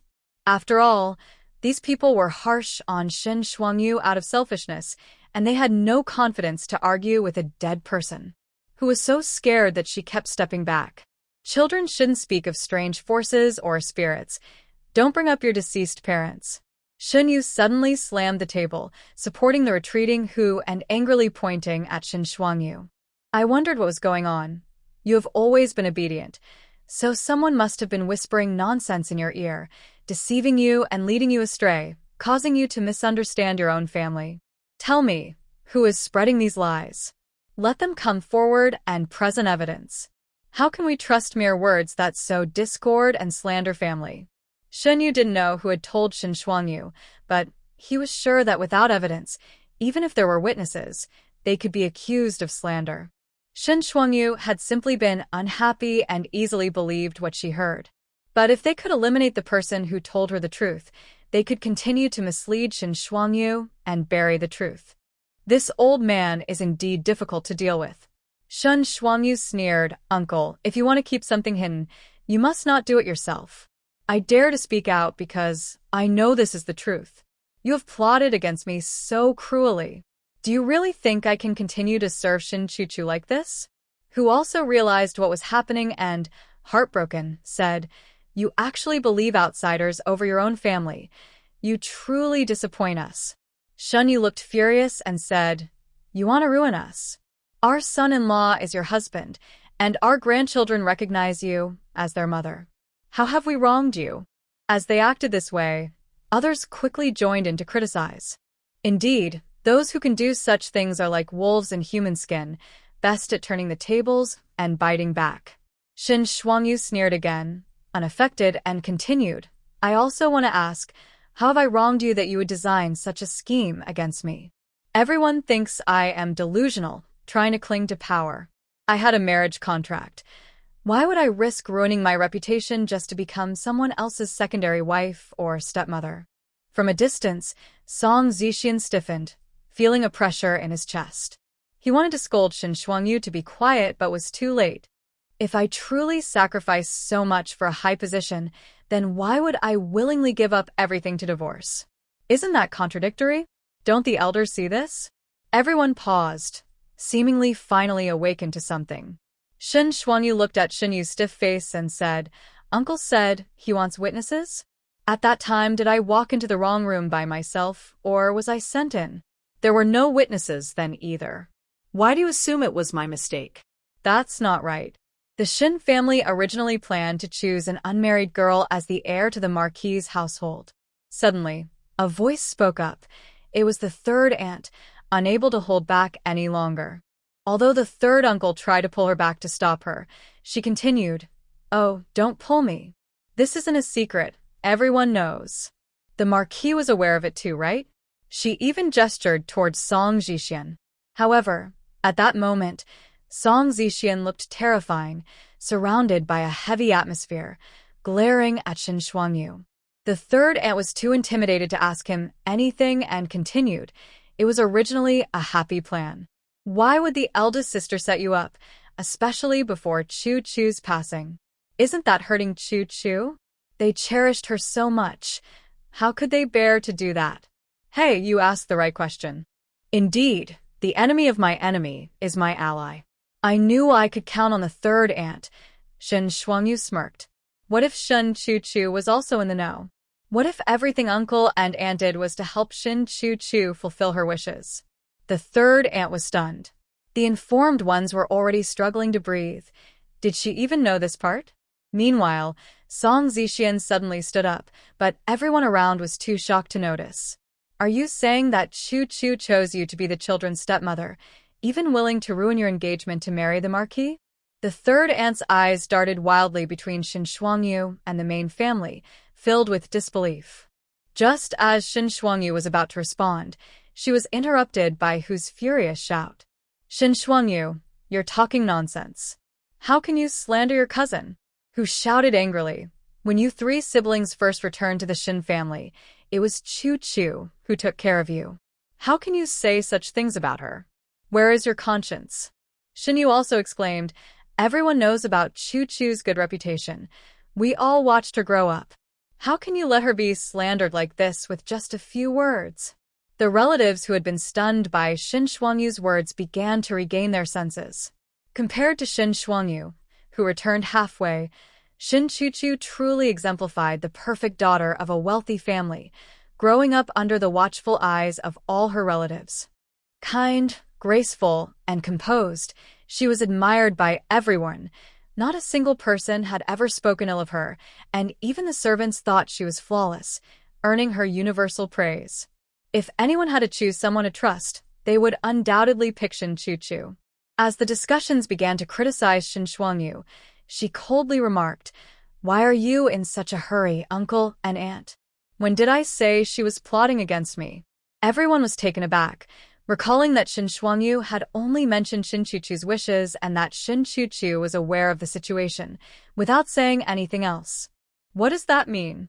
Aunt San asked anxiously. Shin Shuangyu looked at the changing expressions of the couple from the main family. Initially, we were indeed to choose an unmarried girl from the Shin family to be the wife of the Marquis, but who to choose? Shin Shuangyu glanced around. Besides Aunt San's daughter, many other relatives' children were also in the running. This mention brought back memories of the disappointment everyone felt when they heard about the last-minute change. Choosing someone was a discussion between uncle, aunt, and Shin Chuchu, but Shin Chuchu was not satisfied with anyone and was worried. She probably just casually praised me, thinking I was the most suitable choice. Unfortunately, I was already engaged, so to fulfill their daughter's wishes, uncle and aunt planned everything. Later, when they informed Shin Chuchu, she saw that things were set in stone and began to deceive me, positioning herself as the victim to manipulate me into accepting my fate. Shin Shuangyu did not hide the hatred in her eyes, staring intently at the increasingly panicked couple from the main family. At this moment, Hu and Xinyu were completely thrown into chaos. After all, at this point it was a secret known only to them. They could not understand how Shin Shuangyu knew. The room fell into a heavy silence once again. Everyone was shocked by this revelation. Some relatives could no longer hold back their exchanged glances. After all, Shin Shuangyu spoke with such conviction that it seemed the only explanation for her sudden desire to separate was that she had truly been wronged. In ancient times, a woman who sought separation must have been in a dire situation. If Shin Shuangyu's marriage had been manipulated like this, it was indeed unfair. The main family was essentially bullying a vulnerable girl. On the other side, Song Zixian nearly collapsed into a chair upon hearing this, his dark eyes trembling and his hands shaking slightly. All of Shin Shuangyu's unusual behavior over this time seemed to have an explanation now. Song Zixian suddenly felt extremely uncomfortable, as if he had been humiliated and his dignity had been shaken. Soon, a layer of coldness covered his face, making it hard to tell what he was thinking. Beside him, Shin Dingyan was startled back to reality by Song Zixian's actions and found himself at a loss for words to make amends. He couldn't understand how his second sister knew all of this. Could it be? Could it really be that their parents were watching over them from above? Thinking this, Shin Dingyan almost lost his composure, repeatedly telling himself that he hadn't done anything wrong. Everything he did was for the future of the second branch and to ensure his sister's life would be smoother. It was for everyone's good. At that moment, someone reacted and couldn't help but argue. No, even if the elder brother and sister-in-law dote on Chu-Chu, they can't go this crazy just because of one thing she said. That doesn't make sense. It's not that I think poorly of you, third uncle. There are other good girls in the Shin family, even if they aren't as good as you. Besides, the elder brother and sister-in-law have a decent daughter of their own. Why go through all this trouble to scheme against you? Third uncle couldn't help but speak up.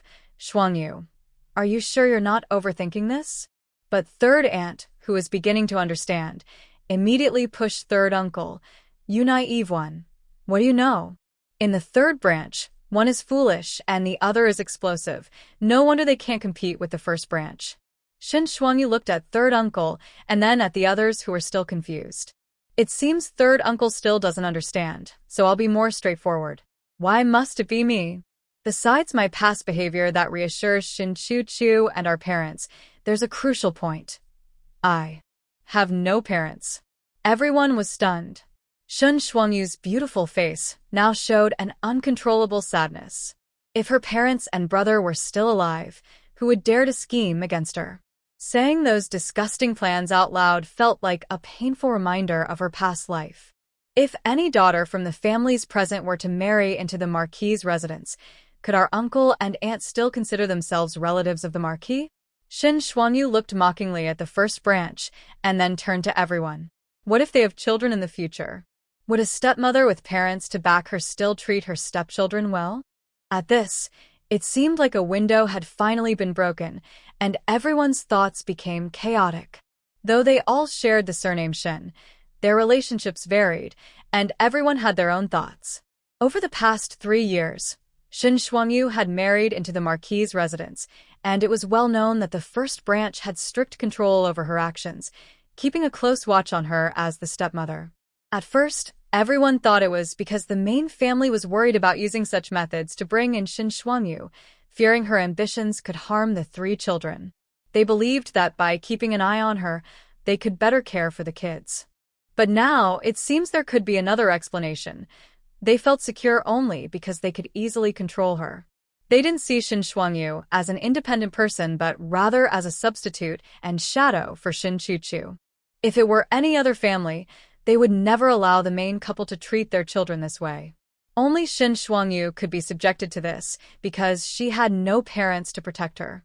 In an instant, everyone was shocked by this realization. The Shin family members who had considered marrying their daughter as a secondary wife showed expressions of sudden understanding. They looked at the main couple with astonished eyes. The couple stood frozen, staring at Shin Shuangyu with wide eyes, unable to say a word. Meanwhile, the third uncle, still in disbelief, thought about how the 3 brothers were left with only the main family and their branch to support each other after the second brother left the capital. Although there were occasional hidden struggles for power and the children's futures, they would never resort to such malicious schemes. The third uncle couldn't help but say, "Mi Shuangyu, this isn't right. Even if the eldest brother's family favors you and wants you to be the secondary wife, they should just tell you directly. There's no need to create such a scandal that could harm the Shin family too. Even the Marquis has been affected." The third aunt chimed in, "Of course, it's to ruin the original engagement. I remember the Yin family was very pleased with Shuangyu, and that young man from the Yin family was even." At this point, the third aunt hesitated, as he was now the brother-in-law. Continuing would cross a line. "That kind of man isn't worthy of you." Shin Shuangyu's eyes flickered. She knew Yi Qing was aware of everything, which is why she disapproved of that man. After 3 years of hardship, she had no feelings left for him. She only felt that things had changed. Meanwhile, from a distance, Song Jixian's expression turned cold as he fixed his gaze on Shin Shuangyu, as if judging her for not being loyal. Shin Dingyan also paused, unable to shake the suspicion that his second sister might still have feelings for Yin Lifeng, especially since the Yin family was returning to the capital soon. No, it couldn't be. His second sister would never do something so unethical, especially since she had always cared for her younger sister. Now, my younger sister and her husband are living well together, and she definitely wouldn't want to break them apart.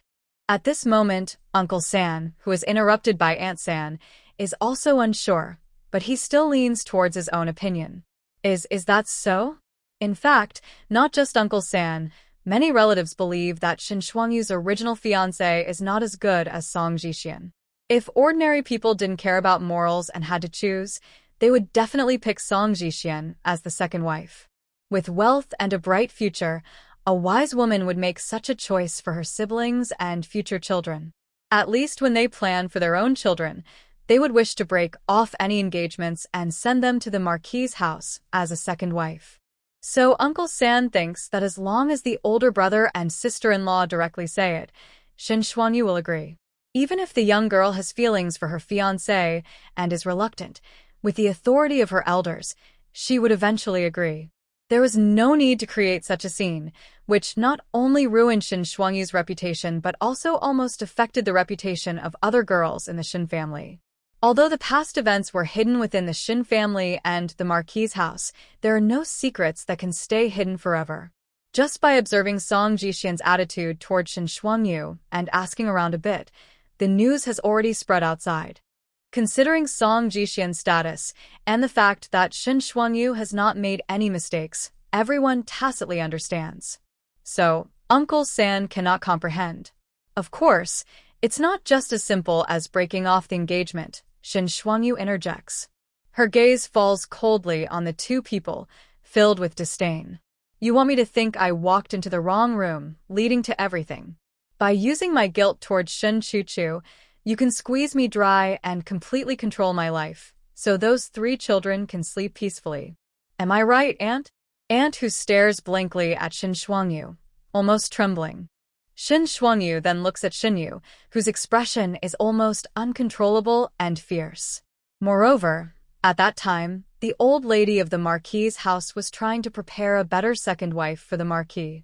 You were afraid of being too late, worried that if your daughter went, they would reach an agreement, so you acted first and used a scandal to hold back the Marquis's house. Xinyu nearly steps back in shock, as if no secret can escape the eyes of this young girl, making him feel terrified. Shin Shuangyu continues, of course, there's one last point, and that is to silence everyone present. In an instant, everyone is stunned, especially Aunt San, whose gaze meets Shin Shuangyu's. Shin Shuangyu said in a low voice, look, it's all my fault. It has nothing to do with them. It's not that they don't want her daughter. If you want to blame someone, blame me. At this moment, Aunt San had already come to terms with it, but hearing Shin Shuangyu say it so bluntly made her very angry. The way the main family acted was just playing with their other relatives, and in the end, it was despicable to let Shin Shuangyu, a young girl, bear all the anger of the elders. It was truly shameful. No wonder such a well-behaved girl was causing such a scene this time. Aunt San's gaze was sharp, cutting through the main family, and many relatives glared back in dissatisfaction. Even Uncle San, who initially didn't believe the main family would act this way, sat down in defeat, stunned by Shin Shuangyu's arguments. Finally, unable to hold back, he turned to the eldest brother and said, Eldest brother, she is still the daughter of second brother. How can you treat the family of the late second brother this way? These words hit the main family like a loud slap, exposing all their schemes without mercy. It felt as if they were stripped bare in front of everyone, facing humiliation. Some things may seem trivial when plotted, but when laid bare, it was truly embarrassing. They felt the gazes from all directions piercing them like countless needles, leaving them unable to move. At the same time, they were filled with anger and shame. Mrs., who was driven mad by the pressure and almost blurted out, what are you? Before she could finish, Xinyu interrupted her. That was close. The wicked woman almost revealed everything. The old fox is not foolish. Even in a crisis, she remains composed. Although Xinyu's face had lost its color and his lips were pale, his sharp gaze swept over everyone present, momentarily intimidating them. Enough. This is absurd, completely absurd. Shin Shuangyu, if you can't provide evidence, stop talking nonsense. This is just your imagination. I never expected you to be this kind of person. Do you think shifting all the blame onto your late cousin will change anything? Is it just to make you feel wronged in the Ho residence? Must you be so cruel as to fabricate these lies to ruin our main family? The more Xinyu spoke, the more confident he became. He knew he couldn't support Shin Shuangyu's claims. As long as he found a point without evidence, no matter how reasonable Shin Shuangyu sounded, it would all be in vain. We admit we were a bit harsh on you before, but we didn't know if what happened was an accident, so we had to be cautious. It's not our fault. You can't treat us this way. Even if your parents were here, I would still say the same. Xianyu spoke passionately, even tearing up, like a wronged elder. Ha, your uncle is quite the actor. He could be called a seasoned performer here. It seems he's so ruthless that he isn't even afraid of your parents. Sigh, as we expected, things turned out this way. Shuangyu, it's time to take the next step. Although not many people were convinced by the performance, they couldn't refute Xinyu, and many started to calculate in their hearts. Supporting Shin Shuangyu didn't seem to bring any benefits. 3 years ago, they might have helped her, but now, the truth didn't matter to them at all. Even Aunt San, who had been holding back her anger, didn't speak up. It felt like Shin Shuangyu was once again isolated and helpless. Just as the atmosphere became suffocating, Shin Shuangyu suddenly spoke. Uncle, we all know the truth. I will always remember everything you have done to me. So, do you still want me to stay as the second wife? Her words fell heavily, causing both members of the main family to shudder, yet they still held their heads high. For Shin Shuangyu, revealing the truth wasn't to gain their belief.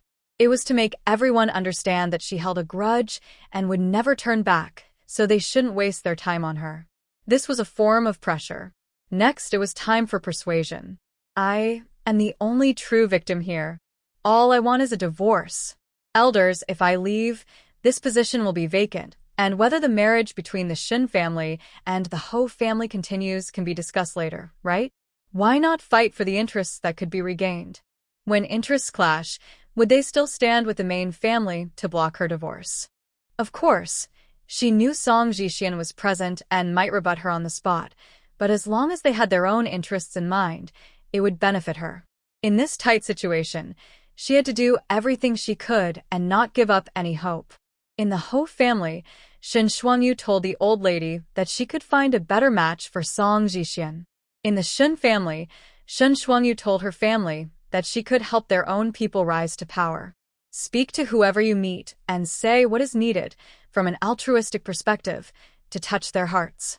As for Song Jixian, he's not someone Shin Shuangyu can manipulate because even Yi Qing cannot understand Song Jixian's current thoughts. For Shin Shuangyu, as long as the old lady wants to change things, she will naturally persuade Song Jixian. If someone from the Shin family is greedy, they will surely interact with Song Jixian. After all, Song Jixian is now more sought after than 3 years ago, and from the public's view, Shin Shuangyu is indeed not a match for him. The only concerns are the main branch and Shindingen because Shin Shuangyu's departure directly affects their core interests. Shin Shuangyu and Yi Qing had already studied the situation up to this point. Now it depends on how others will act.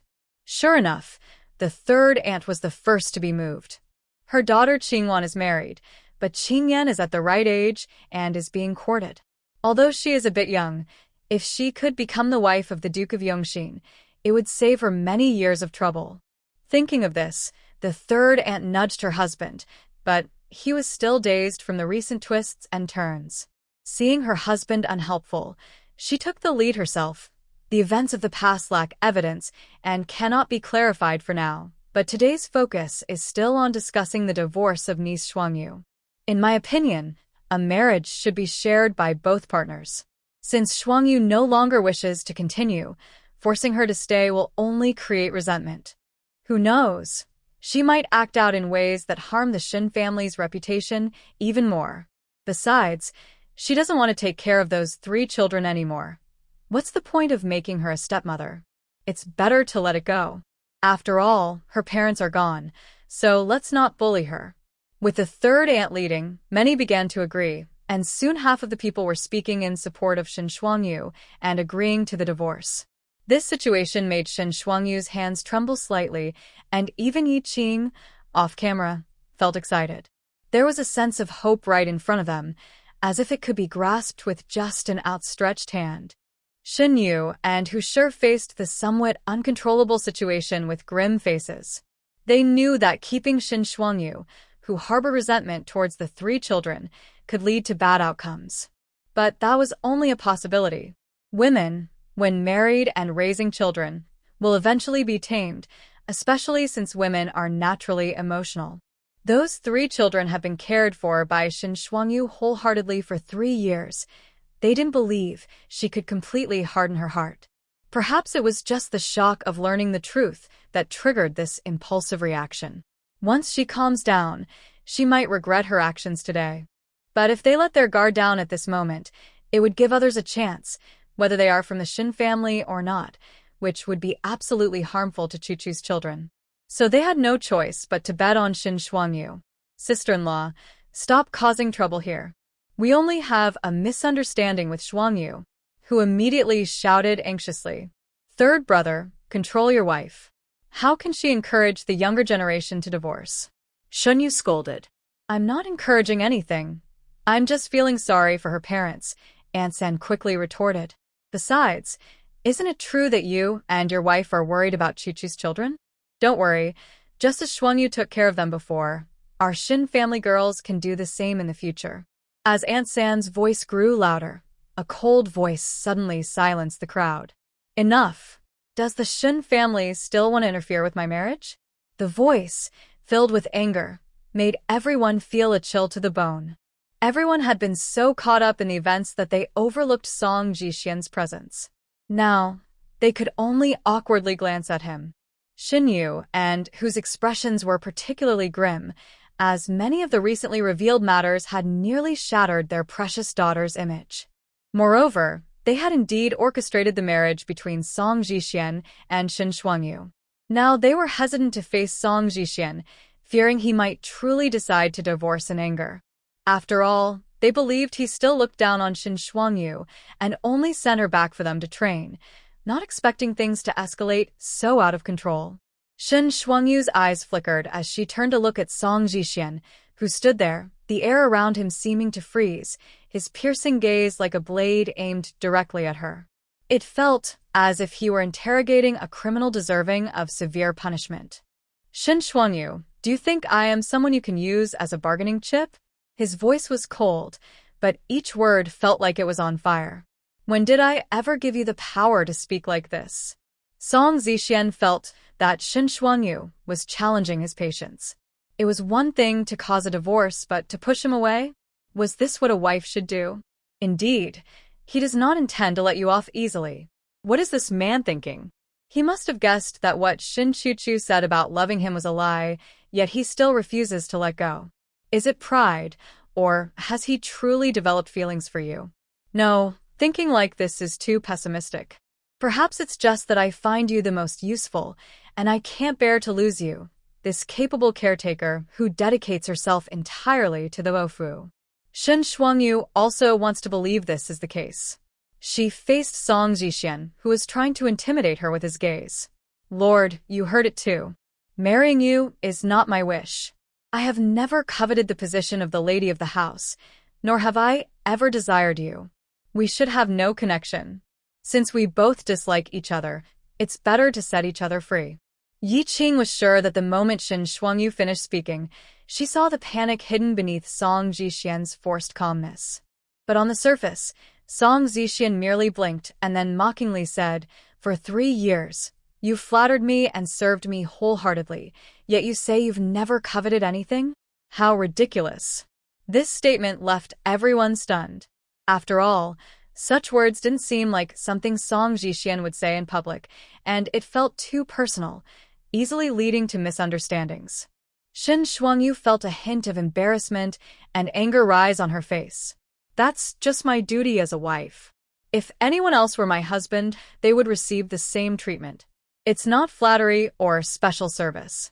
This statement implied that she had never truly cared for Song Zixian. To her, he was merely a husband. It was like a public slap in Song Zixian's face. Shame and anger crept onto Song Zixian's face. He remained expressionless, but the veins on his forehead were clearly visible, showing he was quite upset. Yet he spoke. Do you think that saying a few harsh words will make things go your way? I'm so frustrated. What's wrong with this man? Why does it feel like he's not getting it? Does he really think you like him? Wait, I used to think he was overly confident, but now I'm starting to think there's a conspiracy. Is it possible that from the very beginning, he subconsciously had his eye on you, his sister-in-law? He just hasn't realized it himself? Shen Shuangyu, annoyed by Song Zixian's reaction, felt goosebumps rise as she read the comments on the screen.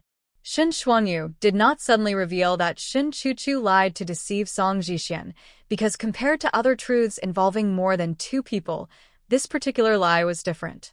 Shen Chuchu was dead, and the only person who knew about this lie was Song Zixian. If Shen Shuangyu spoke about it publicly, it would create distrust between them, and she couldn't shift the blame. So, she had to express that she never had feelings for Song Zixian, implying that everything was left unsaid. However, Song Zixian's inability to understand her left her confused. At that moment, Yi Qing's thoughts raced through Shen Shuangyu's mind. He is clearly a smart person. Can he really not see that Shen Chuchu is lying? After all, you said that you barely interacted before, not even exchanging glances. You were still engaged to someone else. Why would you like him?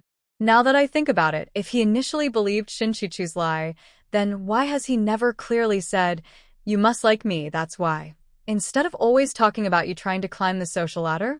Yes, many times he could have simply said, "If you like me, why pretend?" But Song Zixian always stood above her with a vague attitude, not stating things outright. Perhaps it wasn't that he found it hard to say, but he feared hearing a negative answer.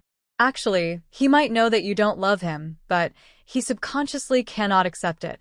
He wants you to love him, otherwise, it would hurt his pride. After all, when he was with Shun Chuchu, she was the one who expressed her affection first. He has never experienced unrequited love, and his pride can't handle that. So even though you were set up, he wasn't happy about unexpectedly getting you. Instead, his pride made him show disdain towards you. Over the years, he has been harsh on you because, outside, he is seen as the victim of a scheme. He feels a strong bond with Shin Chuchu, while you are seen as the villain. If he treats you, the villain, kindly and sweetly, how would others view him? How would you view him? Wouldn't they guess his feelings for you? And yet, you haven't fallen for him, which is a situation he cannot allow. So, he would rather sacrifice you and pretend to dislike you, constantly convincing himself and deceiving everyone, including himself. No matter how you confess or prove your feelings, he firmly believes that you love him. Even if you reveal that your previous words were lies, he still thinks you will eventually fall for him during your time together. If you deny it, he will just think you are saying hurtful things. Shen Shuangyu was disgusted by Yi Qing's speculation, and it made her feel very uncomfortable. Her gaze towards Song Zixian grew increasingly hostile. Just moments ago, Song Zixian had been aggressive, but now, under such a stare, he felt inexplicably guilty and looked away. Despite the other members of the Shin family trying to persuade him, Song Zixian refused without a second thought. Changing things is not an option.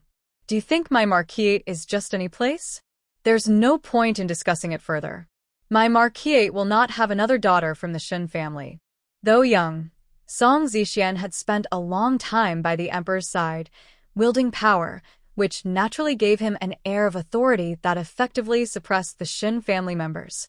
After taking several deep breaths, Shen Shuangyu finally spoke. For the sake of your 3 children, choosing a daughter from the Shin family has its advantages, and the marquis can certainly consider it.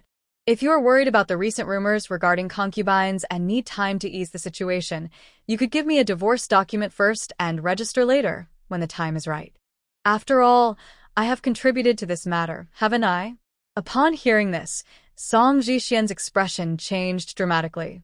Even Shan Dingen became flustered. They had been doing things behind Shen Shuangyu's back, and they never expected to be exposed so suddenly. It turned out that Shen Shuangyu had known all along, and didn't even care to argue with them. Didn't this show that she was determined not to stay in the marquise? At this point, the marquise should have no reason to insist on me, right? Please let me go, or I would rather die. Shen Shuangyu delivered her harsh words, and then bowed to Song Zixian, fully embracing the sarcasm. If Yi Qing's analysis was correct, Song Zixian still valued his dignity above all else. Given that Shen Shuangyu had gone this far, and he still clung to her, wasn't that revealing his true feelings? Song Zixian indeed froze. At that moment, time seemed to stretch, making each second feel like a year.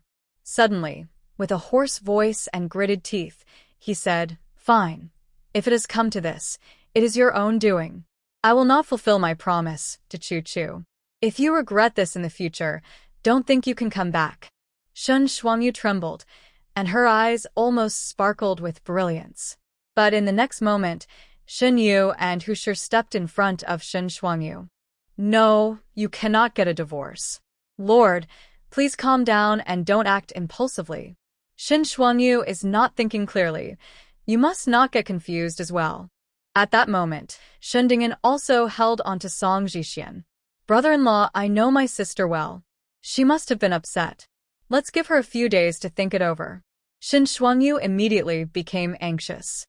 How could she let go of the hope right in front of her? Ignoring everything else, she shouted, "I am clear-headed. I am not upset. Lord, you promised, so write the divorce papers now." Her heart raced with urgency. At that moment, others began to support Shen Shuangyu, saying things like a forced relationship is not sweet and it only creates resentment. Song Zixian's expression changed repeatedly. The scene was chaotic. Suddenly, a servant screamed. The room fell silent, and the sound of beads rolling on the floor could be heard. The string of beads that Zhao had been holding broke. Grandmother fainted. Shen Shuangyu instantly lost all hope. In any family, when the elder fainted, it was a serious matter, and everything else had to be set aside. The elders began to panic, and the Shen family was in disarray. Shen Yu led the reprimand, scolding her for being unfilial and causing their grandmother to faint, ordering her to be taken back to her room for reflection. Even the third aunt, who might have had other thoughts, dared not speak up for fear of being accused of being unfilial. Meanwhile, Song Zixian had already been sent away by Xindingen.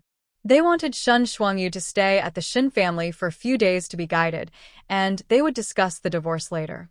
Song Zixian took one last look at Shen Shuangyu's departing figure, then stepped down the stairs and left the Shen family.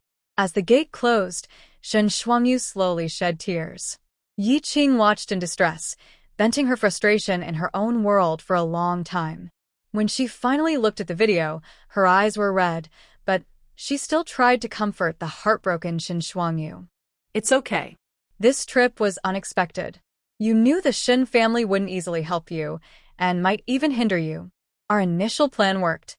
Let the Shen family know your thoughts, make the main branch wary of you, and encourage other relatives to support you. This was just interrupted by Zhao. Perhaps the divorce can still happen later. Though this thought was a bit optimistic, she believed that until the end, one should not give up hope or choose a more difficult path. Shen Shuangyu understood that she was just sad. She was so close, yet what stood in her way was. I thought she would choose to stay out of it once she realized I knew everything, but I never expected. She ultimately abandoned me once again. Yi Qing also felt suffocated. They all noticed that the old lady Zhao was pretending to faint on purpose. Otherwise, even with Shen Yu, Hu Shi and Xindingen trying to stop it, Song Zixian might not have backed down. After all, Shen Shuangyu had already been humiliated in front of the entire Shen family. But Zhao's fainting gave Song Zixian a chance to reconsider. Compared to the mistreatment Shen Shuangyu faced, Zhao still chose to protect the interests of the main branch. Perhaps she thought Shen Shuangyu had already been given up once, and she couldn't let the main branch be destroyed as well. So, she continued to sacrifice Shen Shuangyu. Yi Qing couldn't help but wonder if there was truly a fate at play in this story, making it so difficult for Shen Shuangyu to escape the path of a mistreated heroine. Just as Yi Qing was pondering, Shen Shuangyu suddenly said, I need to find a way to contact Uncle Li to prepare. If the outcome still doesn't allow for a divorce, then I will have to run away. Run away? Isn't that the last resort? Becoming a person without an identity, fleeing, hiding, and avoiding capture is a last resort. No one wants to live a life of constant danger. Initially, they thought if Song Zixian refused, they could request a divorce through the authorities. Even if it didn't succeed, it would show their intention and pressure the Vofu to agree for the sake of face. However, when Song Zixian suddenly brought her back to the Shen family, it turned into a public confrontation, which somewhat achieved their goal. In the end, Song Zixian was indeed close to agreeing to the divorce due to his wounded pride. But now, the outcome was still uncertain, which was unsettling. I know, maybe using a delaying tactic to gain favor or troubling the Vofu might be safer, but those outcomes are too uncertain and very time-consuming. I have a bad feeling. Xin Yu and Hu Shi are unwilling to budge on their negative attitude towards the three children, and even though the truth has been revealed, Zhao still stands with them and won't let me go. And then there's Song Zixian. Shen Shuangyu frowned, her eyes darting anxiously as if there were a behind her, and one wrong step could lead to a deep abyss. Yi Qing, recalling the patterns she had seen, couldn't help but say, will they let you quietly pass away? Or claim you are insane and lock you up? It shouldn't be. Shen Shuangyu said from their behavior, it seems they really need me as a secondary wife. This need isn't just about the reputation of our families, so they wouldn't want to harm me, but they definitely won't let me go easily. If they truly believe they can't do without me, they will likely be on guard after this.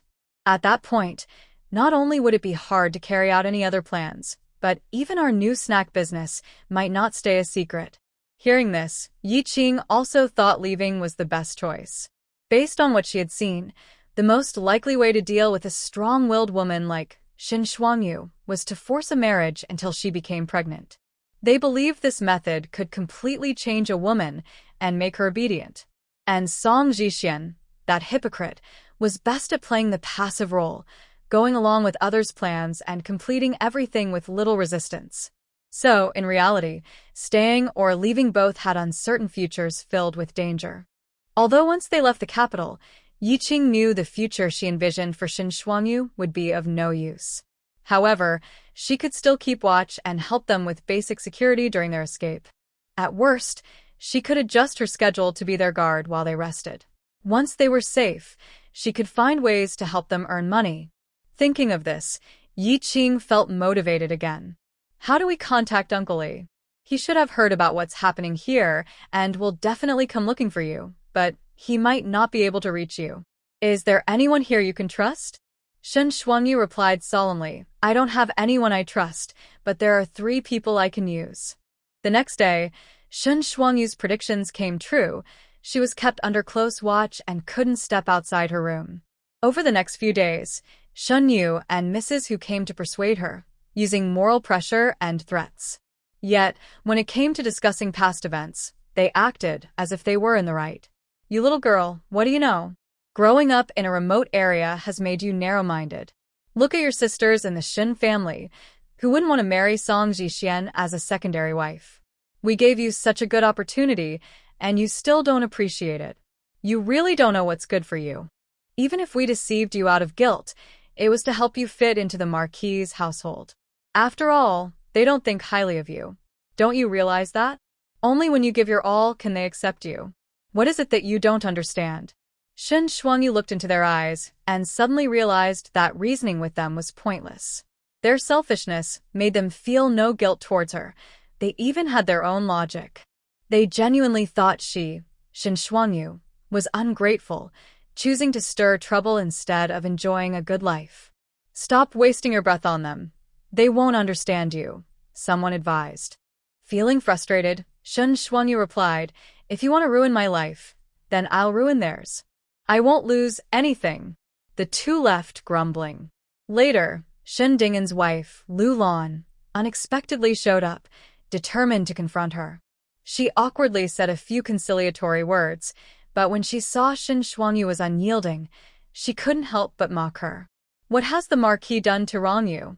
For 3 years, he hasn't taken another concubine and even turned down offers for a secondary wife just for you. You don't have a single illegitimate child. What other lady has such good fortune? Aren't you being ungrateful? Shin Shuangyu laughed. Are you unaware of what your husband and the Marquis have done to my reputation? They act for their own benefit, not mine. Of course I know, but so what? In the end, you benefit from it. Do you really want a secondary wife to compete with you?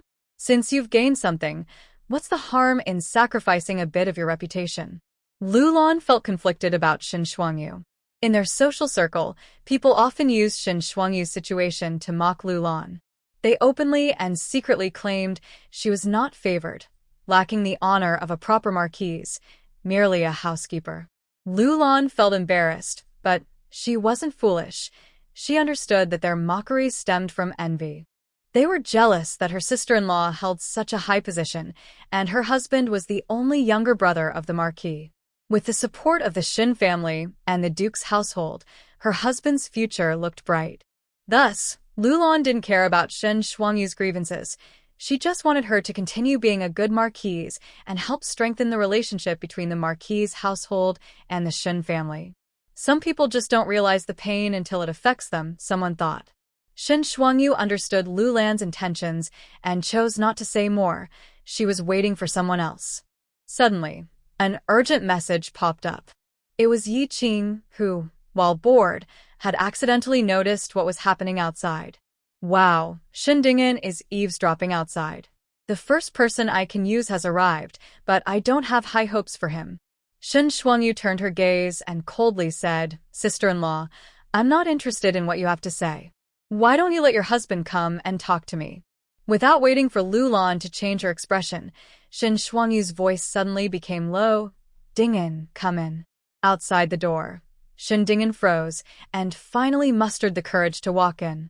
Lulan quickly approached, her face full of complaints.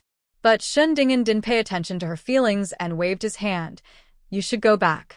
I will talk to my second sister. Once the door closed, Shin Shuangyu turned to look at Shin Dingin with a cold gaze. Are you afraid to see me?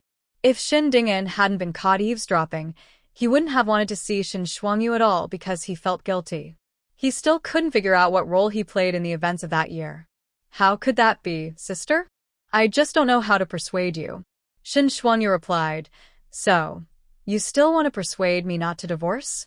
Perhaps Shin Shuangyu's tone was too lifeless, causing Shin Dingin to struggle internally. Second sister, I'm doing this for you. Before he could finish, Shin Shuangyu gathered all her strength and slapped him hard. Even a tall man like Shin Dingin staggered back a few steps, stunned. The sting on his cheek was sharp, half of his face felt numb, but the pain in his heart was worse. In his life, Shin Dingin had never been hit by Shin Shuangyu before. He covered his cheek and looked up to see his eyes were already red. His lips trembled. Sister? This slap is for you harming your own sister for selfish reasons. You are ungrateful and selfish. Shin Dingin's face turned pale, and he trembled all over. Shin Shuangyu quickly stepped closer and, before he could react, slapped the other side of his face hard. The loud sound echoed in the room. Shin Dingin was knocked to the ground, staring blankly at Shin Shuangyu. This slap is to remind you who gave you your second chance at life. You are heartless and ungrateful. Tears instantly streamed down Shin Dingin's face as he faced Shin Shuangyu with his swollen cheeks, bowing his head. Sister. Sister, I'm sorry. You can hit me or scold me, as long as it makes you feel better. I will accept anything. Shin Shuangyu looked at Shin Dingin like this and closed her eyes. That year, Shin Dingin was only 15. He suddenly sought her out for a drink, saying he was feeling troubled. While drinking together, he asked, the family intends to choose one of the sisters as a wife. What do you think about this? At that time, she replied, it's not related to us, so we shouldn't get involved. It's best to stay out of it. However, it turned out that this was Shin Dingin's final test. After realizing she would definitely not agree, he resolutely accepted the cooperation with the main family, ruining her life. At such a young age, she was already so calculating, almost as if she had thoroughly learned the coldness of the Shin family in the capital. Now, Shin Shuangyu had to bet on the kindness her parents had once taught him. Shin Dingin, with our parents and brother gone, I believe I have done nothing wrong to you, yet you have betrayed me, Shin Shuangyu said sadly. At this moment, all the ugly truths were revealed. Shin Dingin was suffering from mental torment and shock, and she wanted to try to make him feel guilty. You have harmed me to this extent. My heart is already dead. I no longer wish to return to those days. Now, I only want to regain my freedom. Dingin, if you still think of me as your sister, remember the kindness I showed you back then and can recall our parents and brother in heaven then. Shin Dingin looked at Shin Shuangyu with despair. She naturally could not directly mention Uncle Lee. She did not trust Shin Dingin, so she wanted to test him once more. Help me get a divorce certificate. If you can do that, I will calm down and no longer hold a grudge against you. After saying this, Shin Shuangyu stared intently at Shin Dingin. Shin Dingin was stunned for a long time, tears streaming down his face. Finally, he slowly lowered his head. Although he was still kneeling, his back did not bend. The light in Shin Shuangyu's eyes gradually dimmed. Sister, I cannot agree to that. I know you feel wronged and that you hate me, but I am not doing this just for myself. I am trying to revive the second branch and don't want it to disappear from the Shin family. Why can't you think about that? I am now the only son of our parents. I must take on this responsibility, so I can support you and our younger sister in the future.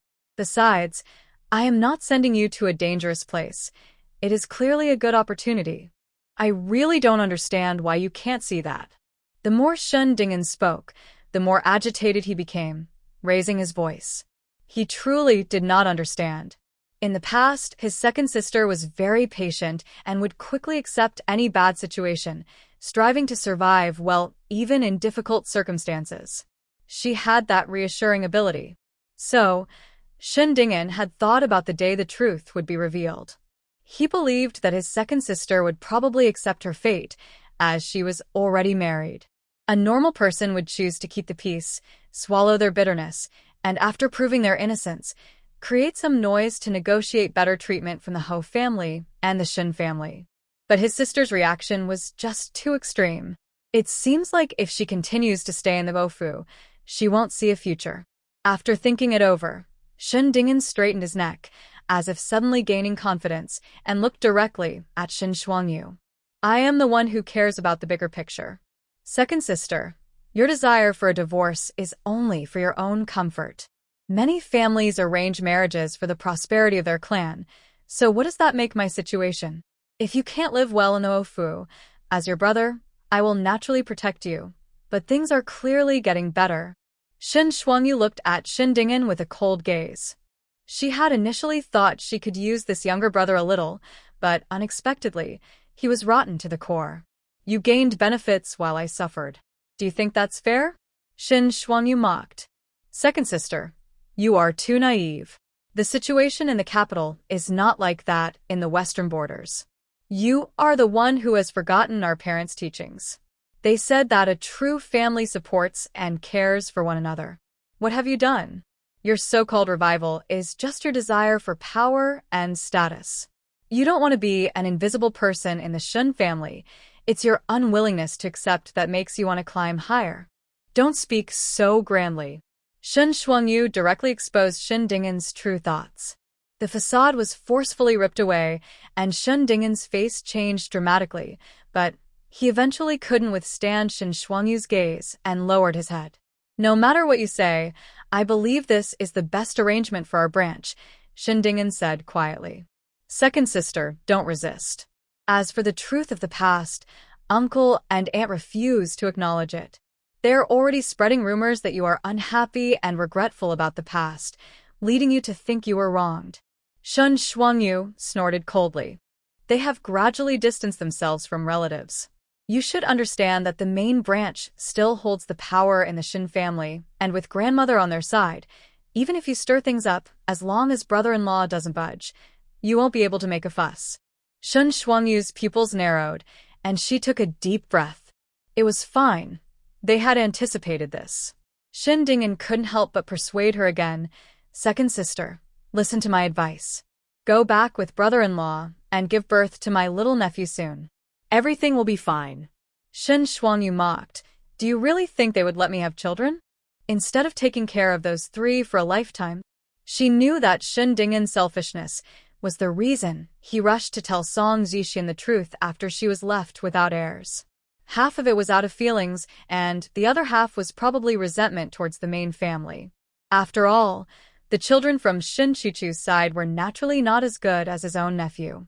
But without the hope of a nephew, he didn't dare to truly confront them, so he could only annoy the main family, making Song Zixin feel even more guilty towards her, thus gaining a bit more advantage for himself.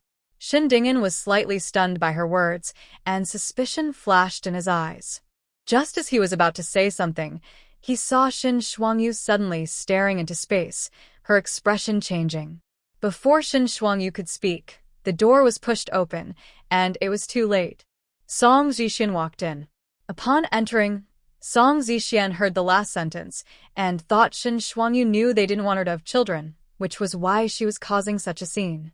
After all, for a woman, being denied the chance to have children was like denying her worth. Suddenly, Song Zixin understood Shin Shuangyu. He walked up to her and said meaningfully, What have you heard? Are you blaming me? Yu Qing saw him and immediately informed Shin Shuangyu, intending to say something harsh to mock him while he was outside. Shin Shuangyu took a deep breath. She could speak her mind now. She wasn't afraid of confrontation anymore. She wouldn't give Song Zixin a chance to convince her otherwise. Why deceive yourself, Lord? I have no feelings for you, and absolutely do not wish to bear your children.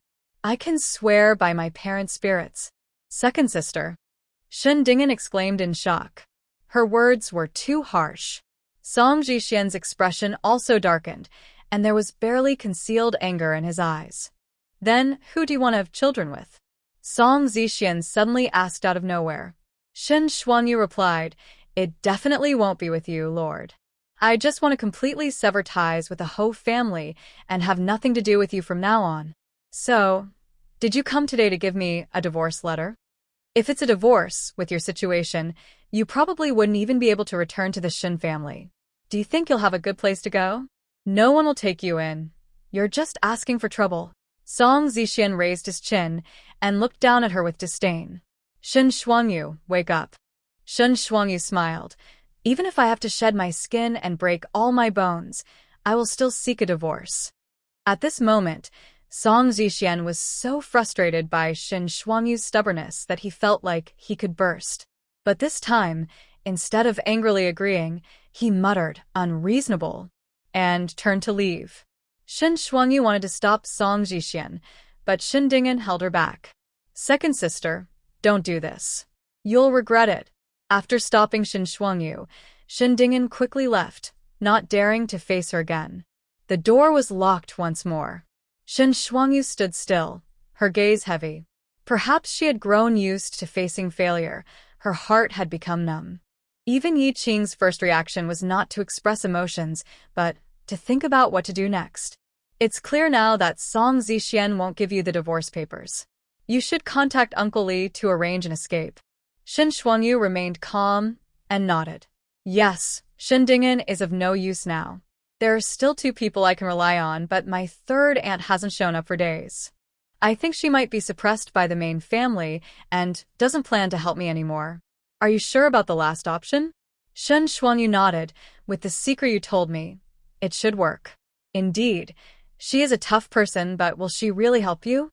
Shin Shuangyu replied, "As long as she comes, I can find a way to persuade her to help."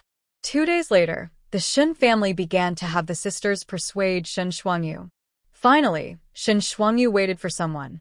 It was Shin Jiawei, the married daughter of the main family. "Shuangyu, you really do surprise people when you finally speak up," Shin Jiawei said with a teasing tone after sitting down. "Whether 3 years ago or 3 years later, you remain so hard to understand."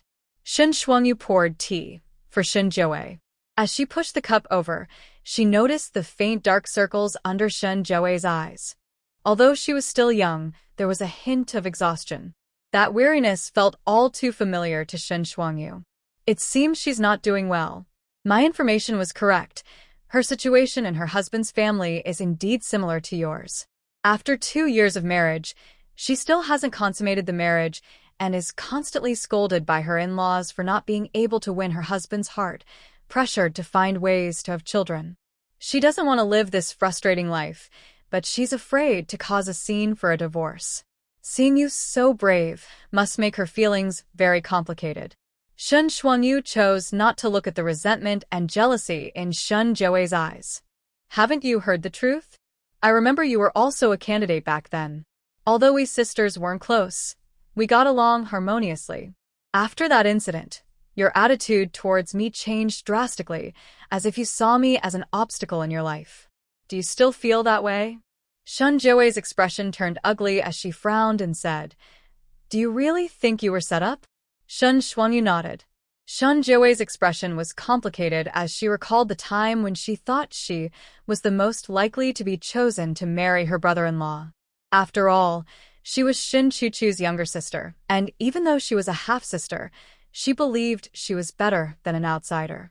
Although the Hu family never openly stated it, they hinted that if Shin Shuangyu hadn't interfered, she would have been the one to become the wife of the Marquis. Back then, she was grateful to the Hu family, but she never expected they didn't want her at all. It turned out to be all a lie. Shin Jiawei pressed her lips together, angry at being deceived, but she felt no sympathy for Shin Shuangyu's situation. Instead, she laughed mockingly. "They say you can't tell right from wrong, and it seems true. So what if you were set up? With such immense wealth, you still pushed it away. I always thought you were pretending like Shin Chuchu, but I didn't expect you to be even bolder. Now you can pretend to the point of wanting a divorce? You just want to intimidate the Marquis family to make your future easier, right? Aren't you afraid of ruining everything?" Shin Shuangyu remained calm.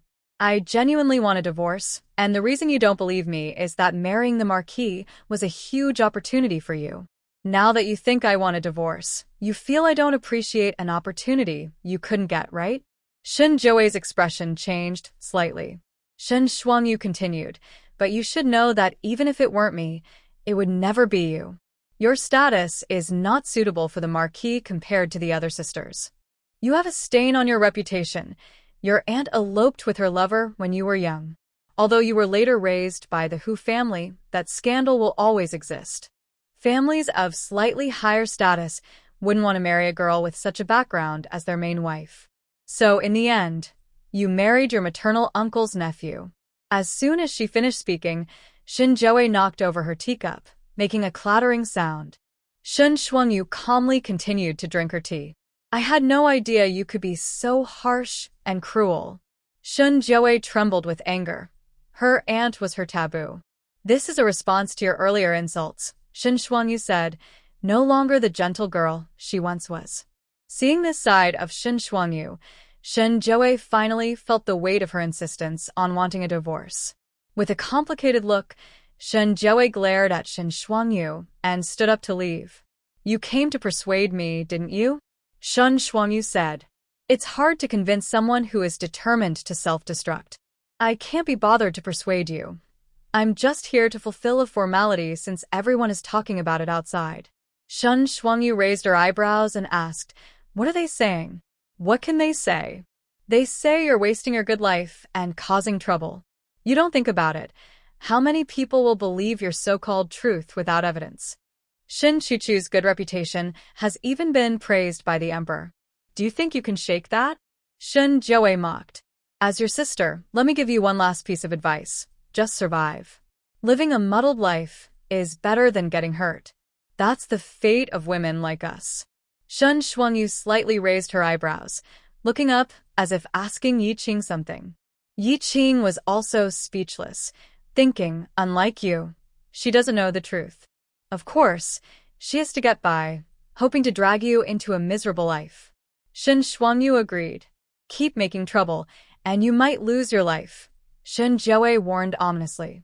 Shen Shuangyu shook her head. The Marquis's residence won't let me die. If I were to pass away, everyone in the capital would think the Marquis is cursed. How could he find another wife after that? What about the main house? Shen Zhou raised an eyebrow. From their recent behavior, they won't let me die. If I die, it would give others a chance to rise. They absolutely won't allow that. Shen Zhou suddenly laughed. I found it strange before, but now it makes sense. You really understand them. They won't let you die, but they have their ways to deal with you. Shen Shuangyu frowned.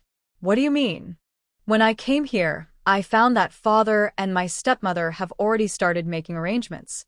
They will send Granny Zhao, Yaki, and a few trusted people to the Marquis's residence to take care of the 3 children, strictly forbidding you from getting close.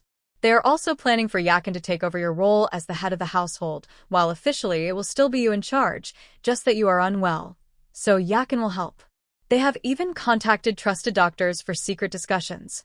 Shen Zhou watched Shen Shuangyu's changing expression with interest. Do you understand?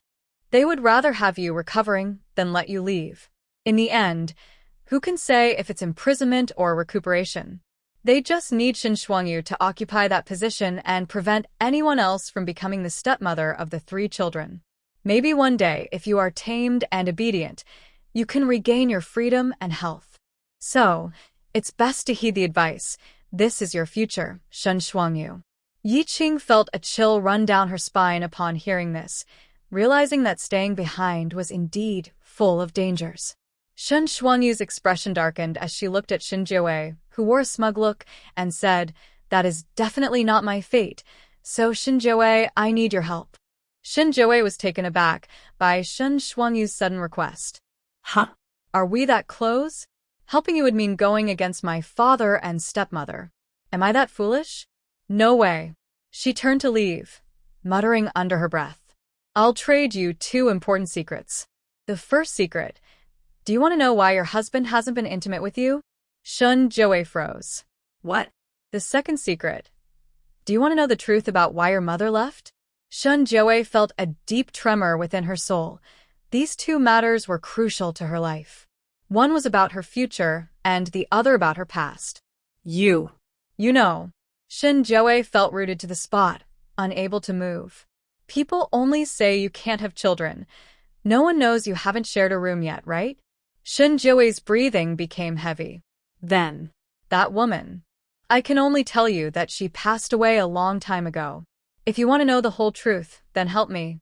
Shin Joe's eyelashes fluttered uncontrollably as she bit her lip, tasting blood. Finally, she steeled herself. Fine, I'll help you, but you should know my abilities are limited. I can't persuade anyone. First, avoid everyone and help me send a message to my trusted aide. You don't need to worry about anything else.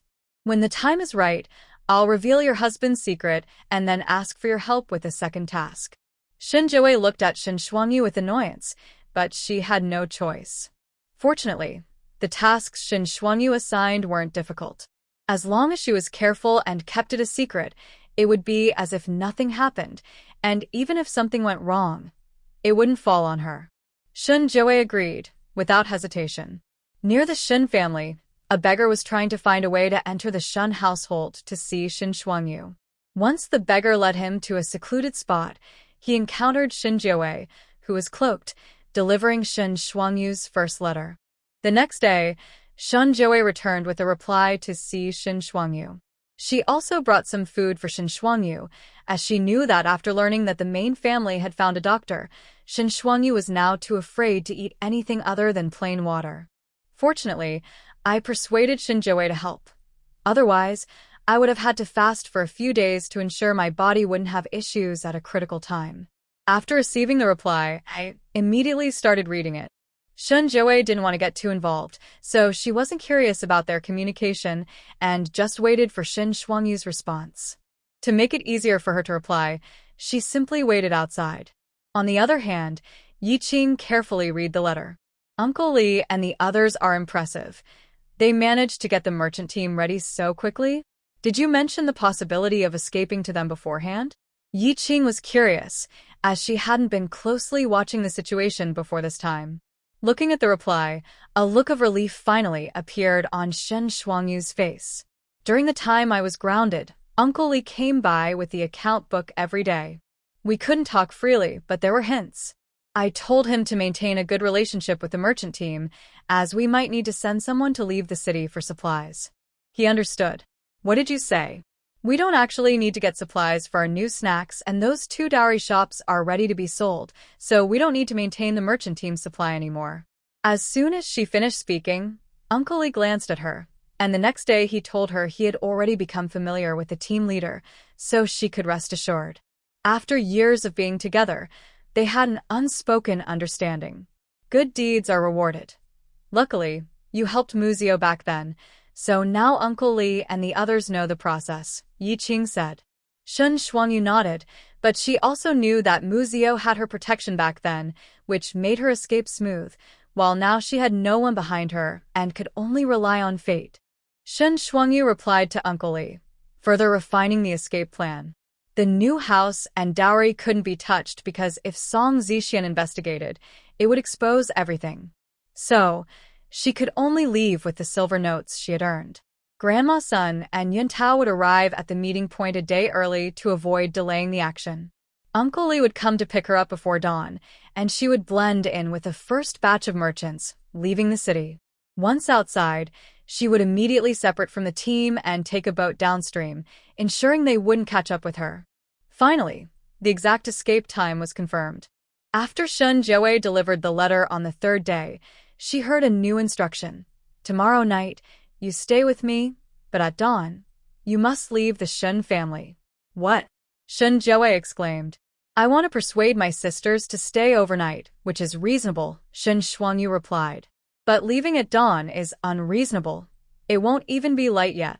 Do you want me to leave under the stars? Shin Shuangyu said. You think of your own reasons. Just follow my instructions and explain everything to the guard at the corner gate. Tomorrow night, I will tell you the first secret. Shin Joe's expression changed, and she finally said unhappily, I hope the secret you mention will satisfy me. By the way, wear your usual silver cloak, Shin Shuangyu added at the end. Shinjoe looked at her suspiciously. The next night, Shinjoe stayed over as promised. Speak, Shinjoe said, not wanting to beat around the bush anymore. Shin Shuangyu didn't delay and revealed the secret that Yi Qing had told her. The reason the Hu family made you dream of being the main wife of the Marquis was to brainwash you, making you think they truly cared about you. So when they married you off to their nephew, you were completely unprepared. Shinjoe's expression stiffened. Although she grew up with her legitimate mother and was well taken care of, her power and status were still less than that of a maid beside Shin Chuchu. Being born of a concubine, she was somewhat aware of her position. To live well, she had to rely on her legitimate mother and tread carefully. Later, when Shin Chuchu died, she thought the Hu family would have to value her, whether they wanted to or not. In the end, they found her a match in the Hu family, which was a prestigious family, and he was their legitimate son. In the capital, although the Hu family was slightly inferior to the Shin family, it was still a family that a girl like her, with a stain on her reputation, couldn't aspire to marry as the main wife. Being able to marry Hu Sangongzi, Shinjoe felt that her legitimate mother had put in effort and thought for her, and the Hu family was willing to agree because of her mother's reputation. But unexpectedly, after marrying, Hu Sangongzi was completely unwilling to consummate the marriage with her. She thought it was because of her past that made her unappealing, so she tried her best to please him, yet she could hardly even see him. Do you know what people outside say? They say, Hu Sangongzi doesn't take concubines because you are jealous, Shin Shuangyu said, noticing Shinjoe lost in thought. Shinjoe immediately replied, my mother-in-law said their children must be born of a legitimate wife first, so I can't have concubines until I have children. They say it's for the family's reputation. Do you believe that? Shinjoe's face turned ugly. Shin Shuangyu said, actually, they don't dare to take concubines for Hu Sangongzi. If there are too many women in the back courtyard and he still has no children, it wouldn't be the women's problem but the man's.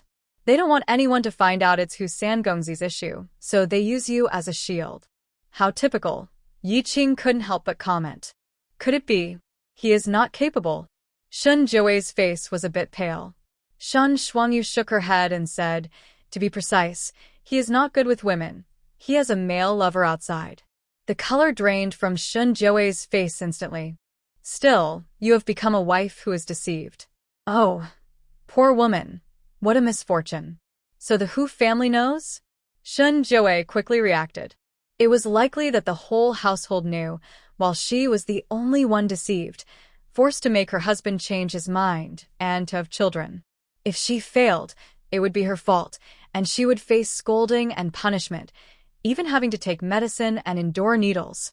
They even suggested she learn seductive skills from courtesans, which was a great humiliation for a noble lady like her. She had a rare argument with her mother-in-law but was still punished, only to find out that man was actually not interested in women at all. Shinjoe trembled with anger. You should ask if Madam Hu knows. Shinjoe suddenly looked up, her eyes wide with shock. If she knows, she chose you to help her nephew stay hidden because you are a low-status daughter raised by her, with no support. Even if you discover the truth one day, you will have to obey and cooperate, Shin Shuangyu said cruelly. But Madam Hu has misjudged you as a low-status daughter. We don't know if she will do the same thing. Shin Shuangyu carefully observed Shinjoe's expression. After hearing this, Shinjoe could hardly breathe, her eyes filled with rage, turning red, her teeth clenched and making a sound. It. Though furious, she was not as reckless as Yi Qing had predicted for the future. Perhaps there were unimaginable torments waiting for Shinjoe in the next 3 years, which would lead her to madness upon discovering the truth, wanting to take revenge on the entire Hu family, even killing Hu Sangongzi. In the end, she would be shot down by arrows. Otherwise, she could have returned to the Shin family to confront Madam Hu. Since this is such a secret matter, how did you find out, and when did you know? Shinjoe suddenly grabbed Shin Shuangyu's wrist tightly. This needs to be answered carefully. If she holds a grudge, she might retaliate. Shin Shuangyu replied, Did you not know I revealed the truth about the divorce? I just happened to uncover this matter as well. Shin Joe relaxed her expression and let go of Shin Shuangyu. She had already believed it. She just couldn't accept it. Shin Shuangyu watched her sit there, lost and tearful, handing her a handkerchief without disturbing her, allowing her to process her feelings. After a long time, Shin Joe's voice came, low and cold. The second secret is my mother. Shin Shuangyu turned to look at Shin Joe. Shin Joe said, "You can tell me anything. I want to know if my mother's situation is related to that old witch." Shin Shuangyu replied, "I will ask you to help with something, but you will receive an envelope with the answer in a few days." Shin Joe asked, "Are you planning to run away?" Shin Shuangyu stared at Shin Joe without blinking. Shin Joe smiled, "I know you're out of options. All the tasks you gave me today are just to escape in my name, right? Don't worry. I will do everything as you said. I don't want to stop you. After all, I am a victim too, right? Right, I will knock you out. No need for you to do that. I will pretend to faint myself. But about what you promised me. If you don't trust me, there's nothing I can do, because I can't risk my freedom on your conscience. In comparison, I have a better heart than you." Shin Joe stared intently at Shin Shuangyu. "You're right. You have a better heart than I do. If you dare to break your word, I will destroy your parents' memorial tablets. I'll give you 10 days. Shin Shuangyu's mouth twitched slightly. She is indeed quite crazy, but such people live freely. Shin Shuangyu sighed, "Fine, but I have one piece of advice for you." "What is it?" "No matter how much hatred or resentment you have, hold it in, find a way to escape, live well, and then seek revenge. Life is only once, and your mother would want you to live well." Shin Joe stared at Shin Shuangyu in shock. She had long forgotten that woman, yet she couldn't help but feel tears in her eyes. "No need for your advice, I know what to do. Hu Lao Sand is not like Song Jixian. I can find a way to control him. For that, I thank you." Shin Shuangyu nodded. At the hour of the rabbit, before dawn, Shin Shuangyu changed into Shin Joe's clothes, styled her hair the same way, and put on a cloak, ready to leave. Shin Joe, lying in bed pretending to faint, spoke up quietly, "Shin Shuangyu. 10 days. Don't forget." "Okay." That could be seen as a way of wishing you a safe journey. Shin Shuangyu thought so too. Everything went more smoothly than expected. After all, the guard was human and most tired at this hour. Shin Joe had given prior notice, so when she saw her leave, she drowsily let her go. As soon as they reached the gate, the servant asked if they needed a carriage. Shin Shuangyu replied vaguely, "There's a carriage from the Hu family waiting." The servant didn't think much of it and let her pass. The moment Shin Shuangyu stepped out of the gate, she felt a rush of relief in her chest. "I see the carriage. Is it Uncle Li's?" Shin Shuangyu looked over and saw an unattended carriage in the shadows. Uncle Li had stayed with the Shin family before and was likely hiding inside the carriage to avoid being recognized and delaying their plan. Without thinking too much, Shin Shuangyu was about to walk away when a message flashed by. "Wait, there are people around you waiting to ambush." Yi Qing had been cautious and kept her view high, but her perspective was limited by Shin Shuangyu's position. It was only after Shin Shuangyu stepped out of the Shin family that Yi Qing began to notice something was wrong. Shin Shuangyu's expression changed, and she turned to run, but instantly, for people surrounded her, blocking any chance of escape. When Shin Shuangyu turned around, she saw Shin Dingen stepping down from the carriage, his face dark. "Second sister, you really thought you could run? Do you know what kind of trouble this will bring to our branch? You've disappointed me greatly. Don't worry, everyone. This is the last failure. 4 out of 5 is done, and next time will be the official separation." I've felt frustrated writing this too, but Shin Shuangyu doesn't have a godlike perspective. In such a difficult situation, she would think of every possible way to escape, ranking them by feasibility and adapting as needed, trying each one until she finds a way. It's different from Yi Qing's world, which has better legal protections. In her world, she can act freely, but Shin Shuangyu's environment is harsh for women. One wrong move could cost her life, so she can't act impulsively just for the thrill.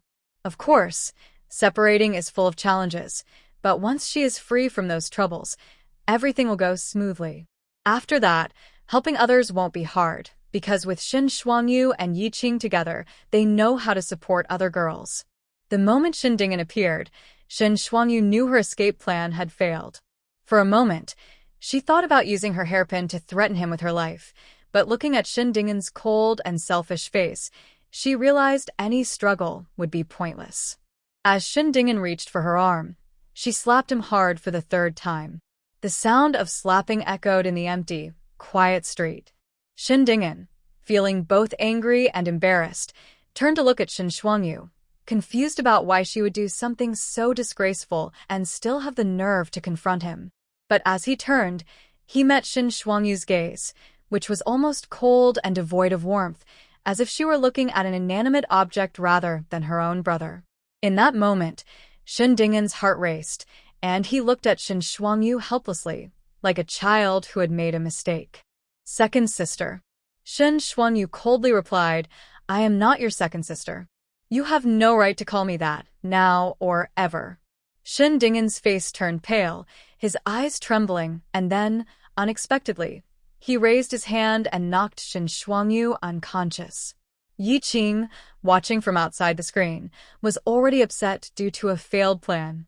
Seeing Shin Dingin do such a thing made her wish her comments could turn into weapons to stop him. Frustrated as she watched Shin Dingin return Shin Shuangyu to her cage, Yi Qing felt like she might pull her own hair out. While Shin Shuangyu was unconscious, Yi Qing stared at the screen, desperately thinking of ways to help her. It wasn't until evening that Shin Shuangyu slowly woke up. As soon as she opened her eyes, golden words floated before her, bringing a bit of warmth to her desolate heart. In that moment, Shin Shuangyu felt like crying. "Shuangyu, are you okay? Don't worry, while you were unconscious, the Shun family didn't do anything to you. Shin Dingin knocked you out because he was afraid you would struggle and make noise. He wanted to hide your escape, so when he brought you back, he pretended you were Shin Jiawei, saying you had hurt your foot and couldn't leave, so he brought you back to rest." Shin Jiawei was startled awake and, in self-defense, pretended to be asleep and unaware of anything. She shouldn't be the one to betray your plan. It's still unclear how Shin Dingin found out about you. The main couple from the family came over in a panic, clearly having heard something, to see what was going on. Shin Dingin didn't admit to your escape, but it was obvious everyone understood. Yi Qing reported everything. Shin Shuangyu was stunned for a moment, looked at the sky, and suddenly said, "Xiao Qing, have you been watching over me this whole time? Did you not rest?" Yi Qing was caught off guard by Shin Shuangyu's seemingly trivial question and took a moment to respond. "You haven't slept for a day and a night, Xiao Qing. I know you want to help me, but you can't neglect your own life because of me." As she spoke, Shin Shuangyu's voice became a bit hoarse, and she felt an unexpected surge of emotion. "Shuangyu, if you want to cry, just cry. It's okay." Shin Shuangyu's overwhelming feelings paused for a moment, and the next second, tears flowed freely. Yi Qing looked at the screen, her eyes also turning red with sadness. Shin Shuangyu suddenly stopped thinking about her own problems and felt guilty for being a burden to her supportive friends. She thought she didn't deserve their help, which marked the moment her emotions broke down. After all, she had failed even her last attempt. She was human, so how could she remain calm? "Qing, I'm sorry, I'm so sorry." Shin Shuangyu sat on the bed, curling up and crying quietly. She only lifted her head when her voice became hoarse. Golden words fell like sunlight whenever she looked up. "Why do you feel sorry for me? You think too much. You know, we modern people can multitask. I actually prepared 2 phones. One for my world, and one to keep an eye on yours. So while I was watching out for you, I was chatting with others too. It's not as exaggerated as you think, so don't worry." Yi Qing was not lying. She had indeed been chatting with someone else, and her phone screen was still lit up. It was a message from Fong Jia, asking if she was taking too long of a break and getting lazy. She had a good money-making opportunity and wasn't responding? Yi Qing was not saying this just for her friends. She knew that opportunities to earn money were always there. But right now, Shin Shuangyu needed her. Even if she couldn't provide practical help, just being there was enough. Shin Shuangyu stared blankly at Yi Qing's messages, unsure of how much she believed. Do you feel better after crying? Shen Shuangyu nodded, then shook her head. Qing. My mind is blank right now. I really don't know what to do next, but I'm most worried about Uncle Li and the others. I'm afraid I'll drag them down. I didn't see Uncle Li at all. You'll have to ask Xiaobai about that. When Shen Shuangyu heard Shen Dingen's name, her expression turned cold. As if summoned, Shen Dingen arrived shortly after, bringing kanji. Shen Shuangyu glanced at it, her eyes filled with sarcasm. Shen Dingen didn't look at her. He just set the food on the table and said, I remember this is your favorite flavor, second sister. Shen Shuangyu got off the bed and wiped her tears. Now, besides Yi Qing, she didn't want anyone else to see her cry. Seeing her approach, Shen Dingen respectfully handed her the chopsticks. What did you put in this? Shen Shuangyu said coldly, Is it the same as the food sent before? Shen Dingen stiffened and then looked up in surprise at Shen Shuangyu. You. I sometimes really can't understand how you know so much. Is this a confession? It seems the previous food really had a problem. Thankfully, I didn't eat it. Shen Shuangyu sat down and poured herself some tea. Shen Dingen said, Don't worry, second sister. This vegetable porridge is made by me, without any added ingredients. Shen Shuangyu showed no reaction and directly knocked over the porridge. A hint of sadness flashed across Shen Dingen's face, but he quickly said, The medicine the main house wants to give you won't harm your body. It's a sedative, technically a tonic. Shen Shuangyu scoffed, Should I thank you for that? Enough talk, tell me, is Uncle Li in your hands? Shen Dingen's eyes flickered. Don't you suspect that Uncle Li betrayed you? Shen Shuangyu turned to look at Shen Dingen seriously. He is one of the few people in this world who won't betray me or harm me. He is always worthy of my trust. Shen Dingen's expression stiffened, wanting to ask if he was included among those few, but he suddenly realized that it was impossible. A sharp pain pierced Shen Dingen's heart. With a hint of resentment, he said, If a servant dares to encourage your escape, they must be punished. 20 lashes, but I will spare his life. Shen Shuangyu suddenly stood up, this time truly pulling out her hairpin and lunging at Shen Dingen. When Shen Dingen was at the Western Rong Pass, he often followed his father and older brother, so he had trained in martial arts since childhood. Although he focused on literature after arriving at the Shen family in the capital, he was still skilled in both.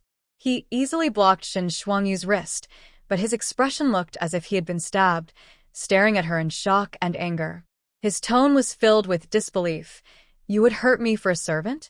The servant you keep calling, that was the one who took over and carried you during our escape from the Western Rong Pass. Without him, we wouldn't have safely met the people sent by the Shen family. What gives you the right? What right do you have to hurt him? Shen Dingen, you truly have a heart of a wolf and the lungs of a dog. Shen Dingen's face turned extremely ugly, as if he had recalled some long-forgotten memories from his youth. So, spare his life. But the main house knows, and won't let him go. I'm afraid you have caused him trouble. After saying this, Shen Dingen noticed Shen Shuangyu's expression and added, Don't worry, I will let him go soon, but you won't be able to escape. I will keep a close watch on you until your brother-in-law comes to pick you up. What? Shen Shuangyu exclaimed in surprise. The Shen family has many eyes and ears. Since you have thought about running away, it's safer for you to stay in the Marquis's residence. Anyway, the main house has already discussed this with your brother-in-law, so you can rest assured and recuperate there. Shen Shuangyu closed her eyes, trembling uncontrollably, but she managed to stay calm and asked, How did you find out I wanted to run away? Since failure was certain, she had to learn from it. That was the only thing she could do. Shen Dingen didn't hide the truth. Once you knew there was no chance of divorce, I had a feeling you wouldn't give up. In fact, Shen Dingen understood Shen Shuangyu well. Their parents often said that although she seemed gentle, she was very stubborn deep down. Many times, she was unyielding and resilient. So I sent someone to watch Uncle Li and the others. It was strange that the people who were supposed to help at your dowry shop were missing, which was unusual. So I decided to keep a close watch on the Shen residence. That's when I discovered Uncle Li and the carriage. Why does fate favor the bad and not the good? Why give him any inspiration at a time like this? Shin Shuangyu was surprised that Shin Dingin understood her so well. It felt quite mocking. You really shouldn't have tried to run away. Your brother-in-law is not only influential in court, but he also has the power to mobilize 100 men to hunt you down. You can't escape. If you get caught, your reputation will be completely ruined. Shin Shuangyu replied, "Isn't my reputation already ruined by you all? Don't pretend to care about me. It's disgusting." Second sister. Shin Shuangyu raised her hand to interrupt him. "I want to see Uncle Li." Shin Dingin sighed and arranged for someone to bring Uncle Li over. The moment she saw Uncle Li, Yi Qing noticed that Shin Shuangyu's face went blank for a moment. Uncle Li was still in his prime.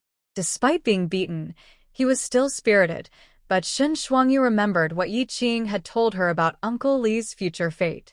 So, seeing the injured Uncle Li was very impactful for her. When Uncle Li saw Shin Shuangyu, his eyes turned red, and he wanted to kneel. But Shin Shuangyu supported him. "Mississippi Uncle Li, listen to me. Soon Shin Dingin will let you go. Take care of your injuries first, and then just manage my dowry. You don't need to worry about anything else." "Miss." Uncle Li's eyes flashed with determination, as if he was ready to fight to take her away, but the guards around them immediately became alert. Shin Shuangyu patted Uncle Li and said, "Trust me." At that moment, Shin Shuangyu's gaze was firm, as if she had a backup plan, but Yi Qing knew she was only putting on a brave face to calm Uncle Li and the others for now. In the end, Uncle Li settled down under Shin Shuangyu's gaze and was escorted out of the Shun residence. Shin Dingin wanted to say something, but Shin Shuangyu no longer wished to see him. Later that evening, Shin Jiawei arrived. "I want to make it clear. I know, it's not you." Shin Shuangyu replied almost emotionlessly. Shin Jiawei bit her lip, looking troubled as she sat down. "Are you okay?" Now, when Shin Jiawei looked at Shin Shuangyu, she seemed completely different from the night before when her eyes had sparkled with light. Now, it was as if a veil had been drawn over her. "She actually cares about you?" Shin Shuangyu was also a bit surprised. "I heard that Song Zixian will come to take you back tomorrow. They have already announced that you were sick." When Shin Jiawei said this, she felt suffocated, as if a huge net was trapping Shin Shuangyu, watching her struggle, but unable to break free. Shin Jiawei had grown up among the women of the capital's elite, so her ambitions were fundamentally different from Shin Shuangyu's. She wanted status among noble ladies, wealth, and a prosperous family, and when all of that was destroyed, with nothing left to lose, she only wanted revenge at any cost. But Shin Shuangyu had once dreamed of her own happy life as a child, so she was unwilling to give up. She wanted to break free and restart her ruined life, making her journey much harder. Not to mention, her enemies were never just the Hu family. Shin Jiawei's biggest enemy was the Hu family, but they were the easiest for Shin Shuangyu to deal with. Her husband and brother were far more difficult to confront. So she wanted to be cautious, yet still ended up in this situation. Shin Shuangyu did not react to what Shin Jiawei said, as she already knew. She looked at Shin Jiawei and suddenly said, "Your mother was originally a common girl from a family of brewers in the capital." Shin Jiawei turned to her in surprise. She had someone she wanted to marry, but one day, while helping her parents deliver wine to a restaurant, she caught the eye of Shin Yu. He sent someone to propose taking her as a concubine, but her parents loved her dearly and refused to let their precious daughter become anyone's concubine, no matter the amount offered. Shin Yu couldn't forget her and thought that taking her as a concubine was a privilege for her. He believed she was ungrateful, so he used underhanded tactics to imprison your grandfather, causing your grandmother to fall ill from worry. To save her parents, your mother was forced to become a concubine. Upon hearing this, Shin Jiawei was furious, her eyes wide and her breathing quickened. Even though she was unwilling, after having you, she planned to live a quiet life. But things took a turn when her second child was diagnosed as a boy. The Hu family is going to act. Shin Jiawei immediately realized. Shin Shuangyu nodded. The Hu family found the man your mother had feelings for back then and set up a scheme to accuse them of having an affair, claiming the second child wasn't Shin Yu's. In the end, your mother and that man were both killed. After hearing this, Shin Jiawei was in shock, her eyes filled with rage. Shinyu, the Hu family. How despicable. They are worse than animals. Having just experienced a shocking revelation the day before, she quickly processed this painful truth. After a moment, Shinjoe looked at Shin Shuangyu. Why are you willing to tell me the truth? I didn't help you escape. You did what you could. It's my misfortune, Shin Shuangyu replied.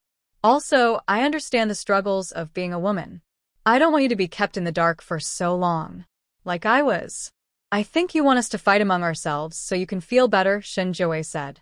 That could be true, Shin Shuangyu nodded. Shinjoe pouted and finally said softly, just wait and see, but don't let it consume you, or you might perish in the wofu. Shin Shuangyu was taken aback and instinctively looked into the distance. That will never happen. Shin Shuangyu felt a surge of determination. Yes, that will never happen. The next day, Song Jixian came to pick up Shin Shuangyu. Yi Qing thought Song Jixian would say something, but he just had a cold expression, showed his face to the Shin family, and then glanced at Shin Shuangyu as if her resistance was a joke. He then returned to the carriage, not sharing the same one as Shin Shuangyu. The carriage taking Shin Shuangyu was surrounded by guards. Upon returning to the Vofu, she claimed to be ill, but in reality, she was imprisoned and hardly saw anyone else from the Vofu, only those from her own courtyard. Clearly, everyone knows about her request for a divorce. Shin Shuangyu admires Song Zixian. Despite the rumors spreading outside, he managed to suppress the public opinion, turning it into a narrative that she wanted a divorce due to her health concerns, fearing she would burden the Ho family, while the Ho family, valuing loyalty, refused her request. Shin Shuangyu once again felt the immense power of Song Jixian. However, all she could do now was stay calm and wait for an opportunity, though she had no idea when that might be. Later, Uncle Li returned to the Ho family but could no longer enter its doors. When Shin Shuangyu heard the news from Cuexiang, she didn't speak for an entire day. She understood that they could no longer communicate with each other. After this escape, Song Zixian indeed kept a close watch on Shin Shuangyu, leaving her with no chances to act. The situation was grim. During this time, Yi Qing received Xiao Wei, who had returned home. During the day, she forced herself to be cheerful to greet her old friend, but at night, when she visited Shin Shuangyu, she found her staring blankly out the window. I'm here. Did you have a good dinner? Shin Shuangyu snapped back to reality and nodded. What were you thinking about? Shin Shuangyu replied, as long as we stay alive, there will always be opportunities. Seeing Shin Shuangyu's serious expression, Yi Qing remembered her earlier discussion with Xiao Wei and thought of an idea. Shuangyu, I have another plan, but it's very risky. You must promise me that if things go wrong, you will give up. First, she couldn't directly approach the emperor to present her creations. Even if she made something extraordinary, she would still have to get past Song Jixian. Second, the items Yi Qing suggested were different from improved snacks. Each one was something that a powerless and backgroundless woman like Shin Shuangyu couldn't control. Once they were revealed, it would put her in danger, possibly upsetting certain groups' interests or attracting the attention of powerful forces. In short, having something valuable could lead to trouble. If the court were stable, there might be some hope, but now the crown prince was ill, the Eastern Palace was unstable, and the factions of the fourth and fifth princes were in constant conflict, making the situation even more dangerous. Even if they managed to find collaborators to navigate these issues, successfully appearing before the emperor with great achievements, Shin Shuangyu will not get what she wants. Because the current Emperor Yuanqing is not a wise ruler, he has always been proud, stubborn, and overly suspicious. One reason Shin Shuangyu's parents died in battle at the Western Rong Pass was that Emperor Yuanqing valued civil matters over military ones.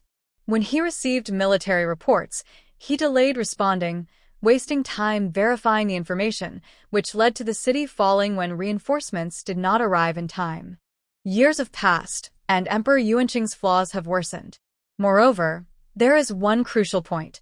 Although Emperor Yuanqing is not a foolish ruler and can sometimes appoint capable people, this capability is limited to men. Shin Shuangyu mentioned to Yi Qing a strange incident that happened in the capital 5 years ago. The daughter of the Minister of Works, born to his first wife, was an extraordinary young woman. She successfully improved the water wheel, increasing its efficiency for irrigating large fields, which significantly boosted the grain production of the Great Zhou Kingdom. This was a remarkable achievement. Perhaps with the intention of having his daughter enter the imperial harem, the Minister of Works did not hide her accomplishments, and she was soon summoned to the palace. When the emperor asked what reward she wanted, she requested the emperor to honor her deceased mother with a title. Her mother had been a humble wife who passed away, and her father later remarried the daughter of a former superior, giving the first title he earned to this stepmother. She wanted to honor her mother, so she sought this recognition. This was not an unreasonable request, but her father immediately dismissed it, telling the emperor that she was immature and had not thought it through. Seeing that her father was unwilling, the emperor lost interest in intervening on her behalf and merely hinted to the Minister of Works to comfort his daughter, as the ministry needed her talent. Thus, her great achievement was overshadowed, and her two half-brothers were promoted into the Ministry of Works, soaring to success. She only received verbal praise and was rarely allowed to go out afterward. Rumors spread that she was forced by the men in her family to study, but she never produced anything new again, and eventually, her family arranged her marriage to her father's favored student. However, Shin Shuangyu rarely saw her at gatherings of the women in the capital. As Shin Shuangyu spoke, Yi Qing recalled a tragic incident that had occurred at a royal banquet in the script's background. The Minister of Works presented a giant rotating lantern to celebrate a birthday, but there was a collapse during the event, resulting in the tragic death of the minister's daughter and injuries to the emperor.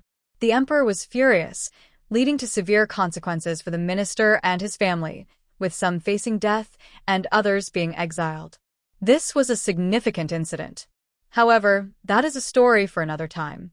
Shin Shuangyu told Yi Qing about this situation, explaining that even if she achieved great success, the emperor, who viewed women as subordinate to men, would still transfer her accomplishments to Song Jixian. To prevent any loss of technology, the emperor trusted Song Jixian to manage her, but not anyone else. If Shin Shuangyu requested a divorce and then married someone the emperor did not trust, it would be a problem. Therefore, it was better to maintain the status quo. Once Shin Shuangyu revealed something modern, she would be unable to escape from Song Jixian's influence. As a result, Yi Qing had a wealth of knowledge about the future, but could not offer any help. In comparison, making money was the safest option, especially when the emperor needed funds for war and the treasury was empty. A woman in business would not be taken seriously by the emperor, and even if she remarried, it wouldn't matter. Eventually, she could use her money to negotiate a divorce.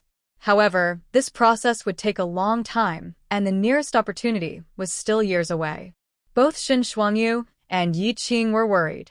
After warmly welcoming Xiao Wei to Yunqi Yijing, the sisters noticed that Yi Qing seemed troubled and thought she might be facing some harassment again. Since Yi Qing needed a new perspective to solve her problems, she shared the situation with Shin Shuangyu as a story to discuss with Xiao Wei. Xiao Wei thought Yi Qing was analyzing a script and was surprised by the strict conditions, which seemed unrealistic for a drama. Since Xiao Wei was focused on the entertainment industry, she had researched many topics. After Yi Qing dismissed various clichés from time travel stories, they could only suggest ideas based on popular market trends. How about giving the female lead a chance encounter?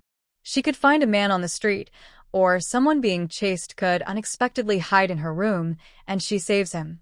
It turns out he's a prince or something, and in gratitude for saving his life, he helps her get a divorce. Then they can. What's with that look? This is market demand. People may complain, but they actually enjoy this kind of story. To make money, you have to compromise your preferences for the market. Just as Yi Qing was about to respond, the phrase saving a life sparked an idea in her mind, and a scene from the original script flashed before her eyes. Shin Shuangyu immediately asked when she heard that Yi Qing had a solution. What is it? Do you know the current princess whining? Shin Shuangyu was taken aback. The emperor's most favored seventh princess? Speaking of Princess Huining, her background was very special. She was born to the deposed empress, whose family was involved in a rebellion. The emperor wiped out her entire family, and the deposed empress was supposed to be killed too, but since she and the emperor were childhood sweethearts, they had a first love bond. In the end, she was only stripped of her title and sent to the cold palace. They were not supposed to meet again, but as time passed, the emperor remembered their past affection and often visited the cold palace. Soon after, Huining was born. The deposed empress did not want Huining to stay in the cold palace with her, so she asked the emperor to send Huining to be raised by the current empress. Therefore, Huining was technically raised by the empress and the crown prince, and they had a strong bond.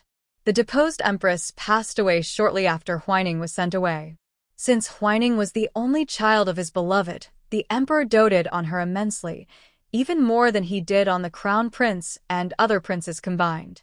I remember Song Zixian intended to send the similarly aged Song Jiayan to be a companion for Princess Huining, Shen Shuangyu said. Is there something we can do about this? Song Jiayan? She can't do it.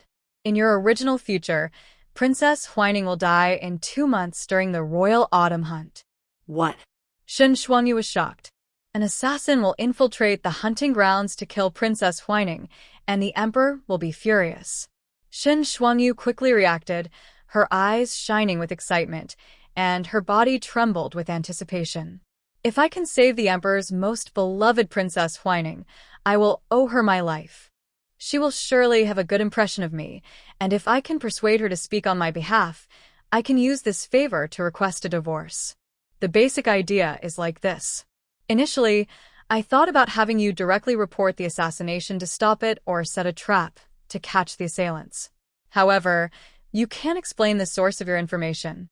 Even if you create a scenario of predicting the future, it would likely lead to the same outcome as achieving other great deeds, still distancing you from Song Jixian.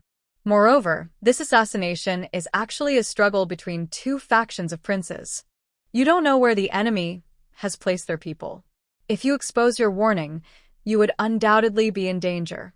But if you simply follow the princess and save her, that achievement won't bring any future complications.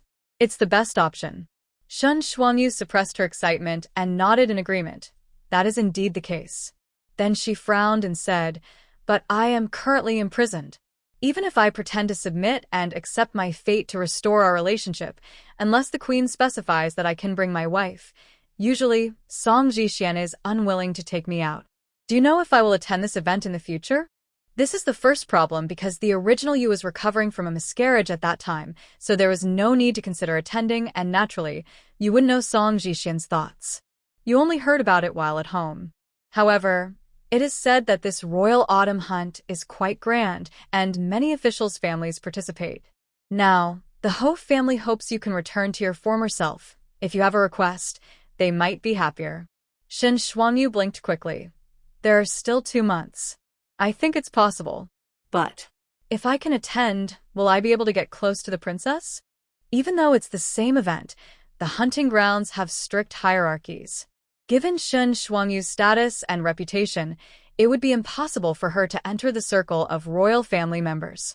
After all, royal relatives are surrounded by guards, and strangers cannot just approach them to chat. Unless a royal family member summons her, she would have the chance to speak with them. Then you will need help from one of your old friends, Yi Fuyun. June. Shen Shuangyu was surprised to hear that name. Yi Fuyun and Mu Ziyou were 2 of her genuine friends from back then. Like her, Yi Fuyun moved to the capital with her family and is also from a military family, so they got along well. However, she married early and had children quickly. After Shen Shuangyu's incident, she consciously kept her distance from Yi Fuyun and rarely interacted with her. But if she really asks for help, Yi Fuyun would definitely assist her because of her straightforward and loyal personality. But I haven't heard that she has any connection with the princess. It is said that the emperor selects accompanying ladies for the princess before the hunt begins. The princess only wants those skilled in riding and archery to join her. If the emperor is in a good mood, he might arrange an archery competition, and since you are skilled in these areas, you would naturally be chosen as an accompanying person. If you ask her to take you along, it might work. Shen Shuangyu paused, thought of something, and her fingers moved unconsciously, as if her body had unlocked long-sealed memories. Shuangyu, what I'm about to say is important. You must think it through carefully. Shen Shuangyu came back to her senses. What? Yifujin accompanied the princess and encountered danger. In the end, she was seriously injured and fell into a coma. Although she woke up months later, she could not survive for more than 3 days and passed away. Shen Shuangyu's face turned pale, and her eyes widened in shock. You know, I can only understand the future from your perspective. Since you were not present at the royal hunting ground, I cannot know the specific details of that day, when the attack happened, where it took place, how many people were involved, how long it would take for help to arrive, or where it would be safe. I can help you assess the situation from a higher perspective, but the actual actions depend on you. You don't know martial arts, and if you insist on following through to repay a life-saving favor, you might end up like Yifujin. At this point, Yi Qing felt a bit regretful.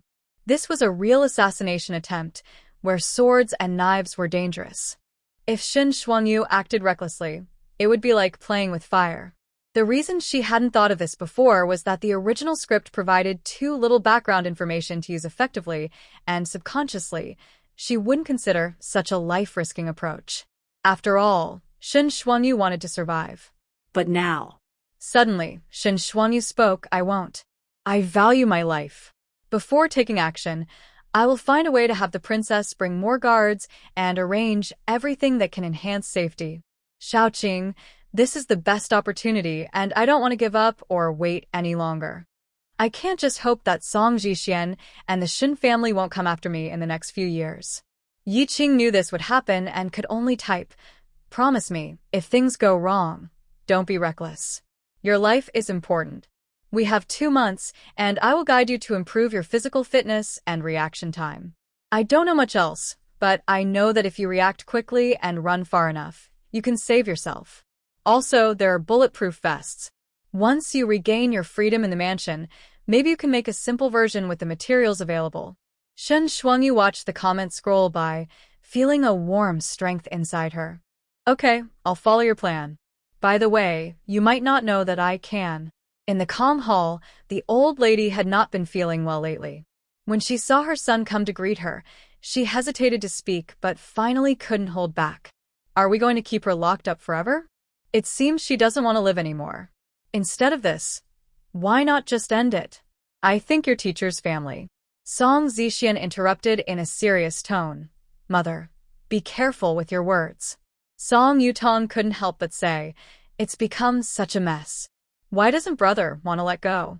Does brother have feelings for Shen Shuangyu? Song Zhixian's expression darkened, causing Song Yutong to close her mouth in fear. Right now. Prince An is still watching me. If I divorce my wife, he will send someone into the house, which would not be good for me. Hearing this, the old lady and Song Yutong fell silent. However, outside, Yan Qi couldn't help but twitch his mouth. Hadn't Prince An's schemes already ended? Suddenly, Yan Qi saw Cui Xiang from Yulan Courtyard and was surprised to see her here. The people inside were also a bit startled, instinctively thinking that Shen Shuangyu was causing trouble again. But then they saw Cui Xiang carrying a tray with various sachets of different sizes and colors. Suddenly, everyone remembered that in past summers, Shen Shuangyu would personally sew sachets to keep mosquitoes and pests away for the family. Madam said that since it's getting hot, she sent me to deliver the sachets to the masters. Did she make these? Made them herself? The old lady picked one up in disbelief, smelling it and examining it. It looked almost the same as in previous years, showing thoughtfulness. But how could Shen Shuangyu still be willing to put in such effort for them after everything that had happened? I wouldn't lie. The sewing of these sachets and the filling of the herbs were indeed done by the madam herself. To save time, she even stayed up several nights. Song Yutong couldn't help but say, she isn't trying to harm us, is she? At this, the old lady quickly set it down. Suddenly, a hand reached out. Song Zhixian picked up the most stable dark blue sachet with a crane pattern and said in a deep voice, I'll have a doctor take a look. If there's no problem. The old lady said, if there's no problem. Does that mean Shin Shuangyu is trying to make amends and is willing to compromise? A moment of calculation flashed across Song Jixian's face. There is always a limit. She will eventually realize what the best choice is. It's just a matter of time. In his view, Shin Shuangyu's strong reactions were merely her unwillingness after suddenly learning the truth. But when all her escape routes were blocked, she would have to recognize the situation and appreciate what she currently had, wouldn't she? Once she clears her mind, she will see that what she has is already the best. Soon, the sachets were proven harmless and indeed made with care. Song Jixian then went to see Shin Shuangyu. This time, her attitude was almost the same as before she knew the truth, respectful and submissive, like a completely tamed creature. Such a Shin Shuangyu pleased Song Jixian. He finally granted her some freedom in the household, but he still remained vigilant. No outsiders were allowed to visit. She couldn't interfere with the children's matters, and she couldn't engage with the housekeeper's authority. Shin Shuangyu obediently served her mother-in-law, preparing medicinal dishes for Song Jixian.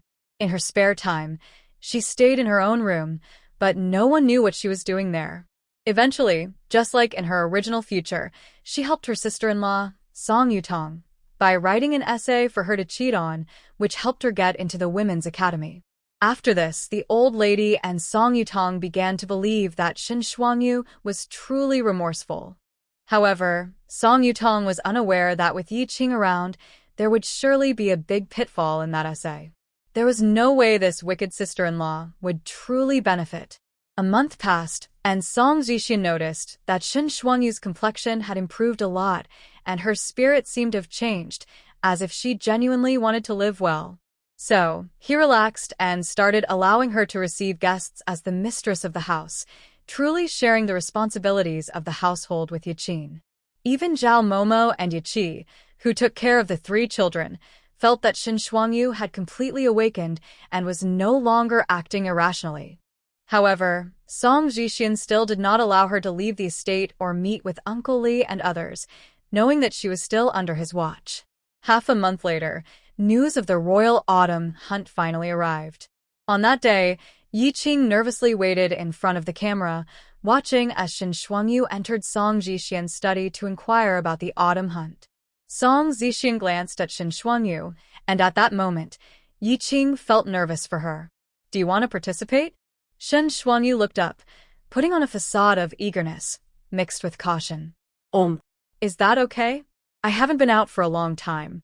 Song Jixian was inexplicably pleased by Shin Shuangyu's obedient demeanor. "If you continue to behave, it won't be a problem." Shin Shuangyu's eyes turned red as she lowered her head. Seeing her like this, Song Jixian felt satisfied. "All right, this time, besides your mother and Jie, all the other masters will go. Make the necessary arrangements." Since they were going to the royal hunting grounds guarded by the imperial army, there was no fear of her trying to escape again. It could be seen as a reward for her obedience during this time. Shin Shuangyu shivered, almost forgetting to act. "Thank you, my lord." Step 1. Done. Soon, Song Jixian heard news that Shin Shuangyu had found a bow and arrow to practice in her room and occasionally went to the stables to ride. Song Jixian paid little attention, thinking that Shin Shuangyu was worried about needing social skills later and would feel embarrassed if she couldn't do anything. She had already returned to a state where she was willing to prepare for the honor of the household. He was very satisfied. Time passed as Shin Shuangyu worked hard to prepare. Finally, the autumn hunt began. At the breakfast table that morning, Xiao Wei accidentally knocked over a fork. Yeqing, sitting next to her, quickly reached down and caught it perfectly. When the fork was handed back, you could see the beautiful lines of her arm. Xiao Wei exclaimed, "I thought you were joking when you said you were looking for a professional coach to improve your reaction time and fitness. I didn't expect it to actually work." As she spoke, Xiao Wei playfully touched Yeqing's arm and said, "It feels nice. Come on, be honest.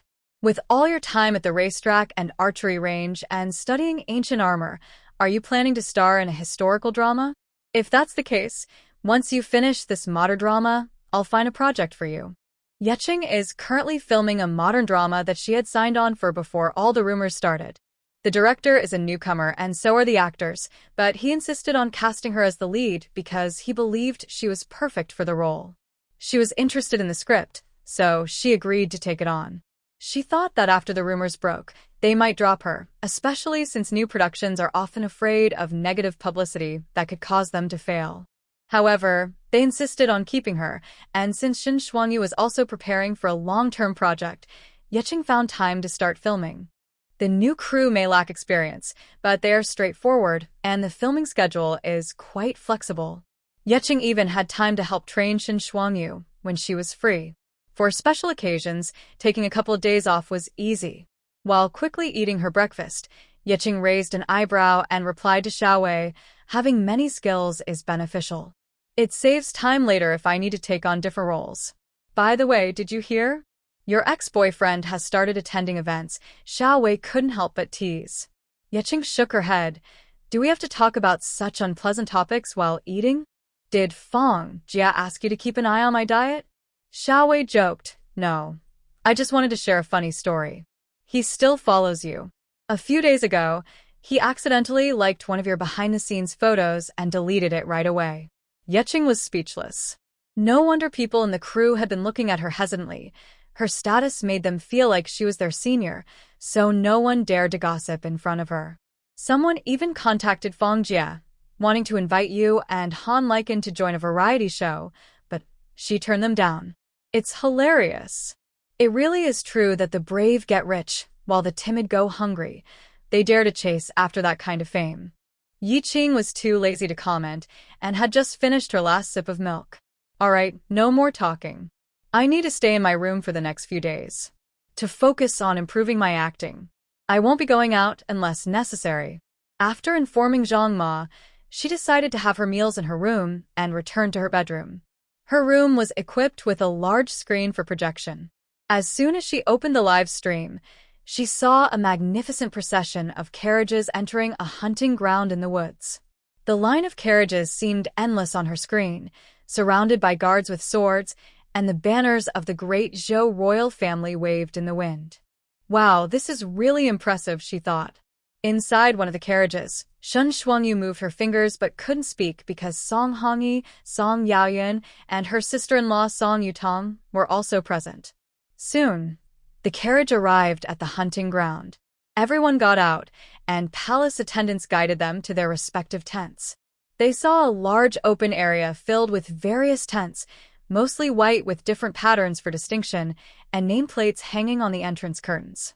Quickly, they arrived at two adjacent tents, both belonging to the Yongxin Marquise. "Wait, did we overlook something? Are you really going to stay with him tonight? That's definitely not okay." Since Song Zixian was being difficult, Shin Shuangyu obediently tried to please them. He, on the other hand, acted disdainful towards her, not sure if it was a punishment, or if he simply didn't care. For the past 2 months, Song Zixian had not mentioned anything about their relationship and had been very cold towards Shin Shuangyu. However, Song Zixian's inherent nature wouldn't change. If he found a legitimate opportunity, he might immediately try to satisfy himself again. Shin Shuangyu shook her head slightly.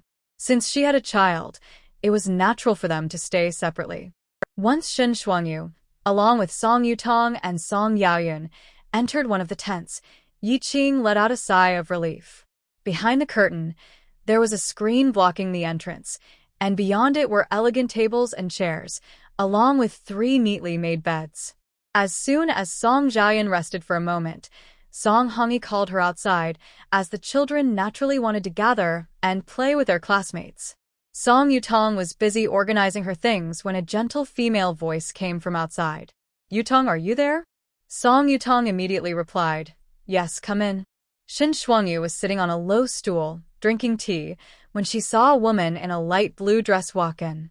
The woman was slender, as if a gentle breeze could knock her over. "I see. This is the rival who is competing with Song Yutong for a man."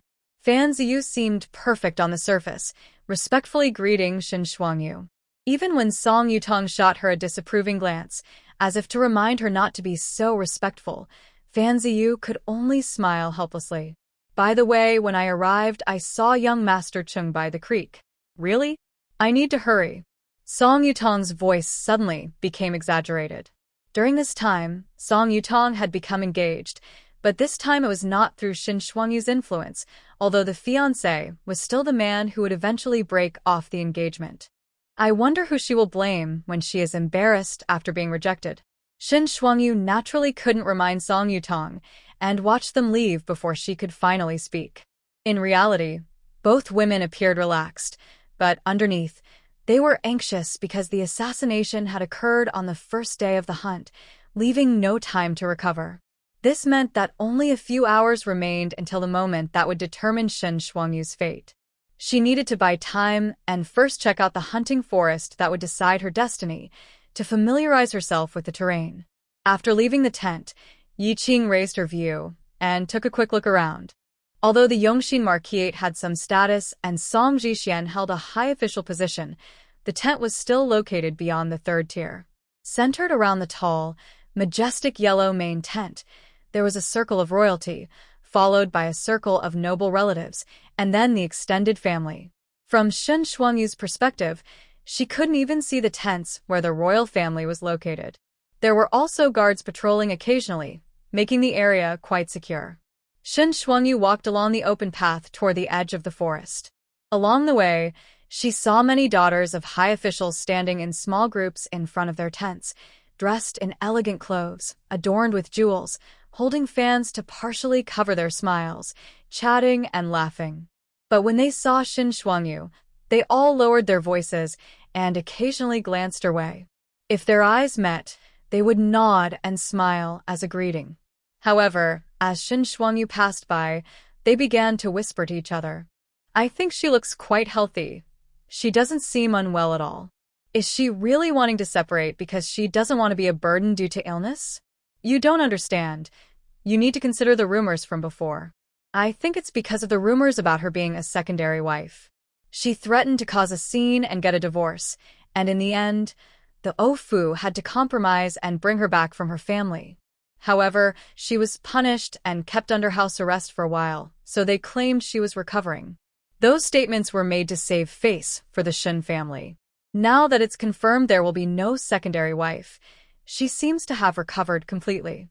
In my opinion, she lacks talent and virtue and is not worthy of being the wife of the Yongxing Ho.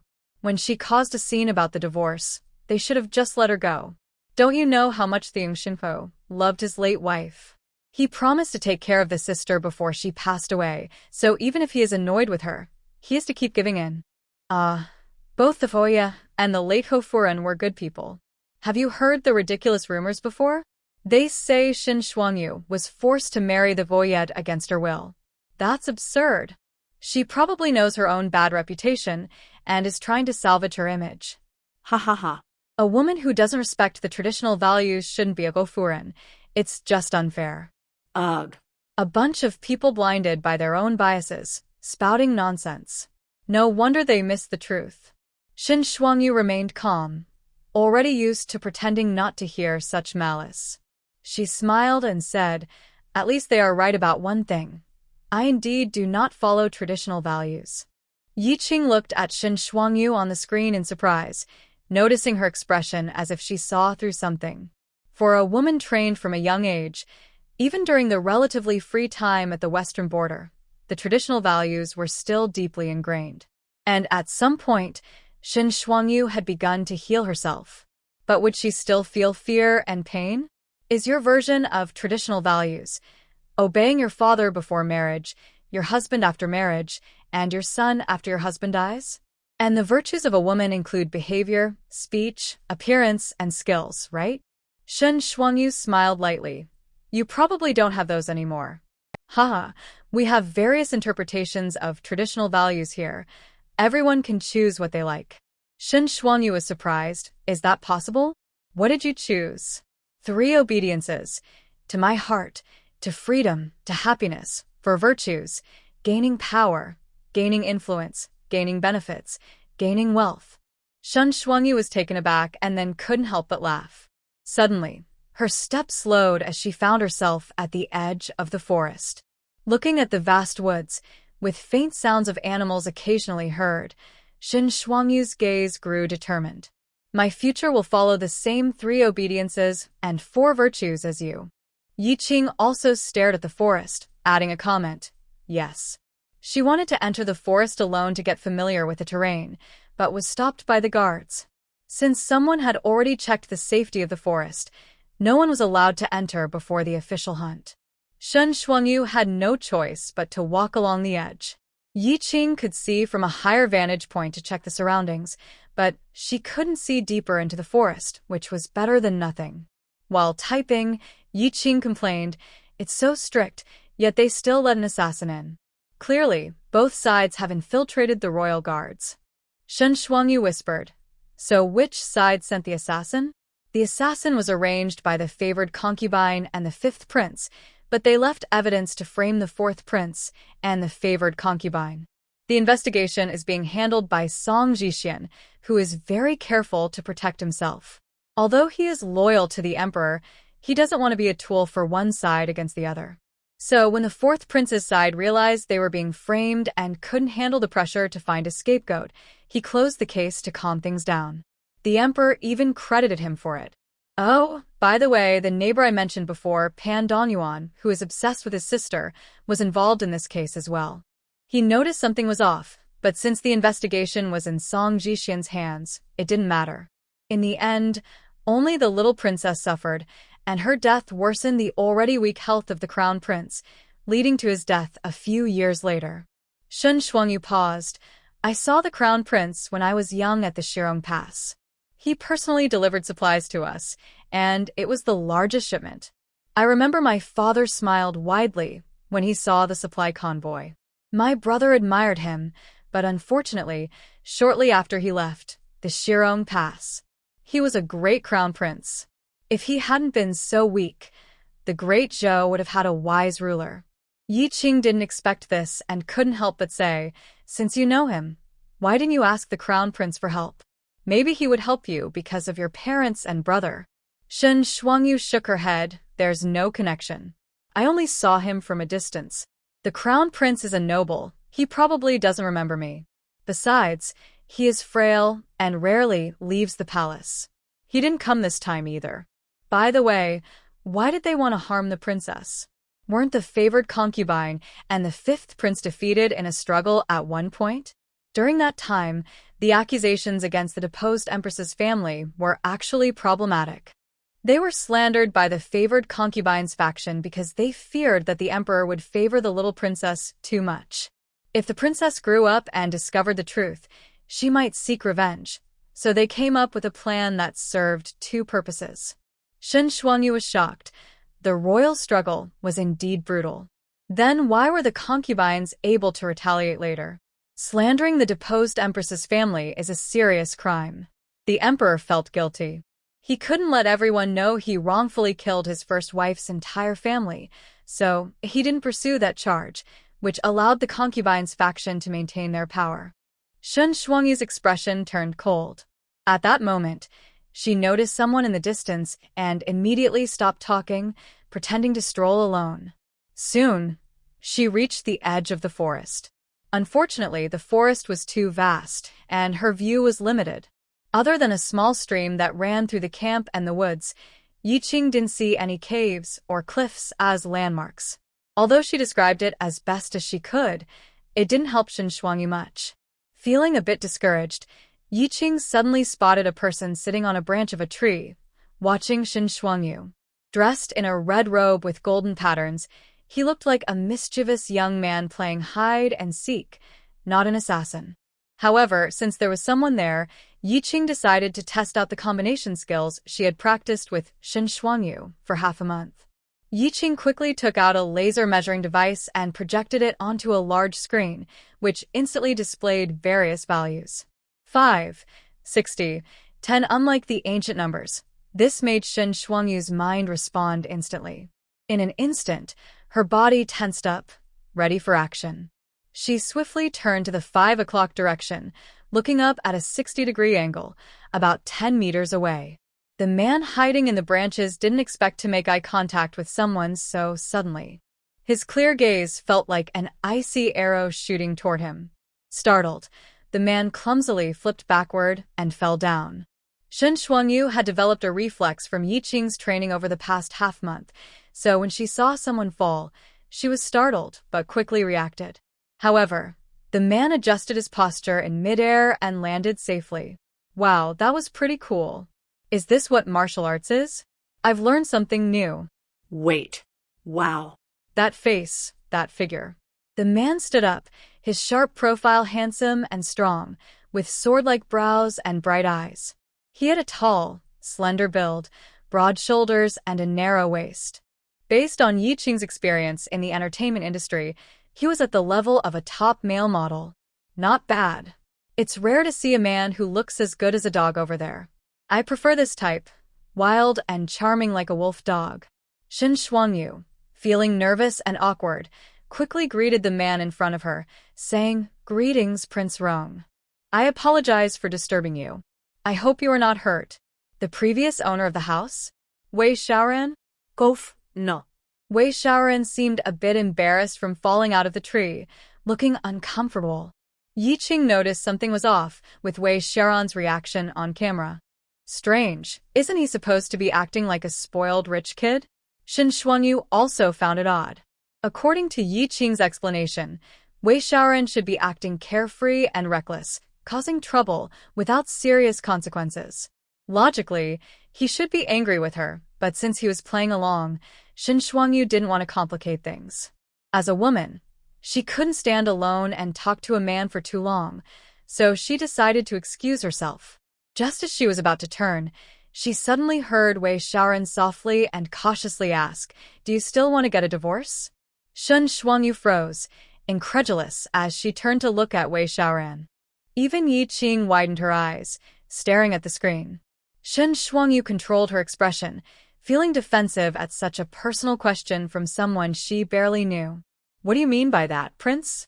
Wei Xiaoran seemed to realize he had overstepped, scratching his ear and saying, "Aren't you the one who was wronged?" Shen Shuangyu was stunned. The outside world clearly didn't believe she was wronged. "Of course, if you still want to continue living like this. I mean, my father and your parents were acquaintances, so I thought I'd ask if you need help." Shen Shuangyu was already in shock. What acquaintances? They had never met. At most, there were some military correspondence. Her father and brother often admired Prince Rong's military skills, as he earned recognition from the late emperor at a young age and became the only non-royal prince of the Great Zhou. He spent his life fighting for the country, and his sister became the current empress, making him the emperor's brother-in-law. His status was not something just anyone could claim as an acquaintance. If there was any connection, it was that after the fall of the Western Rong Pass, Prince Rong had reclaimed the city and rebuilt the defenses, protecting the place Shen's father had always wanted to safeguard. Now the heir of the Rongjuan king says he wants to help her. Does that mean a divorce? Can this guy be of use? If so, Shuangyu, don't feel burdened. As long as we achieve our goal, we can repay him later. It's better than risking our lives. After quickly blinking her eyes, Shen Shuangyu gently shook her head. Wei Xiaoran's eyes flashed, "Haha, I was being too forward. I'll take my leave." He was about to step back. Song Zhixian. At almost the same time, Wei Xiaoran turned his head, reacting very quickly. Shen Shuangyu heard Song Zhixian's deep, displeased voice coming from afar. "Madam, what are you doing here?" Following the sound, Shen Shuangyu saw Song Zhixian walking over from the distant camp. Since Song Zhixian was also here for work, helping the emperor with some matters, he was not just attending the autumn hunt, so he had his personal guard, Yan Qi, with him. As Song Zhixian approached, his gaze began to assess the positions of Shen Shuangyu and Wei Xiaoran. However, he didn't seem to recognize them.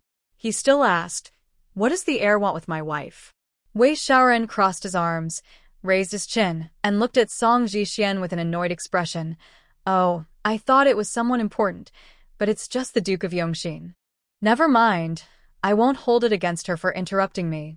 Song Zhixian's eyes swept over Shen Shuangyu, and he barely turned his head, casting a sideways glance that carried a sense of disdain. "What's going on?" Shen Shuangyu lowered her head and briefly explained the situation according to Wei Xiaoran's words. "Since the heir is not upset, you should thank him." "You." Wei Xiaoran was taken aback, probably the first time he faced Song Jixian's harshness towards Shen Shuangyu. After all, a man who respects his wife would defend her against unreasonable behavior, even if he was wary of Song Jixian's status. He would stand up for her instead of letting her face everything alone. Wei Xiaoran looked at Song Jixian with disgust, his fists clenched. He felt a bit helpless when Shen Shuangyu bowed to thank him. To avoid making it difficult for Shen Shuangyu, he had intentionally said that, not expecting it would lead to her humiliation. If he had known, he wouldn't have said it that way. Indeed, he should keep his distance. Why add to her troubles?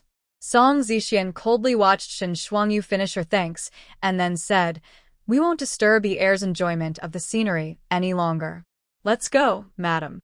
On the way back to the camp, Song Zixian spoke to the silent Shen Shuangyu. "You must have forgotten that I don't like it when you come looking for me without reason." What? Shen Shuangyu was taken aback and quickly realized, "You misunderstood, my lord. This is my first time here, and I was just curious, so I was wandering around." However, Song Zixian only scoffed and didn't respond, clearly not believing her. "Have you noticed that this guy seems more confident than before? It looks like you've given him a big illusion during this time. I'm looking forward to seeing if he can still show that confident expression after you successfully part ways."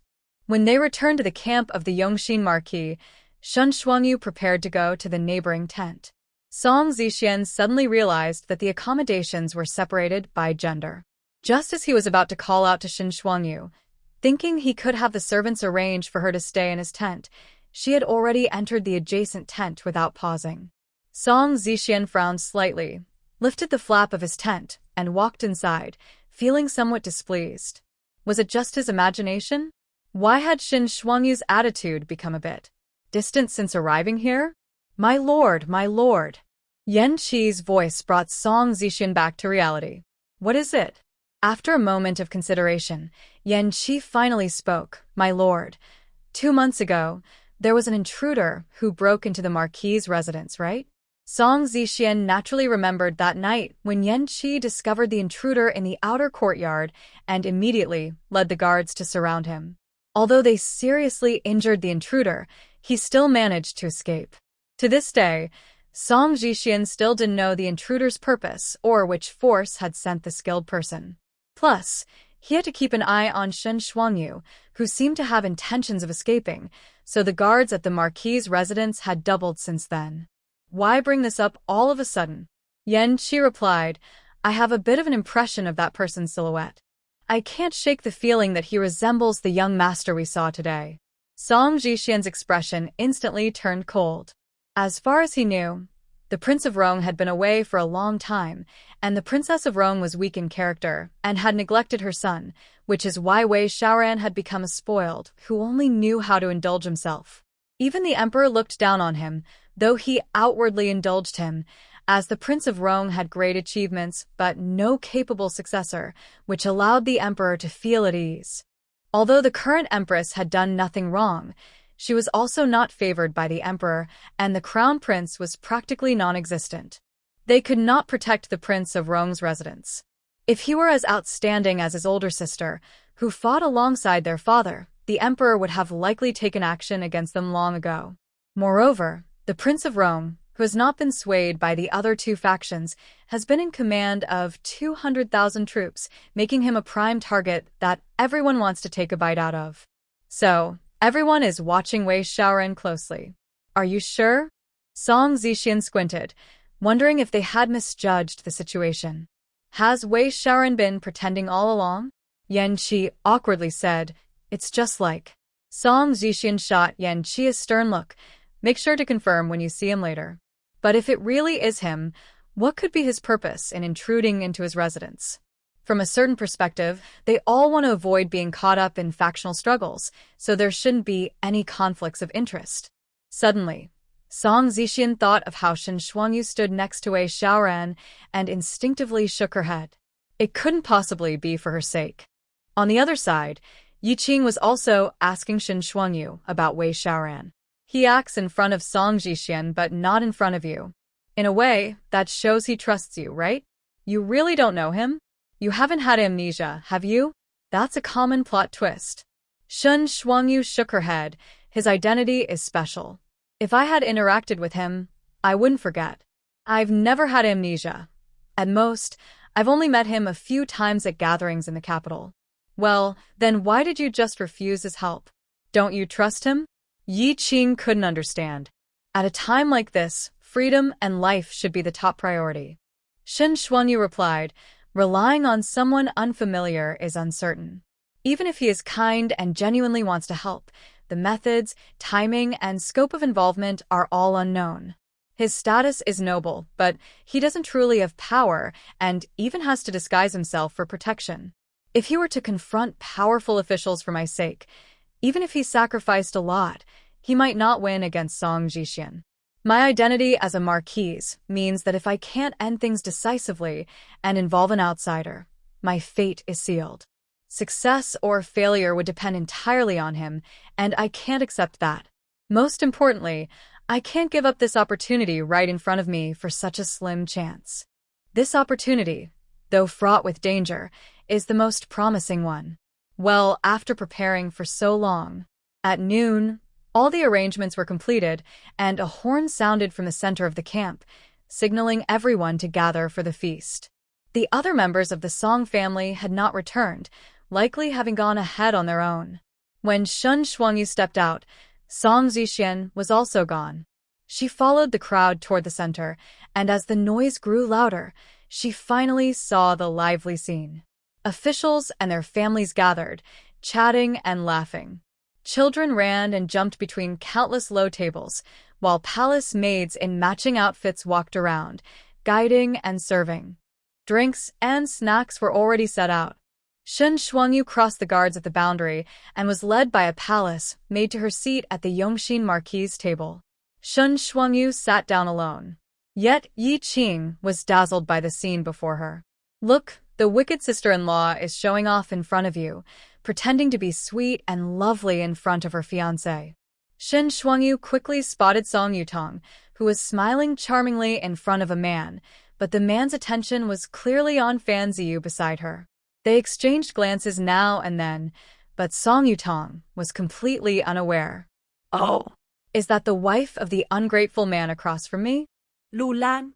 Shen Shuangyu looked over and saw that Lu Lan was not standing next to Shindingen, but with a man and a woman.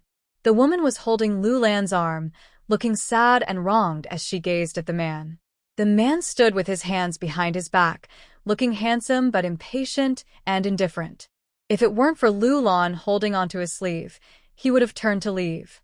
Then, the man caught sight of Shen Shuangyu, his expression momentarily stunned, and the aloofness on his face softened as he nodded in greeting. Shen Shuangyu returned the greeting simply. Lu Lan and the woman beside her also noticed her. However, both had unpleasant expressions. Lu Lan was annoyed by Shen Shuangyu, and the other woman seemed upset for some reason. The man soon left, and the two women hurried after him. Yi Qing curiously asked, "Who were they?" Shen Shuangyu covered her mouth with a fan and whispered, "That woman is Mu Zio's sister, Mu Mingxi, and the man is Lu Lan's brother, Lu Zhao, the grandson of the duke, who Mu Mingxi insists on marrying." "The one who ran away for marriage? Haha, I can see he doesn't like Mu Mingxi at all. He was polite to you, clearly not influenced by his sister." Shen Shuangyu agreed. Just then, Shindingen approached, probably informed by Lu Lan. "Second sister," Shindingen said cheerfully, as if he was very happy to see her here. This meant Shen Shuangyu had finally recognized her mistakes and was behaving like a proper marquise wife, allowing her brother-in-law to let her come out. But after his warm greeting, he was met with Shen Shuangyu's complete disregard, as if she hadn't heard him at all. How could she not hear?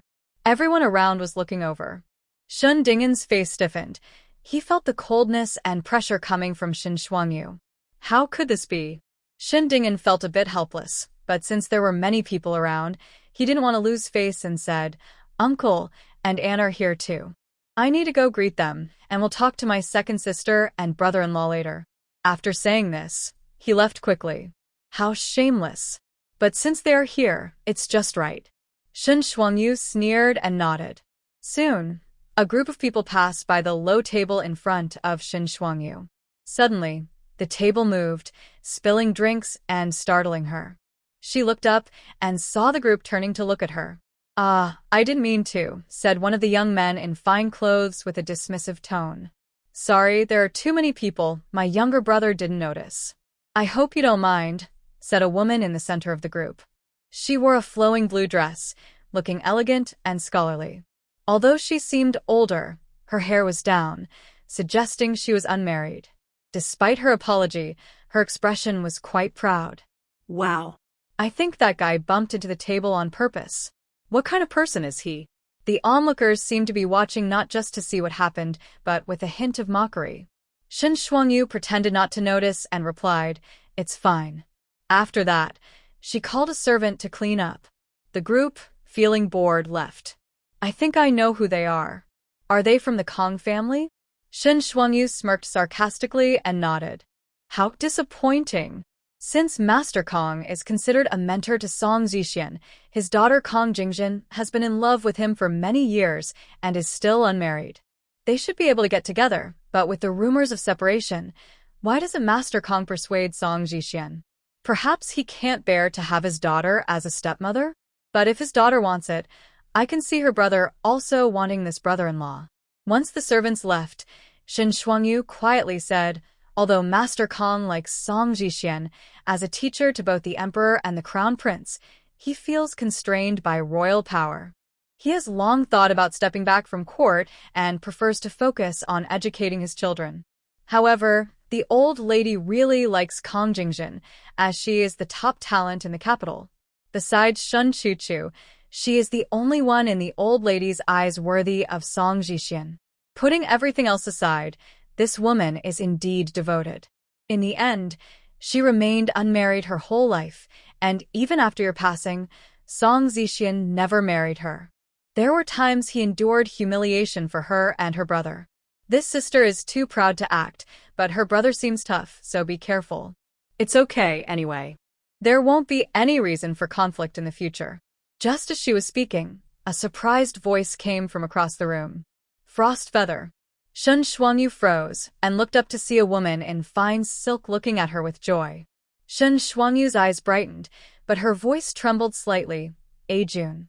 Beside Yi Fujuan stood a man, followed by a 4- or 5-year-old boy. It was her husband and son. Yi Fujuan smiled, her dimples showing, and instinctively raised her hand to wave, almost losing her graceful demeanor as a noblewoman. But before she could wave, the little boy suddenly pushed her. If she hadn't been steady on her feet, she might have stumbled. The boy seemed impatient with her sudden stop, which is why he pushed her. The man did not stop or scold him, but directly pulled Yi Fujuan toward their seats, seemingly not wanting her to interact with Shin Shuangyu. "Isn't that disrespectful to your sister?" Shin Shuangyu's brows gradually furrowed, but she said nothing more. At that moment, the drums began to sound, signaling everyone to take their seats as the royal family was about to enter. As everyone settled in, the Song family members returned one after another. As soon as the 2 children arrived, they asked Shin Shuangyu to give up her seat so they could sit with their father and enjoy the show. Shin Shuangyu moved back a row, but when Song Yutong saw she would be sitting with Shin Shuangyu, she rolled her eyes in displeasure. Soon, palace attendants made way, and the ceremonial procession followed. Everyone immediately stood up, kneeling in the direction of the newcomers and calling out in unison. From behind the screen, Yi Qing could clearly see the royal procession. At the forefront was the emperor, his presence commanding and dignified, embodying the majesty of the ruler. Just a step away from the emperor stood the queen, elegant and regal, wearing a composed smile that showcased her role as the mother of the nation. Following her were the beautiful consort and the gentle and approachable Defei, each accompanied by their children. Everyone walked orderly toward the high platform. At that moment, a little girl suddenly dashed from the back of the line to the front like a cannonball, hugging the emperor's leg. Yi Qing's gaze immediately fell on the girl, an 8-year-old with rosy lips and white teeth, bright and adorable eyes, dressed in a vibrant red riding outfit. Her 2 little pigtails bounced as she ran, and the ribbons in her hair danced freely in the wind, making her look lively and playful. The emperor faced the sudden situation without any displeasure. Instead, he picked up the little princess and sat down on the dragon throne with her. The empress smiled gently at the little princess, her expression much warmer than the composed smile she had maintained before. It seems she is even more favored than I imagined. No wonder the consort is eager to get rid of the little princess, thought Shen Shuangyu, her pupils narrowing involuntarily. When everyone sat down, her gaze finally turned to the little girl in the emperor's arms on the high seat. Soon the banquet began. Although Shen Shuangyu had little appetite, she still listened to Yi Qing's advice and ate quite a bit to store enough energy. However, she and Yi Qing were surprised that when the main course ended and desserts were served, they were familiar new-style pastries. Shen Shuangyu was taken aback upon seeing them. She heard someone nearby say, "These are the new pastries that have become popular recently. I didn't expect to see them here. I heard they are special and favored by the nobles in the palace, so they were specially provided this time. No wonder they have been hard to get in the past few days. It seems Uncle Li and the others are doing quite well. They're saving money for you, Shuangyu. You can rest assured." Shen Shuangyu's gaze softened as time passed. She picked up a pastry and savored it. Thankfully, everyone remained positive and did their best. After finishing the pastries, Shen Shuangyu felt a surge of strength, her determination growing. She would soon reunite with her true family. As the banquet ended, the emperor prepared to hunt deer, officially starting the autumn hunt. As always, there would be competitions and rewards. After the emperor announced this, the little princess immediately exclaimed, "Father, I want to participate too." The emperor chuckled, "Whining is still young. But I can ride and shoot arrows now. Xiao Hong is coming too."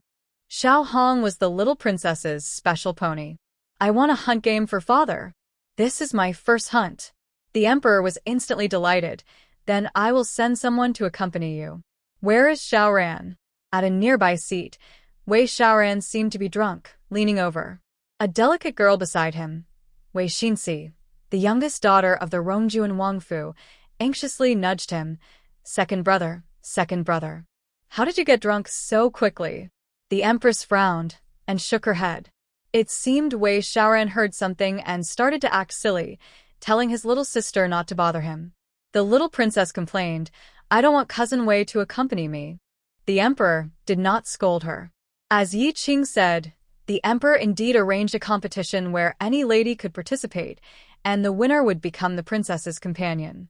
At that moment, many ladies showed expressions of regret. Opportunities to be close to the little princess were rare, and winning her favor could benefit their families. In the capital, women were admired for their elegance, excelling in poetry, literature, music, and dance.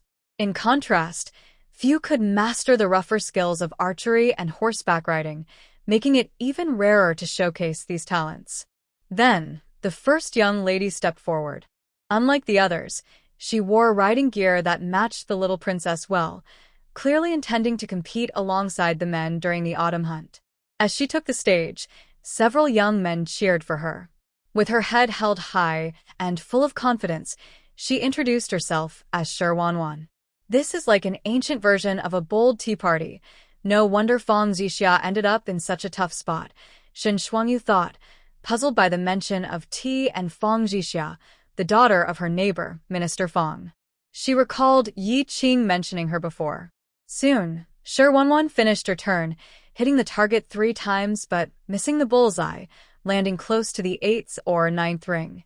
The audience applauded, and even the little princess was excited, recognizing her performance as quite good. Next, a second lady appeared, dressed beautifully in luxurious clothing, but she seemed hesitant to step forward. The middle-aged couple and 3 young men at her table watched her with eager and affectionate looks, encouraging her. After she introduced herself, Yi Qing's eyes widened in surprise. "Shen Shuangyu, look at her." Shen Shuangyu was confused. What was special about the daughter of the Jingyuan Marquis, who had been found years ago? "This is related to your other neighbor, Pan Dongyuan. I can't even imagine how exciting your life will be once you're free, surrounded by all this gossip." "I'll tell you more later," Yi Qing said, making Shin Shuangyu both amused and exasperated, her tense mood easing as she began to envision a brighter future. As more ladies took their turns, finally, Ifuyun appeared. With 3 swift arrows, 2 hit the bullseye, stunning the crowd and earning continuous applause. The little princess jumped down in delight, exclaiming how impressive she was. She was the only lady to hit the bullseye, and in everyone's eyes, she was already a winner. When the palace attendants asked if anyone else wanted to compete, no one stepped forward. At that moment, Song Yutong, feeling bored, noticed someone next to her standing up. She turned her head and exclaimed, "What are you doing? You can't leave your seat now." But as soon as she finished speaking, Shin Shuangyu walked forward. As she passed the low table, she startled the father and son trio. Song Zixian didn't expect anything else and instinctively grabbed Shin Shuangyu's sleeve to stop her sudden and inappropriate action. "What are you doing?" Song Zixian frowned and scolded. This time, Song Zixian was sitting while Shin Shuangyu stood above him, looking down and calmly saying, "I'm here to participate in the selection." "What?" Song Zixian was confused, then frowned again. "Don't mess around." "What can you do?" "Don't embarrass yourself." "You can't even shoot arrows," Song Hongyi chimed in. "Everyone is looking at us." Song Zhaoyun, at such a young age, felt embarrassed and anxious. However, Shin Shuangyu had already pulled her sleeve away, and Song Zixian felt the fabric slip from his grasp. By the time he reacted, Shin Shuangyu had quickly walked up to the stage and bowed to the higher-ups. Yongxin Marquee House, Shin Shuangyu. This would be the last time she registered under the Yongxin Marquee House. As soon as Shin Shuangyu appeared, the crowd began to murmur, and it was clear they were not saying nice things. But Shin Shuangyu stood in the center, unfazed. When the palace attendant signaled, she turned and began to choose her bow and arrows. The surrounding gazes and mocking voices kept coming, darkening the faces of the Song family members. Song Yutong couldn't help but curse. Is she crazy? Stealing the spotlight? Does she think she looks good? Showing up like this will only remind everyone of her recent troubles. She's really embarrassing our marquee house. Song Zixian was also very displeased. This competition was different from her small antics at home, which were just for show. After all, no one could master archery in just half a month without guidance. If she missed all her shots, it might even anger the emperor, making him think she was disrespecting the princess and the royal family. Completely absurd. He thought she had become obedient, but now she was acting on her own. It seemed he had been too lenient with her. Meanwhile, as Shin Shuangyu was selecting, Ifuyun happened to be returning a bow and arrow, actually intending to delay and talk to Shin Shuangyu up close. "Why did you come up here?" Ifuyun asked, surprised. Shin Shuangyu replied with a question. "What about you?" Ifujun felt uneasy and said, "My husband might get a promotion soon. I thought this was a rare opportunity, and maybe I could help him." It seems they might not appreciate it. After Shin Shuangyu glanced over, she saw Ifujun's husband talking to others, completely ignoring his wife, who hadn't returned yet. Ifujun's son looked displeased, glaring in this direction, as if he didn't think his mother, who had just received praise, was impressive at all, but rather found her embarrassing. Seeing that both father and son were dressed like scholars, it seemed they, like many others, looked down on women showing off their skills. "They don't seem to appreciate your efforts," Shin Shuangyu said calmly. Ifujun's face showed a moment of embarrassment, but she quickly realized and looked at Shin Shuangyu in surprise, as she had never been so straightforward before. Shuangyu, what's wrong? Is it because of the rumors from earlier?" Shin Shuangyu picked up her chosen bow and arrow, smiled slightly at Ifujun, and said, "I'm going to start now." Ifujun was taken aback and could only stop talking, worried as she turned to leave and return to her husband and son. When Shin Shuangyu took her position with the bow and arrow, it was different from the previous rounds. The surrounding voices did not quiet down politely but only lowered slightly, still distracting the archer. It seemed no one expected to see an impressive display of archery. Some were waiting to see her fail, while others had already shifted their attention to chatting with others, thinking Shin Shuangyu was wasting time during the autumn hunt.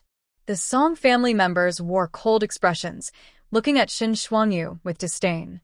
Since Shin Shuangyu rarely acted in a high-profile manner, even the higher-ups couldn't help but gossip. "Is this the fierce woman from the Ji Xian family?" the emperor asked curiously. "She doesn't seem fierce. She has a gentle demeanor," the empress replied. The empress might not know her true character. Her reputation isn't great, the favored concubine mocked. The Defei beside them laughed and said, "Can she even shoot? I've never seen her do it before." "She should be able to. After all, she's from a military family," the empress replied casually. "A military family?" the emperor asked, puzzled. The empress explained, "She comes from the Shin family. Her father was a city defense general who died at the Western Rome Pass." The emperor seemed to recall this. Meanwhile, the little princess in front of them seemed to have heard their discussion and turned around to look at them curiously. On the other side, the Shin family members were already gossiping. "Uncle, what's she doing? Is she trying to embarrass herself? Aunt, I remember she never touched archery since coming to the Shun family." "Lulan, husband, what does your sister mean by this?" Shin Dingen could no longer hear the sounds around him. He was lost in thought, staring at Shin Shuangyu's back as memories flooded back from a long time ago. Suddenly, a sharp sound cut through the air on the stage. Anyone with experience in archery would instantly recognize the unique sound of an arrow being shot and hitting the target. This was definitely not the noise of a beginner playing around. Many people turned to look, and the atmosphere gradually quieted down. Everyone blinked in surprise. The arrow that hit the target center was real, right? Silence, a deathly silence. Accompanied by a clear, cheerful voice, the little princess clapped her hands and cheered. That was amazing. The crowd erupted in disbelief. They couldn't believe that the person on stage could actually shoot arrows, and so accurately. "Brother, she can? It must be a coincidence," Song Yutong said in disbelief. The gentleman's 6 arts include archery, and although Song Zhixian was a civil official, he was quite skilled in it. He had been watching Shin Shuangyu closely and had seen her graceful archery stance. This was definitely not a last-minute effort. His expression was filled with uncertainty. He wanted to know why Shin Shuangyu could shoot arrows. Even though she came from a military family, she had never shown this talent in the Shin family or the Marquis's residence. Shouldn't she have informed her husband about such a thing first? Remembering how he had just tried to stop her, he suddenly felt like a fool. Was Shin Shuangyu intentionally trying to embarrass him? The more he thought about it, the darker his expression became. He didn't like seeing Shin Shuangyu out of control. On the Shun side, Shun Dingen had a complicated expression. "She really can?" Lulan said beside him. Shun Dingen lowered his gaze, his voice a bit hoarse.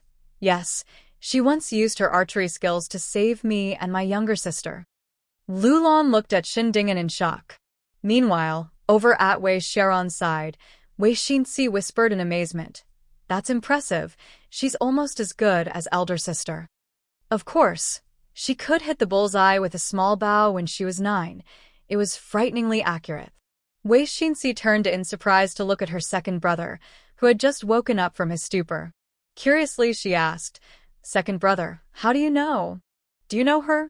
Wei Shaoran stiffened and waved his hand. "I was just joking." Simple-minded Wei Xinxi looked puzzled. Wei Shaoran then pretended to be drunk again, but this time he turned to secretly watch the archery platform. When Shin Shuangyu picked up her second arrow, everyone's gaze was already unconsciously fixed on her. A slender woman in a light blue dress appeared, suggesting she was as gentle as water. However, when she drew her bow and nocked an arrow, her posture revealed a beautiful and powerful strength that made no one think of her as a weak woman. With a swift sound, the arrow flew and struck the center of the target once again. She had matched the best score. This time, those who had previously thought her success was just luck could no longer doubt her abilities. They stared at this woman with a notorious reputation in awe. Song Zixian found this version of Shen Shuangyu unfamiliar. She seemed calm and focused, completely undistracted by the outside world, her attention solely on the target. There was a quiet determination about her, like a white flower growing on a steep cliff, beautiful despite the challenges it faced. As the third arrow was drawn, everyone held their breath, including the higher-ups, who were now keenly interested in Shin Shuangyu. They wondered if she could win this competition. With a smooth motion, she released the arrow, causing a collective shiver among the spectators. Countless eyes followed the arrow until it landed perfectly in the center, seemingly with even greater force than before. She hit it. Shin Shuangyu maintained her stance, staring blankly ahead, lost in thought. But the next moment, thunderous applause brought her back to reality. The expressions around her were filled with disbelief. After all, at least half of the men present could not consistently hit the bullseye. Shin Shuangyu's archery skills were undeniably impressive. Amid the rare applause and cheers, the Song family felt a mix of emotions. Song Yutong had intended to complain to Song Zixian about Shin Shuangyu's apparent concealment of her skills, believing she had ulterior motives. However, she noticed Song Zixian gazing at Shin Shuangyu with an expression that seemed different, perhaps admiring or captivated. Startled by her own realization, Song Yutong shivered. How could this be? She must be mistaken. Watching the astonished reactions of those around her, Yi Qing felt satisfied. After all, when Shin Shuangyu had asked if they didn't know she could ride and shoot, Yi Qing had been completely taken aback. In the story she had seen, there was no such setting. Shin Shuangyu had always been portrayed as a frail lady. As a result, Shin Shuangyu told her that she grew up in the Shirong Pass and naturally had been exposed to these skills from a young age. However, when she arrived in the capital, she found that everyone did not approve of noble ladies practicing archery and horsemanship. So, to help her sister fit in with the group, she had to pretend she couldn't do it. Only when she was with like-minded friends would she occasionally play a few games. At that time, Muzio would act as the referee, and she would compete with Ifuyun. After marrying into the Marquis family, it was clear that the family did not like women engaging in such activities, and her health had also suffered greatly, so she no longer had the chance to practice archery. But undoubtedly, she had talent. In the last half-month, she quickly regained her skills. Yi Qing then thought of using modern techniques to practice a unique combination skill just for the two of them so that during the upcoming autumn hunt, they could add an extra layer of safety. Accompanied by the little princess saying, "I want her to stay with me," both Yi Qing and Shin Shuangyu sighed in relief. The second step was complete. I don't want this kind of independent decision-making to happen again.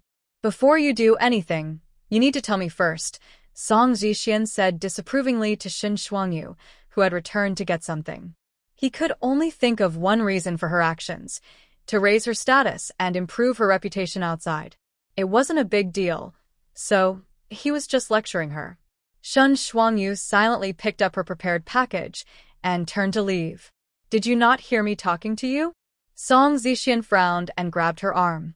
"It's really funny. Although the previous attempt at separation didn't succeed, Song Zixian hasn't learned his lesson at all. He still doesn't see you as an independent person. You have to inform him of everything you do and get his permission first. What is he so high and mighty about?" Shin Shuangyu scoffed and pulled her arm away. She felt like a bird desperate to escape a cage, unwilling to waste any time on such a person. "Marquis, the princess's people are still waiting for me outside the tent." Song Zixian felt that Shin Shuangyu was changing the subject. With a serious expression, he said, "All right, you should spend time with the princess first. I'll talk to you later. Remember, don't upset the princess. She is the emperor's most cherished child. If she likes you, she can help speak well of Zhaoyan. I want Zhaoyan to enter the palace as the princess's companion, which would greatly benefit her future." This was something Song Zixian had planned, but he didn't expect Shin Shuangyu to have such an opportunity. When it comes to these matters, women tend to handle them more gracefully than men. Dream on. Go to sleep. You can have anything in your dreams.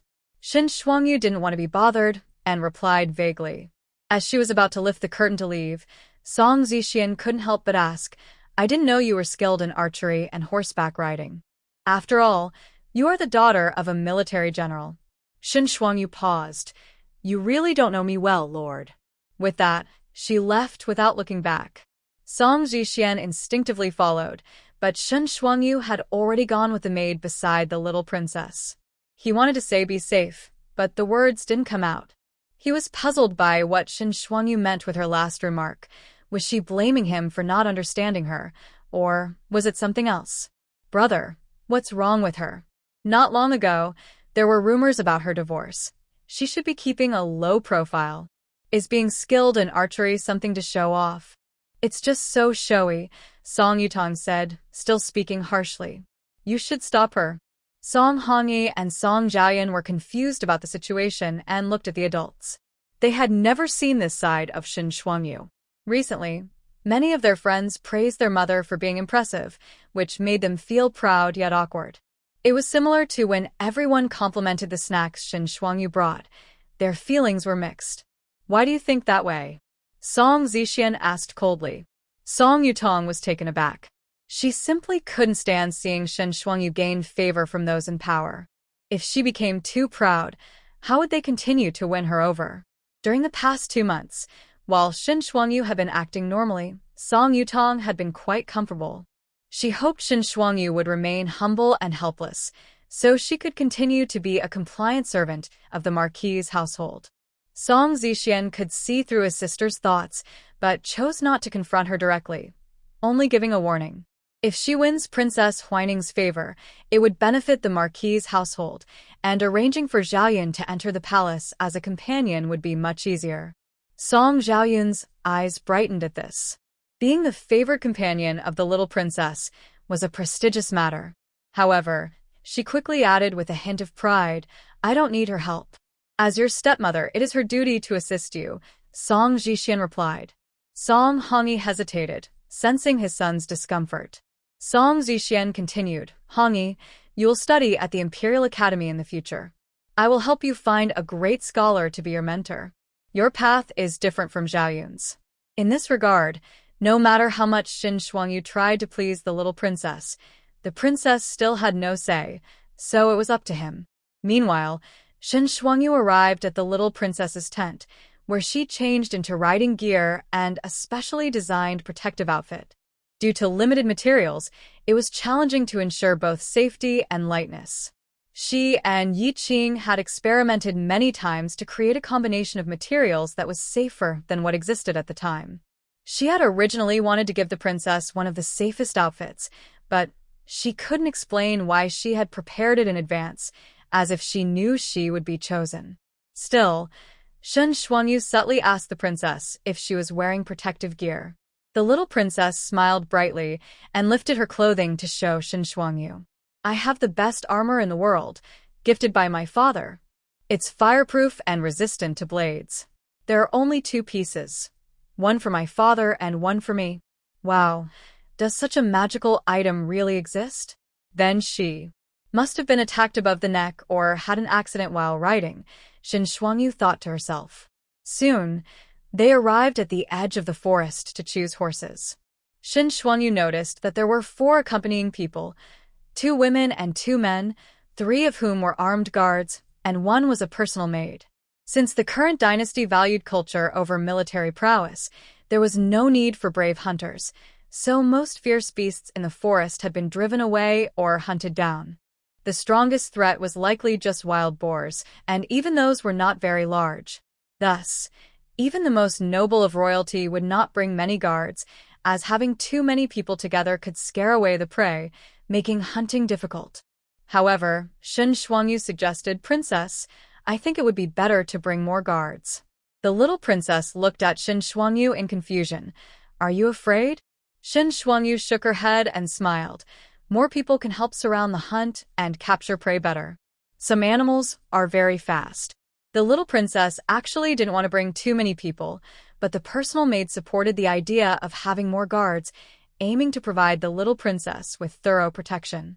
So, in the end, the little princess reluctantly accepted to bring 3 more. With that, their group now had at least 6 skilled fighters, which doubled their sense of security. It wouldn't turn out like what Yi Qing said, where only Yi Fuyun was carried out of the hunting ground. Shen Shuangyu had done everything she could, and now it was time to patiently wait for the right moment. On the other side, Wei Xinxi looked at the person going to lead the horses with confusion. Second brother, didn't you say there weren't any interesting animals inside? Aren't you interested in going? I just want to stretch my legs and sober up. Wei Shaoren replied, then mounted his horse. Indeed, children and small animals are the best at judging people's character, except for ungrateful ones. Less than half an hour into the hunt, the little princess had already become close to Xin Shuangyu, calling her sister affectionately. Xin Shuangyu was beautiful, gentle, intelligent, and caring. If one looked at her without bias, she truly seemed like a warm, kind, and determined sister. What girl wouldn't enjoy playing with such a sister? It's clear that the little princess has good character. She's not spoiled, willful, or unpredictable. She truly is a child raised by a wise queen. Shuangyu, build a good relationship with her. I'm becoming more confident in our plan. Xin Shuangyu genuinely communicated with the little princess and found that, aside from the people from the Hofu and the Xin family, it was easy to receive sincere responses from others. There's a fox ahead, suddenly said a male guard behind them. The little princess immediately became excited. Let me try. But the fox was clever and quick, and the little princess couldn't hit it, so they could only chase after it. However, after a while, Yiqing noticed something was off. Shuangyu, something isn't right. This fox is leading you into a trap. You're getting further away from the group. From my vantage point, I can't see anyone else, not even the guards who should be patrolling the forest. Xin Shuangyu's expression changed slightly. Being too far from the group made it difficult to receive help if they were ambushed. 6 guards might not be enough. She needed this opportunity, but the key was to ensure they could return safely. She had to find the right balance. Seeing that the little princess was getting tired from riding, Xin Shuangyu seized the moment to persuade her. Princess, we've been chasing for so long without catching up. That fox is lucky, so let's let it go and look for other prey. We can't give up on everything just for one fox. The little princess immediately showed a displeased expression, looking quite unwilling. On my way here, I saw signs of deer. If the princess could catch a deer for His Majesty, just like the one he shot at. The little princess's eyes lit up, and she eagerly led the group back. We need to be careful now. Xin Shuangyu knew that once the assassins realized they were turning back, they would act quickly. Just as she was feeling tense, the little princess suddenly asked Xin Shuangyu to ride together, saying she had a secret to share. Xin Shuangyu thought the princess was tired of riding alone and saw it as an opportunity that would help her rescue mission. As soon as she helped the princess onto the horse, the little princess quietly asked, Sister Xin, how did you end up marrying Lord Yongxin? Xin Shuangyu was taken aback and looked down at the princess in surprise. I love hearing stories from outside the palace, but there are so many versions of your story. Which one is true, Sister Xin? The little princess tilted her head, looking at Xin Shuangyu with curiosity. What a great opportunity! It's easy to persuade children, and they often take things at face value. If you say it first, you won't need to provide evidence. Later, if anyone tries to slander you, the little princess will be the first to defend you. Xin Shuangyu's eyes brightened. Princess, many people won't believe what I say. Will you believe me? The little princess immediately nodded excitedly, ready to hear a story, her mind completely off hunting. But Xin Shuangyu had only just begun. Golden messages quickly flashed by. 4:60, 15 Xin Shuangyu instinctively looked in the marked direction. Who is it? As soon as she spoke, several arrows shot toward the little princess like a storm. Protect the princess. Since Xin Shuangyu had asked first, the guards reacted quickly and shouted. Before the arrows could reach them, a female guard beside the princess leaped up, swinging her sword. The sound of clashing metal rang out as the arrows fell to the ground. In an instant, more than 10 assassins charged toward them. The princess and Xin Shuangyu were left with 1 male and 1 female guard, while the other 4 rushed out to confront the enemies. The palace maid stood in front of the princess and said to Xin Shuangyu behind her, Madam, please protect the princess. The little princess was already scared and crying, hiding in Xin Shuangyu's arms. Shen Shuangyu's face was tense, and her hands gripped the reins tightly. If it were an ordinary noble girl, she would have been terrified by now. Fortunately, she grew up at the Western Rome Pass, having seen many enemies and dead bodies, and even faced a city crisis. She had some mental strength. She even managed to grab a bow and arrow, and with Yi Qing's help, successfully shot a few hidden assassins in the trees. Some were caught off guard and fell after being hit, while others reacted quickly and dodged, but they exposed their positions and had to jump out to join the fight. Not good. Another wave is coming. You can't just sit here. You'll be shot by arrows. We must break through. The least number of assassins is at the 9 o'clock position. Without hesitation, Shen Shuangyu shouted, "The princess to break through." Her voice was already somewhat cold, but at that moment, it carried a sternness that felt like a command, making people instinctively want to obey. However, once they realized it, many found it absurd. Why should they listen to her? Many assassins had already been killed, and it seemed safer to deal with them slowly rather than risk a breakout. But since the little princess was on Shen Shuangyu's horse, she ignored everyone else and rode off at full speed, forcing everyone to follow. Just as they ran about 10 meters in one direction, they suddenly discovered more assassins emerging from the forest. If they stayed, they would be surrounded. Now, everyone dared not question her and closely followed the princess. However, the assassins continued to pursue them relentlessly, forcing the guards to split up and hold them off one by one, buying time for the princess to escape. In the end, only one man and one woman remained close to the little princess for protection, while at least 6 or 7 were still chasing them. Suddenly, the sound of hooves chasing from behind gradually faded, as if someone had blocked them. Everyone thought it was other guards catching up. Only Yi Qing exclaimed, "Wow! Wei Xiaoran, where did he come from?" He stopped the assassins. Shen Shuangyu was somewhat surprised. There are no assassins in sight now. If we keep running forward, we will meet other groups and be safe. After confirming this, Yi Qing let out a long sigh of relief. Looking at herself, she was drenched in sweat, feeling as if she were right there in the action. But the relief lasted only a second. Yi Qing still dared not let her guard down and continued to watch the screen closely. Shen Shuangyu felt a bit relieved after reading Yi Qing's comments. She was about to comfort the crying little princess when she suddenly heard unusual noises behind her. Before she could turn around, new comments appeared on the screen. "Run." Just one word, indicating that a dangerous situation had already emerged behind her. Without hesitation, Shen Shuangyu tightly held the little princess with one arm and grabbed an arrow from the quiver with the other, urging her horse forward. At the same time, the princess's maid, who had been following closely, heard the strange sounds as well. Turning around, she saw a male guard charging at them with a bloody knife. The original female guard lay lifeless in a pool of blood. "There's a traitor! Princess, run!" A loud neigh suddenly erupted nearby. Shen Shuangyu's horse was in pain, nearly lifting its feet off the ground, screaming as it bolted away with both of them like an arrow shot from a bow. The maid was stunned, and even the male traitor was caught off guard. The maid quickly turned her horse to try to block the traitor, but was knocked aside.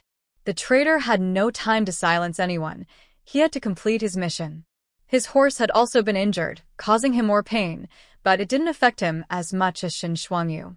However, he managed to close the distance slightly, and ahead, other people were already moving. The male traitor abandoned his horse, leaping into the air, charging toward Shen Shuangyu and the little princess with his knife aimed at them, as if he could strike them at any moment. But Shen Shuangyu seemed to have eyes in the back of her head. She suddenly turned her horse at an angle while straightening her back. With her bow in hand, she shot an arrow at the man in midair. The traitor looked at Shen Shuangyu in disbelief.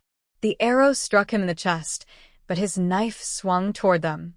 Fortunately, due to the change in angle, it barely missed them. In that moment, Shen Shuangyu's eyes flashed, and she subtly raised her arm, just grazing the knife's edge. The blade tore through her clothing, and a muffled sound followed.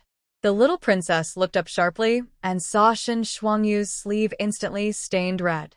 Shun's sister, Yi Qing, watching from the screen, suddenly stood up. She understood clearly what Shen Shuangyu was trying to do. Seeing the blood flowing from Shen Shuangyu's arm and her increasingly pale face, Yi Qing gritted her teeth and sent a comment. Shen Shuangyu, congratulations, step 3 accomplished. Soon, the people ahead heard the princess's cries and quickly approached. Seeing Shen Shuangyu, who was holding the princess, with blood on his arm, he struggled to say to everyone there, "There's an assassin. Protect the princess." When everyone returned to the camp, protecting the little princess and Shen Shuangyu, someone had already reported to the emperor. The emperor was furious, and the camp was filled with fear. "Father, mother, Wah. the little princess cried and rushed to the emperor and empress upon seeing them. "Whining. Is my little whining hurt?" The emperor held the little princess tightly, clearly worried. The empress, pale, checked the little princess for injuries. Meanwhile, Song Zixian, who had been tense since hearing the news, felt relieved when he saw Shen Shuangyu return safely.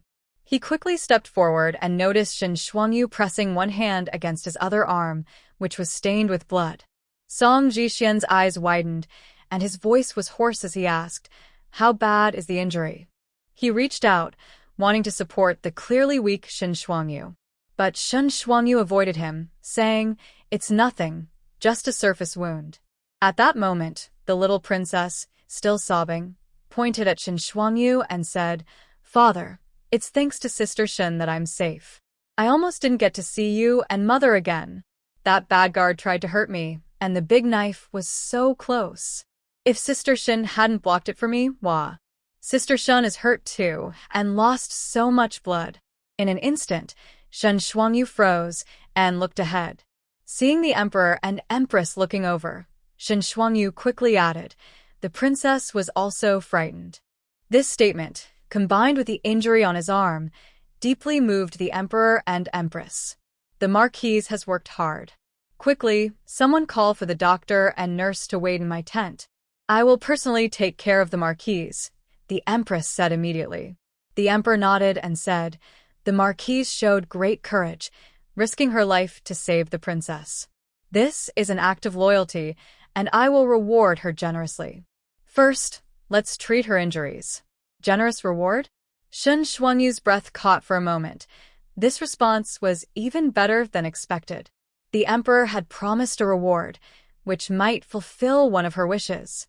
She immediately knelt to express her gratitude and was then taken by the palace servants to the empress's tent for treatment, worried about further assassination attempts. Except for the royal family, everyone else was gathered in the banquet square for protection, surrounded by guards forming 3 layers to ensure not even a mosquito could get in. The Golden Guard was sent into the forest to search for the assassin and bring back other officials and their families still hunting. Additionally, someone was dispatched to call for reinforcements to everyone back to the city, avoiding ambushes along the way. After returning from the forest, Shen Dingen immediately found his uncle, who was busy organizing things, and asked, "Brother-in-law, how is my sister? Is her injury serious?" Shen Dingen asked with concern. Song Zixian replied, "She has an arm injury, but it's not life-threatening." Shen Dingen sighed in relief. He had been worried ever since he heard the news. Did she really risk her life to save the princess? Will the emperor truly reward her? His uncle asked excitedly. Song Zixian, knowing the emperor's temperament, nodded. Since he mentioned it, he will definitely reward her. "Can we plan something for this life-saving grace?" His uncle continued, "Perhaps we should discuss a proposal." Shen Dingen's eyes flickered. "You don't need to worry about that. I have my own plans," Song Zixian said coldly, ending the conversation and returning to his tasks. His uncle naturally supported Song Zixian, as the heir of the Yongxin Marquisate would only be Shen Chuchu's child. Shen Shuangyu's favor was a benefit to the Marquisate, and the Marquisate's benefits were essential for Shen Chuchu's child's future. However, Shen Dingen felt uneasy. His sister should also benefit first, as she was his blood relative. But he had always played the villain when she was forced to return during their conflicts, so now that she could reconcile with the Marquise, she likely still resented him. Still, if she could stay well in the Marquise, it proved she was still the kind-hearted sister he remembered. If he showed more humility, their sibling bond could be restored. Shen Ding'an thought this, but deep down, he felt uneasy because he understood Shen Shuangyu's true nature too well. Most women tend to accept their fate. Could his sister really be different? In the tent, Shen Shuangyu's wound had been treated. During this time, Yi Qing had been continuously sending messages, helping Shen Shuangyu analyze the current situation.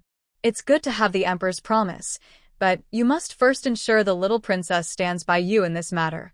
Only then will she speak for you, at a critical moment. Shen Shuangyu understood this as well.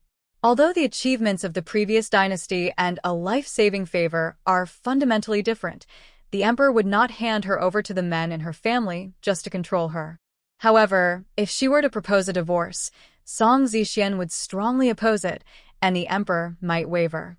But as long as the little princess firmly supports her with the life-saving favor, success is certain.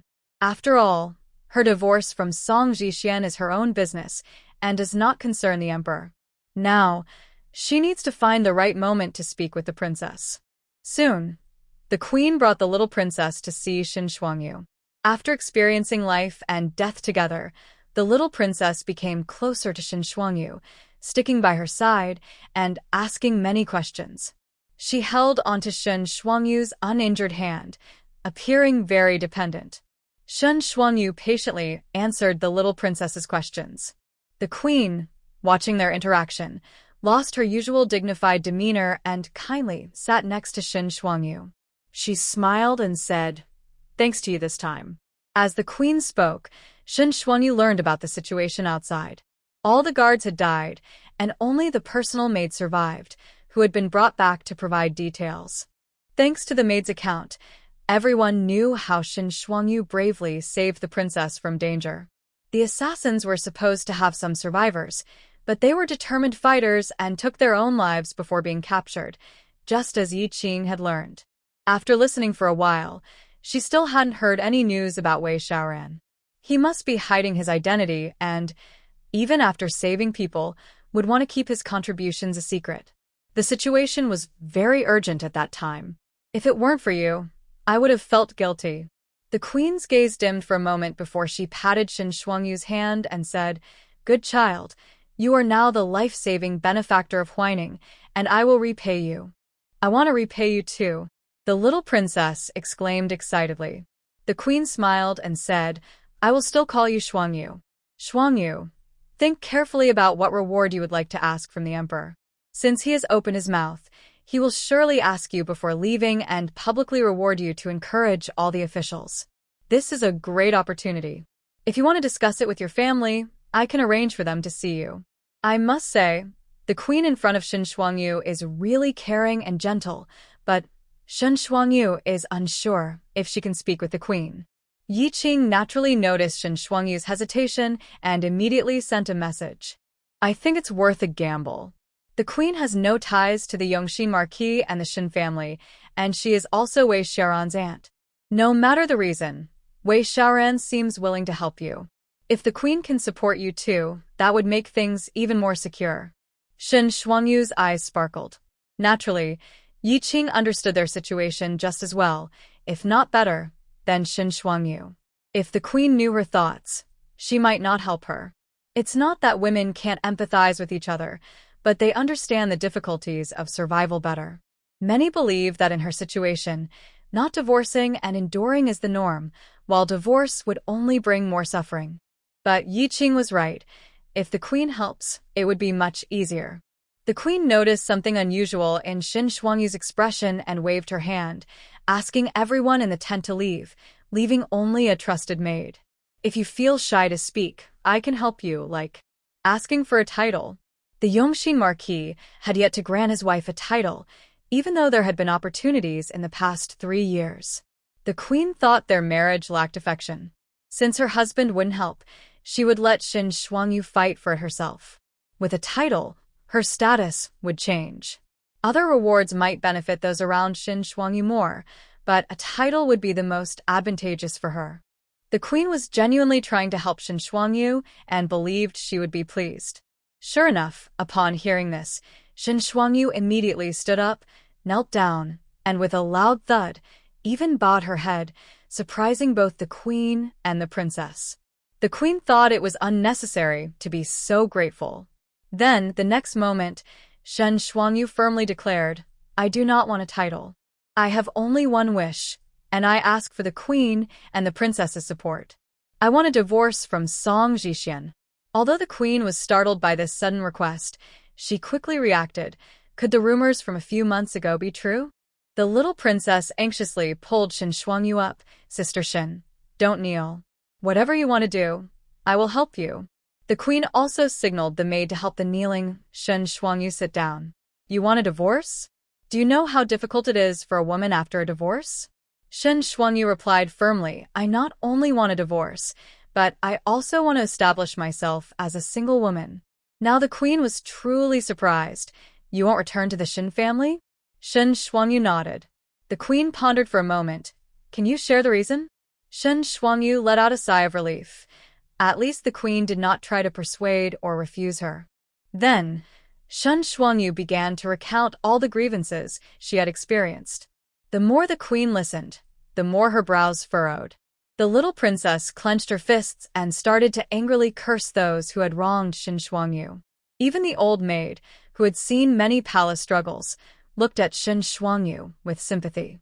"So, Song Jixian was also kept in the dark and treated you poorly. Although your beginning was a mistake, he is indeed favored by His Majesty and has a bright future ahead. Many people would want your position," the queen said. Otherwise, she wouldn't have suggested giving her a title to help elevate her status. "Your Majesty, I will not agree to a divorce. I would rather die," Shin Shuangyu replied. The little princess immediately hugged Shin Shuangyu and said, "Don't die. Sister Shin, please don't die. Mother, I beg you to help Sister Shin." The queen sighed. "Since you have made such a decision, I will naturally assist you." Shin Shuangyu's eyes instantly turned red.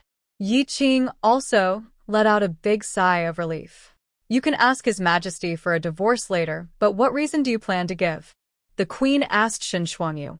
"Do you want to express all your grievances and then request a divorce?" Shin Shuangyu shook her head. "I will say that we have no feelings for each other and that I am not worthy of him." She had already discussed this with Yi Qing. Although she wanted to openly reveal everything, doing so might backfire. First, they had no evidence, which could never change. Second, the emperor only wanted to reward her and did not have time to address her grievances at that moment. Moreover, this would involve the reputations of both the Yongxin Marquisate and the Shin family. She could not naively believe that the emperor would risk the political landscape just to seek justice for her. The priority was to secure the divorce without complicating matters. The queen raised an eyebrow in surprise and smiled. "You are a clever child. The grievances you suffered will not interest His Majesty, but he will certainly reward you. Requesting a divorce is not unreasonable. However, you still do not fully understand His Majesty. If you no longer care about your reputation, I have a safer suggestion to assist you." Half an hour later, the outside world confirmed that there were no more assassins, and the situation finally stabilized, but orders had already been given to pack up and leave as soon as the guards arrived. At that moment, the emperor sent someone to inquire about Shin Shuangyu's condition, indicating that once her wounds were treated, she could go to receive her reward. The queen and the princess left first, allowing her to change clothes before being sent over by the palace servants. However, Shin Shuangyu had not been out for long when she encountered Song Jixian. Due to his status, the servants naturally did not follow. "The emperor will ask you what you want later." Song Jixian got straight to the point. "Remember, don't ask for anything at first. If the emperor insists, then you can mention it." Shin Shuangyu nodded. "The emperor is generous, but we shouldn't be greedy.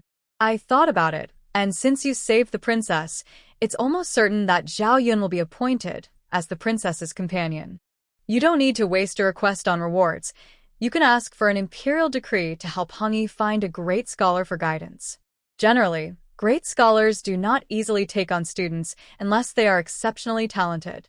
Although he had promised to help Song Hongyi, he knew it would be very difficult. However, with the emperor's decree, it would be different. Shin Shuangyu didn't know what to say and simply stopped, looking deeply at Song Zhixian. Seeing her sudden pause, Song Zhixian frowned and asked, "What's wrong? Do you disagree? Or do you have other thoughts? You can't ask for anything for yourself. Asking for the child won't raise the emperor's suspicion." "You don't understand. Just listen to me." Shin Shuangyu remained silent, only curling her lips and striding forward. Song Zhixian felt that her expression was somewhat mocking. Why was she suddenly unhappy? She should be pleased with such an achievement. Deep down, Song Zhixian realized it might be because he had started with business matters without asking about her well-being. He had already inquired about the healer who treated her wounds and knew her condition was not serious.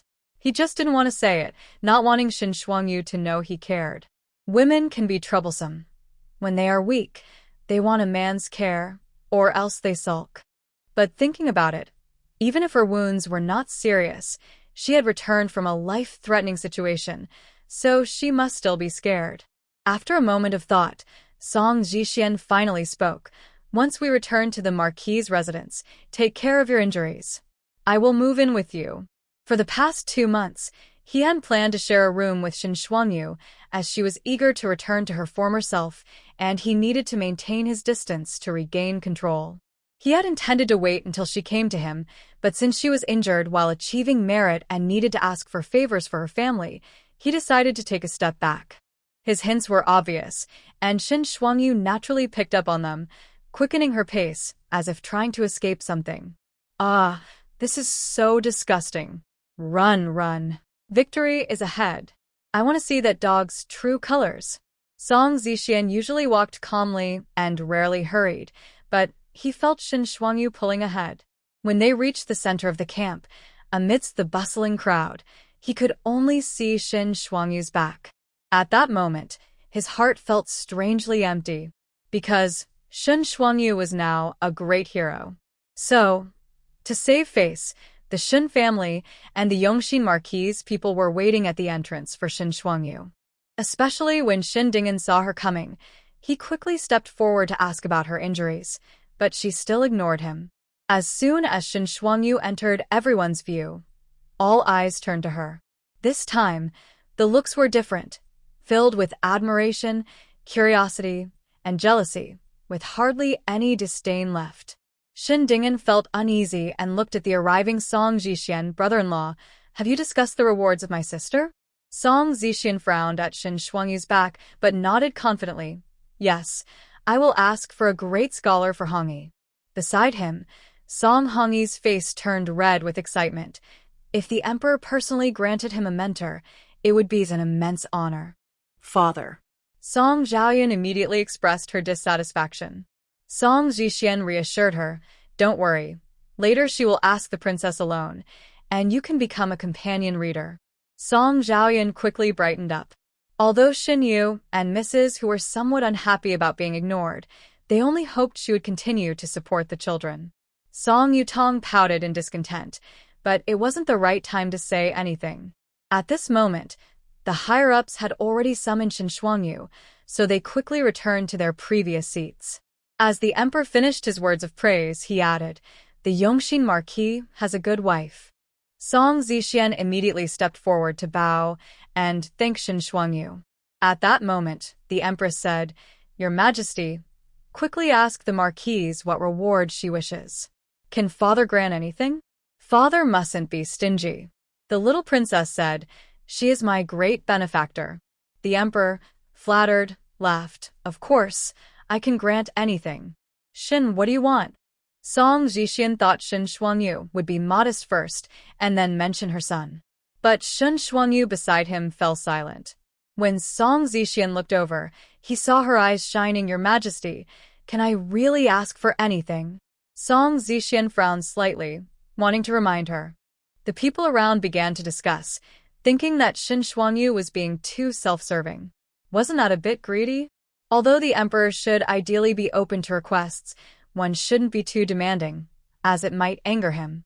Gradually, some started to gossip, speculating whether she was asking Song Jixian not to take a concubine or to prevent others from bringing women into the Gofu, Marquis' residence, etc.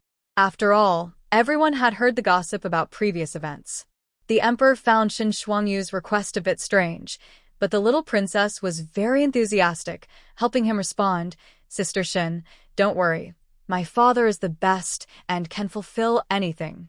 The emperor could only smile and say, "Well, go ahead." Shen Shuangyu immediately knelt down in a grand gesture. In that moment, the atmosphere made Song Jixian's heart race, as if something was about to go wrong. He instinctively wanted to stop her. But Shen Shuangyu had already spoken in front of the officials, their families, the Shen family, and the Yongxin Marquis' residence, her voice firm and clear. "Your Majesty, please grant me a divorce from the Yongxin Marquis." Time seemed to pause. In the crowd of thousands, only the evening wind could be heard. Everyone stared blankly at the thin woman kneeling in the center. Even the members of the Shun and Song families were at a loss. Yi Qing was gripping her phone tightly, waiting for the emperor's response. "What?" The emperor seemed momentarily dazed. "Shen, what did you just ask for?" His voice was not unhappy, but rather in disbelief, which echoed the thoughts of most people present. Just as Shen Shuangyu was about to speak, Song Zixian suddenly grabbed her arm, right where she was injured. She winced in pain but boldly spoke first. "Your Majesty, I wish to divorce the Marquis. I ask for your approval." This time, her words were clear and resolute, ringing in everyone's ears. It was now confirmed that it wasn't a hallucination. Shen Shuangyu, the one rumored to have a marriage contract but wanting to climb the social ladder, betraying her sister by marrying her brother-in-law, and later being jealous and not allowing her husband to take a concubine, causing unrest in the Ofu, and now demanding a divorce? Although Shen Shuangyu had appeared composed over the past 3 years, many still believed she was a deeply scheming person. So when she achieved such a great honor, everyone guessed at the various rewards she might want, but no one expected her to say this one sentence. Wasn't she trying every way to keep her status? Why would she want a divorce? Everyone's faces showed disbelief, as if hearing about an assassin today was less shocking. In the crowd, Wei Xinxi stared in shock at the woman who made such a stunning statement, her heart filled with astonishment. But when she turned her gaze, she saw that her second brother, who had just been weak and slumped, had somehow sat up, his eyes fixed ahead like an eagle's. At that moment, the place where the Shun and Song families were had turned chaotic. Especially the 2 children, who looked confused at their grandparents and aunt. This was different from what their father had told them before. Wasn't he supposed to help them gain benefits? Why was their biological mother asking for a divorce instead? She had been so eager to please the Marquis' family, surely she wouldn't want to leave them. How could she ask for a divorce? As soon as Shen Shuangyu finished speaking, she pulled away her arm, her eyes filled with open disdain as she glanced at Song Zixian. In that moment of eye contact, Song Zixian finally faced a fact that made him furious. Those 2 months had just been Shen Shuangyu pretending to get along with him. It was all a facade. She had never truly given up on the idea of divorce. She genuinely wanted to leave her identity as the Marquis' wife. He had been careless. He should have realized that if Shen Shuangyu dared to run away, she wouldn't easily give up. He didn't understand her well enough. He thought she would be like other women, resigned to her fate, living in the courtyard, relying on his affection to survive. She should have become more cautious, making everything revolve around him. But what had she done? For a moment, Song Zixian even doubted that this was a sudden decision by Shen Shuangyu. It seemed premeditated. Remembering the journey they had just taken together, he had talked so much with her, confident she would obediently help the children, but instead, she only thought of herself. He felt a burning pain on his face, a rush of blood to his head. It was simply a complete trick. Song Zixian's pride and dignity were severely wounded. At that moment, he couldn't think of anything else. He only wanted Shen Shuangyu's plan to fail. Fortunately, Shen Shuangyu was still too naive. As a woman, Thinking she could get a divorce just because of a life-saving favor was not that simple. As long as he insisted on not divorcing, the emperor would need him in the court and would never force him to separate. He wants to see what Shin Shuangyu can come up with. Once this matter is settled, he will definitely not be soft-hearted towards Shin Shuangyu again. Absolutely not. Your Majesty. Song Zixian immediately bowed to the emperor and said, "My wife is confused due to her injury and is speaking nonsense. Please do not blame her." This statement shocked everyone even more. What is happening? Does Shin Shuangyu want a divorce? And does Song Zixian not want it? This is different from what they heard. Wasn't it said that Song Zixian did not care for his wife, but accepted her because of a promise to his late wife? The emperor looked on and seemed to understand. "Shun, is this family matter really worth using my rewards? If there are any misunderstandings, perhaps you should first." Shin Shuangyu felt a heavy weight in her heart. Song Zixian's counterattack was expected, but the emperor's bias was more serious than she imagined. He really likes to mediate. Yi Qing thought it was quite absurd. Whether in ancient times or in modern court mediation, as long as a man says he does not want it, no matter how determined the woman is, it seems she will be persuaded to back down. Unfortunately, the emperor had already promised rewards, which are not so easily retracted. This time, Shin Shuangyu wouldn't need to act alone with courage. Father, why are you not keeping your word? Is divorce such a difficult thing? Even you can't handle it?" The little princess interrupted immediately. The emperor was momentarily speechless. The empress said, "Your Majesty, since Shun has brought this up, it does not seem to be a casual remark. Perhaps we should hear her reasons before making a judgment." The emperor could only respond, "Then Shun, please explain why you want a divorce. If your reasons are not valid, I cannot be the villain who breaks up a couple." Song Zixian understood that the empress and the princess had completely been won over by Shin Shuangyu's act of saving a life. Fortunately, the emperor still favored him, and he wanted to see what reason Shin Shuangyu could provide. After all, since Shin Shuangyu entered the marquis's residence, she had not made any obvious mistakes, and he had not forced her to a point of desperation. The only thing that could be brought up was the past, but Shin Shuangyu still had no evidence to prove it. So she was essentially trying to shake a tree with an ant. At this moment, everyone was waiting for Shin Shuangyu to state her reason, as they truly could not understand why someone would choose to leave a good life with such a wonderful husband. Suddenly, for crisp and cold words left everyone stunned. Because of offspring. Offspring? What offspring? Oh, right.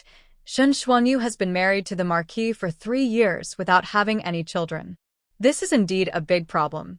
Once, Yi Qing couldn't understand the shock of this reason from ancient times, but now, seeing Song Zixian's sudden change in expression, she finally understood. His gaze toward Shin Shuangyu was almost tearing everything apart, with veins bulging on his forehead, his demeanor suggesting he was on the verge of losing his composure. They all knew why there were no children, and now Shin Shuangyu was telling everyone that as a woman, she could not bear children. For a woman, this was almost as devastating as losing her dignity. At this moment, it wasn't a game or a tantrum. She truly wanted a divorce. She would rather destroy herself than continue being his wife. Song Zixian felt his dignity was being trampled by Shin Shuangyu, and his eyes were filled with anger. "Do you feel satisfied now? You thought too highly of yourself, and we actually find you quite disappointing. Are you happy?" But in the next moment, Song Zixian lowered his head, his voice firm and strong. "Madam, I don't mind. We already have 3 children. Even if you cannot have more, it doesn't matter to me."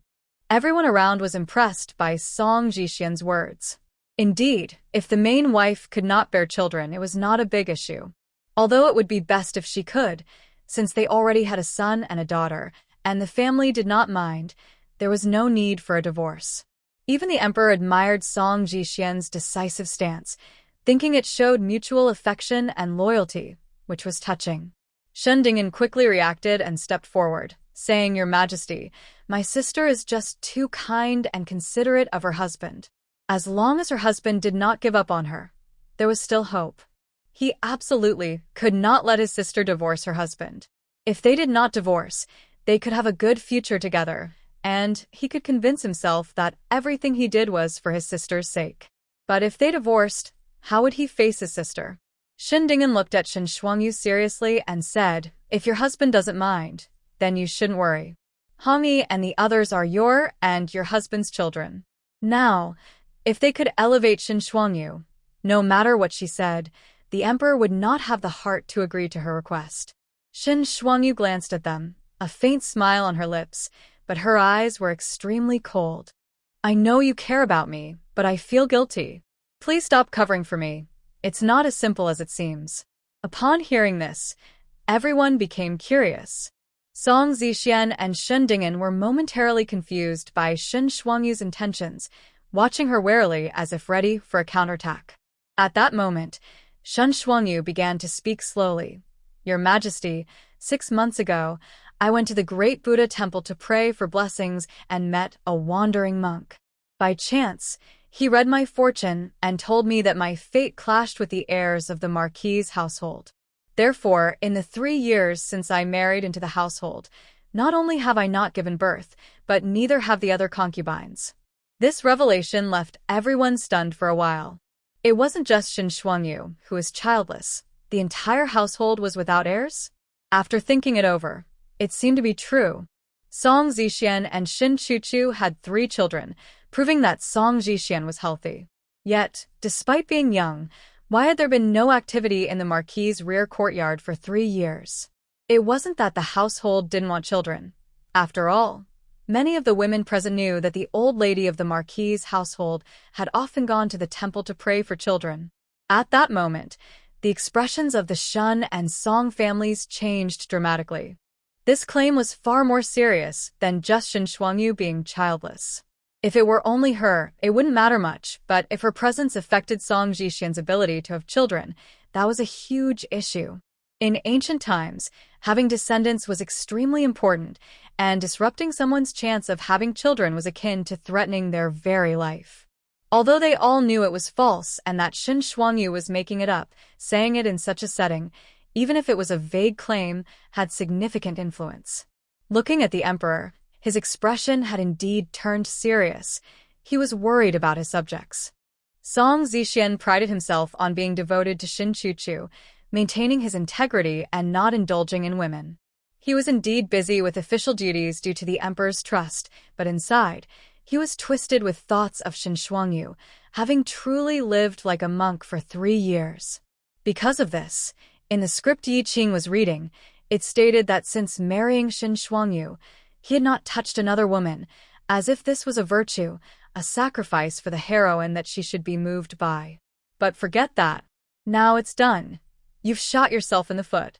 Someone like Song Zixian, who is a hypocrite, would never discuss personal matters in public or admit that he hasn't been with a woman in 3 years. Naturally, he can't prove that Shin Shuangyu is lying. Others, having heard Shin Shuangyu's words first, might think he has put in effort but hasn't reaped any rewards, which is indeed strange. Although couples usually check their compatibility before marriage, it's just a basic check to ensure they don't clash. So, Shin Shuangyu's claims cannot be refuted. At this moment, Shin Ding'an panicked and instinctively looked at Song Zixian, who finally lost that confident gleam in his eyes. But just that isn't enough. It must be decisively addressed. Yi Qing quickly reported the reactions of the crowd to Shin Shuangyu. The effect is perfect. Keep going. Shin Shuangyu let everyone digest the information for a moment, but didn't pause for too long, as she couldn't give Song Zixian a chance to come up with a counterargument, and continued her story.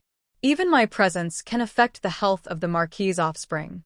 As you all know, the 3rd young master of the Marquis's family has been unwell since I took over his care, often falling ill. When I began to doubt whether what the master said was true, I happened to fall ill myself and asked the Marquis's concubine to help care for the 3rd young master. Since then, I stepped back, and surprisingly, he hasn't been sick for 6 months. Therefore, I must believe that my presence indeed affects the Marquis's offspring. With this background, who would remember that the 3rd young master was weak due to complications during birth? People began to recall desperately. It seemed he was indeed often sick, but for the past 6 months, he seemed fine. Those who occasionally visited the Marquis's residence said the young master was quite robust, even full of energy. It seems Shin Shuangyu is telling the truth. Her fate truly conflicts with the Marquis's offspring. Not only can she not have children, but she also affects the health of the remaining 3 kids, which is absolutely unacceptable. Hearing this, the Shun and Song families were dumbfounded. They wanted to argue that it wasn't true, but how could they refute it in public? They could say that Song Hongjie was difficult to raise and often sick, and that it was Shin Shuangyu's careful attention that helped him recover. But now, they were preventing Shin Shuangyu from being around the children, which made no sense. Moreover, they were used to belittling and suppressing Shin Shuangyu, claiming she was inadequate. Now, asking them to publicly praise her, saying she was competent and that it was because of her that Song Hongjie was healthy, would be like slapping their own faces. This makes the people around them wonder how they will be viewed in the future. They can't even speak about it. They feel as if countless blades are in their throats, each one representing the consequences of their past actions towards Shin Shuangyu. When they try to speak, it feels like they are cutting themselves, unable to say a word, whether they open their mouths or keep them closed. The pain is too great to express. What it means to have the truth turned upside down, and to be unable to speak is something they finally understand in this moment. They can only look at Shin Shuangyu with eyes full of anger, urgency, and helplessness. Song Hongyi and Song Zhaoyan are pulling their little aunt, Song Yutong, and they are so anxious that they are about to cry. They don't understand why Shin Shuangyu, who had finally shown remorse, has started to act out again and cause such a scene. Song Yutong is especially wide-eyed. In reality, Shin Shuangyu's words do not affect their family's reputation at all, but she feels as if the entire family, including herself, is being looked down upon by this woman. If it were up to her, she would tell Shin Shuangyu to leave without hesitation. But why does it feel so unfair? Shin Shuangyu's performance continues. After marrying into the family, my mother-in-law and husband have treated me very well. I cannot let the family lose its lineage because of me. Could they dare to say she was treated poorly? They could not. I wanted to leave before, but the Lord is kind-hearted, values loyalty, and has a promise to my cousin, so he does not wish to abandon me. But how can I stand by knowing I would harm the family? What could they say? That 2 months ago, Shin Shuangyu wanted to leave for a different reason? But they couldn't dare to reveal the truth, as it would force them to revisit past arguments. This situation is something both Shin Shuangyu and the Shin family fear because neither side has evidence. It all depends on who the authorities choose to believe. They also fear being dragged down into irreparable trouble. I do not wish to bear this sin. I ask your majesty for a decree to grant me a divorce. This is what I desire most, and it would be a blessing for the Yongxin family. I hope your majesty will grant this. After saying this, Shin Shuangyu bows deeply again. In this moment, even someone as clever as Song Zhixian realizes. He has lost control. He looks at Shin Shuangyu, and she looks back at him. Her sharp, shining gaze feels like a blade, pointing directly at him, as if firmly telling him, I do not want to marry you. I do not want to be your wife. I have never wanted you. Song Zhixian felt that everything about him was denied and rejected by Shin Shuangyu, making him want to strangle this ungrateful woman. If only she would behave, he would surely treat her well in the future, and she would eventually fall in love with him. It was just a matter of time. Why couldn't she just be patient and wait a little longer? No matter how twisted Song Zhixian's thoughts were, most people present were moved. Even if Shin Shuangyu had made mistakes in the past, her willingness to sacrifice for the noble family deserved praise as a virtuous woman. Of course, Song Zhixian was also a responsible man, but having children was always the most important thing. That's not. Shin Dingen seemed to realize the situation was turning against him and anxiously tried to argue. His actions caught the attention of some people. After all, not long ago, he had been spreading rumors about Shin Shuangyu being jealous. If the divorce was due to jealousy, he wouldn't dare to bring it to the emperor, as one word from the emperor would end any chance of return. So, Shen Shuangyu truly wanted a divorce, and her reason was for a noble cause. The rumors spread by Shen's younger brother must have been false. People began to think, was Shen Ding'an afraid that his sister would willingly sacrifice herself for a divorce? Did he spread rumors to stop her, fearing that if a concubine entered the family, he would be unable to protect his sister's status? How selfish. Looking at it this way, his sister was much better than him. Shen Ding'an probably didn't realize that his reputation was being tarnished without him knowing. He could only blame himself. No need to say more, third brother, Shen Shuangyu said with a deep gaze. What else can you say? In that moment, Shen Ding'an became painfully aware, feeling a chill run through him as he saw the people around him pointing and whispering. It felt like falling into an ice pit. It was over. Everything was over. Once Shen Shuangyu spoke, those who wanted to stop her could only find themselves in a position to defend themselves. The things those people had done, while they felt justified, became impossible to speak of in front of everyone. So, from the moment Shen Shuangyu had the chance to speak in front of the emperor and weave her story, she was just one step away from success. Yi Qing watched the scene unfold with a smirk, finding it quite entertaining. It was truly a performance of a clown. At that moment, the queen corrected their statements, understanding that self-deprecation was useless. The decision rested in the man's hands. If he didn't mind you, you had to endure. This has always been the emperor's nature. He would only agree if it stirred his desire to be a saint and benefited his favored subjects while helping the poor woman, Shen Shuangyu. Finally, after a moment of contemplation, the emperor spoke. Is this true? He asked gently. They had played all their cards. Yi Qing's mood soared to its peak at that moment, so tense that she almost forgot to breathe. Shen Shuangyu was also tense, watching the golden words float by. Don't be afraid. I'm by your side. If they were truly together, they would hold each other's hands tightly. Shen Shuangyu took a deep breath and sincerely said, What reason do I have to make up such a story? Not everyone thought she valued the marquise, did they? The people from the marquise often belittled her and spread rumors about her trying to curry favor.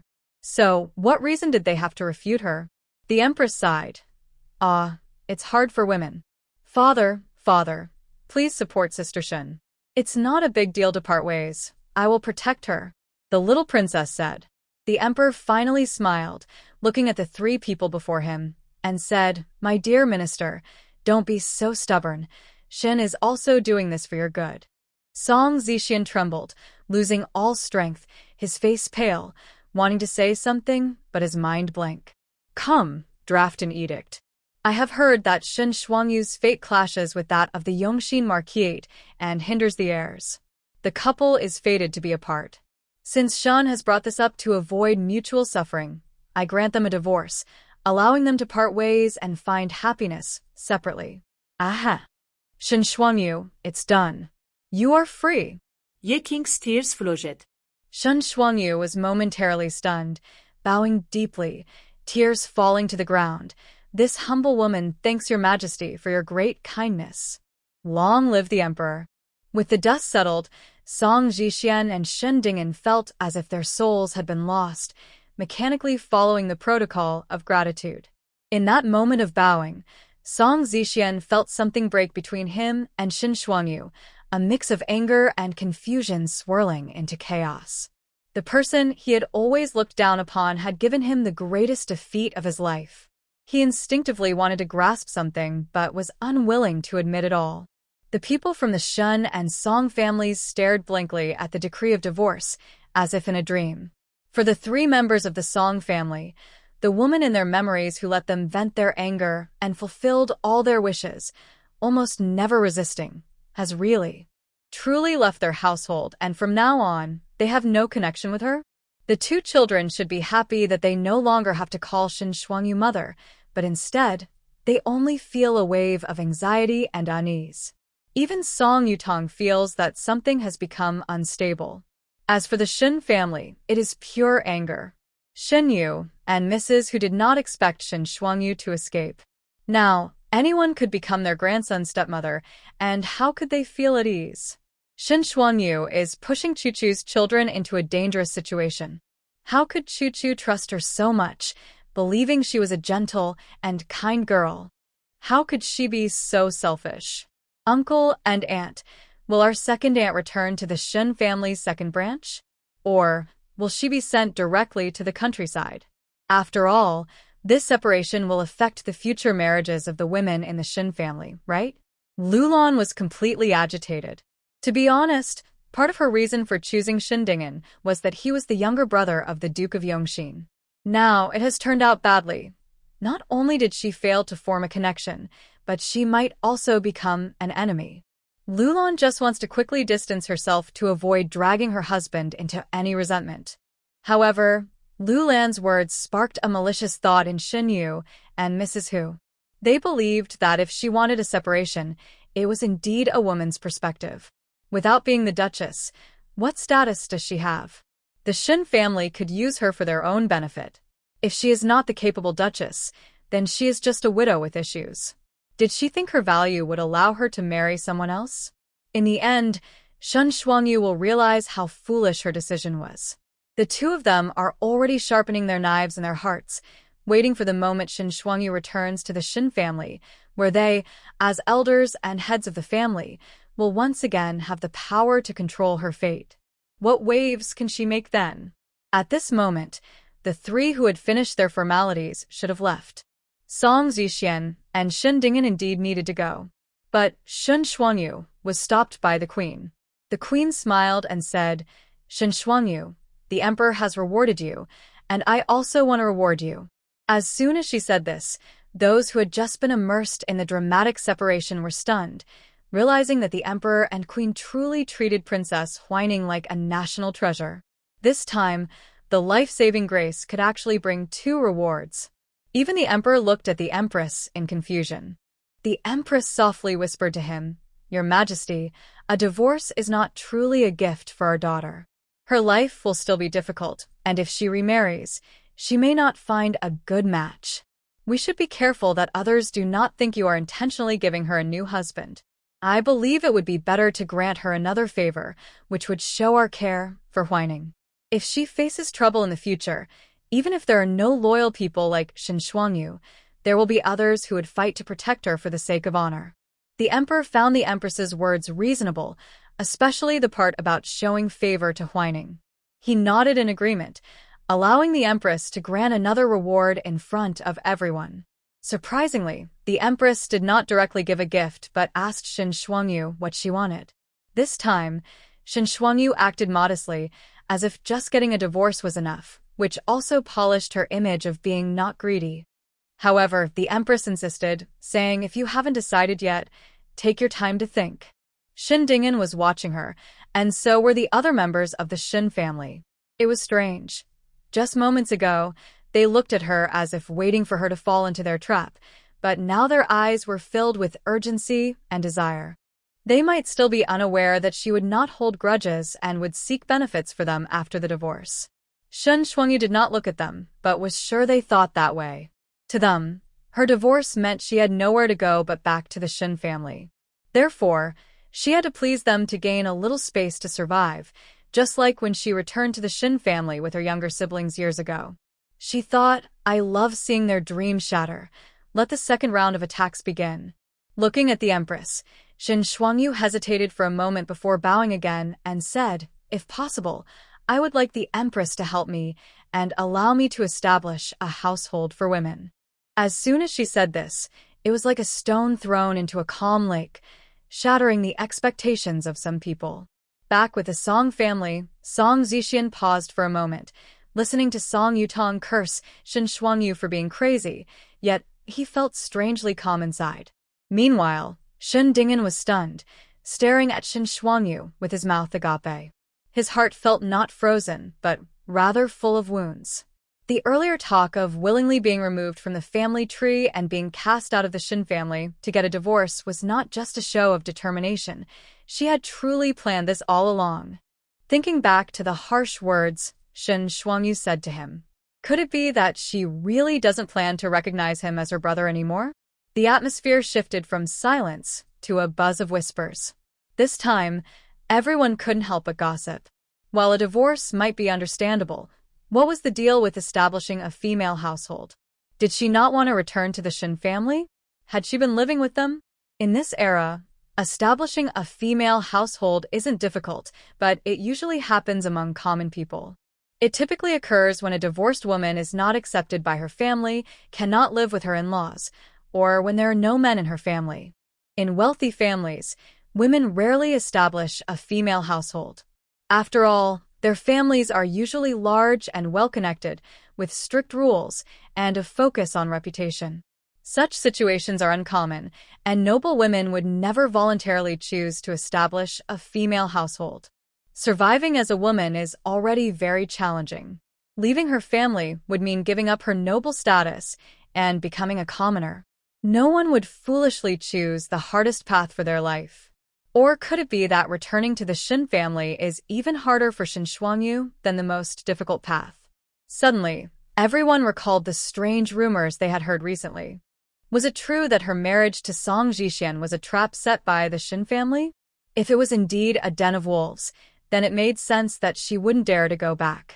Now, everyone was filled with speculation. Even the emperor looked confused.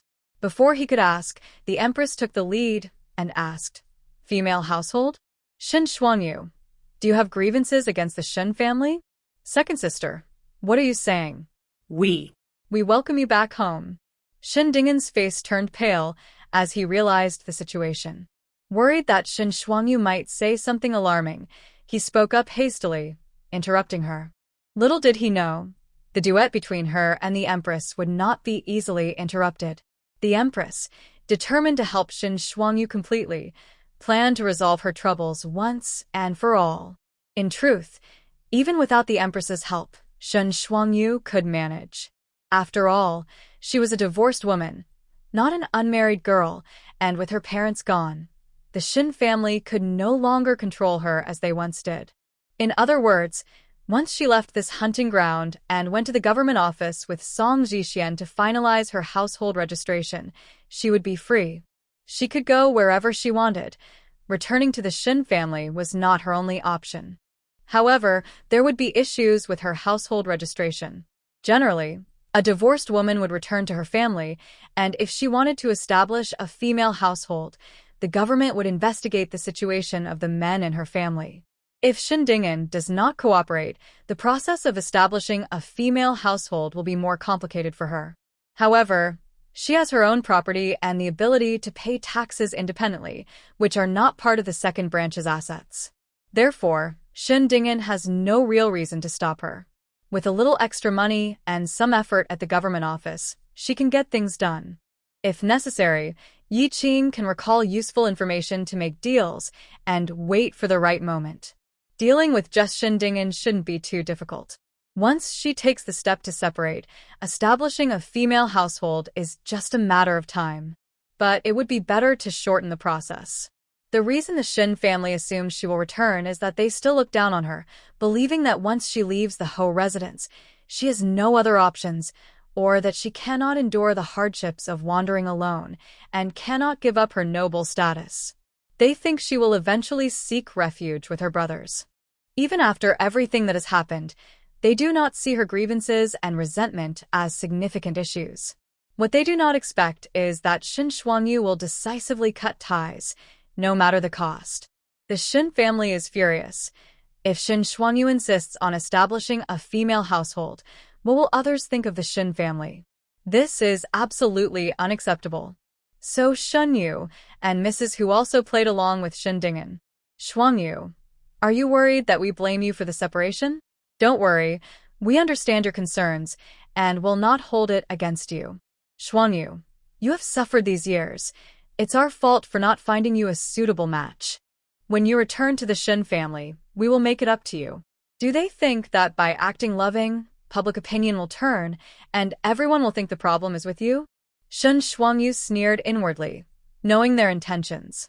"Uncle, aunt, third brother, I am doing this for the sake of my sisters." Shin Shuangyu looked at them with icy eyes, her words heavy and filled with a sense of self-sacrifice. Then she addressed the queen.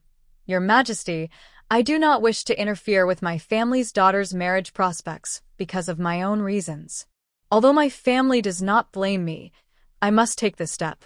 Upon hearing this, everyone was moved. After all, regardless of the reason, a separation is not good for a family. Establishing a female household, in some ways, separates the fate of a divorced woman from that of the family, protecting the reputation of the female members. Some divorced women are set up as independent households because their families refuse to accept them. This is usually forced, and very few, like Shin Shuangyu, actively consider their family sisters and sacrifice themselves. It's like saying, "I know you will dislike me in the future, so I will save everyone's face in advance." No one can blame Shin Shuangyu for anything. When Shun Yu and Mrs. Hu heard this, they were furious. Even if the Shin family claimed not to care, everyone felt they would. Shin Dingen's expression darkened as he quickly realized that this reasoning was very convincing, especially when combined with the previous reasons for the divorce. It could put them in a strong position. Many things are understood without being said. If another Shin family daughter were to face years of infertility, like Shun Joe's husband's family not having children after a year, everyone would suspect that the issue might not be with Shin Shuangyu, but with the Shin family daughters. In this case, Shin Shuangyu establishing an independent household would lessen this association. From the moment Shin Shuangyu spoke, she unexpectedly took control of the situation. It was even simpler and faced fewer obstacles than a divorce. The Empress whispered to the Emperor, "She is truly devoted to her family, willing to sacrifice herself. I didn't expect this. I wanted to give her a favor, but she thinks of others first. She is indeed a good woman." The Emperor frowned slightly. He knew the Emperor was not foolish and must have sensed something unusual. This is why Shin Shuangyu cannot openly confront the Shin family. She must not let the Emperor realize he is being used. Of course, the Emperor's suspicion was also in the Empress's mind. "Your Majesty, her being independent is also beneficial for Huaining." The Emperor paused, looking at the Empress in confusion. "Your Majesty, look how much Huaining likes Shin Shuangyu. They will surely interact more in the future. If Shin Shuangyu returns to the Shin family, with so many people around, there's no guarantee someone won't scheme against Huaining. Huaining is still young and innocent. What if she gets deceived? If Shin Shuangyu is independent, such risks will be greatly reduced. Although the young girl may face some hardships, with Huaining's affection, it won't be too difficult. Besides, she asked for this twice, so no one can say our royal family treats her poorly. Now there are even people wanting to harm Huaining. We must guard against all unexpected events." Upon hearing this, the Emperor's expression changed. He did not care about a woman's schemes as long as they did not affect real power. It was not his concern. But if it benefits Huaining, even if it's just a little, the Emperor would gladly accept sacrificing a woman's life. The little princess turned and blinked at the Emperor, saying, "Father, is there a problem with establishing a female household? If Sister Shin wants it, just give it to her." The Emperor smiled and reassured the little princess, "Of course, there's no problem." Seeing the Emperor's response, the Empress spoke up while the Shin family was still trying to persuade Shin Shuangyu. "All right, it's not a big deal. Since it's the child's wish and it won't harm the Shin family, I will approve it. Shin Shuangyu, you're giving up a chance for rewards, so if you regret it later, I won't take responsibility." Once she said this, it was basically settled, and the Shin family hadn't even reacted yet. Suddenly, Shin Shuangyu's voice rang out, like a whip cracking at their souls, loud and painful. "I thank you, Your Majesty, for your kindness." Shin Shuangyu bowed deeply again. This time, although she didn't cry out of excitement, she felt a weight lift off her chest, as if the pressure she had been holding in finally released. Yi Qing was excitedly pacing in the room with her phone. A complete victory. Task accomplished ahead of schedule. Shin Shuangyu, your future is now worry-free. A new life is about to begin. As the sun set, thousands of soldiers arrived to take everyone away. Shin Shuangyu was taken by the Empress and the little princess in their carriage to the palace for treatment. It wasn't until they saw Shin Shuangyu disappear with the Empress's carriage that the people from the Shun and Song families realized they wouldn't see her again. They had been holding back their anger, planning to express it privately once they saw her, but now she wasn't coming back at all. In that moment, they felt for the first time that Shin Shuangyu could completely separate from them, even leaving without informing them. Others around them were getting into their carriages, occasionally glancing their way. They could only hurry to leave this embarrassing place. Strictly speaking, whether it was the earlier divorce or the later establishment of a female household, Shin Shuangyu's reasons were good, at least on the surface, leaving no blemishes on any party's reputation. But such good fortune doesn't exist in the world. Everyone isn't foolish. Initially, they were caught up in the atmosphere and thought everything was joyful, but once they thought it through, they understood there must be some hidden agenda. If Shin Shuangyu had a miserable life after leaving, it wouldn't matter. But if she is doing better than when she was at the Shin family, then it's clear something was wrong back then. Hu said anxiously. Even if she has the support of the queen, and the princess likes her, she has left the Yongxin Marquis family and our Shin family. She is just a weak woman now. How could she possibly be better off? She will regret it, Shin Yu said coldly, looking at Shin Dingen with dissatisfaction. After all, the main family supported Shin Dingen's rise under the condition that his sister would serve as a helper for Chu Chu's child. But now his sister has given up, and it would have been better to choose someone obedient and easy to work with from the clan. Shin Dingen felt the pressure from the main family and knew his situation was awkward, but he also understood that the main family would not give up on him yet, as they had invested too much in him and had no one else to choose from. To show his determination, Shin Dingen said firmly, "Uncle, please rest assured. I will keep an eye on my sister and make sure she doesn't do anything to harm the Shin family's reputation. I will also persuade her to return to the Shin family." This statement carried a lot of meaning. Shin Yu didn't care if Shin Dingen was just saying it to appease them or if he truly intended to follow through, as long as he wouldn't turn against them out of guilt for Shin Shuangyu. Meanwhile, in the Song family's carriage, the atmosphere was tense, and even Song Yutong dared not speak.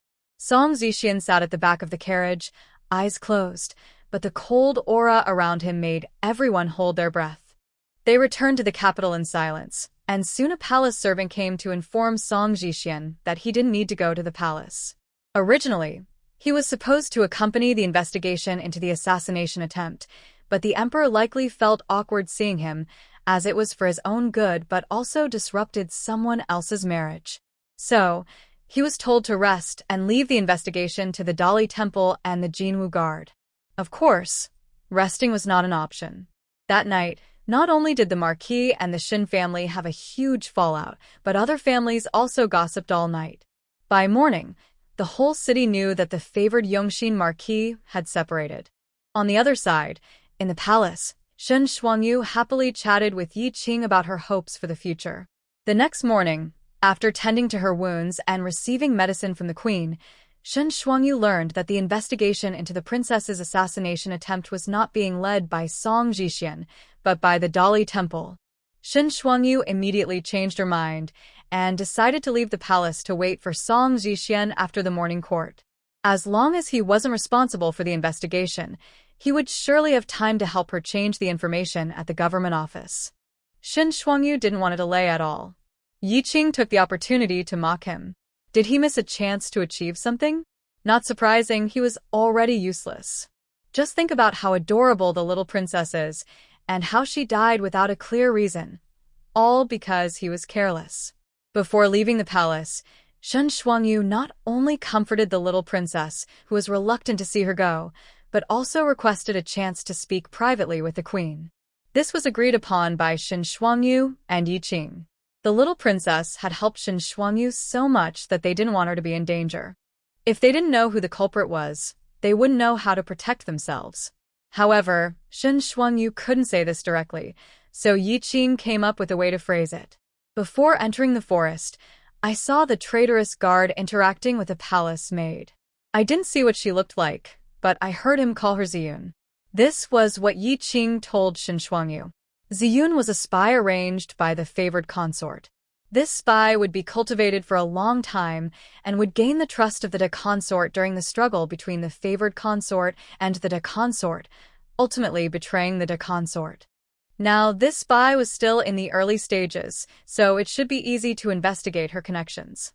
As for the potential effects on the ongoing conflict, Yi Qing didn't care. Fortunately, the queen was a very wise woman. She understood why Shen Shuangyu spoke to her privately and guessed that Shen Shuangyu was afraid to reveal herself. Naturally, she wouldn't make things difficult for her, especially since her current status was fragile and she couldn't afford to offend anyone. The queen smiled and said, "I understand. I will investigate privately. There is no need to mention this to anyone else." Shen Shuangyu gratefully bowed to the queen, thanking her for her understanding. The queen then sent someone to her out. But after Shen Shuangyu left, the little princess came out from behind. The queen took the princess's hand and said, "Come, let's go see your brother, the crown prince." The princess didn't speak and silently followed. When they arrived at the East Palace, they saw the crown prince leaning on a couch. He was quietly reading a book. Upon hearing the queen instruct the servants to leave, he looked up. If Yi Qing had seen him, she would surely have gasped at the prince's handsome yet frail appearance. Perhaps seeing them stirred some emotions in him, as he couldn't help but cough. The queen quickly stepped forward to help him, while the princess poured him some tea. "Were you scared yesterday?" the crown prince asked gently, looking down at Huaining. Huaining sat on the edge of the bed, her innocent expression fading, and her eyes seemed to hold something deeper. "I should say I almost died." "Huaining, good people have their own protection," the prince said, gently patting her head, his pale lips forming a faint smile. "But Shen Shuangyu, you and your mother should take good care of her in the future."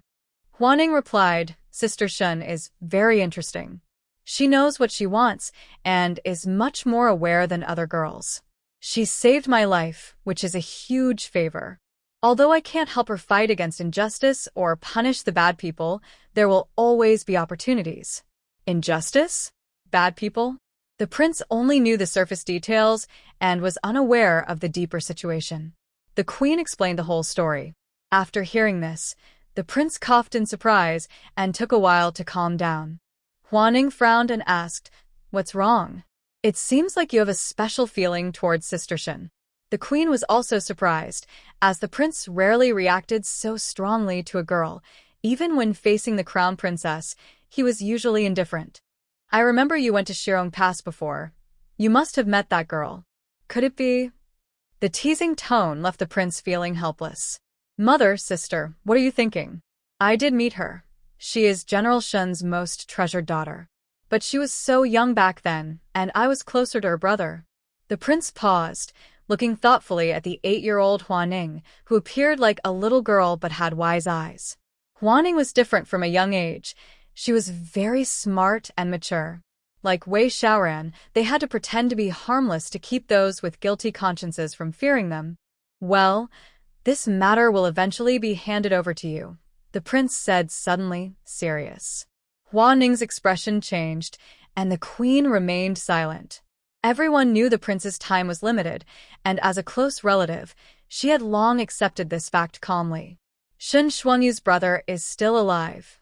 He works under me, and is currently hiding in Deyue Kingdom." Huaining and the queen looked at the prince in surprise. After explaining the background, the prince said, "When we made contact, Shen Shuangyu had already married Song Zhixian as a secondary wife. Although the initial rumors were not good, I always thought the Yongxin Marquis had a decent reputation. Song Zhixian did not engage in power struggles and was favored by the emperor, which seemed like a good place for a woman. I never expected she would suffer so much. If I had known earlier, I would never have allowed his sister to endure such humiliation. If it weren't for Shen Shuangyu speaking up, who would have known? After all, she had always kept her struggles to herself, pretending to live a good life without grievances. Fortunately, by coincidence, we helped her escape from her suffering. Don't worry, this is not your fault," the queen comforted the prince with concern. Huaining said, "Big brother, should we tell Sister Shen? She would be very happy to know." But the prince shook his head. Her brother instructed that unless he returns home one day, we should not tell her. Huaining quickly understood. Her brother was worried that news of him being alive would make his sister reckless in searching for him. He was also concerned that what he was doing now might prevent him from returning safely, causing her more pain. Don't worry, big brother. Sister Shun will be fine. She has the ability to take care of herself. We will protect her, Huining said. The queen nodded. Suddenly, the prince said, as for the news outside the palace, perhaps we can let our cousin look into it. He is actually more familiar with her. Ah? You mean Shaoran? The queen asked in surprise. Huining also became curious.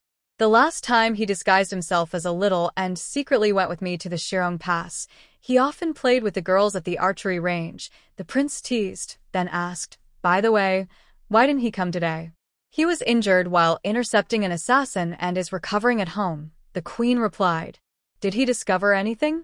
The prince asked. Not really, but Shun Shuangyu found out some things. The queen mentioned the situation with Ziyun. The prince said, then this Ziyun is likely connected to the favored consort. How so? The queen asked. The prince looked at Huining. If your disguise is effective, then there is only one type of person in this world who would want your life. Huining's expression changed. The person who handed the knife to the emperor? The prince nodded. The favored consort may want to harm you because she fears the emperor's affection for you could lead to Fei and others to use your family against them. Therefore, before they abandon this idea, you cannot leave the palace. Huaning's face flashed with anger, but she knew she had to be patient. She was still too young and lacked the ability to seek revenge. After the morning court session, Song Ji-hsien walked through the crowd with a calm expression.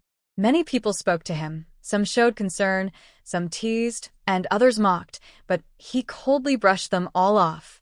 As soon as he stepped out of the palace gate, the surroundings fell silent. Song Ji-hsien felt many eyes on him. He looked up and saw Shun Shuangyu standing by a carriage, watching him. She looked radiant today, with a delicate makeup that made her look like a blooming peach blossom. Her dress was elegant yet vibrant, refreshing change from her usual style, as if she had been reborn.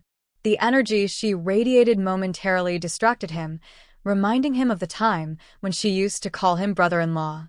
Seeing him look up, Shen Shuangyu greeted him, my lord. The crowd immediately began to whisper.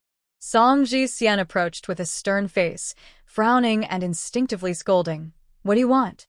Shen Shuangyu replied politely, I came to ask the Lord to go to the government office to sort out the household registration, so it won't delay your time later. The whispers around them grew louder. Was she so eager to cut off their last connection? Song Ji-hsien's gaze was as sharp as a knife. Shen Shuangyu even heard her teeth clenching, yet she remained unfazed. Seeing that Song Ji-hsien was silent for a long time, Shen Shuangyu couldn't hold back. I ask you, my lord. Before she could finish, Song Ji-hsien snorted coldly and stepped onto her carriage. Shen Shuangyu frowned. The carriage was borrowed from the queen. She had thought he would take his own carriage and follow her. Now, she had no choice but to share the same carriage with him. Ugh, this is so annoying. What is he doing? Were we even inviting him? With Song Ji-hsien present, Shen Shuangyu felt it was inconvenient to talk to Yiqing. Once inside the carriage, Song Ji-hsien closed his eyes, seemingly uninterested in her. This actually relieved Shen Shuangyu. The carriage swayed until it finally came to a stop. The palace servant driving reminded them that they had arrived at the government office. Just as Shen Shuangyu was about to get up, she heard Song Ji-hsien say, wait. She frowned and looked over, seeing him staring intently at her. Did you decide this on a whim, or have you never compromised? Shen Shuangyu was surprised that he was still fixated on this. Of course, I have never compromised. Song Ji-hsien's expression darkened instantly.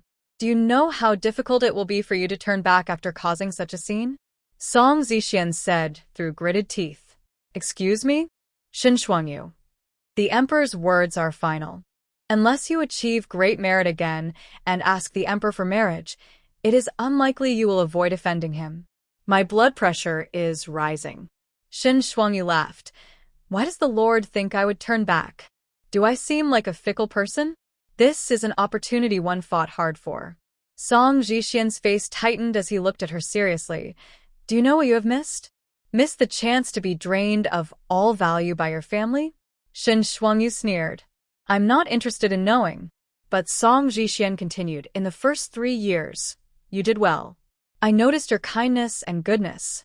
I plan to forget the past and live well with you. I wouldn't take a concubine, share a room with you, and I could even allow you to have children, as long as you treat all the children equally and do not covet the title for Hongyi.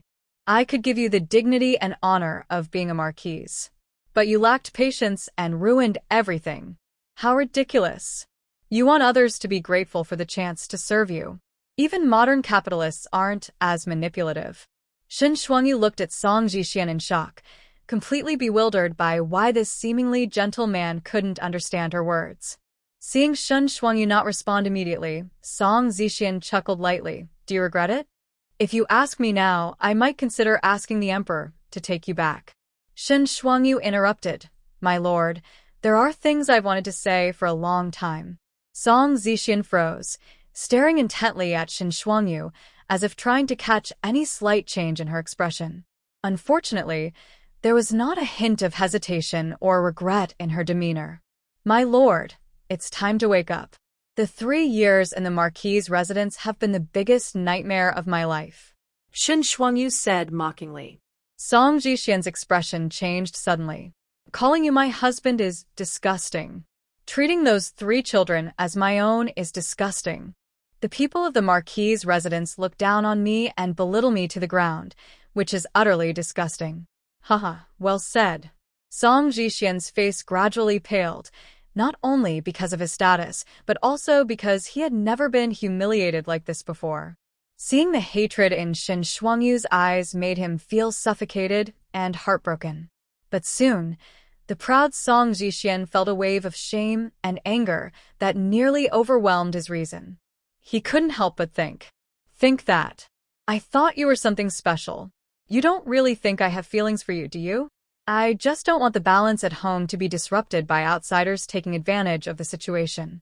The children also need to adjust to a new mother, which is quite troublesome, so I gave you multiple chances. After 3 years of being a childless divorcee, what future do you have left? Shen Shuangyu, you're digging your own grave. I'll wait to see you regret this. Haha, the proud man is breaking down. Shen Shuangyu laughed. Yes, you are right about everything. Please, my lord, don't waste any more time. I wouldn't want to think you actually have feelings for me. Song Jixian was taken aback, his face showing many emotions. Unable to tolerate the humiliation any longer, he got off the carriage first and walked toward the government office without looking back. Shen Shuangyu followed closely behind, holding the imperial decree without any hindrance. In a short while, Shen Shuangyu held her own proof of identity as a woman, standing outside the government office, basking in the warm autumn sun. Second sister. As soon as Shen Shuangyu stepped out of the government office, she heard an annoying voice. Turning around, she saw Shen Dingen riding up on horseback. Shen Dingen was now in charge of the Ministry of Personnel and had missed the morning court session. By the time Shen Shuangyu caught wind of the gossip about the Yongxin Marquis at the palace gate, it was already too late. Seeing Shen Shuangyu's joyful face and the gloomy expression of Song Jixian behind her, Shen Dingen knew everything was over. His face fell, and he even called Song Jixian brother-in-law. Song Jixian's expression darkened even more at this address, but instead of lashing out at Shen Dingen, he mocked Shen Shuangyu. It was as if he thought that by looking down on her brother, he could look down on her too. Like a toad on a foot, not biting but still annoying. Shen Shuangyu, ignore them. Even if Shen Dingen calls Song Jixian father, just don't pay attention. Shen Shuangyu truly didn't want to waste her breath. She just wanted to hurry home. As she turned to leave, Shen Dingen blocked her path. Second sister, wait a moment. Where are you going? Given the situation, you should come back with me. Shen Shuangyu felt her good mood starting to fade. Get out of my way. Shen Dingen said bitterly. Even if you have your own household now, you don't have a place to stay. Are you really going to live in an inn as a single woman? Stop messing around and come back with me. Shen Shuangyu looked at Shen Dingen with amusement. Go back with you? So you can drug me again and send me to another man's bed? Shen Dingen's face turned pale instantly. Song Jixian also froze beside him. Shin Dingin felt that his second sister had truly changed. The gentle and reserved woman from before would have been too ashamed to speak of those matters, keeping everything from the past locked away. But now, she spoke like a sharp knife, showing no concern for her reputation and openly discussing past scandals to attack others. Second sister. Please don't say such things. You have no evidence. Those are just your imaginations, Shin Dingin said firmly, as if denying it would make it untrue. He thinks he can still be her brother. That's his imagination. Why does he, like a foolish man, enjoy deceiving himself? Is it because of their blood relation that he feels entitled to confidence? Shin Shuangyu looked at Shin Dingin with no trace of familial affection left, but he chose to ignore it. When did you develop this inability to understand people? Shin Dingin, I am no longer your second sister. Do you think I can pretend nothing happened and go back to being siblings? Listen carefully, I will never forgive you.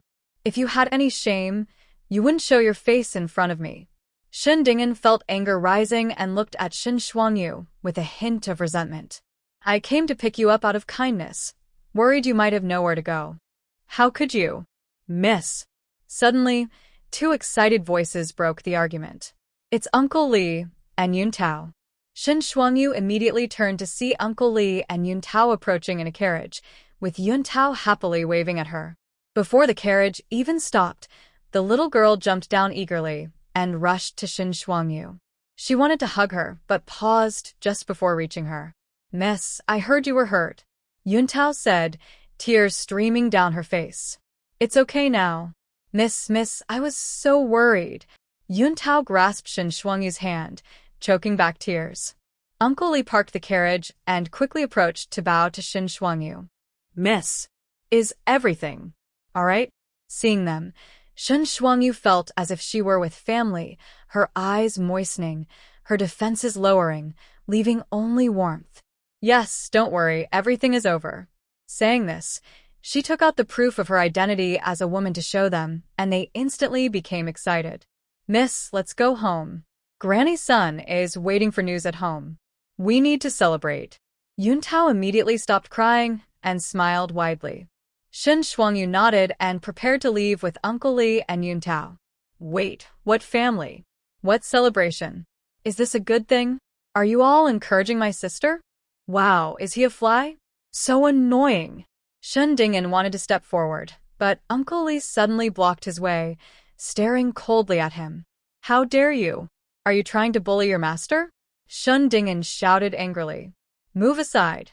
Uncle Lee's gaze grew even colder, filled with a fierce intensity. Shin Dingin quickly felt pressured. After all, Uncle Lee had taught him the basics of martial arts, making him somewhat of a mentor. This gentleman, we are the servants of the young lady's family, and we have nothing to do with you. You can't bully us, Yun Tao said with a stern face. Our young lady has her own family, a real family, away from this hellish place. Isn't that worth celebrating? Oh, when did Yun Tao become so sweet-tongued? Shin Shuangyu looked at Yun Tao in surprise. Yun Tao had always taken care of Shin Dingin, being the only male in the second branch, but ever since learning the truth, she wished she could stab him twice and had called him a backstabbing wolf countless times behind his back. Seeing the familiar servant's attitude towards him made Shin Dingin furious. You already bought a house outside? Song Zixian suddenly spoke up, recalling that when establishing a female household, an address had to be provided. Just moments ago, Shin Shuangyu had quickly handled everything, and despite not having contact with the outside world for 2 months, she already had a house. This meant Shin Shuangyu had been prepared. Shin Shuangyu replied, Yes, but rest assured, I used my own money. I already handed over the accounts of the Marquis's residence. Song Zixian felt a lump in his throat. He wasn't doubting her but was shocked by Shin Shuangyu's determination to escape the Marquis's residence. Shin Dingin was also stunned. So, before returning to the Shin family, Shin Shuangyu had already planned to establish a female household and cut ties with them. There would be no more grand reasons to stop her.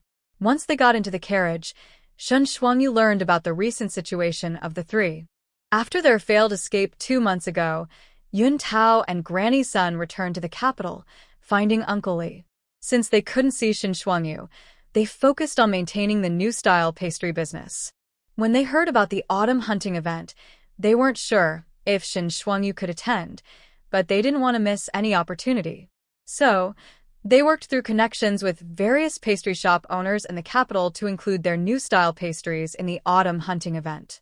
So, upon hearing about the events of the autumn hunt, I learned that she had bravely helped, but I was terrified and worried she might be seriously injured. Not knowing where Shin Shuangyu had gone, I left Granny Sun at home to wait for her return, while Uncle Lee and Yun Tao drove the carriage back and forth between the Shin family and the Ho residence. The next morning, we met a neighbor. Previously, we sent some snacks to our neighboring families to greet them. Granny Sun said that once we got to know them better, we might ask for their help in finding out your news. But at that time, they didn't know you were a master. Today, when we met Lord Fong, we couldn't help but inquire about your situation and learned that you had come here, Yun Tao said. Shin Shuangyu patted Yun Tao's head and said, "Thank you for your hard work." Yun Tao's eyes immediately turned red. "No, the one who worked hard is you, Mississippi." When they arrived at the new home, Granny Sun quickly came out to greet them upon hearing the sound of the carriage.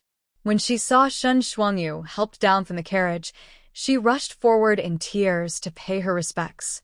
Old servant congratulates the young lady on returning home. Firecrackers, crossing the fire basin. Perhaps because she was too eager for the young lady to have a smooth separation, Granny Sun had prepared these things in advance. It seemed that once everything was done, all bad luck would be dispelled. When Shin Shuangyu finally stepped through the door and looked at the new home she hadn't seen in a long time, the huge tassel tree in the yard had already lost its flowers, but beside it, a swing had been set up, just like the one in the former general's residence. A separation is a joyful occasion, so it should be celebrated. However, Granny Sun took Yun Tao and Uncle Lee out, telling Shin Shuangyu to rest at home first. They were going to retrieve Shin Shuangyu's dowry. At first, Shin Shuangyu disagreed, as the things she truly valued had already been moved here. The other place only had some jewelry and clothing left, and there wasn't much property. So, there was no need to waste time entangling with them. Now, they had no status, and the other party was powerful. Seeking them out would only bring trouble. However, a single remark from Yi Qing changed Shin Shuangyu's mind. "I'm not sure. I think it's better to let them go. Just the thought of your personal items, like your undergarments, still being in that room. How should I put this? It's a common scenario. Perhaps Song Jixian will realize his deep feelings for her later. He might act tough on the outside but secretly look for Shin Shuangyu's belongings, reminiscing about her. While he wouldn't go as far as taking something so strange as undergarments, if he carries items like hairpins or handkerchiefs to show his affection, it would be quite unsettling. It's better to take everything out, even if it means destroying it on the spot. We absolutely can't leave any of your belongings there." Shin Shuangyu felt embarrassed by the mention of undergarments and had to send Granny Sun and the others to handle her clothes and personal items directly without bringing them back. She repeatedly reminded them to avoid any conflict. For Shin Shuangyu, their safety was the most important thing. However, conflict was inevitable because Granny Sun and the others were not just there to retrieve the dowry and personal items. They were there to stir up trouble. They hired some people and made a grand entrance at the Yongxin Marquis's residence, informing the doorman that they were there to collect the young lady's belongings. The news of the couple's separation had already spread throughout the capital, so their arrival attracted a crowd of onlookers. After Song Zixian returned, he locked himself in his study and refused to be disturbed. Upon hearing the news, Yaqin immediately sent someone to inform the old lady. The old lady, still recovering from the shock of the separation decree, was lying in bed, holding her head in distress. When she heard that someone was coming to collect the dowry, she quickly got up, excited. The old lady didn't care what they took. She just wanted to personally scold Shin Shuangyu. After all, these past 2 months had built up her hopes and fantasies, and this sudden made her feel deceived in her emotions, which was infuriating. So, after allowing them to enter, she hurried to Yulan Courtyard. She was ready to scold, But when she arrived, there was no sign of Shin Shuangyu, only 3 familiar servants. Fuming, she exclaimed, "If you're here to collect the dowry, why send only servants? Your master should come in person." Granny's son was unbothered. "Old lady, my young lady was injured while saving the princess and cannot move, so she sent us. Rest assured, when we went to the government to register, the Marquis saw us and knows we are still serving her. We are definitely not here to deceive you. Please make it convenient for us, so that when the noble ones in the palace inquire later, my young lady will know how to respond." The old lady, furious, held her head and nearly gasped for breath. "How dare you? "Do you want to get yourselves in trouble by using the royal family against us?" Song Yutong thought it was Shin Shuangyu coming to cause trouble, but it turned out to be a false alarm. "The servants dare not. But Our Lady doesn't have much. It's not worth much. The Marquis's residence shouldn't make things difficult for us," Granny's son continued. "Though I heard that the eldest daughter of the Shin family had a lavish dowry." "Enough." The old lady became anxious. "Fine, just leave. Everyone move out." In just a short time, Yuntao had already packed up. After all, the servants in Yulan courtyard felt some gratitude toward Shin Shuangyu and were willing to help. Granny's son took 2 bundles containing clothes, books, jewelry, and some silver. In front of the old lady, she opened them to show. "Old lady, please see clearly. We haven't taken anything extra from the Marquis's residence. I hope there won't be any disputes about this in the future." Song Yutong scoffed. "It's all just junk. Who cares? Do you think we are as shallow as your master? Even if you don't take it, we would throw it all out. Keeping it would only dirty our residence." Granny's son and the others changed their expressions. The old lady sneered. "Go back and tell your master that our residence is kind-hearted. We married her back to the house out of respect, giving her a chance. If she is ungrateful and brings shame to us, I will remember this." Granny's son suddenly laughed coldly. "Old lady, perhaps the Marquis's residence still doesn't know the truth." Everyone was stunned. "What do you mean?" the old lady asked, puzzled. By the time Granny Zhao and Yaki arrived to care for the 3rd young master, it was too late. Besides Song Jixian, they were the only ones who had heard everything at the Shin family. Although they didn't want to believe it, they couldn't let the Marquis's people find out. The rumors had been too bizarre, and for the Marquis's residence, which completely trusted Shin Chuchu's character, they hadn't spread much. They always thought Shin Shuangyu wanted a divorce simply because she couldn't endure the difficulties in the Marquis's residence. But now, Granny's son had loudly revealed everything. Everyone was left in shock. Shin Shuangyu had been tricked into marriage, and it was also Shin Chuchu's doing. Had they misunderstood her for 3 years? No wonder the previously gentle Shin Shuangyu suddenly exploded, turning their stable lives upside down. It even reached the emperor, who was asked for a divorce. They had wondered what kind of madness it was to give up such a status. It turns out to be true. "I can't stand this injustice anymore." There are many servants in the Marquis's residence. Remembering all the past events, the mockery behind her back, the embarrassment in front of others, their lack of cooperation at work, and how they helped the young masters of the Marquis's house to deliberately retaliate against Shin Shuangyu, making her suffer. They forced her to kneel countless times in front of Shin Chuchu's spirit tablet, all while mocking her. It felt like a thorn in her side. "Non, impossible, absolutely impossible." The old lady instinctively refuted, unable to believe it, especially since Song Jixian hadn't said anything in the past few months. But her trembling lips, pale face, and panicked expression revealed that she sensed something was off, especially after Song Yutong experienced the autumn hunt. However, Granny's son and the others didn't expect everyone in the Marquis's residence to believe them. They were just frustrated that the Marquis's people were so clueless. When they inquired about the situation last night, the servants hinted that their young lady was out of her mind and completely unaware of the truth. So they had to make a scene. Yun Tao angrily said, "Our young lady wanted to resolve this peacefully, but your Marquis clearly knows the truth and still won't let her go. You want to take her back and force her to work like a servant. If she refuses, you imprison her. I've never seen anyone so shameless. You dare to call yourselves kind-hearted? What kind of kindness is that? Only to yourselves? You expect our young lady to be grateful? It's laughable. Granny's son sneered. The Shin family is cruel, and your marquis's house is hypocritical, oppressing a young girl without parents who is already being schemed against by relatives.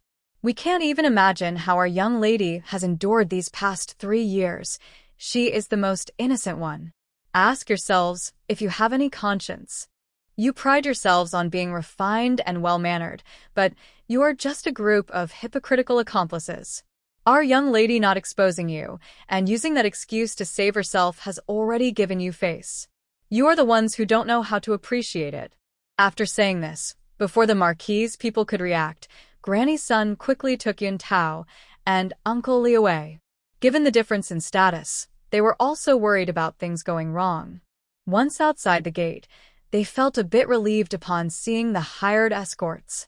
But before leaving, they did one last thing on the street in front of the marquis's residence. They burned the clothes they had taken from the marquis's house. When others asked what they were doing, they simply replied that their master no longer wanted them, allowing various interpretations to spread throughout the capital. After returning, the 3 of them felt relaxed and shared what happened with Shin Shuangyu. Shin Shuangyu was both relieved and scared, while Yi Qing regretted not going to see the excitement and missing out on a great moment. The celebration feast for the new beginnings was quickly prepared. To add to the ceremony, Yi Qing found a bottle of red wine. From a distance, they raised their glasses to toast to the future and to freedom.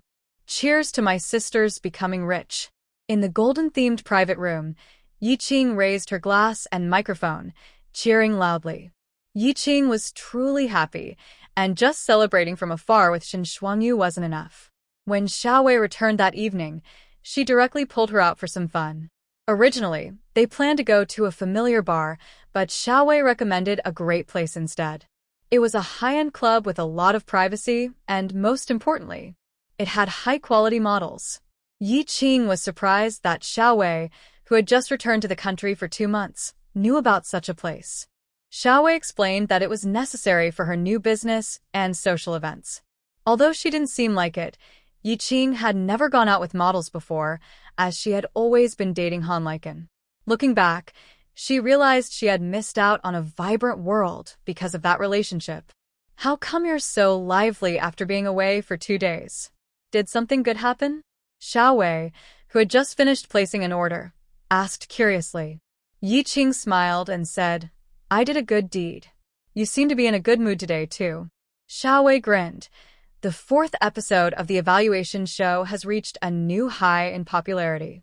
Who had bad luck? Yi Qing immediately became curious. She hadn't been following the news lately, so she didn't know about the latest episodes. She had heard about the previous ones, which always had dramatic twists and turns. Xiaowei replied, a male idol once claimed he was bullied by his group, which led to a lot of negative news about them and halted their rise. Their former fans want to know the truth, whether it was a misunderstanding or if someone wronged someone else. Oh, I know that guy. He has connections and is just a rich kid playing around.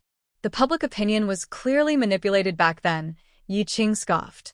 Later, he switched to acting and continued to enjoy fame and attention. Did you work with him? Of course not. I choose my projects carefully.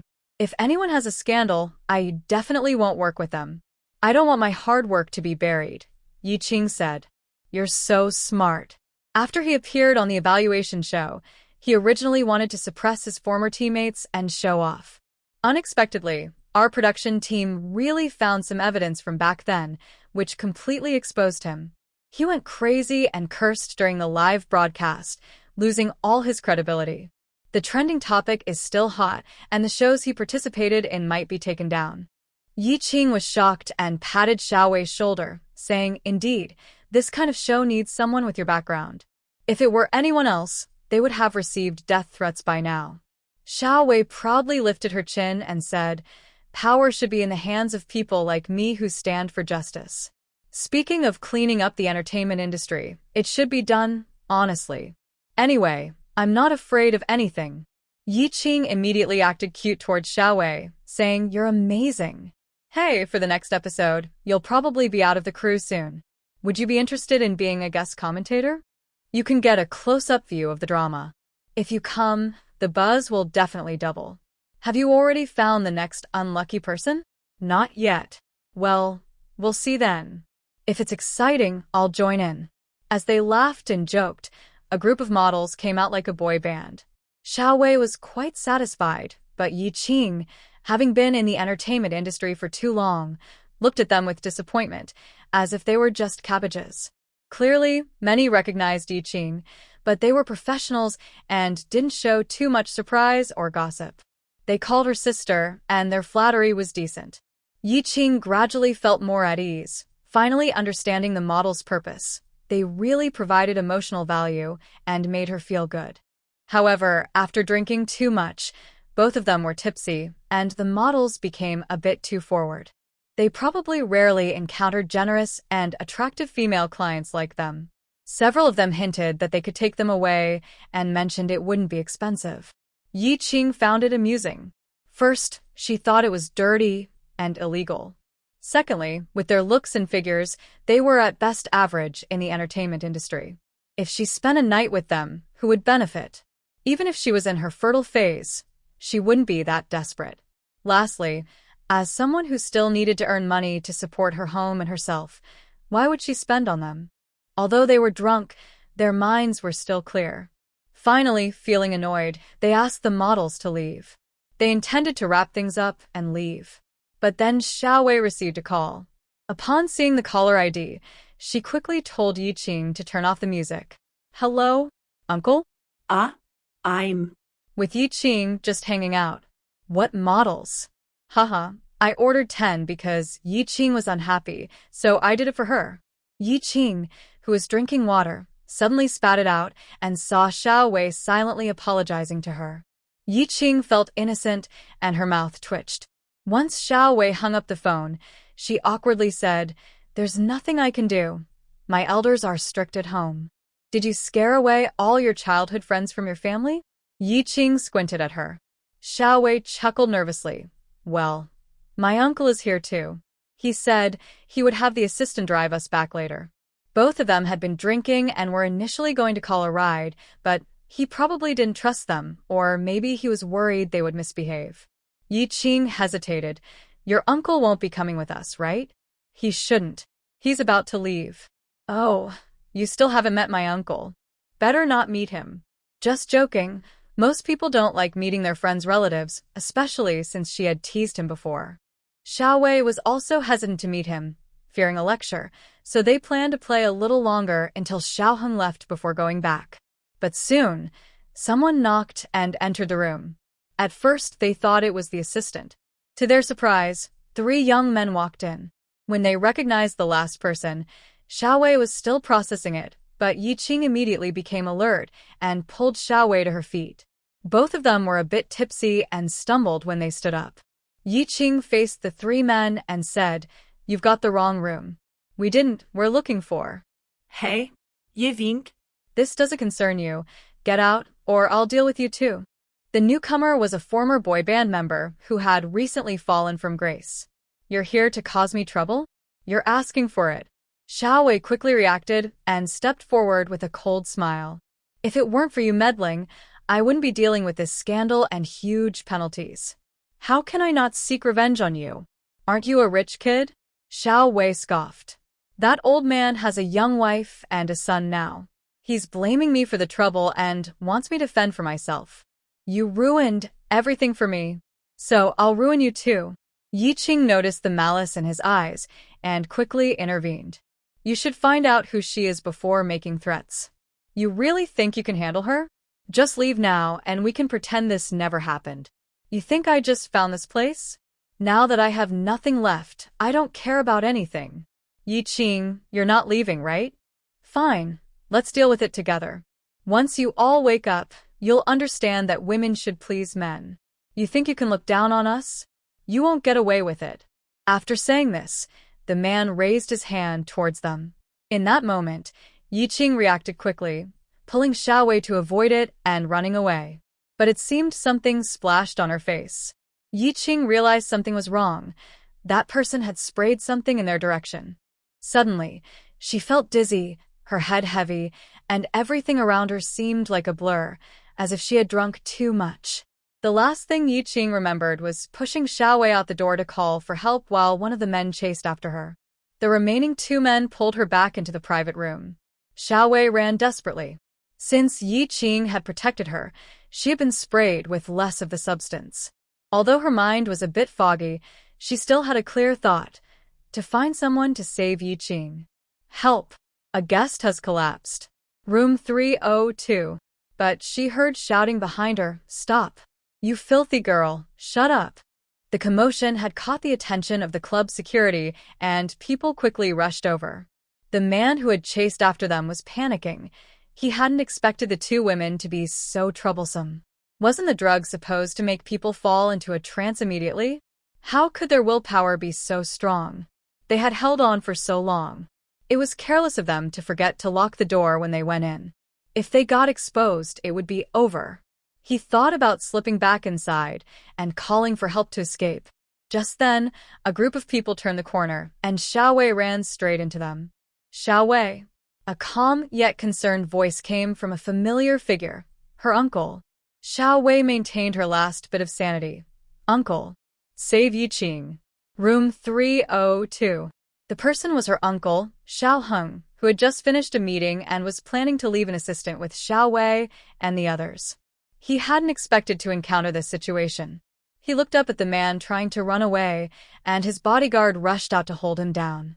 Xiao Heng pushed Xiao Wei to the side and told Jiwen, "Check her." Then he quickly ran outside. Assistant Xiao Gua hurried to follow his boss.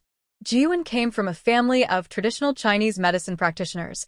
He checked Xiao Wei and confirmed she was temporarily fine. Meanwhile, she was staring at him and pointed at his handsome nose, saying, "Who do you think you are, looking at me like that? It must be an illusion." Jiwen called for help while checking on the situation. When he rushed over, he saw Xiao Heng and Xiao Gua standing blankly at the door. What was going on?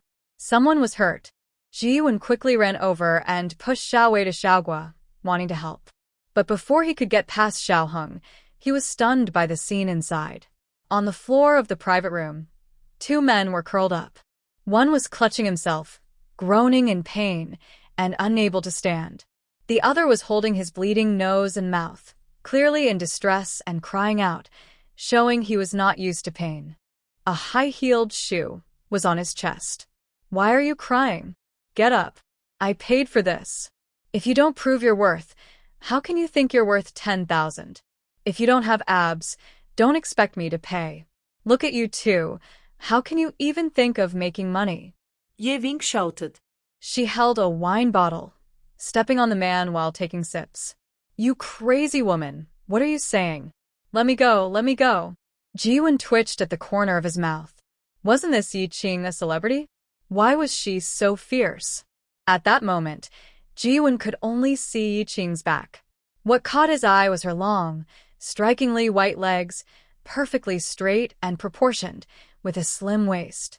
Every line of her body changed with her movements, showing a beauty of strength that could only come from real training, combined with her tall figure, creating an almost perfect silhouette. Ji-Wen was curious about how things would unfold.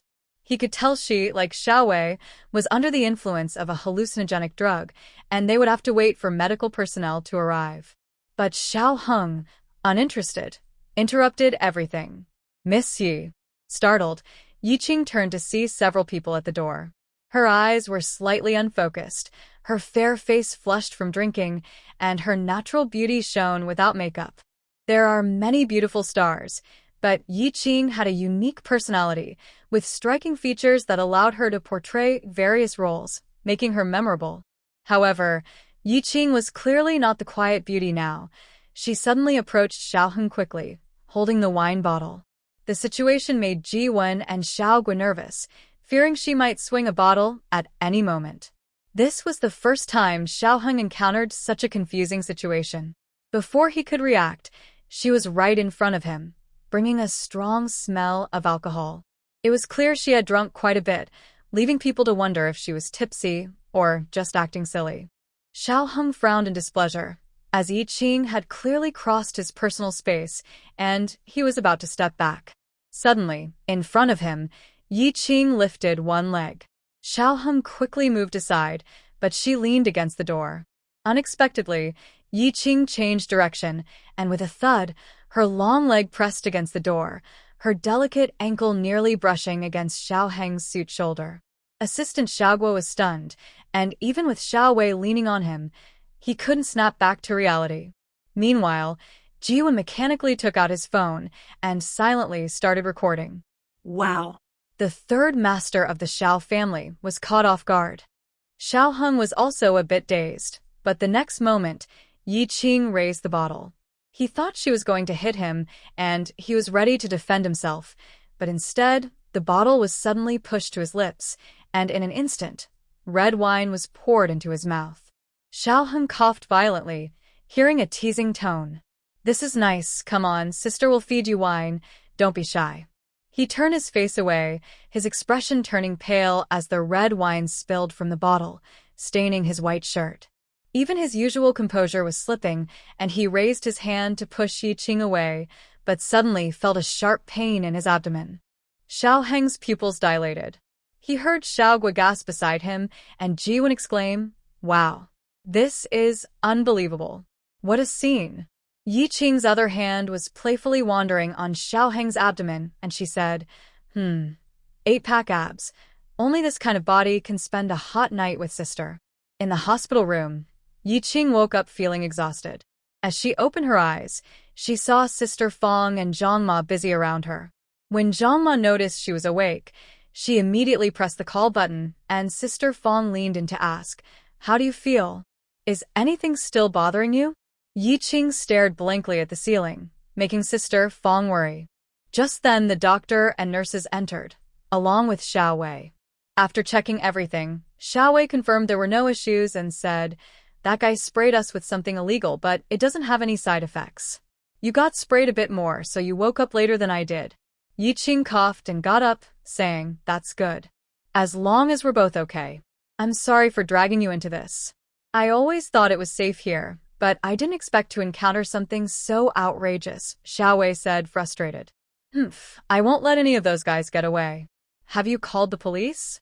Yi Qing asked, looking around. Sister Fong replied, "The person is already at the police station. They used illegal substances and attacked a woman, so this is a serious legal matter. I've let the media know, and it's trending online, but I haven't revealed you and Xiao Wei." Sister Fong was referring to Xiao Wei, but Yi Qing couldn't help but shiver a bit. "If there's nothing else I need to do, I'll head to the set. I've only taken 2 days off," Yi Qing said with a forced smile as she prepared to get out of bed. Xiao Wei looked at her, surprised by her dedication. Sister Fong stopped her, saying, "You're too eager to get back to work. Are you sure you're feeling okay? Don't worry, I'll help you ask the director for more time off." No. "I've already taken 2 days off. If I take more, people will think I'm being difficult," Yi Qing said, her expression tense as she tried to escape. "Hey, you're awake." A cheerful male voice suddenly came from the door. Yi Qing looked up to see a well-dressed man with glasses and sharp eyes walking in. Yi Qing's expression froze as she looked at Xiao Wei, asking, "Who is this?" Before Xiao Wei could respond, Jiwen spoke up first. "I'm Jiwen. We met last night." Yi Qing's mouth went stiff. "Huh?" Xiao Wei was surprised. "You don't remember him?" Yi Qing shook her head while looking at her friends, her eyes wide, but her friends showed no sign of recognition. "That's strange. That spray shouldn't cause memory loss." Xiao Wei remembers. So how could Miss Yi forget such an unusual experience? Jiwen said with a grin, leaning closer to Yi Qing's bed, smiling broadly. Seeing this man who seemed to thrive on chaos, Yi Qing maintained her professional demeanor as an actress, saying, "Oh, really? I can't recall. Maybe I was drunk before, and have some gaps in my memory." Jiwen nodded. "That makes sense. But as the saying goes, being drunk isn't scary. What's scary is someone helping you remember." Yi Qing.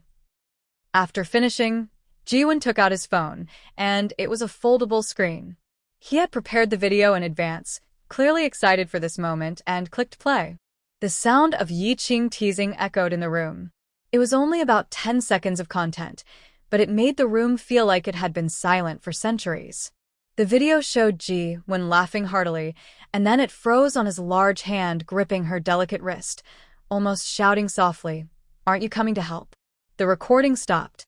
Yi Qing remembered that the man had stepped forward to pull her away, and she was uncooperative, excitedly shouting, 5,000, 8,000, 10,000, just for one night, it can't be more.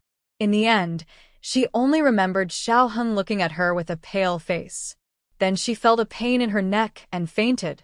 She wanted to pretend nothing had happened, but she was caught red-handed. "Warrior, do you remember now?" Ji Wen asked, trying not to laugh. Sister Fong turned her head mechanically and said, "What have you done?" That was Xiao's uncle, rumored to be the power holder of the Xiao family. Recently, he had returned to collaborate with the country on various projects, and many wealthy businesspeople were getting involved. She had heard that many female stars in the industry wanted to offer their beauty or find him as a sponsor, but he had turned them all away, rumored to be uninterested in women. Those who went too far were quietly blacklisted. What had their artists done? Yi Qing covered her face, wishing she knew what she had done. She looked at Xiao Wei and said, "Sister, I really offended your uncle, right? Will he hold a grudge?" "I didn't mean to. I was in a daze back then." Although Ji Wen had already shown the video to Xiao Wei before, the first time she was a bit stunned, and the second time she couldn't help but laugh. So now, seeing Yi Qing trying to pretend she had amnesia made her want to laugh even more. "Oh, it's fine. Don't worry about him. Technically, as my elder, he should thank you for saving me. Besides, you were under the influence. You didn't mean to tease him. You're a young girl, and he took advantage of the situation." Yi Qing didn't even have time to cover Xiao Wei's mouth. While that was true, was it really okay to say it like that? Ji Wen was almost laughing out loud, and Sister Fong looked like she couldn't bear to watch. "Maybe it was rude. You should go apologize," Sister Fong reminded. "Human relationships work like this." Yi Qing saved Xiao Wei, and while Xiao Wei can apologize and thank her, she should also express some regret to the person who came to help her, as she unintentionally offended them. It wouldn't be polite to rely solely on their friendship and do nothing. Yi Qing also felt that even though she had previously overlooked some things, recalling her own actions toward Xiao Wei's uncle made her uneasy, even if Xiao Wei took full responsibility. Yi Qing sighed and said to Xiao Wei, "You should come with me later. I want to apologize to your uncle." Xiao Wei wanted to say it wasn't necessary, but seeing Yi Qing's determination, she replied, "I don't think that's possible today. My uncle is still in the hospital." Yi Qing was surprised. "What happened?" Xiao Wei awkwardly smiled. "It's an old issue." Yi Qing remembered Xiao Wei mentioning that her uncle had been receiving help from an old Chinese doctor for his health and had speculated if he had some hidden illness. Just then, Ji Wen said last night you gave him a few drinks, and with his emotional state, his old stomach problem flared up, causing him to faint. He's currently on 4 fluids and can't eat anything. Ji Wen looked at Yi Qing as if she were something extraordinary. Due to his stomach issues, Xiaoheng hadn't drunk alcohol for many years. Normally, no one dared to offer him drinks, and he wouldn't show much emotion to avoid affecting his delicate stomach.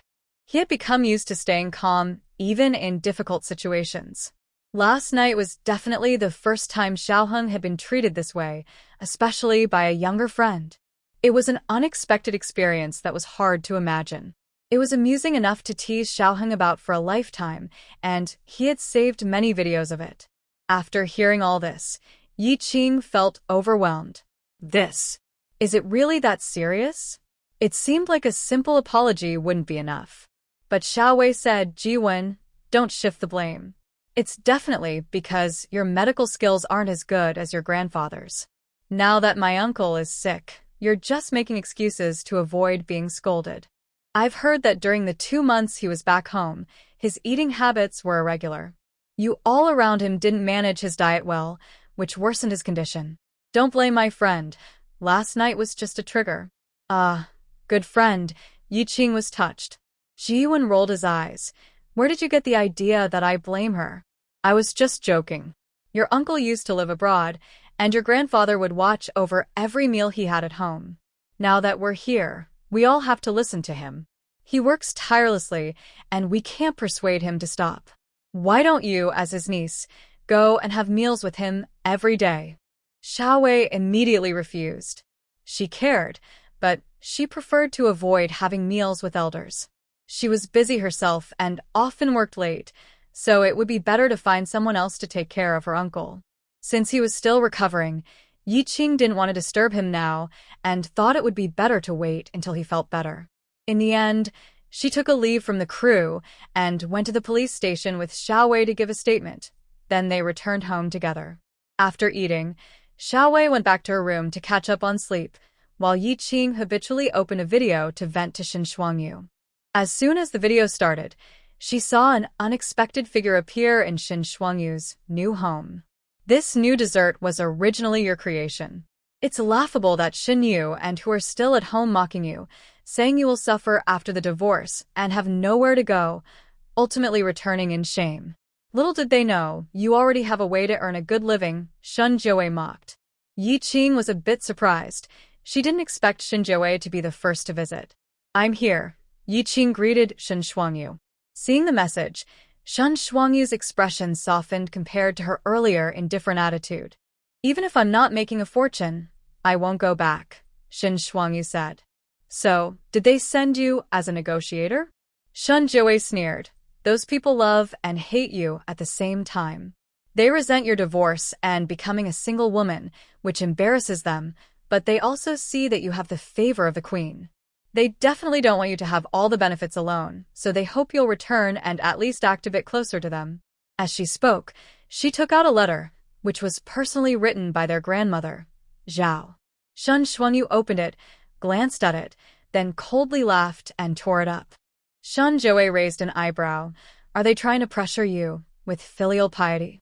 That old thing only knows how to play these tricks. But eventually you will have to go back. Why? Yi Qing, who had been quietly watching their conversation, felt annoyed at this point. Shen Shuangyu's expression darkened. Are you talking about Zhao's 80th birthday? Shen Jiawei nodded. Shen Shuangyu replied, I'm a single woman, not cut off from my family. For such a grand birthday celebration, even relatives from afar must return to celebrate. I can't avoid it. However, I can leave after giving the gifts since I am a divorced woman. Not attending the banquet is actually a form of respect. Shen Shuangyu was explaining this to Yi Qing, but Shen Jiawei thought of something and smiled, saying, speaking of which, you and your brother have completely fallen out. What about your sister? This time, she and her husband are coming back. Shen Shuangyu's expression changed slightly. They are all ungrateful, so they will receive the same treatment. Shen Shuangyu sneered. I have no siblings, only a deceased older brother. Shen Jiawei was a bit surprised. Logically, it was indeed inappropriate for Shen Yoren to marry her sister's fiancé back then, but there was no other choice. Her sister couldn't marry, and the Shen family was reluctant to break the engagement, so they ultimately decided to let the younger sister marry. She thought Shen Shuangyu wouldn't blame her sister. Even if she knew that the situation back then was a setup, it shouldn't involve her sister. But perhaps it was due to some lingering feelings since back then there were indeed mutual feelings between the fiancé and her. Shen Jiawei didn't ask further, as she wasn't interested in gossip, simply saying, I see. It's a pity if you come and leave, you won't see the good show. What good show? Yi Qing immediately became interested. Shen Shuangyu asked for her. Shen Jiawei's eyes flashed with a cold light. Of course, it's my revenge show. If there's a chance, stay and watch it before you leave. It would be a bit boring to wait for the show to start alone. After saying this, Shen Jiawei took her leave. Shen Shuangyu smiled and asked, Xiao Qing, do you want to see the good show? She knew Yi Qing liked to be in the know, and with this opportunity, Yi Qing would surely be eager to join in. However, Yi Qing's response was, forget it, just deliver the gifts and leave to avoid being bothered by those crazy people. Shen Shuangyu replied, if they come after me, they will only embarrass themselves. In the past, I cared about those people and chose to compromise for the greater good, but now, if they seek trouble with me, I will make them embarrassed tenfold." After Shen Shuangyu said this, she noticed Yi Qing didn't reply immediately, as if she realized something. Is it that my original future would encounter trouble at this birthday banquet? Yes. Tell me, I also want to know, what would I face if I hadn't escaped? Yi Qing sometimes hesitated about whether to let the current Shen Shuangyu know the original plot of the story. After all, she had already escaped her predetermined fate and shouldn't be hurt by things that never happened. But if she didn't know how despicable those people were, Shen Shuangyu might not be harsh enough towards them, which would only leave trouble for herself. After thinking it over, I decided to be straightforward. After all, Yi Qing is not sure if Shen Shuangyu can truly control her own fate in this world after leaving. What if there is an unseen force pushing her destiny? It's better to know in advance and take precautions. At the 80th birthday celebration, the couple returned to attend the banquet and announced their pregnancy.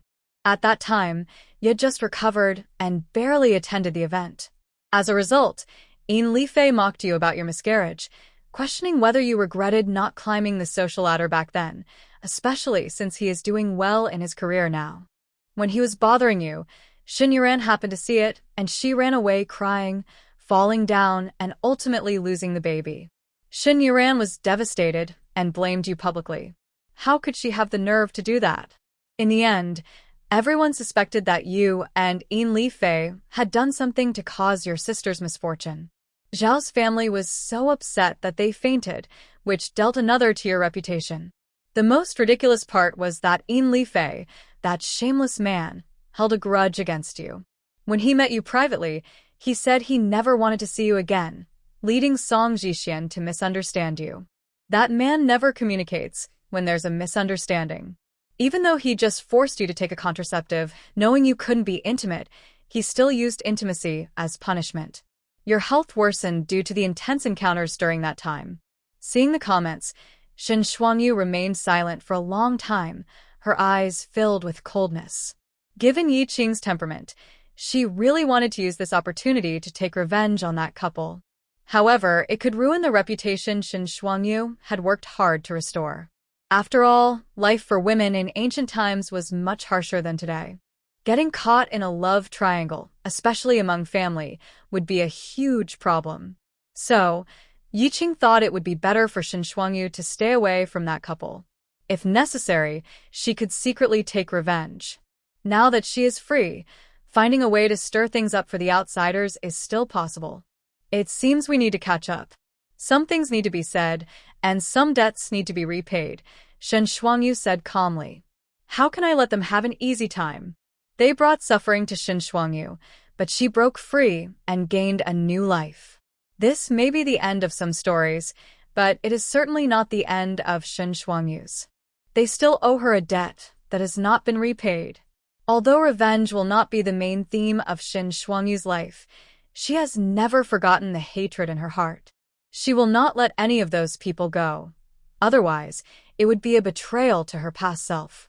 Unfortunately, her current abilities do not allow it. In the past, although she had status and position, she was not trusted. Every move was watched, and without loyal supporters, she had no chance to do what she wanted. Now, although she is free and no one is watching her, she is starting from scratch, so it will take time. Although she has gained the favor of the queen and princess, that goodwill has already cost her freedom. Asking for more would be pushing it too far. At most, she can use their influence to protect herself in critical moments.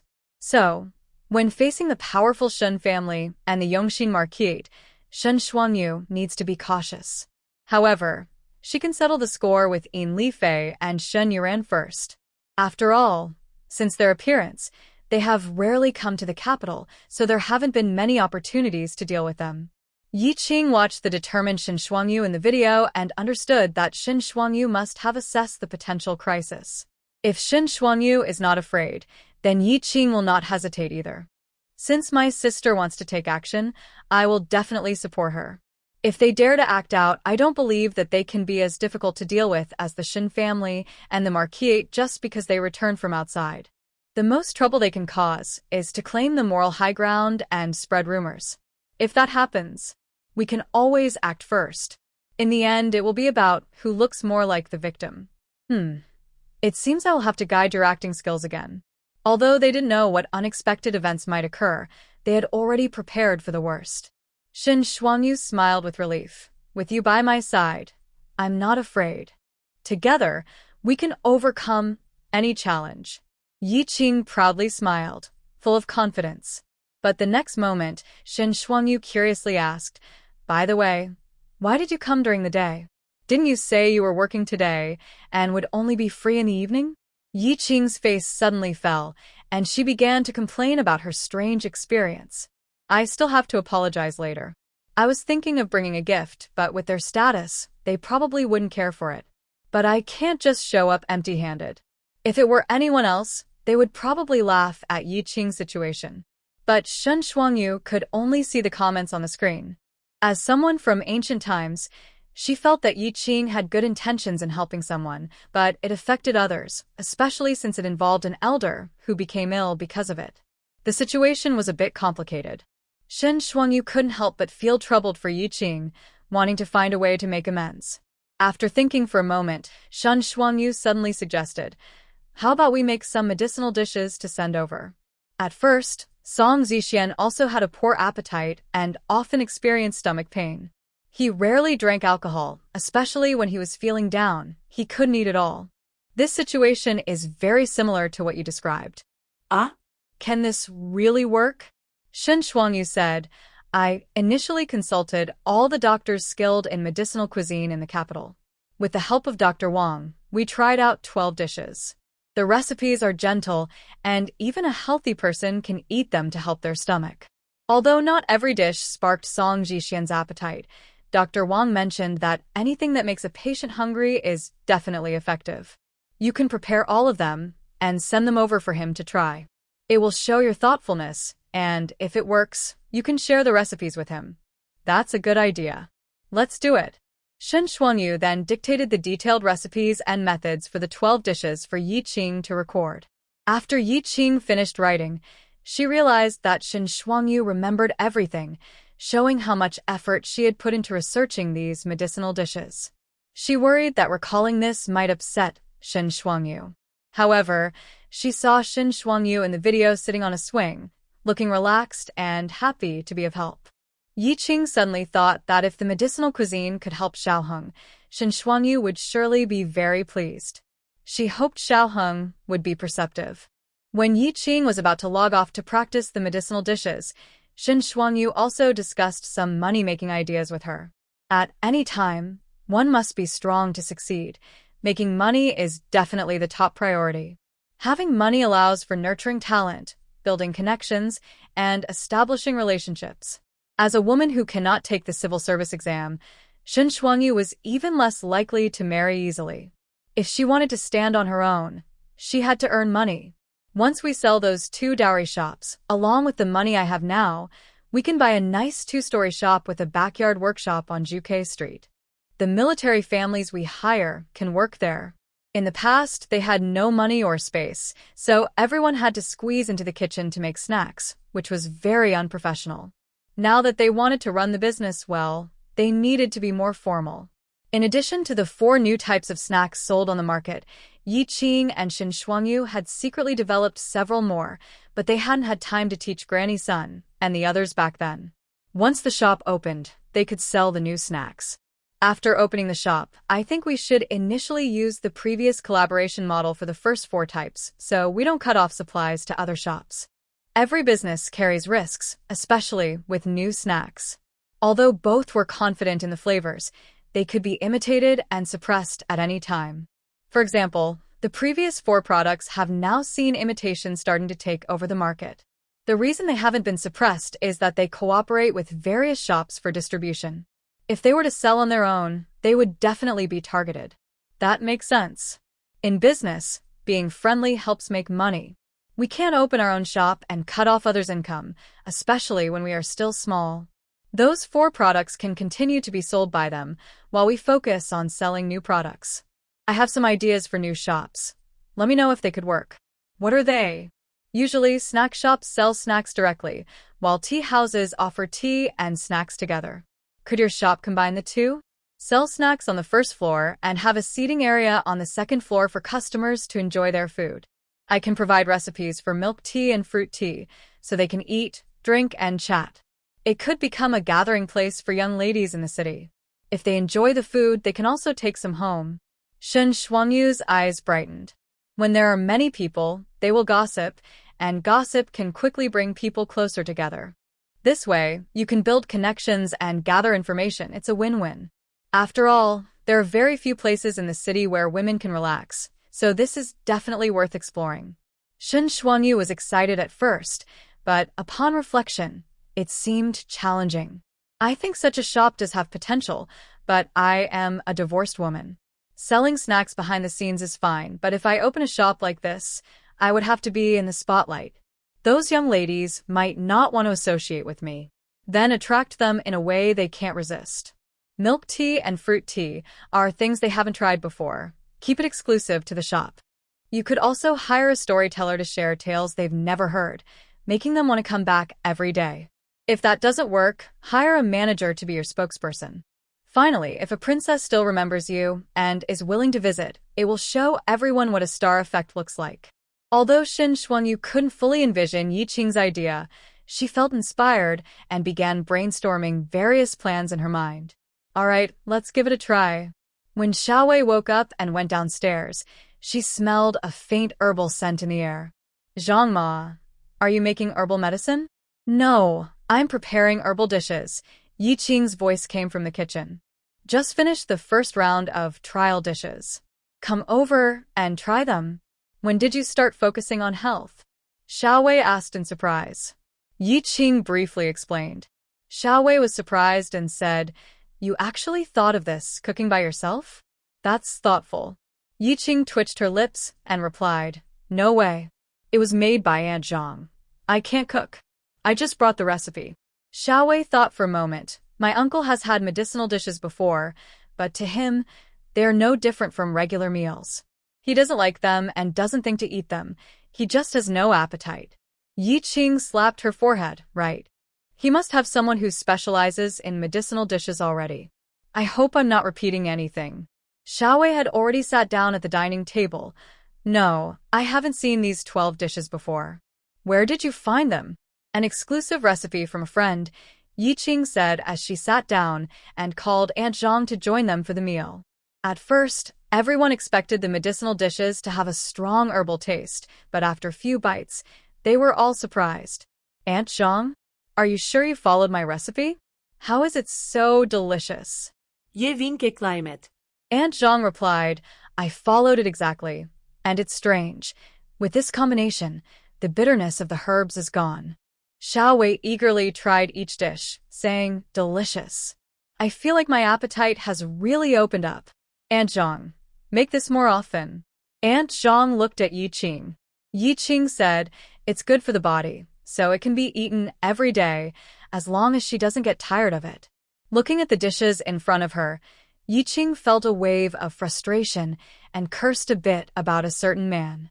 To turn medicinal dishes into something tasty, even the smallest detail is touching. Shen Shuangyu, facing a man she doesn't love, who is only her nominal husband, can still put in such sincere effort. It really is too much to bear. The three of them finished eating until they were full, genuinely enjoying every dish. After a satisfying burp, Xiaowei called her assistant, Xiaogua. Uncle hasn't had dinner yet, right? Yi Qing and I will bring him some medicinal dishes later to see if he has an appetite. Please let him know. Xiaogua was taken aback. He was about to refuse any meal deliveries as instructed by his boss when the phone was snatched away. Then, Xiaowei heard Ji Wen's voice, come quickly, hurry up. After saying that, he hung up and looked at a few people just exiting the elevator in the hallway. One woman was holding a lunchbox, looking stunning and commanding, her presence making the passing nurses instinctively step aside. Xiaowei was confused, wondering what was happening. What's wrong? Yi Qing, who was packing up the lunchboxes, asked. Just a sudden whim. Although that was said, Xiaowei still accelerated while driving. When they arrived outside Xiao Heng's hospital room, it felt quite lively inside. However, The lively atmosphere was contrasted by Xiao Heng's cold voice. My assistant should have conveyed my message earlier. You don't need to be so formal with me. We've been friends for many years. Knowing you're in the hospital and not visiting would be inconsiderate of me. Besides, I hope you recover quickly so we can move forward with our work. Yi Qing paused for a moment, surprised. Was that really the voice of the pampered younger brother? How could it sound so gentle? Curious, Yi Qing stretched her neck to look inside and immediately saw Xiao Heng leaning against the hospital bed, his deep-set eyes and pale gaze matching the face from her chaotic memories of that night. Without the interference of bright lights, his handsome face appeared almost ghostly white, looking fragile, like delicate glass, adding an air of untouchable beauty. Yi Qing had never thought much about Xiao Wei's uncle's looks. She only knew from magazine photos that he was attractive, and his imposing elder image had left a strong impression on her. But now, upon closer inspection, she had to admit he was truly good-looking. No wonder she had acted so foolishly before.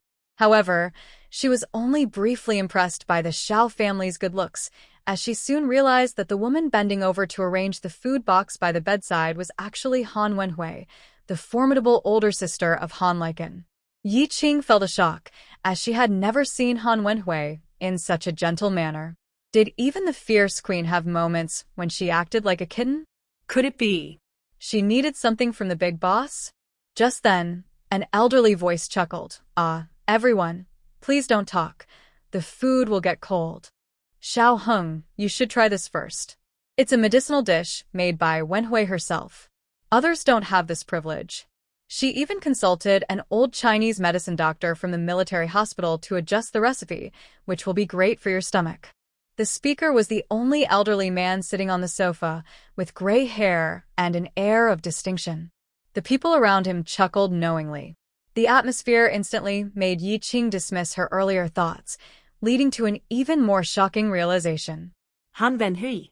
Like Xiao Heng? Yi Qing turned her head mechanically, silently feeling sympathy for Xiao Wei. Xiao Wei had already suspected something, but he hadn't expected it to be this dramatic, with someone blocking the entrance. Just as Yi Qing was about to pat Xiao Wei on the shoulder, he pulled her in quickly. Uncle, Yeqing and I brought you some food. Have you been waiting long? The moment Xiao Wei entered, she caught the attention of everyone in the hospital room. She seemed unfazed, pulling Yeqing along and pushing Han Wenhui aside from the bedside. Oops, sorry, excuse me. Are you all here to visit my uncle? Thank you for coming. Yeqing stumbled a bit as she was pulled, feeling the eyes on her, making her feel uneasy. Wait, why was she brought into this situation? As an outsider, she should just be watching from the door, right? Now she was awkwardly shifting her toes. When she looked up, she met Xiao Heng's gaze. Before she could manage a stiff smile to greet him, she saw him frown and quickly look away, clearly not wanting to engage. Yeqing thought, is he avoiding her because of some past issue? She tried to step aside, but Xiao Wei held onto her tightly, showing no signs of letting go. Got it. She was meant to stand here as a barrier between Han Wenhui and them. After Xiao Wei greeted everyone, she exclaimed, Oh? Who brought this dinner? How thoughtful. But my uncle can't eat just anything. Come here, Xiaogua, help me with this. Xiaogua, standing on the other side of the bed, felt relieved to have the young lady here and quickly followed her instructions. He was speechless. He had seen Miss Han several times and understood her feelings for the boss, but the boss had clearly rejected her. Yet, Miss Han seemed more determined than ever, acting as if she didn't understand the boss's signals. This time, when she called, he had already refused her visit as instructed by the boss, but Miss Han had turned around and brought a higher-up with her, making it hard for the boss to turn her away. And now, she was insisting on having the boss accept her special medicinal food, something clearly filled with her intentions. There was no way the boss would agree to that. But strangely, everyone around seemed to have been enchanted by Miss Han, trying to push the two together and cheering them on, making it hard to stop. Fortunately, the young lady arrived just in time, and with her being a member of the Xiao family, things became much easier. Just as Xiao Guo was about to act, he heard a sharp command, Don't move. Han Wenhui, already not in a good mood, was even more irritated now, glaring coldly at the two in front of her. Xiao Wei, right? I'm your uncle's friend, Han Wenhui. This medicinal dish is specially brought for your uncle's health. As soon as she finished speaking, her gaze turned sharply towards Yi Qing, filled with scrutiny and doubt. Let's not delay your uncle's meal. Xiao Wei, being a respectable person, couldn't act too rudely in front of so many outsiders, so she maintained a forced smile. Miss Han doesn't understand my uncle. When he is unwell, he can't eat anything at all. If he tries, he will feel nauseous. Just look at how long your lunchbox has been open. Does my uncle show any desire to eat? Of course, it's not that Miss Han's medicinal dish is bad. It's just that my uncle's stomach is very sensitive. Xiao Heng. The elder beside them turned to ask, Xiao Heng, is that true? Xiao Wei quickly replied, Uncle, I remember you were my uncle's teacher, right? You must have seen him when he couldn't eat anything. The elder felt put on the spot and could only chuckle awkwardly. Xiao Heng couldn't let his niece fight alone and nodded in agreement. Yes, he really has no appetite. Han Wenhui's expression stiffened, but she forced a smile, though her eyes revealed her emotions. Xiao Heng, you don't have any issues with me, do you? Are you saying you would have an appetite for what they brought? This emotional question made everyone else feel a bit awkward. We're just giving it a try. Xiao Wei thought Han Wenhui wasn't very clever. She clearly knew that her uncle didn't want to engage with her, so he would surely say he had an appetite for their medicinal dish. In truth, Han Wenhui was a stubborn person who wouldn't give up until she achieved her goal. Even knowing the outcome might embarrass her, she would fight to the end. So when Xiao Wei called Yi Qing to present the 12 small dishes, Han Wenhui closely watched Xiao Heng's expression. To her disappointment, she noticed a slight change in his demeanor, however small. She still caught it. Was he really interested? Was he not just pretending? The room filled once again with the aroma of the dishes, making those who hadn't eaten feel unexpectedly hungry. How does it smell? These 12 dishes were specially prepared by Yi Qing. We've all tried them, and they are delicious. Uncle, please give it a taste. Xiao Wei handed him chopsticks, confident her uncle would cooperate.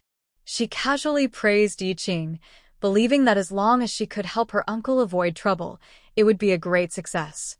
Yi Qing thought the same. This way, her apology would be perfectly fulfilled.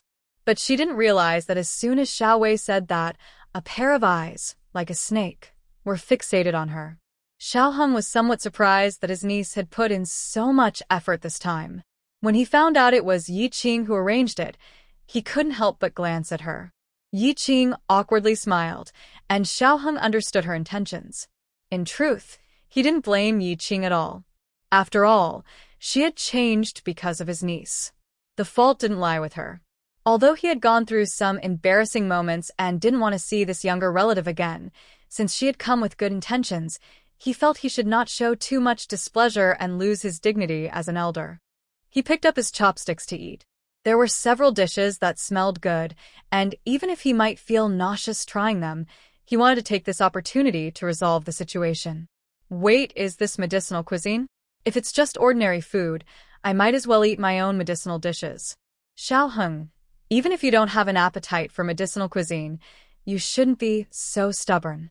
Just eat a few more bites, you'll get used to it. It's all for your own good, Han Wenhui firmly interrupted. Faced with Han Wenhui's stubbornness, Xiao Heng's expression darkened. There's no need to worry about it. His tone was quite blunt, showing a lack of respect for Han Wenhui. The decorum between adults was on the verge of breaking down, held together only by Xiao Heng's upbringing. However, Han Wenhui did not back down. Although she smiled, her tone remained firm. I'm just concerned for an old friend. Seeing the tense atmosphere, others quickly tried to mediate, but they seemed to agree with Han Wenhui's reasoning, suggesting that even if it was forcing him to eat something he didn't like, it was for his own good. In situations where women pursue men, the male group often sides with the women. Moreover, in their eyes, both Xiao Heng and Han Wenhui were exceptionally talented individuals. If they could be together, it would be a strong partnership. Since both were still single, there was hope for developing feelings, so everyone was eager to play matchmaker. Everyone was trying to persuade him kindly, which made the situation quite frustrating. Yi Qing silently sympathized with Xiao Heng. This attitude of disregarding others' feelings and wanting things to go her way was all too familiar. She had felt the same way when dating Han Lichen, thinking his sister was quite obsessive. It seemed Xiao Heng was really unlucky to have caught the attention of someone like her. Perhaps even if Xiao Heng openly rejected everything or even shouted in anger, he still wouldn't be able to drive away Han Wenhui, who had already developed feelings for him. Xiao Wei was so amused that she interrupted Miss Han. "Don't act like my dear niece doesn't care about her uncle. Didn't I just say? These are medicinal dishes." Yi Qing put in a lot of effort to gather this exclusive recipe, which has been recognized by the Ji family, known for their expertise in traditional Chinese medicine, specifically for stomach health. Yi Qing? Wait, do we really need to exaggerate like this? Han Wenhui immediately looked at Yi Qing. Yi Qing felt the intensity of her gaze, like a sharp arrow aimed at her. She twitched her lips. It didn't matter. She had many old grievances with the Han family, and she would face them eventually. Adding a new grudge against Han Wenhui was no big deal. "Xiao Wei, you can't joke about your uncle's health like that." Before Han Wenhui could finish, everyone noticed that Xiao Heng had already picked up his chopsticks and was eating slowly. This was a clear action to slap Han Wenhui in the face and showed everyone that his patience had run out. The others felt awkward, realizing that Xiao Heng had only tolerated their chatter out of politeness, but now that they had crossed the line, he wouldn't even give face to the teacher. If it weren't for Han Wenhui hinting that if the Xiao and Han families united, they would be the matchmakers, they wouldn't have bothered to upset someone like Xiao Heng. However, they never expected that, faced with a beautiful woman like Han Wenhui, who was openly showing interest and the resources behind the Han family, Xiao Heng would remain unmoved. It was truly astonishing. At that moment, Han Wenhui's gaze was frighteningly fierce. An elderly man awkwardly tried to ease the tension, as he had connections with the others and didn't want to see relationships worsen. Wenhui, Xiao Wei definitely wouldn't joke about her uncle's health. Just then, the hospital room door opened again. "You say I don't understand medicinal dishes? Well, a professor who specializes in them has come to our hospital for an exchange, and I've invited him here." Jiwen entered with an old professor. Upon seeing Xiao Wei and Yi Qing, and then looking at the dishes on the bedside table, he smiled and said, "See, you should listen to me. Medicinal dishes aren't just any food. Ordinary dishes are actually safer." Yi Qing. Xiao Wei. Little Guo wanted to facepalm. How should I put this? Just now, Jiwen wanted to stop Han Wenhui but couldn't find a good reason, so he said that the medicinal cuisine would be harmful if not used properly. He then mentioned he would find someone to identify it. However, Xiaoguo forgot to tell him that the previous call from Xiao Wei about delivering food was also about medicinal cuisine, and Jiwen didn't catch all of it at the time. Now he might end up contradicting himself. Xiao Wei quickly realized, "Why did you invite the professor? Don't you remember I asked your grandfather? The medicinal cuisine we brought is perfect for Uncle Xiao." Jiwen was taken aback, but then understood, right? Right. Miss Han is just being enthusiastic and provided medicinal cuisine. I asked the professor to help see if it's suitable. Anyway, he had already agreed with his grandfather's friend to help out. Then, unexpectedly, they heard the old professor greeting the elder leader, and it turned out they knew each other. Before anyone could react, Han Wenhui suddenly spoke up, taking advantage of the elder's presence to show her medicinal cuisine recipe to the old professor. "Please take a look. My medicinal cuisine should be fine, right?" Xiao Wei and Ji Wen couldn't help but twitch their mouths. It seemed like she wouldn't stop until she proved herself, even if Xiao Heng wasn't eating. Did she really need to seek attention like this? Did she think that if the old professor approved, Xiao Heng would have to eat her medicinal cuisine because it was good for his health? Well, she might actually think that way. The elder probably wanted to ease the tense atmosphere between Xiao Heng and Han Wenhui, saying, "Wenhui put a lot of effort into this. If it's useful, there's no need to refuse. Just consider the recipe a gift." Yi Qing watched the scene unfold, thinking, isn't it just a meal? Why is it getting so complicated? She stole a glance at Xiao Heng, who seemed to have a bit of color in his face and was actually eating every dish. Was he cooperating with them, or did he really have an appetite? His eating manner was quite elegant, focused solely on his meal, as if the chaos around him didn't concern him at all. Maybe he realized that Han Wenhui's current goal was no longer to be polite. She just didn't want to lose and needed to prove that she didn't do anything wrong. It was him who didn't recognize the value. With someone of higher status present, it was hard to dismiss her. So, Xiao Heng didn't bother. In the end, he could veto it all and make Han Wenhui's efforts pointless. In the end, only Han Wenhui would be upset. After this, those people would likely understand that such boundaryless social interactions wouldn't make Xiao Heng have any concerns. Even if good manners were maintained during the process to protect their dignity, the outcome would not change. Yi Qing noticed that Xiao Heng's lips were dry and pale, and his thin hands had 4 lines. As the attention of those around them shifted, she found herself near the bedside table. She quickly poured a glass of water for Xiao Heng and handed it to him. Xiao Heng was surprised and looked at Yi Qing. Seeing the glass of water in front of him, he swallowed hard, reached out to take it, and softly said thank you before taking a sip. Just as he set the glass down, a delicate hand placed a tissue box on the bedside table for his convenience. Xiao Heng lowered his long eyelashes, recalling how his niece usually described Yi Qing. He hadn't realized she was so thoughtful and caring. His only impression of her was from childhood, when she was decisive and strong. But now, watching her instinctively perform such gentle actions, she seemed like a kind-hearted person. Meanwhile, the old professor reviewed the formula and nodded. This is indeed a good recipe. He took a breath, as if he had more to say. Confident, Han Wenhui turned to say, "What about yours? Let's show it to the professor too, in case it's not as good as mine." Xiao Wei secretly shot a glance at Jiwen. Unsure if Yi Qing's recipe was better, she just thought it tasted great. Jiwen awkwardly smiled. "That's an exclusive recipe." What? Afraid to show it? Didn't you just say it was approved by the Ji family? Han Wenhui said with a sharp tone. The old professor was only interested in the medicinal dish. "Don't worry, I've seen many exclusive recipes, and will evaluate them without leaking any information." The professor had a reputation to uphold. Now, Xiao Wei and Ji Wen could only look at Yi Qing, who was already bored, with her arms crossed. Ye Wing Bilinket, Sensing A Kompetitive Atmosfere. It didn't matter. She took out her phone, which had the recipe recorded, and showed it to the professor. As the professor read, he muttered to himself, becoming increasingly serious, his eyes widening.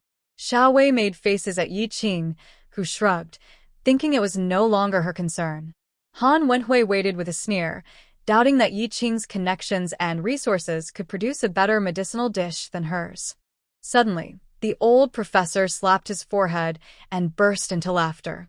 "This recipe is truly perfect. It specifically targets the stomach and has almost no effect on other organs.